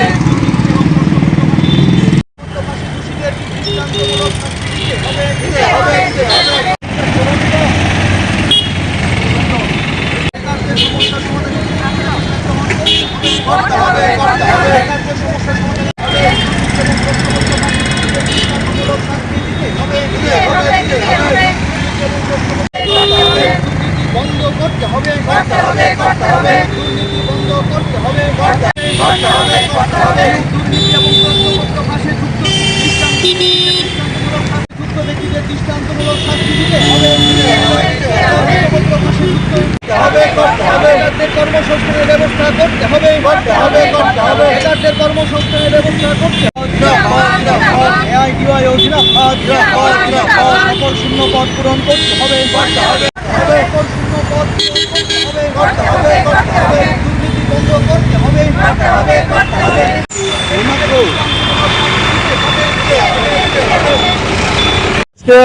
এই যে সারা দেশব্যাপী যে বেকার সমস্যা এবং বিভিন্ন ক্ষেত্রে দেখা যাচ্ছে পরীক্ষা নিচ্ছে, ফল প্রকাশ হচ্ছে না বা ফল প্রকাশ নির্দিষ্ট সময় হলো নিয়োগ হচ্ছে না এবং কোথায় কোথাও দুর্নীতি পর্যন্ত হচ্ছে, প্রশ্নপত্র ফাঁস হয়ে যাচ্ছে। এগুলো প্রতিরোধে আমরা আজকে সারা দেশব্যাপী প্রত্যেকটা রাজ্যের রাজধানীতে বিক্ষোভ প্রদর্শন করছি। গতদিনে প্রদর্শন হয়েছে এবং আমরা এর মাধ্যমে আজকে ডিএম এর মাধ্যমে মাননীয় প্রধানমন্ত্রীর কাছে স্মারকলিপি প্রদান করব যে অবিলম্বে যত শূন্যপদ আছে শূন্যপদগুলো পূরণ করতে হবে, সম্পূর্ণ দুর্নীতি মুক্ত করতে হবে এবং দুর্নীতি যারা করবে তাদেরকে কঠোর শাস্তি প্রদান করতে হবে। পাশাপাশি আজকে যে প্রশ্নপত্র ফাঁস হচ্ছে যাতে ফাঁস না হয় তার পরিপূরক ব্যবস্থা করা এবং যারা ফাঁস করছেন তাদের কঠোরভাবে তাদেরকে দমন করা। এবং আপনারা জানেন এই যে 2025-এ 24শে সেপ্টেম্বর কেন্দ্রীয় সরকারের যে শ্রম দপ্তর, এই শ্রম দপ্তর ঘোষণা করেছে যে সারা ভারতবর্ষে 78টি দপ্তরে প্রায় 9,98,000 শূন্যপদ খালি আছে। এই শূন্যপদগুলো অবিলম্বে পূরণ করা এবং একটা যাতে বেকার যুবক যুবতীরা এবং কর্মক্ষম লোক যাতে কর্মসংস্থান পায় তার জন্য একটা নীতি চালু করা, এই দাবিতে আজকে আমরা এখানে বিক্ষোভ প্রদর্শন করছি। এআইডিআই রাজ্য সভাপতি কমরেড ভবতোষ দে। দুর্নীতি বন্ধ করতে হবে, দুর্নীতি বন্ধ করতে হবে।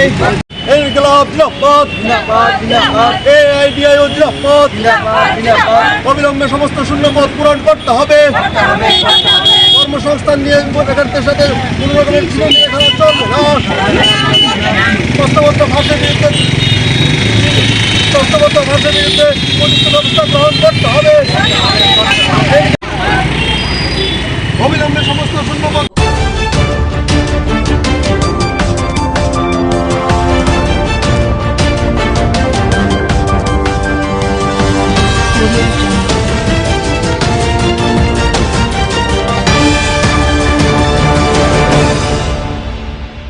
আন্তর্জাতিক প্রবীণ দিবস, সেটা আমরা দুর্গাপুজোর ছুটি থাকার কারণে মানাতে পারিনি। আজকে সেই অনুষ্ঠানটা আমরা করছি এবং আমরা চাই আমাদের রাজ্যের যারা অভিভাবকরা আছেন, যারা প্রবীণরা আছেন, তারা যেন সম্মান পান, সম্মানের সঙ্গে যেন বাঁচেন। ওনাদের যে জীবনের অভিজ্ঞতা সেটা যেন বর্তমান প্রজন্মের কাজে আসে, ওনারা যেন সহযোগিতা করে।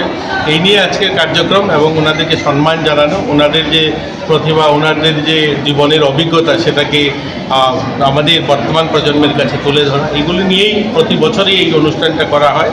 এবার আমরা দুর্গাপূজার সময় এই দিনটা থাকার কারণে আমরা করতে পারিনি, এখন সেই অনুষ্ঠানটা করছি। এবার কিন্তু দেখা যাচ্ছে প্রচুর সংখ্যা যা গত বছর বিগত দিনগুলোতে ছিল ওইটাকে ঝাঁপিয়ে গেছে। উৎসাহ এর জন্য বেড়েছে, এই সরকার আসার পরে প্রবীণদের জন্য অনেকগুলো নতুন পদক্ষেপও গ্রহণ করা হয়েছে, যেখানে প্রবীণদের জন্য সামাজিক পেনশন যেখানে আগে 700 টাকা ছিল আজ 2000 টাকা দেওয়া হয়েছে। অনেকেই আছেন যারা এই 2000 টাকা তাদের বড় একটা সম্বল, পরিবার যারা দেখতো না আজ তাদেরকে দেখছে। এই সরকার আসার পর আমাদের এখানে যে বৃদ্ধাশ্রম সরকারি আবাসগুলো পরিবর্তন হয়েছে, পরিষেবার পরিবর্তন হয়েছে, তাদের জন্য 24 আওয়ার্স অনলাইন তাদের হেল্পলাইন নাম্বার ব্যবস্থা করা হয়েছে। তো অনেকগুলো ইনিশিয়েটিভ নেওয়া হয়েছে, তার জন্য ওনারাও উৎসাহিত আর তার প্রতিফলন আপনারা এই হলে দেখছেন। অনুরোধ রাখছি মঞ্চে আসন অলঙ্কৃত করবার জন্য মাননীয় চেয়ারপারসন। अतिथि स्वागत का संस्कार हमने रचो बसे है। मंच पे बैठे हुए माननीय अतिथिगण का हम শ্রদ্ধেয় শ্রী বিশ্বজিৎ শীল মহোদয় এবং আজকের এই আয়োজনে মঞ্চে সম্মানিত অতিথির আসন অলঙ্কৃত করেছেন। আজকের এই অনুষ্ঠানে বিশেষ অতিথির আসন মঞ্চ উপবিষ্ট আমাদের আজকের অনুষ্ঠানের মাননীয় অতিথিদের আরো একবার অনেক অনেক অভিনন্দন এবং শুভেচ্ছা। প্রথমেই মঞ্চ উপবিষ্ট মাননীয় অতিথিদের আমরা বরণ করে নেব। ओम शुभम करोति कल्याणम आरोग्यम धनसंपदा शत्रुबुद्धिविनाशाय देवज्योति नमस्ते। সর্বশক্তি ঈশ্বরের কাছে আমাদের শিক্ষা দপ্তর শ্রদ্ধেয় শ্রী তাপস রায় মহোদয় মঞ্চে আসন অলঙ্কৃত করেছেন আমাদের আজকের এই আয়োজনে এবং অনুরোধ রাখছি মাননীয় অধিকর্তা সমাজ কল্যাণ ও সমাজ শিক্ষা দপ্তর শ্রী তপন কুমার দাস, রাজ্যের সমাজ কল্যাণ ও সমাজ শিক্ষা দপ্তরের মাননীয় মন্ত্রী শ্রদ্ধেয় শ্রী টিঙ্কু রায় মহোদয় আমাদের মাঝে উপস্থিত করতে হয়। আগুনের পরশমণি ছোঁয়াও প্রাণী এই জীবন পূর্ণ করো। নমস্কার। সমাজ কল্যাণ ও সমাজ শিক্ষা দপ্তর আয়োজিত আমাদের আজকের এই আন্তর্জাতিক প্রবীণ রয়েছেন আগরতলা পুর নিগমের মাননীয় মেয়র তথা মাননীয় বিধায়ক শ্রদ্ধেয় শ্রী দীপক মজুমদার মহোদয় আমাদের মাঝে উপস্থিত।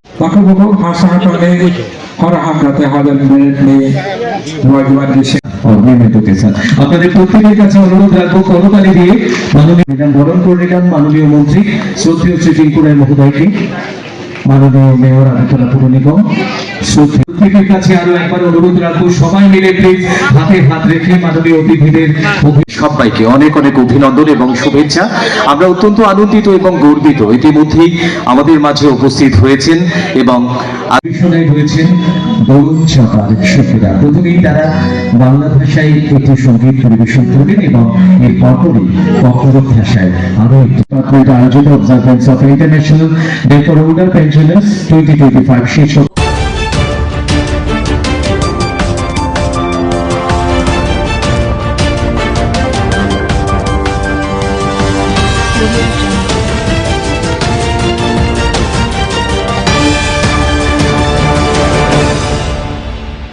কারণটা হলো যে আমরা 6 বিধানসভা আপনারা জানেন যে বিদ্যাসাগর আবাসনে 1 নম্বর বুথ সভাপতি বিবেকানন্দ আবাসনে 1 নম্বর বিজেপির বুথ সভাপতি শিব সাহা দুর্গাপূজা চাঁদা না দেওয়াতে একজন নাবালিকা মেয়েকে শ্লীলতাহানি করেছে। দুর্গাপূজার চাঁদা মনমতো না দেওয়াতে বিভিন্নভাবে তো আমরা মহিলা থানায় আমাদের মেয়ের মা নাবালিকার মা থানায় এফআইআর করে গেছেন ওর নামে, কিন্তু আজ অবধি আজকে এতদিন হওয়ার পরও শিব সাহাকে পূর্ব মহিলা থানায় অ্যারেস্ট করতে পারেনি। তো আমরা সেদিনও এসে গিয়ে বলেছিলাম ম্যাডামকে যে আপনি এটা অ্যারেস্ট করেন, কিন্তু কালকে অবধি দেখলাম যে সে বিন্দাস ঘুরছে, কোনো অ্যারেস্টের কোনো মানে তার পূর্ব মহিলা থানার কোনো ভ্রুক্ষেপই নেই। তো আজকে আমরা আসলাম, ওনাকে অ্যারেস্ট করতে হবে, যতক্ষণ অবধি অ্যারেস্ট না করছে আজকে আমরা থানার সামনে থেকে আমরা ফিরবো না।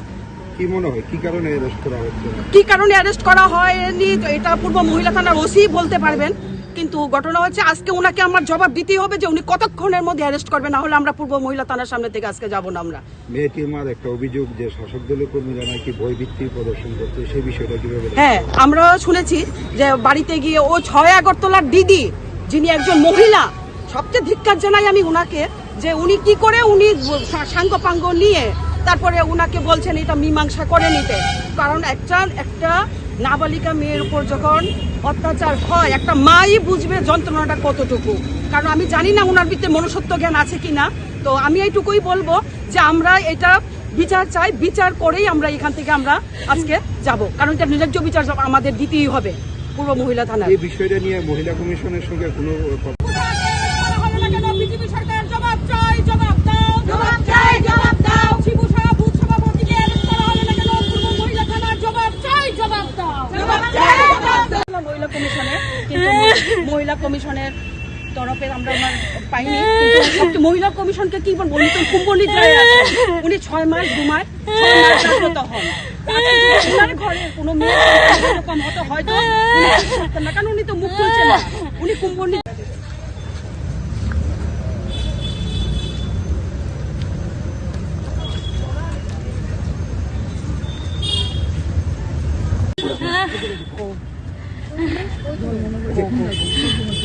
আমার ঘরে ফাপিয়া দি থাইনে আমার ঘরে গেছে।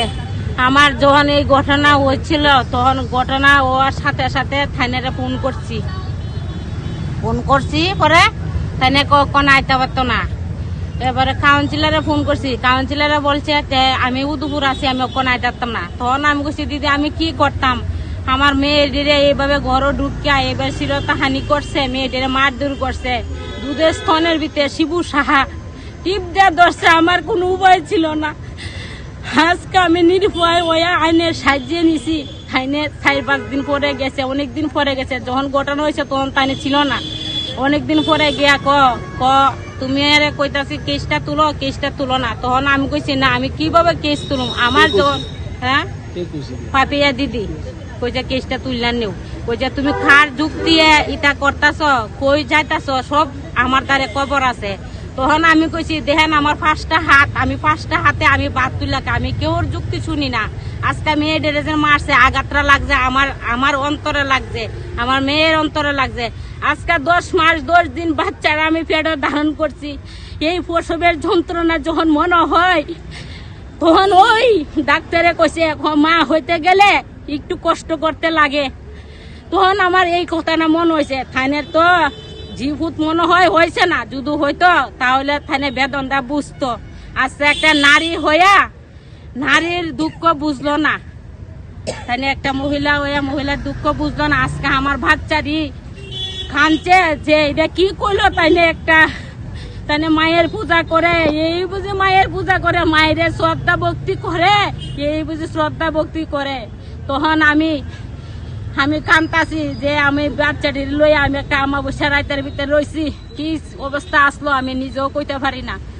এবারে এনসিসি থানাত গেছি বলে শিবু সাহা যত মানুষ আছে আবাসনে মানুষে তারা টাকা দিতেছে, দিয়া কইতাছে আমি তো একটা বুথ প্রেসিডেন্ট, আমার পক্ষে তোমরা সবাই তাহ, আমি একটা বিপদ পড়ছি, আমারে বাঁচাও, তোমরা সাহায্য সবকিছু দিমু। তখন তারা কইছে না আমি অনেকটি যাইতাম না, আমি যাইতাম না, এই দরবারে যাইতাম না। আমি এবারে অনেকটি দেখো তোমরা হাজিরা দিমু, তোমরা ডেলির হাজিরা ডেলি দিমু, গাড়ি ভাড়া দিমু, তোমরা খাওয়ান দিমু, তুমি আমার পাশে আয়ো। আমরা যদি সব মহিলার মিল্লা যদি একত্র যদি হই তইলে কেসটা উঠতে যাবো গা, আজকে আমার মেয়েদের অতদিন ধইরা এই কেসটা চলতেছে, হন অব্দি শিবু সাহারে হেরাস করছে না। আমি মা হইয়া আমি কিভাবে আমি সহ্য করি, আমার মনে বড় দুঃখ, বুঝেনি। এখন আমি চাইতাছি যে শিবু সাহারে যাতে হেরাস করে, যে কোনো মুহূর্তে হেরাস করে। একটা অসভ্য একটা শিশু বাচ্চারে শ্লীলতাহানি করছে, এই হে কিভাবে পূজার চান্দা তুলে, কালকা আবাসনে পূজার চান্দা তুলছে, সরাসরি এইভাবে ঘুরতেছে, বেড়াইতেছে, করতেছে, আমরা ভীষণ ডিস্টার্ব দিতেছে। আমি রাস্তাতে হাঁটতে পারি না, আমার মেয়ে ঘর থেকে বাড়িতে না, ভীষণ আমরা ডিস্টার্ব করতেছে। এরপরে একজনের নাম হচ্ছে অলক, রামনগর থেকে আবাসন একটা বলে আবাসনের বাসিন্দার কত নাম্বার গড় পাইছে এটা আমি একটু দেহুম, কোন গড়তা কত নাম্বার গড় ইলেকট্রন নামে আছে এটা আমি একটু দেহুম। আবাসনের ভিতরে আয়া আবাসনে বেডিয়াইতে রে সাচ্চাদা করতেছে, আবাসনে বেডিয়াইতে রে করতে দিমু, ফান কামু, চুন কামু, ইটা কইরা পুরা আবাসন হের পক্ষে সব, আমার পক্ষে কেউ নাই। আমার উল্টা তোমার পক্ষে কেউ আসেনি, তুমি যে কেসটা যেন দিতা যেন তোমার পক্ষে আসেনি।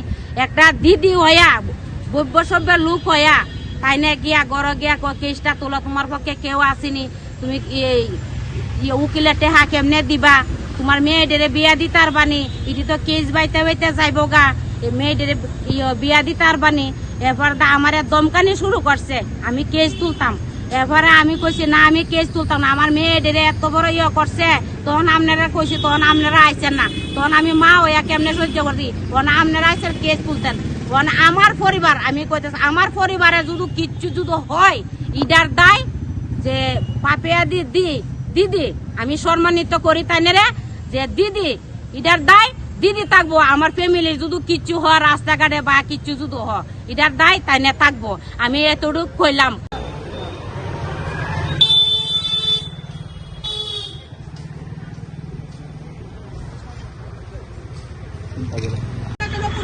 জবাব চাই, জবাব দাও, জবাব চাই, জবাব চাই।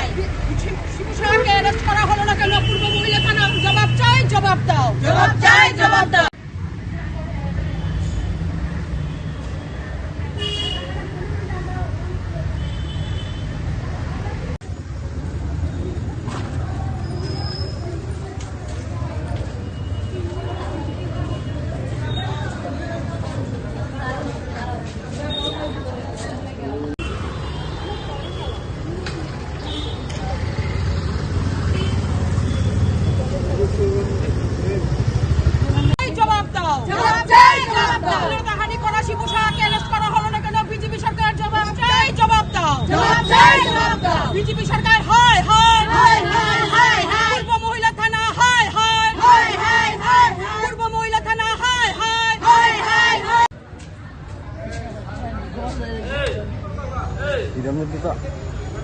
আরে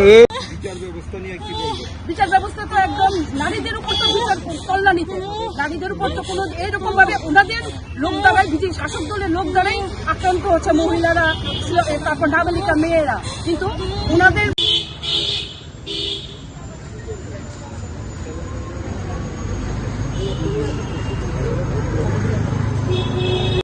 বিজেপি সরকার হায় হায় বিজেপি সরকার হায় হায় বন্দে মাতরম বিধানসভার বিধানসভার আবাসনে শিবুসাহাকে অ্যারেস্ট করা হলো না কেন? বিজেপি সরকার জবাব চাই শিবুসাহাকে অ্যারেস্ট করা হলো না কেন? বিজেপি সরকার জবাব চাই, জবাব দাও।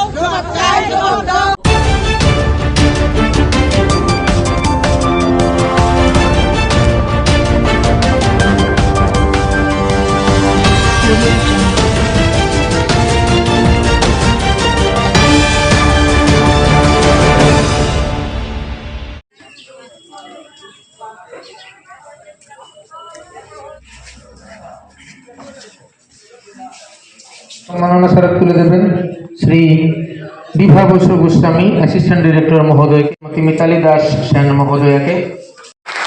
And we are very fortunate to watching this উদ্ভাবনী সামাজিক সংস্থার সভাপতি সম্মাননা স্মারক তুলে দেবেন নেতা চৌধুরী, হাতে সম্মাননা স্মারক তুলে দেবেন নেতা চৌধুরী। ওকে, বিহেভ অফ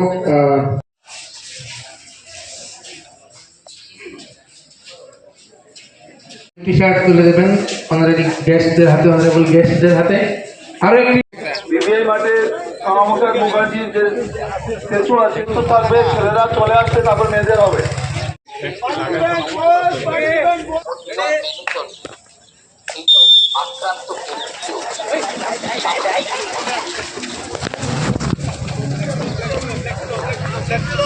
আরেকটু সাত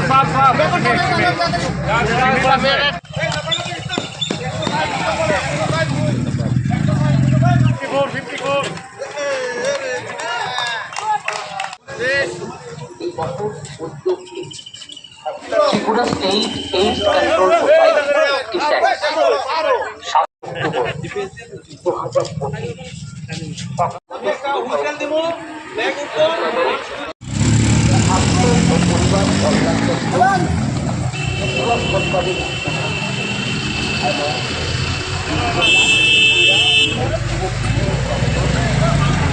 অবস্থায়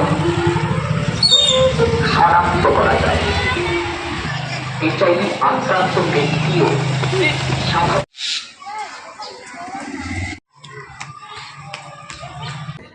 Tripura state AIDS control society রাজ্যের স্বাস্থ্য দপ্তরের তরফে গোটা রাজ্যব্যাপী 8টি জেলাতেই রেড রান বলে একটি আয়োজন করেছে। এই রেড রান জাতীয় স্তরের একটি অনুষ্ঠান। কেন্দ্রীয় স্বাস্থ্য মন্ত্রকের তরফে প্রত্যেক বছর রাজ্যের এবং দেশের যুবক যুবতীদের উৎসাহ প্রদান করার জন্য, তারা যাতে এইচআইভি এইডস সম্পর্কে জানে এবং এই দৌড়ের মাধ্যমে সুস্থ স্বাস্থ্যের বার্তা দিকে দিকে ছড়িয়ে দেয় যুবক প্রতিনিধিদের মধ্যে, যারা স্কুলে পড়ে, কলেজে পড়ে, বিশ্ববিদ্যালয়ে পড়ে, বিভিন্ন টেকনিক্যাল ইনস্টিটিউটে পড়ে, সেই সমস্ত ছেলে মেয়েদের মধ্যে এইচআইভি এইডস সচেতনতা বৃদ্ধির লক্ষ্যে সারা দেশব্যাপী এই আয়োজনটি করা হয়।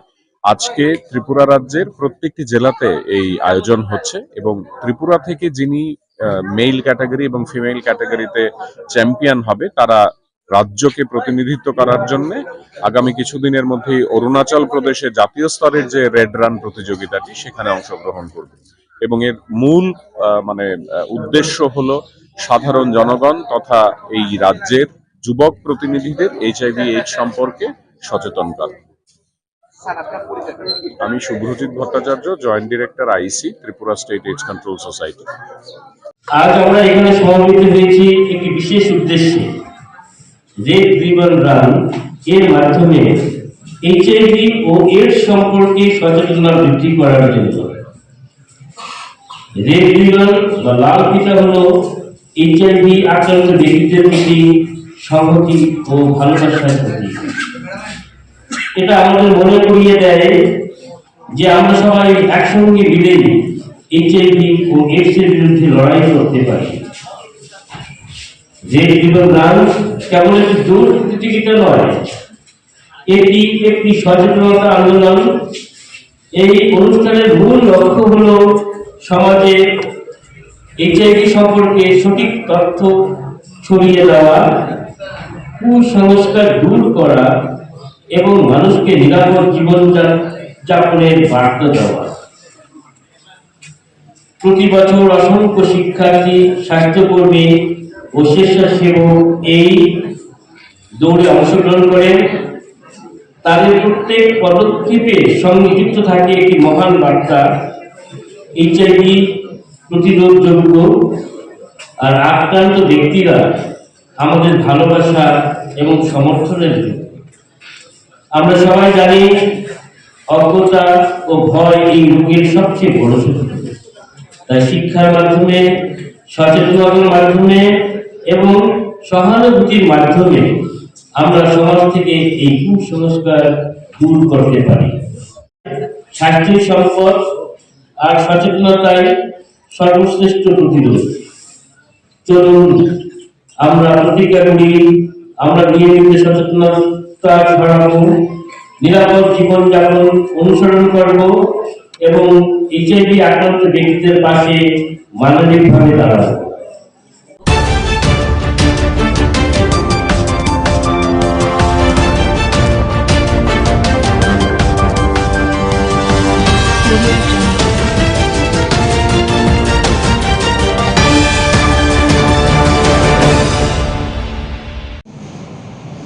त्रिपुरा फिलैटली एग्जीबिशन जो पूरे नॉर्थ ईस्ट सर्किल लेवल का फिलैटली एग्जीबिशन अगरतला में 29 अक्टूबर से 31 अक्टूबर तक किया जाएगा।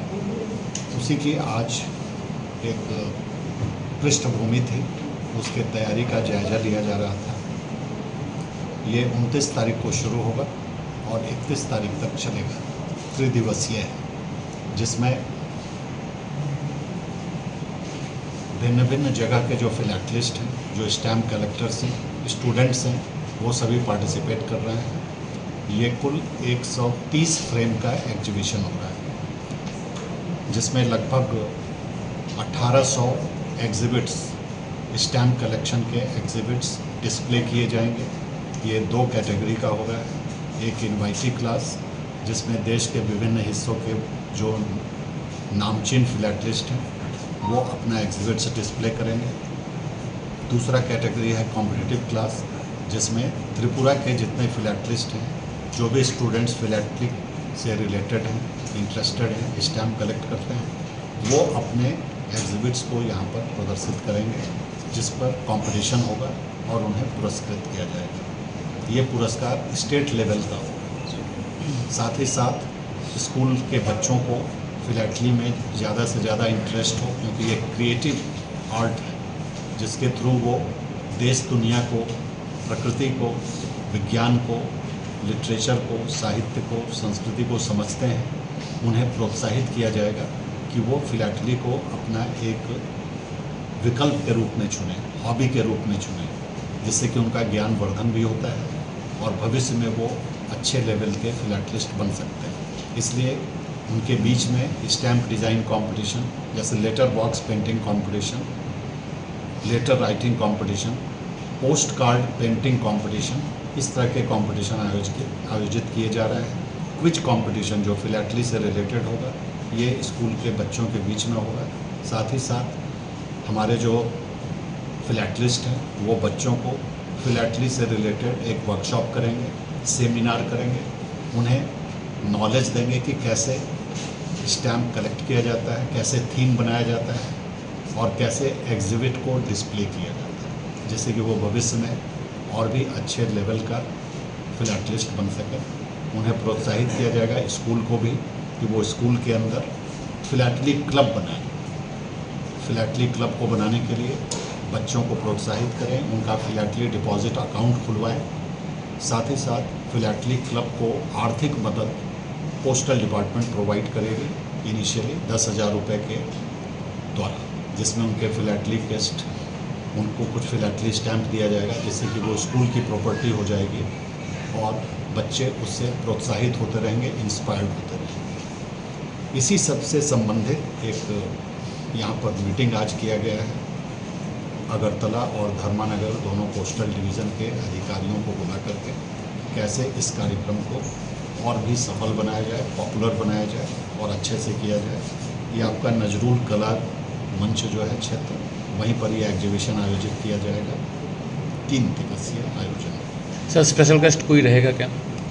स्पेशल गेस्ट कुल मिलाकर के इनॉग्रेशन में हम लोग कोशिश कर रहे हैं कि स्पेशल गेस्ट को बुलाया जाए। उसके लिए हम लोग अप्रोच भी कर रहे हैं, अभी कंफर्मेशन नहीं मिला है। जैसे कंफर्मेशन होगा फिर उसकी घोषणा की जाएगी कि कौन हमारे चीफ गेस्ट हैं उस दिन। एक या इस साल हो रहा है ना, हर साल होता है? ये पहली बार यहाँ पर। आपका शुभ नाम? संजीव रंजन, मैं chief post master general north east circle का हूँ। इस कार्यक्रम के दौरान कुल 10 तरह के फिलैटली के आइटम्स रिलीज़ किए जाएंगे। जैसे 6 स्पेशल कवर रिलीज़ किए जाएंगे, 3 पिक्टोरियल कैंसिलेशन रिलीज़ किया जाएगा, एक उजैंता पैलेस पर, नीरमहल पर और उन्नकोटी पर पिक्टोरियल कैंसिलेशन, जिससे कि जो विजिटर्स आते हैं, जो टूरिस्ट आते हैं, वो यहाँ करके उस पिक्टोरियल कैंसिलेशन को अपने लेटर्स पर, पोस्ट कार्ड पर, एनवेलप पर इम्प्रेस कर सकते हैं कलेक्शन के लिए। एक मेमोरेबल आइटम होता है। साथ ही साथ हम लोग पिक्चर पोस्ट कार्ड पूरे नॉर्थ ईस्ट के जो विभिन्न प्राकृतिक चीज़ हैं, पेड़ पौधे हैं, जानवर हैं, इनसे रिलेटेड एक पिक्चर पोस्ट कार्ड हम लोग रिलीज़ कर रहे हैं। यह पिक्चर पोस्ट कार्ड दिल्ली भी भेजा जाएगा, जो वहाँ म्यूज़ियम में रहेगा, और जितने फिलैटलिस्ट हैं उनको भेजा जाता है। साथ ही साथ सेल के लिए, बिक्री के लिए ये philately bureau Agartala head post office में भी उपलब्ध रहेगा। जो भी टूरिस्ट आते हैं वो इसे बहुत चाव से, बहुत प्रेम से खरीदते हैं, जिससे कि वो दिखा सके लोगों को कि वो इस जगह पर विजिट किए थे और वहाँ की संस्कृति को अपने साथ समेट के ले गए। तो इस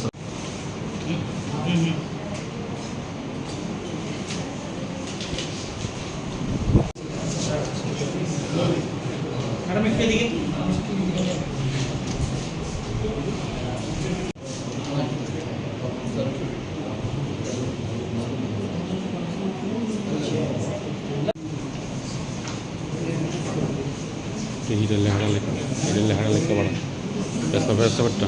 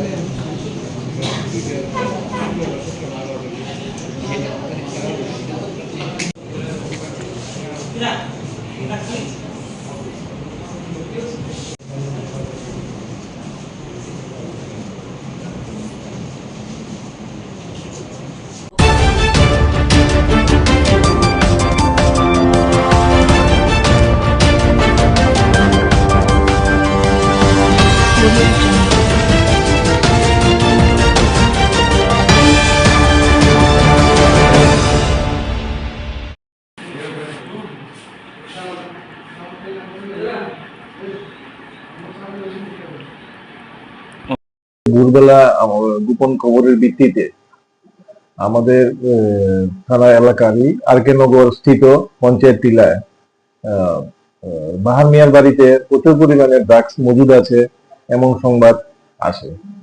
তো সেই সংবাদের ভিত্তিতে আমি এবং আমার থানার অন্যান্য অফিসার ও স্টাফ সহকারে বাহার মিয়ার বাড়িতে তল্লাশি করি। তল্লাশি করার পর বাহার মিয়ার বাড়ির থেকে প্রচুর পরিমাণে ড্রাগস উদ্ধার করা হয়। সঙ্গে বাহার মিয়ার ছেলে রাজু মিয়াকেও ওইখানে ডিটেইন করা হয়। ডিটেইন করার পরে বাহার মিয়ার বাড়ির থেকে ড্রাগস গুলি উপস্থিত লোকজনের সামনে আমি বাজেয়াপ্ত করি এবং নিয়ে আসা হয়। এই ড্রাগস গুলি থানাতে নিয়ে আসা হয় এবং বাহার মিয়ার ছেলে রাজু মিয়াকেও থানাতে নিয়ে আসা হয়। উক্ত বাজেয়াপ্ত যে নেশা সামগ্রী ওগুলি বাজার মূল্য আনুমানিক 2 থেকে 2.5 লক্ষ টাকা হবে। এবং বাহার মিয়ার ছেলে রাজু মিয়াকে এখন প্রসিডিউর চলছে, এসবিপিএস একটা প্রসিডিউর অনুযায়ী তাকে আগামীকালকে কোর্টে প্রেরণ করা হবে। তাছাড়া আমি এখানে জয়েন করেছি, বিদ্যুৎনগর থানায় জয়েন করেছি প্রায় 2 মাস হবে। এই 2 মাসের মধ্যে আমি পুজোর আগেও প্রচুর পরিমাণে বিলেতি মদ বাজেয়াপ্ত করি এবং এই ধরনের নেশা জাতীয় সামগ্রীর বিরুদ্ধে অভিযান আগামী দিনও জারি রাখবো।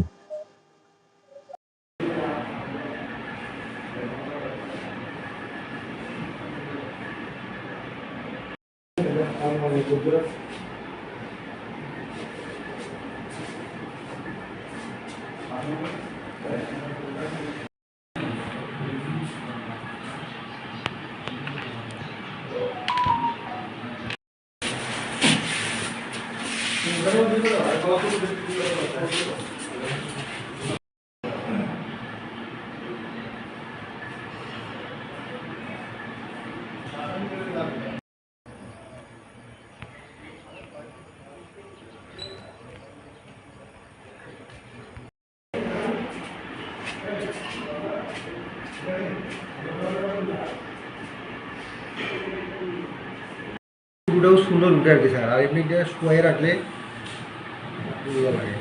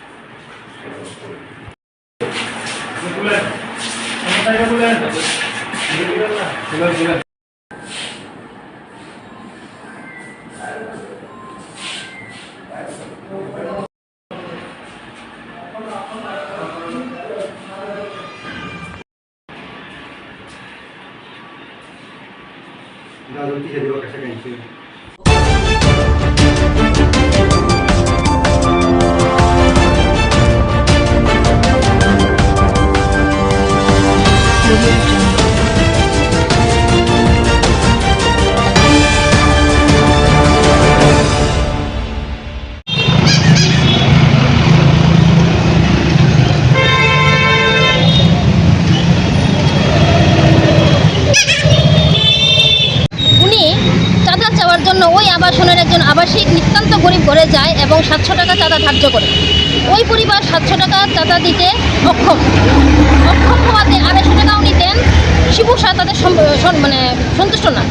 সেই নিয়ে উনি ওই ঘরের গৃহিণীর অনুপস্থিতিতে একদিন ঘরে যান, ঘরে গিয়ে চাঁদা চান এবং চাঁদা দিতে না পারায় ওই ঘরের ভদ্রলোককে উনি তলপেটে লাথি মারেন, ছোট মেয়েটিকে হাত তুলেন, গালে চড় মারেন এবং ওই ছোট বোনকে মারতে দেখে বড় বোনটি এগিয়ে যায়।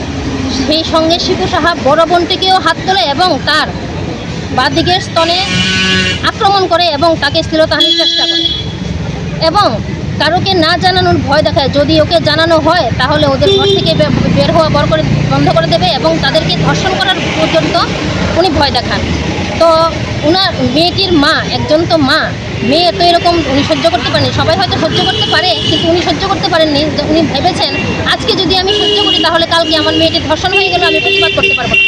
সেই জন্য উনি 3 অক্টোবর মহিলা থানায় ওনার নামে, শিবু সাহার নামে কমপ্লেন করেন। 3রা সেপ্টেম্বর কমপ্লেন করার পর অবধি আজকে 14 তারিখ, আজ অবধি মহিলা থানার কোনো হেলদোল নেই।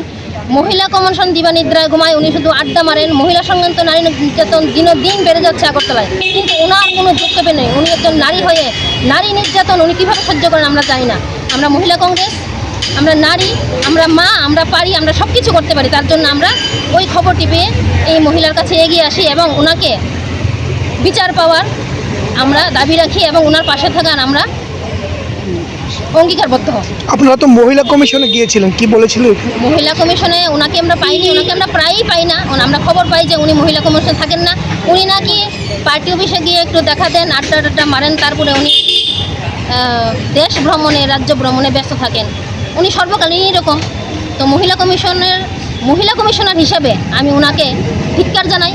ওনার প্রতি আমি লজ্জা প্রকাশ করি। এরকম মহিলা কমিশনার আমাদের রাজ্যে দরকার নেই। উনি অবিলম্বে ওনার পদত্যাগপত্র থানা কর্তৃপক্ষ আজকে কি বললো? থানা কর্তৃপক্ষ বলেছেন ওনারা কি প্রমাণই পাচ্ছেন না, ওনাদের ইনভেস্টিগেশনই শেষ হচ্ছে না। ওরা কি প্রমাণ পাবেন? ধর্ষণ হওয়ার পরে কি মেডিকেল হলে ওনারা প্রমাণ পাবেন সেটা আমরা জানি না। প্রতিনিয়ত মেয়ের মাকে ভয় দেখানো হচ্ছে, ধর্ষণ করার ভয় দেখানো হচ্ছে, বাড়িতে না থাকার ভয় দেখানো হচ্ছে, আবাসন থেকে বেরি করে দেওয়ার ভয় দেখানো হচ্ছে। কিন্তু মহিলা থানা নীরব, নিশ্চুপ।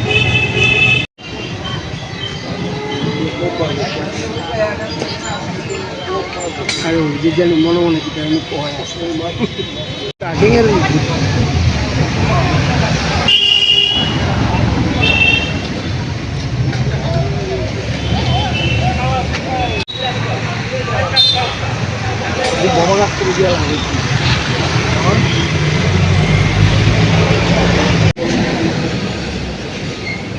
পরীক্ষা বলে আপনারা সবাই জানেন যে ত্রিপুরা রাজ্য এখন নারী সংক্রান্তের ব্যাপারে একদম টপ ক্লাসে আছে। সেই সঙ্গে আমাদের 6 আগরতলায় নিত্যদিন আমরা শুনতে পাই নারী সংক্রান্ত ব্যাপার।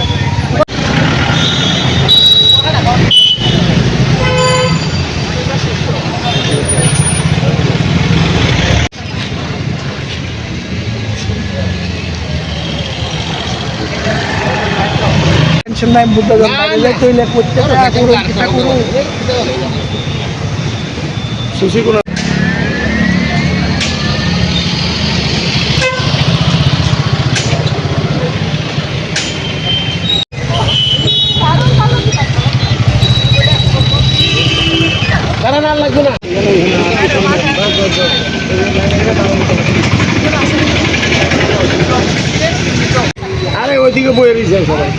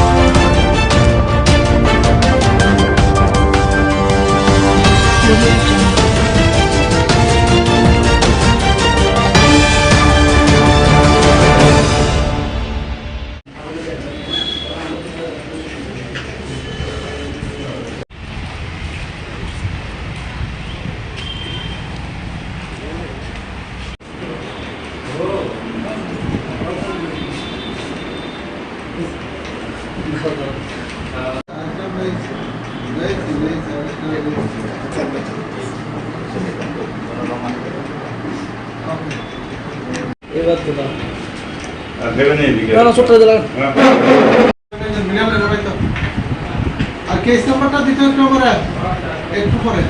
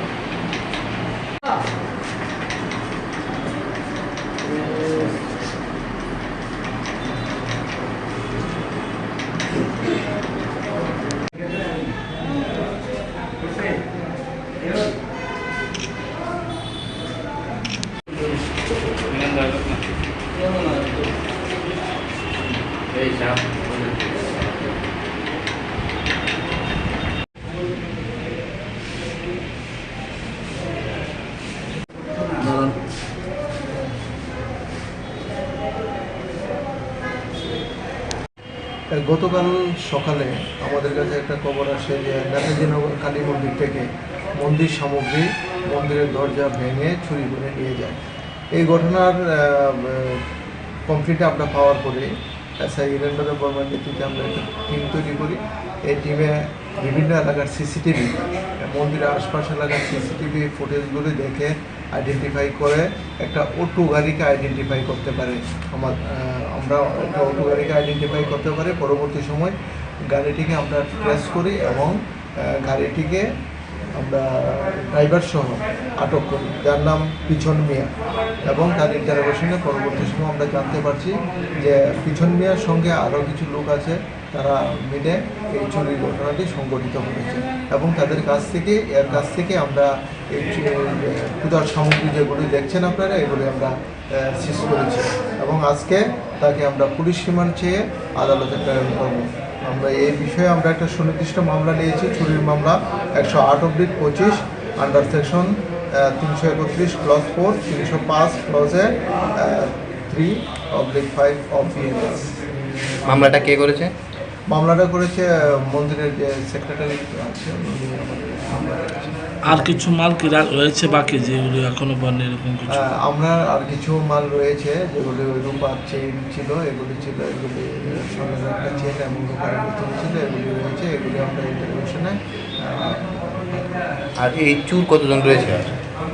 চোর তাদের সঙ্গে আমাদের ইন্টারভিউশন চলছে, পরবর্তী সময় আপনাদের বর্তমানে যাকে গ্রেফতার করেছেন তার বাড়ি কোন জায়গায়? তার বাড়ি হলো চারিপাড়া, পিছন মিয়া, আনসার আলী, চারিপাড়া।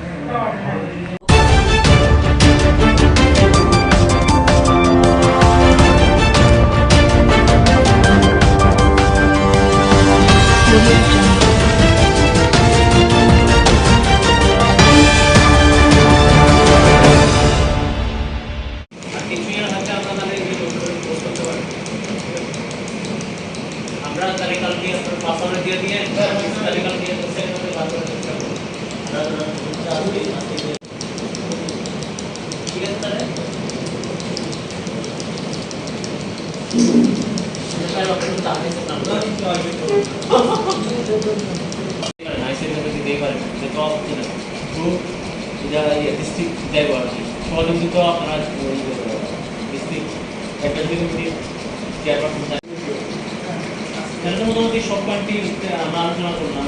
আমরা তো তার থেকে ইয়ে করতে রাখবো। আর ডিস্ট্রিক্ট লেভেলে এটা তুলে তোমার পরে এখান থেকে নেক্সট লেভেল তারা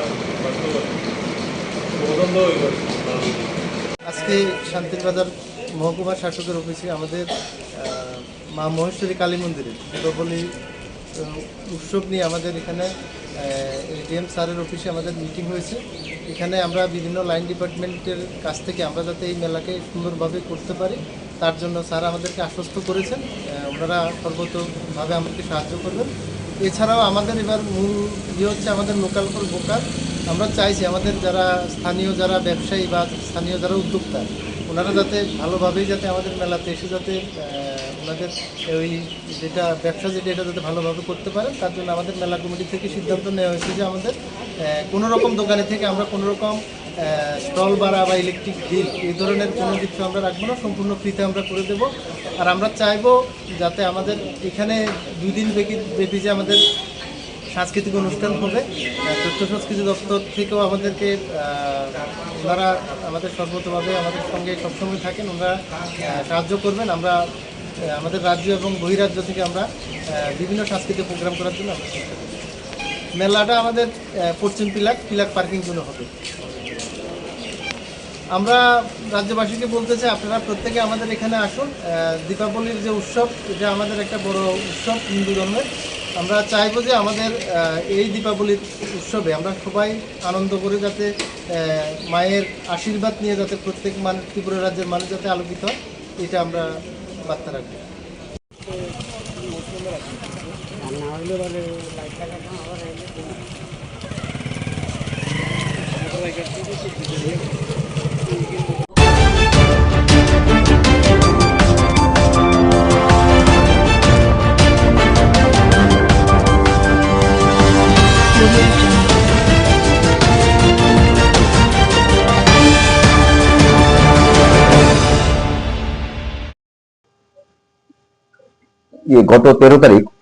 গত 13 তারিখ আমাদের রাম ঠাকুর গার্লস স্কুলে আমরা সকালবেলা কমপ্লেন আসে গার্লস স্কুলে চোর ঢুকে এবং ভিতরে ইন্টারনাল যে কলাপসাল গেট ওই গেট এবং হেডমাস্টার রুম এবং অফিস রুমের তালা ভেঙে এবং আলমারি স্টিলের আলমারি ভেঙে জিনিসপত্র কিছু চুরি হয় তো তারা কমপ্লেন করেছে, অ্যাডমিনিস্ট্রেট কমপ্লেনে দেখা গেছে তাদের আলমারি থেকে 25,000 টাকা ক্যাশ চুরি হয়েছে।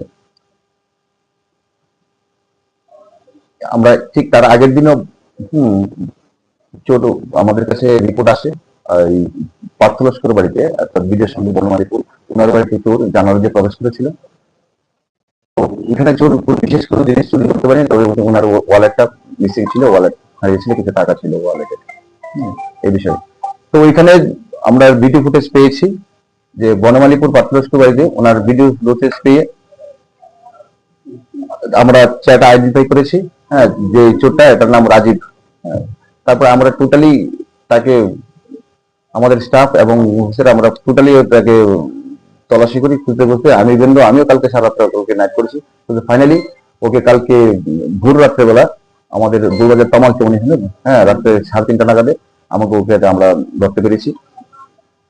এবং তার কথা অনুযায়ী আরেকজনকে আমরা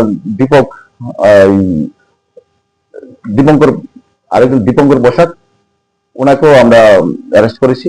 তারা একসাথে তারা চুরি করেছিল এবং দীপঙ্কর বসাক এবং চুরি মাল, ওনার ভাঙাচোরার দোকান আছে, উনি সবসময় প্রায় চুরির মাল তাদেরকে চুর থেকে কিনে, তো সেই হিসাবে ওনাকেও ধরা হয়েছে আজ। এবং যে রাজীব কর্মকার ওর কাছ থেকে ইয়ে করে দেখা গেল 5,000 টাকা আমরা ক্যাশ রিকভার করেছি। এবং এই টাকাটা সে স্বীকার করেছে যে স্কুল থেকে যে চুরি করেছে ও সেই ক্যাশ টাকা 5,000 টাকা, বাকি টাকা সে খরচ করে ফেলেছে।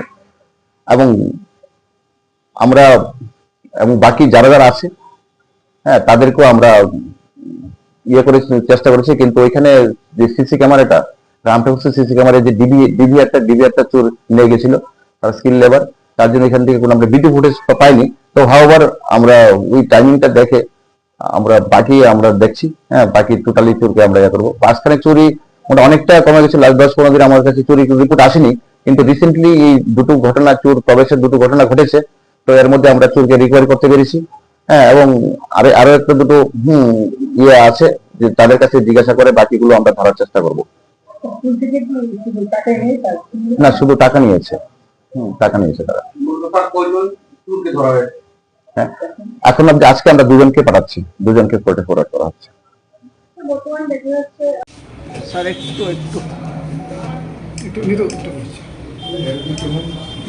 ভাই সামনে দিয়ে যাও আমরা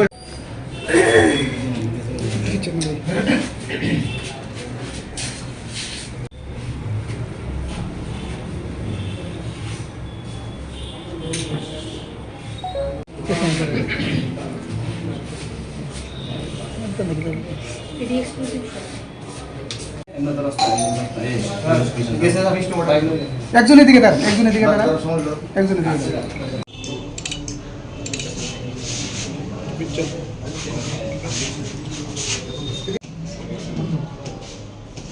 তোমার অনেক কি করতে আছে একটু আসতে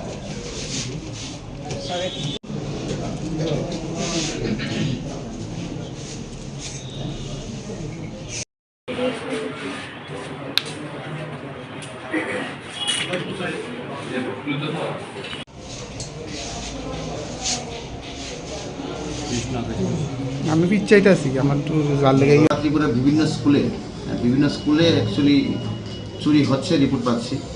আসলে আমাদের কাছে মনে হচ্ছে যে একটা গ্যাং তো নো ডাউট একটা তৈরি হয়েছে, আর একটা মাইনাস পয়েন্ট হলো স্কুলগুলিতে এখন কিছু গার্ড নেই, নাইট গার্ড নেই, হ্যাঁ। তো এটা একটা বিষয়, আমরা এই নিয়ে আমরা অথরিটি বা এডুকেশন ডিপার্টমেন্টে ওটা চিন্তা করবে, হ্যাঁ। কিন্তু আমরা যতটুকু আমরা নাইট মোবাইল করছি, 4টা বাইক মোবাইল এবং রাতে, হ্যাঁ, একটা ভেহিকেলের মোবাইল কন্টিনিউ এলাকাতে ঘুরছে, মাঝে মাঝে আমরা নিজেরাও ঘুরছি, সিনিয়র অফিসাররা ঘোরাঘুরি করছে।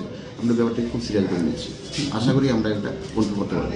মূলত আজকে দুইটা আসামি যে এই দুজনেই রামঠাকুর স্কুলের সাথে দুজনেই, আর একজন রাজীব সে একা গিয়েছিল ওই বনমালীপুর পার্থ লস্কর বাড়িতে, সে একাই গিয়েছিল, সে কনফেস করেছে। রাজীব কি দুটোর সাথে জড়িত আছে? রাজীব দুটোর সাথে জড়িত আছে।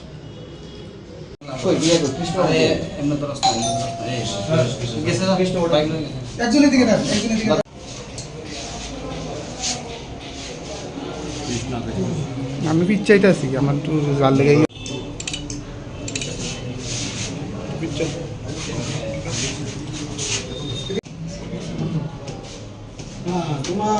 কি কইতাম প্রত্যেকটা স্যার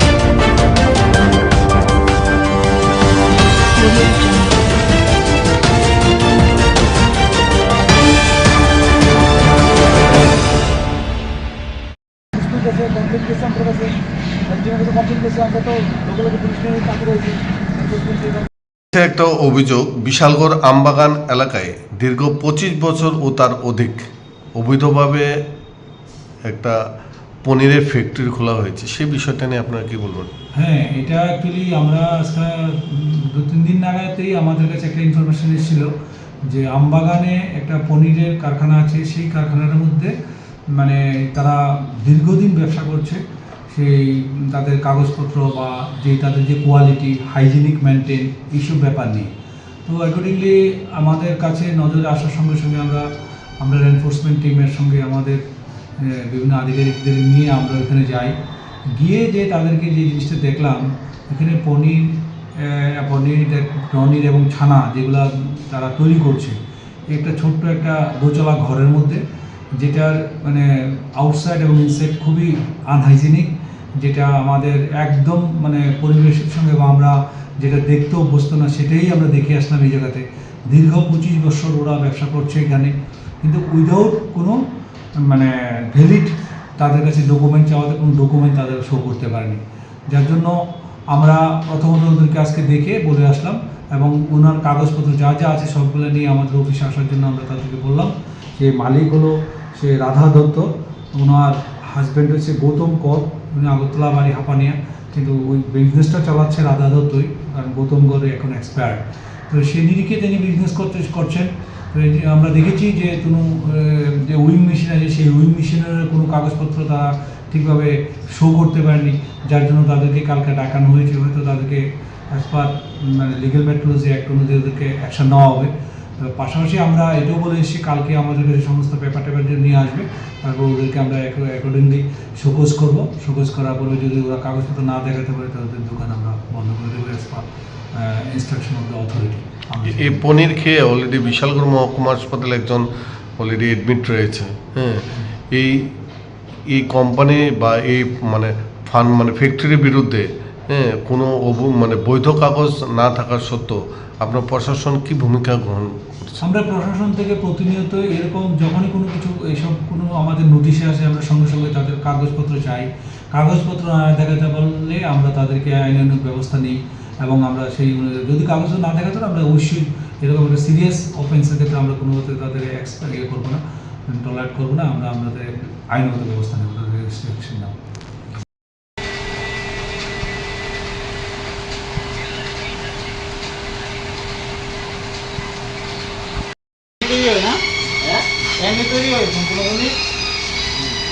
কাগজ বের করে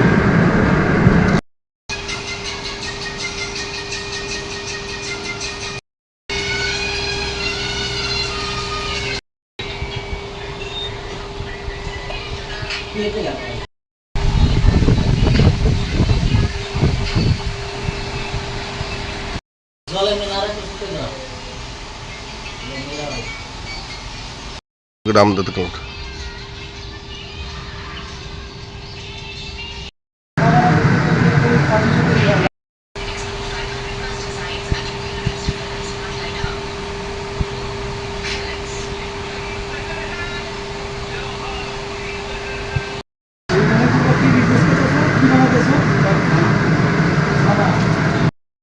বাচ্চা খাইতেছে, বয়স্ক লোক খাইতেছে, মিষ্টি বানাইতেছে, পূজার কাজে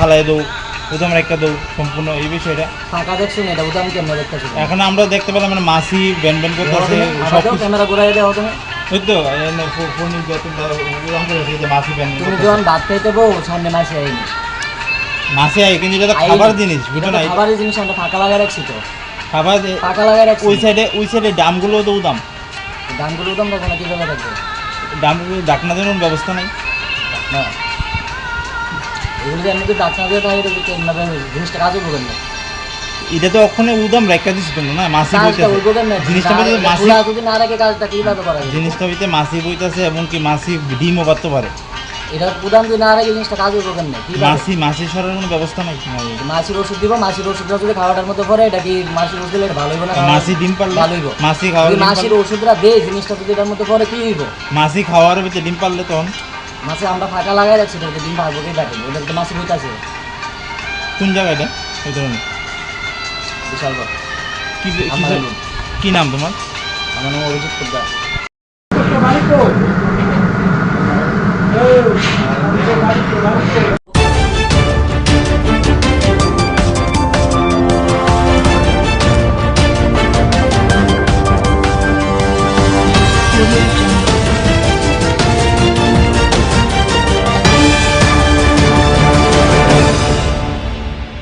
সে মারা গেছে এর নাম হচ্ছে আপনার ভজন দেবনাথ মানে আমার বড় ভাই কি বাড়ি হচ্ছে চাকমাঘাট লোকনাথ মন্দিরের লগে কোন সময় থেকে বাড়ির থেকে আমার আসবেন কোন সময় বলতে এত গাড়ির ড্রাইভারের তো কোনো টাইম টিম নেই কোনবেলায় তাহলে বুড়ে গেছে বাইরে এসে যা তাহলে 9টার দিকে আবার ফিরে আয় পড়ছে আমি তো আবার কাজ কবে বুড়ে গেছে পরশুদিন মানে কালকে বুড়ে গেছে কি বাইরে বাইরে গেছে ফোরদা আপনার 9টার দিকে আবার আয় পড়ছে মানুষের লোক দেখছে দোকানের সামনে নামছে আমি টাইমে সেরে তারপরে তো এই 9টার সময় থেকে হ্যাঁ বাইরে গেছে তাহলে তো গাড়িটা আমরা মধ্যে আবার মনে অন্য গাড়ি টিপে গেছে আচ্ছা তাহলে 9টার থেকে আপনার গেছে এবার বিকাল সন্ধ্যা দুপুর আইসে না দেয় ডাউর হয়েছে দিকে আমরা সন্ধ্যার পর থেকে আমাকে আইব না 8-9টা বাজলে এবার 9টা বাজলে দেখতে আইসে না এবার রাত্রবেলা বাইরে এক পিস আসছি টুজি পাই না এত মোবাইলও নাই যে ফোন করে দিঙামো বা অন্য সময় কোনো কেন গেলে দেরি হইলে আইতে ফোন করে ফোনও করতেছেন কারো মোবাইল দিয়া বা মনে করেন মোবাইল নিজে না থাকলে ফোন করে বিচারছি 12-1টা অবধি পাইছি না ঘুরে কেডা বলে যেন আপনার ইয়া দোকান খুলে কি বিশ্বকে না ঘুরে গেছে যাওয়ানোর সময় তো আমি দেখছে পরে বাড়িছে খবর এরপরে তো ঘুরে আমরা বাড়িতে খবর গেছে পরে আমরা আইলাম দেখলাম কি মনে করতেছেন মানে মাইরা ফেলা দিচ্ছে এটা তো আপনার মাইরা তো উপরে টিলার উপরে মারছে মাইরা আপনার এই যে হেড সাই আছে তার নিশানা আছে তো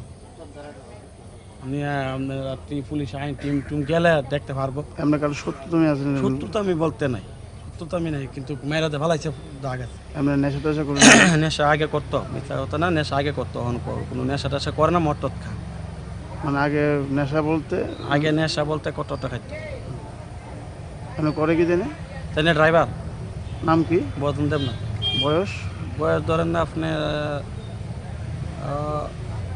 37 আপনার নাম কি স্বপন দেবনাথ আপনার আমার ধরেন 33 না আপনার কি আমার বড় ভাই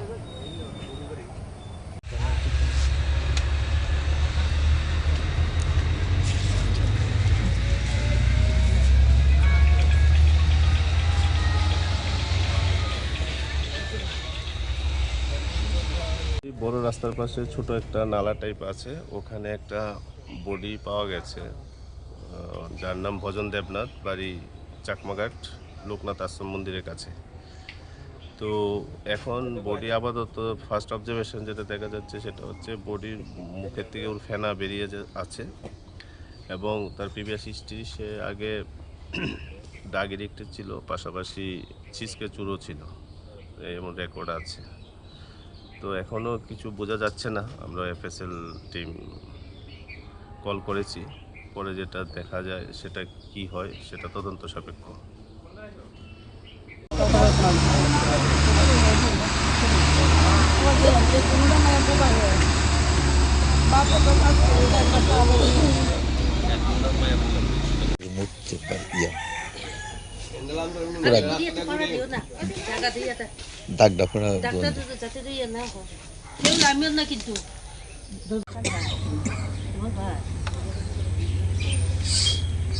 नाम की जा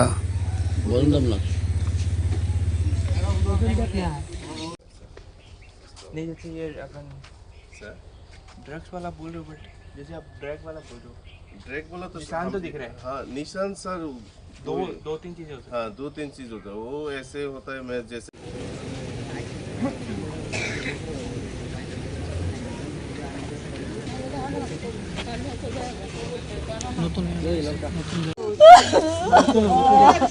কাগজপত্র লয়ে যাও মেট্রে যাও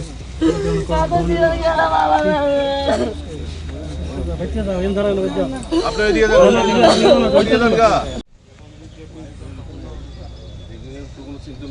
বলবো গাড়ি भिजा देगा हाँ सर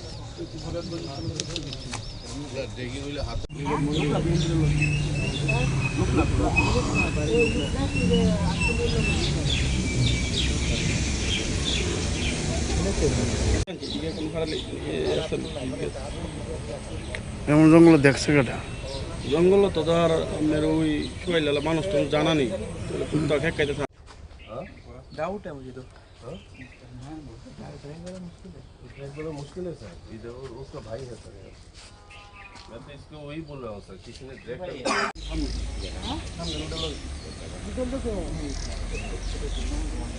কোন বাড়ি বাড়ি ওই লোকনাথ মন্দিরের লোক এদিক থেকে আসে আমরা এদিক থেকে করতে এসে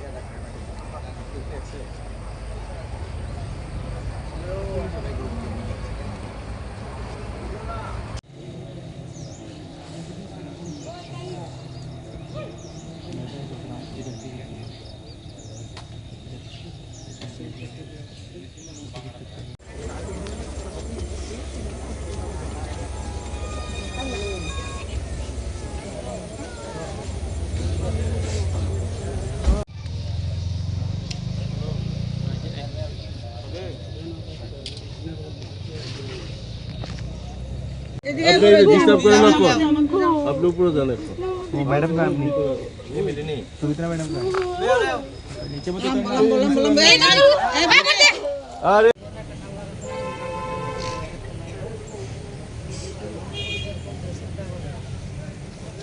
আরে ওইদিকে যাইতে না করো ভিতরে যাইতে না হ্যাঁ না জল কলসো নাই পাই না ওইদিকে মানে দূর আছে টিলার থেকে আনছি টিলার থেকে এসে হেসে আনছি ওই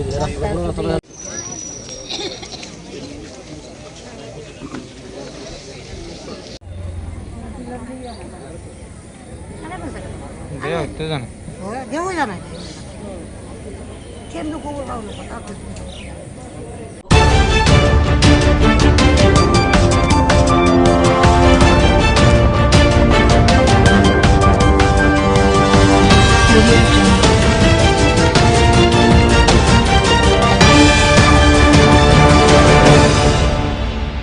सबसे पहले मुंगिया कामी पीएस ने बहुत ही अच्छा काम किया है यहाँ पे सनेस है सभी ओसी है यहाँ के बड़े बाबू इन्होंने बहुत ही अच्छे से प्लानिंग करके बहुत अच्छे से एग्जीक्यूशन करके और मतलब काइंड ऑफ ये highway man of Tripura police बोल सकते हैं।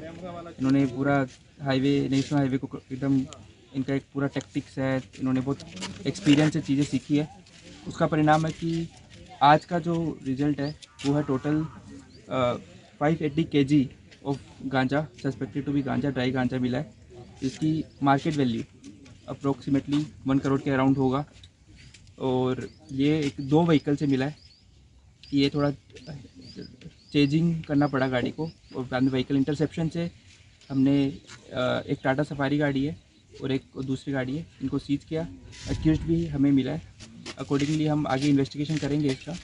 And I also want to tell कि आप लास्ट 1 महीने का रिकॉर्ड भी देखोगे, इससे पहले भी तो मुंगिया कामी पीएस में बहुत बार कंटिन्यूसली दे आर परफॉर्मिंग और एक काइंड ऑफ मेजर क्रैकडाउन हो रहा है ड्रग्स पे। जैसे हमें डीजीपी सर ने इंस्ट्रक्ट किया है और एसपी सर की लीडरशिप में ये सब हमने, ये हमारा रिजल्ट है, अचीवमेंट है and we are continuing to do so. नहीं अलग अलग गाड़ी है, अलग अलग जगह है दोनों। तो ये मतलब एक जगह नहीं है, इट इज़ 2 प्लेसेस।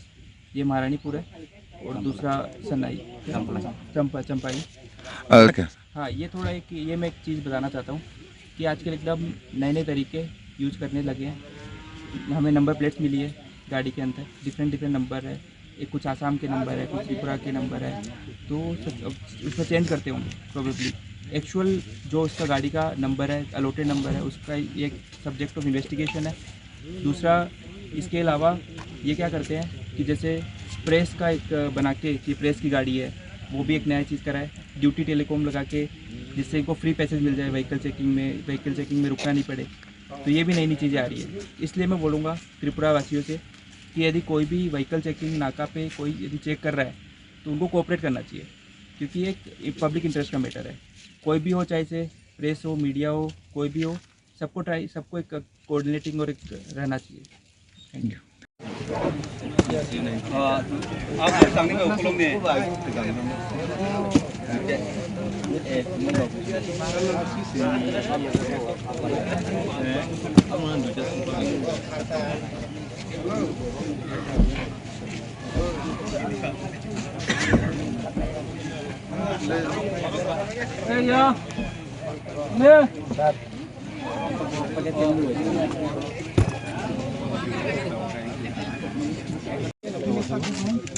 अरे ना क्या ब्रो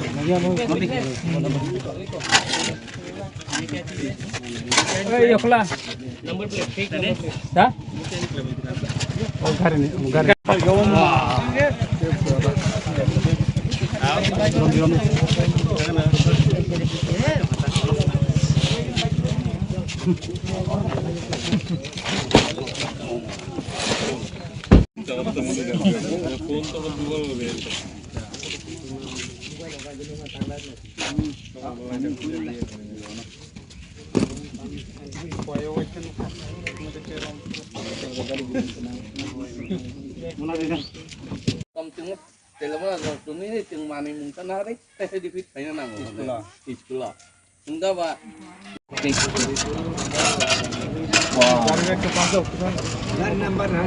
रोक दो।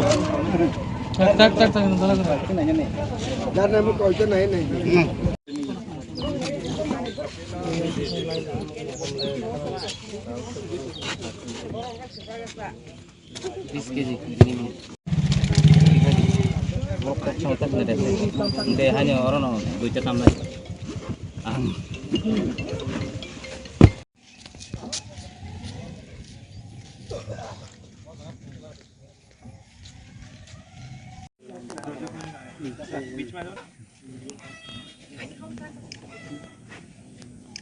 Orang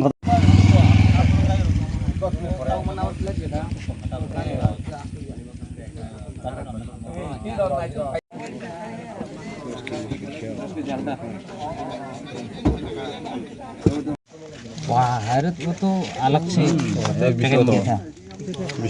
Tapi di baik kan nugia kok. Bahaya yang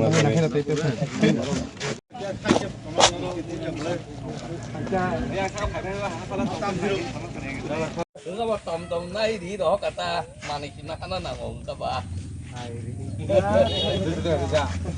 đi ra đi ra rồi iyo mana unko bunga ya tanya bawa iyo mana unko bunga yang ngomong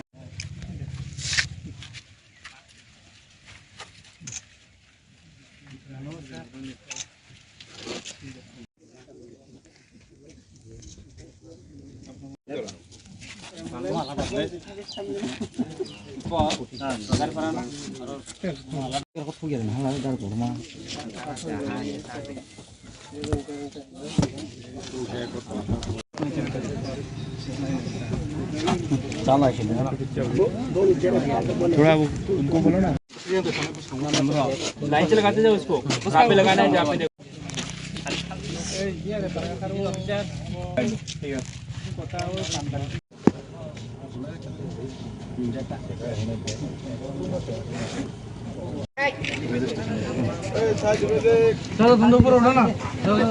गरीब नहीं जाओ पूरे पूरे थाना को थाना ठीक है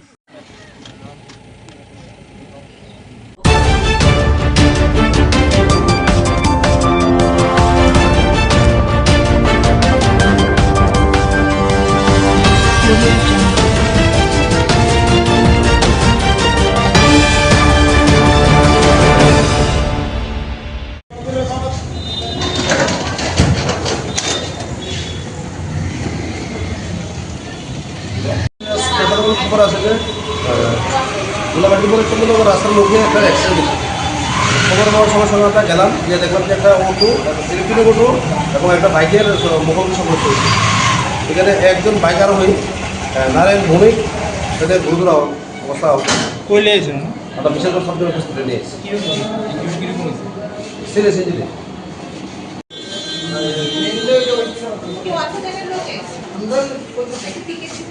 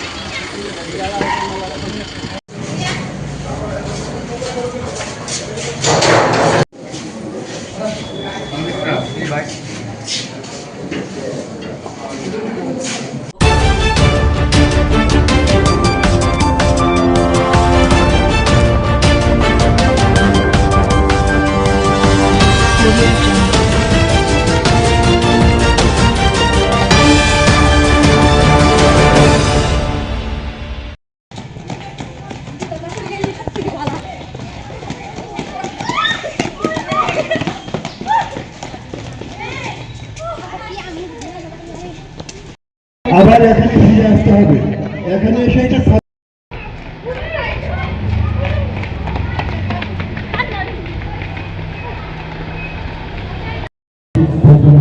আমাদের অনুষ্ঠানে শুভ উদ্বোধন করার জন্য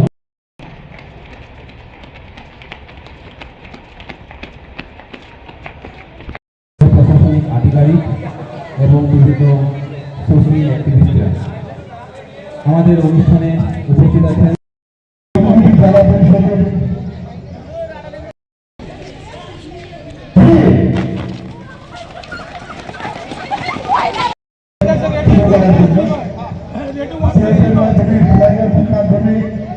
আমাদের মাধ্যমে আজকের অনুষ্ঠানের শুভ উদ্বোধন হচ্ছে। We are very happy that you all have joined with us to invite the event.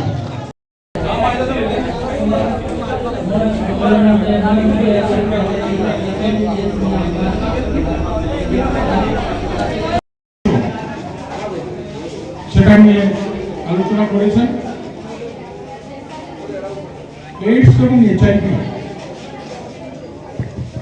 এটা আমরা সবাই জানি যে একটা মরণব্যাধি অসুখ, যেটা মরণব্যাধি রোগ যেটাকে বলি।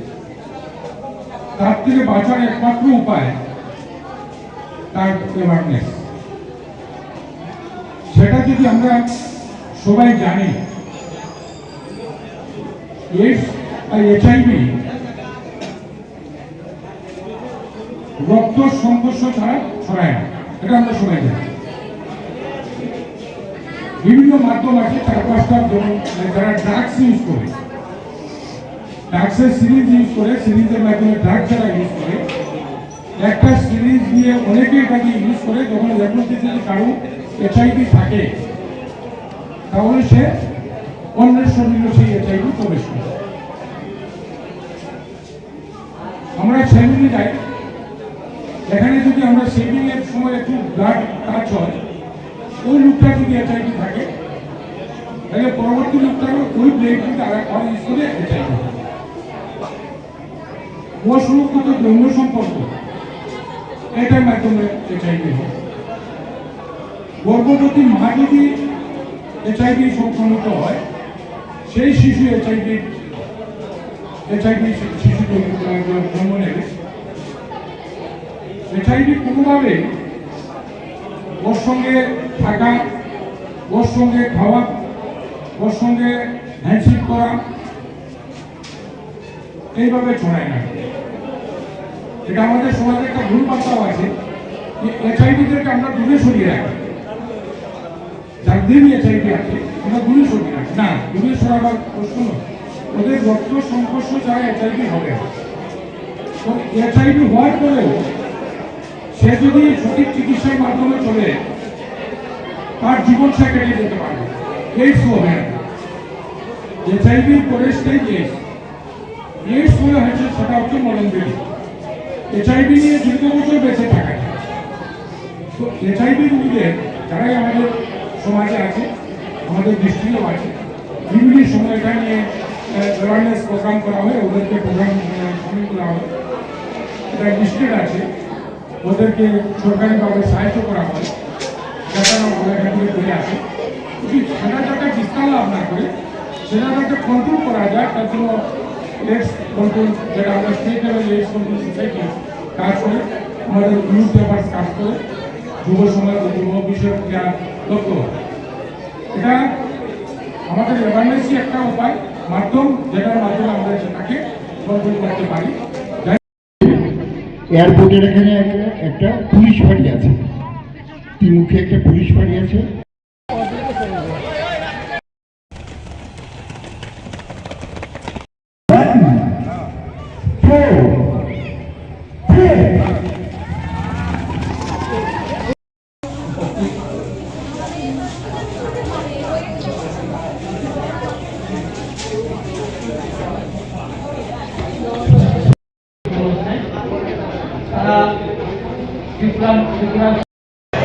Youth Affairs শ্রী অজিত যাদব আছেন এবং সিএম আছেন এবং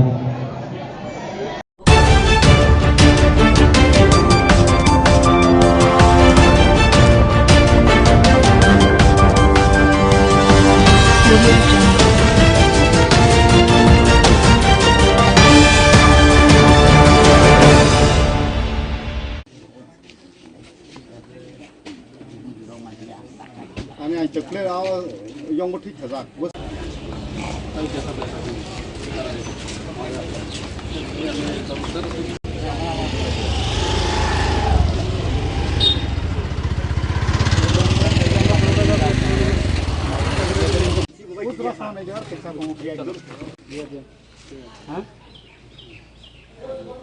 뒷바퀴 전혀 버리가 শুধু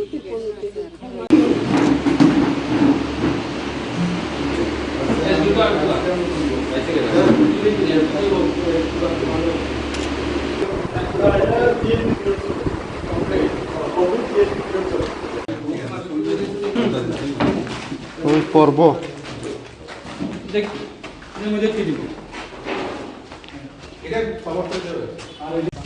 না ফোন করছিলাম যে আমি মিনিস্টার স্যার লাগে মুংটং আর আবার দে মুংটং রেশন কার্ড হলে রেশন কত তো রেশন কার্ড বিনি বাটা বাই আবার বুঝুতা আবার এই বাড়ি ছাড়া দুই তিন বাড়ি পারা ভেঙে গেছে ঠিক আছে ওই যেখানে মর্জি এখানে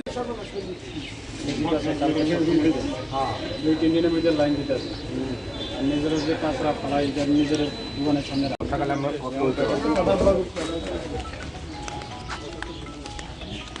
এটা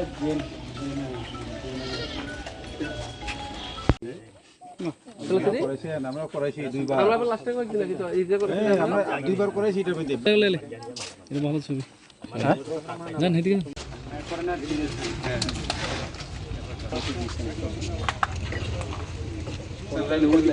অনলাইন করলে কিন্তু দেখুন না হ্যাঁ এটা রাস্তা মানে ওই ইয়ে আপনি কিলোমিটার হয় স্যার এক বছরে চলে মানে আমি দিচ্ছি এটা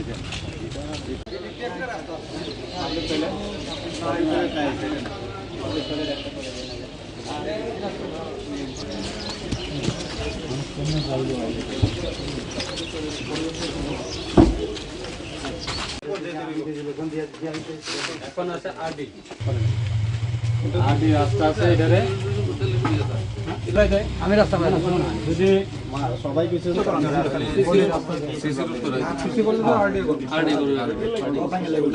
এই মাত্র না কবে নিছে এই কিছুদিন আগে মাত্র ওই জায়গাটা সামনে জায়গাটা খুলে দিব তখন আমরা তো দোকান যাইব এই পোশাকটা যে একদম পুরো কাটা এটা কি টাইপ করে টোটাল কয়টা শুরু কয়টা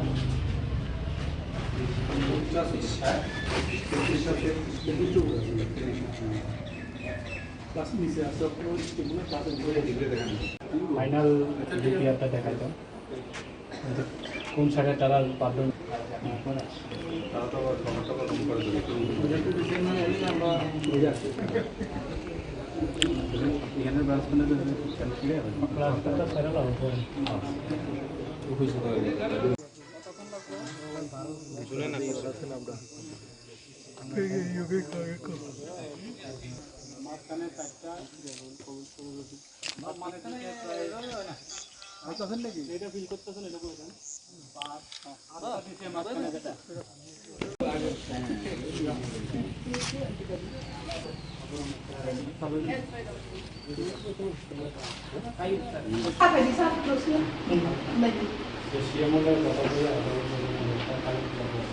বাকি সবটি বেড়েছে সাইকেল মাত্র হয়েছে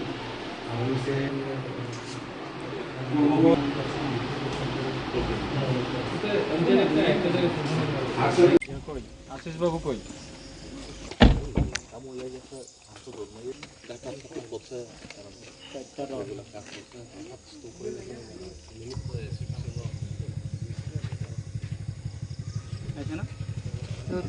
ভবিষ্যৎ সত্যবাসন তীব্র অবজারভার নতুন আরেকটা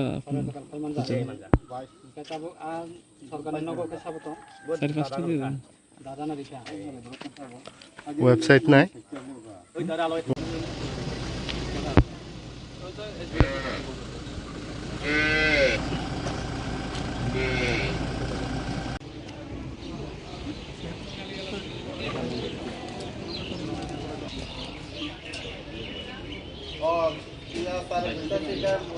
মার্কেটটা বাইকুড়ার নতুন একটা বিল্ডিং পিস মার্কেট সেট এটার মধ্যে কানেকশন হ্যাঁ সেটিকে ব্যবসায়িকদের জন্য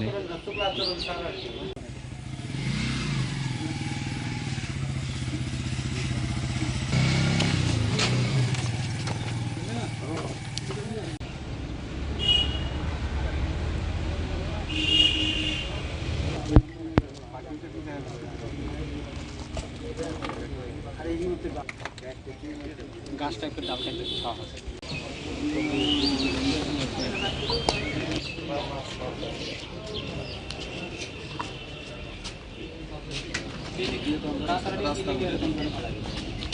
এখানে যখন বাজার হইব কি অবস্থা হইবে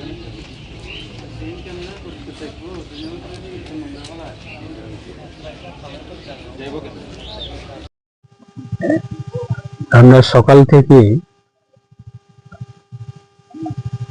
জুলাইবাড়ি বিধানসভা কেন্দ্রের অন্তর্গত সমস্ত আমাদের রাজ্য সরকারের লাইন ডিপার্টমেন্টে যারা আধিকারিক আছেন, বিডিও সাহেব, পিডব্লিউডি এসডিও সাহেব, আরডি ডিপার্টমেন্টের এসডিও সাহেব, পাওয়ার ডিপার্টমেন্ট এবং ডিডব্লিউএস ডিপার্টমেন্টের ইঞ্জিনিয়াররা এবং জুলাইবাড়ি আরডি ব্লকের বিএসসি চেয়ারম্যান, পঞ্চায়েত সমিতির ভাইস চেয়ারম্যান, জনপ্রতিনিধি এবং লাইন ডিপার্টমেন্টে যারা আধিকারিক, আমরা সবাই মিলে বাইখরা বাজার থেকে শুরু করে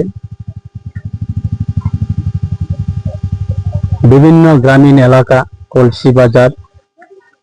কলসি বাজার থেকে বিভিন্ন গ্রামীণ এলাকায় এবং কোয়াইফাং এলাকা, এখন আমরা আছি প্রায় 5:30, বিকাল 5:30 বেজে গেছে। আমাদের লাস্ট বর্ডার জুলাইবাড়ি ব্লকে এবং জুলাইবাড়ি বিধানসভা কেন্দ্রে কোয়াইফাং থেকে পাঞ্জিরায় প্রায় 8-9 কিলোমিটার হবে। আমাদের এই পুরান একটা আমাদের ক্যাম্প রয়েছে এই পাঞ্জিরায় লাস্ট বর্ডারে, সেখানে আমরা এসেছি। প্রত্যেক জায়গাতে আমাদের উদ্দেশ্য বিদ্যুৎ, রাস্তাঘাট, পানীয় জল, এই 3টি বিষয় নিয়ে আমরা গুরুত্ব দিয়ে সাধারণ মানুষ এই 3টা বিষয় নিয়ে কোনো অসুবিধা হচ্ছে কিনা সেটা নিয়ে আমরা প্রত্যেকটা গ্রামীণ এলাকা ডাইরেক্ট পাবলিকের সঙ্গে আমরা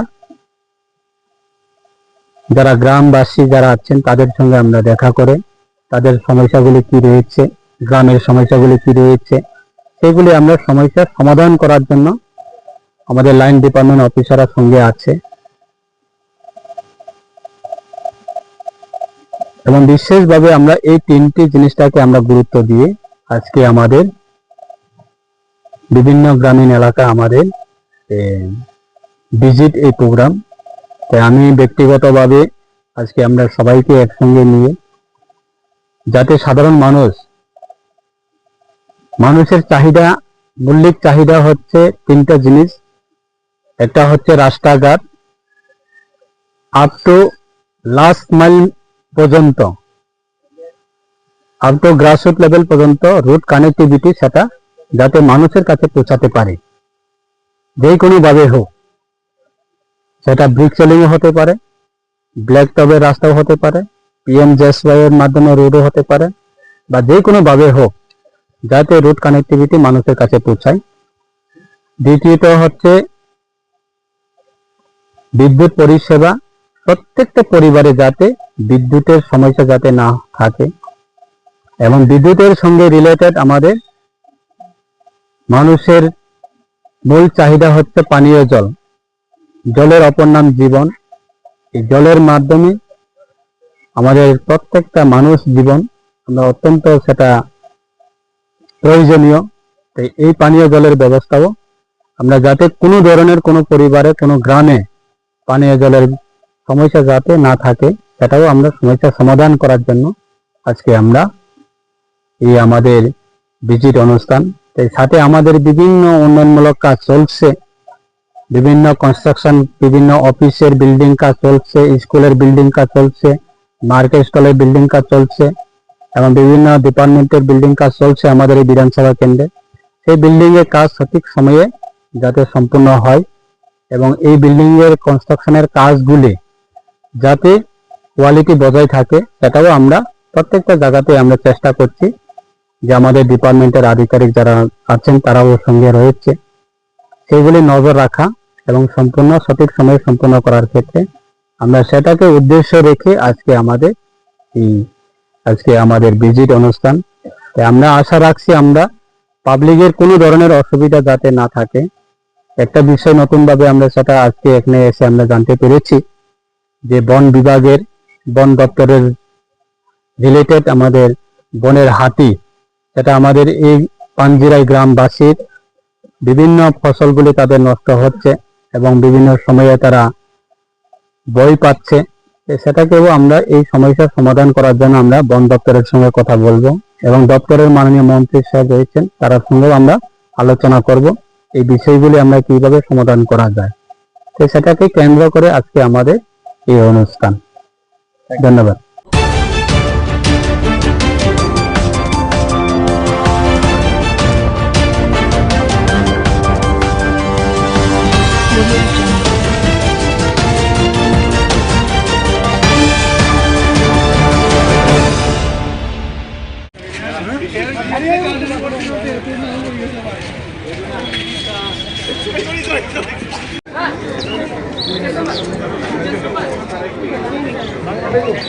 যাদের রেজিস্ট্রেশন হয়নি তারা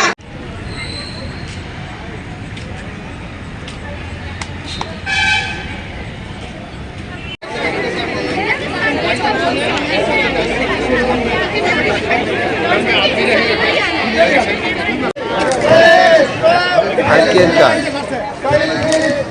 500 লোক তো মিলে যেত না আজকে Check over. Nang yawe ba number to yawe ba. Check hello. Nang number.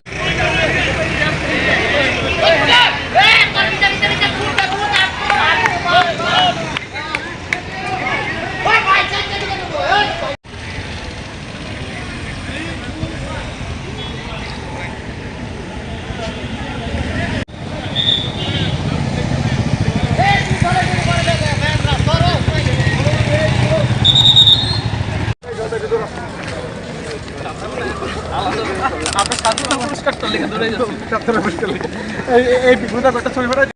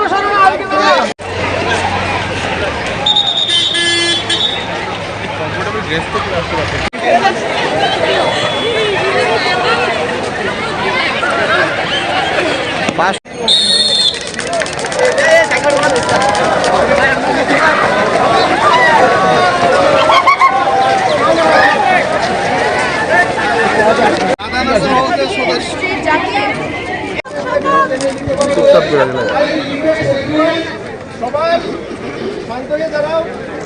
আমি শপথবাক্য পাঠ দিদি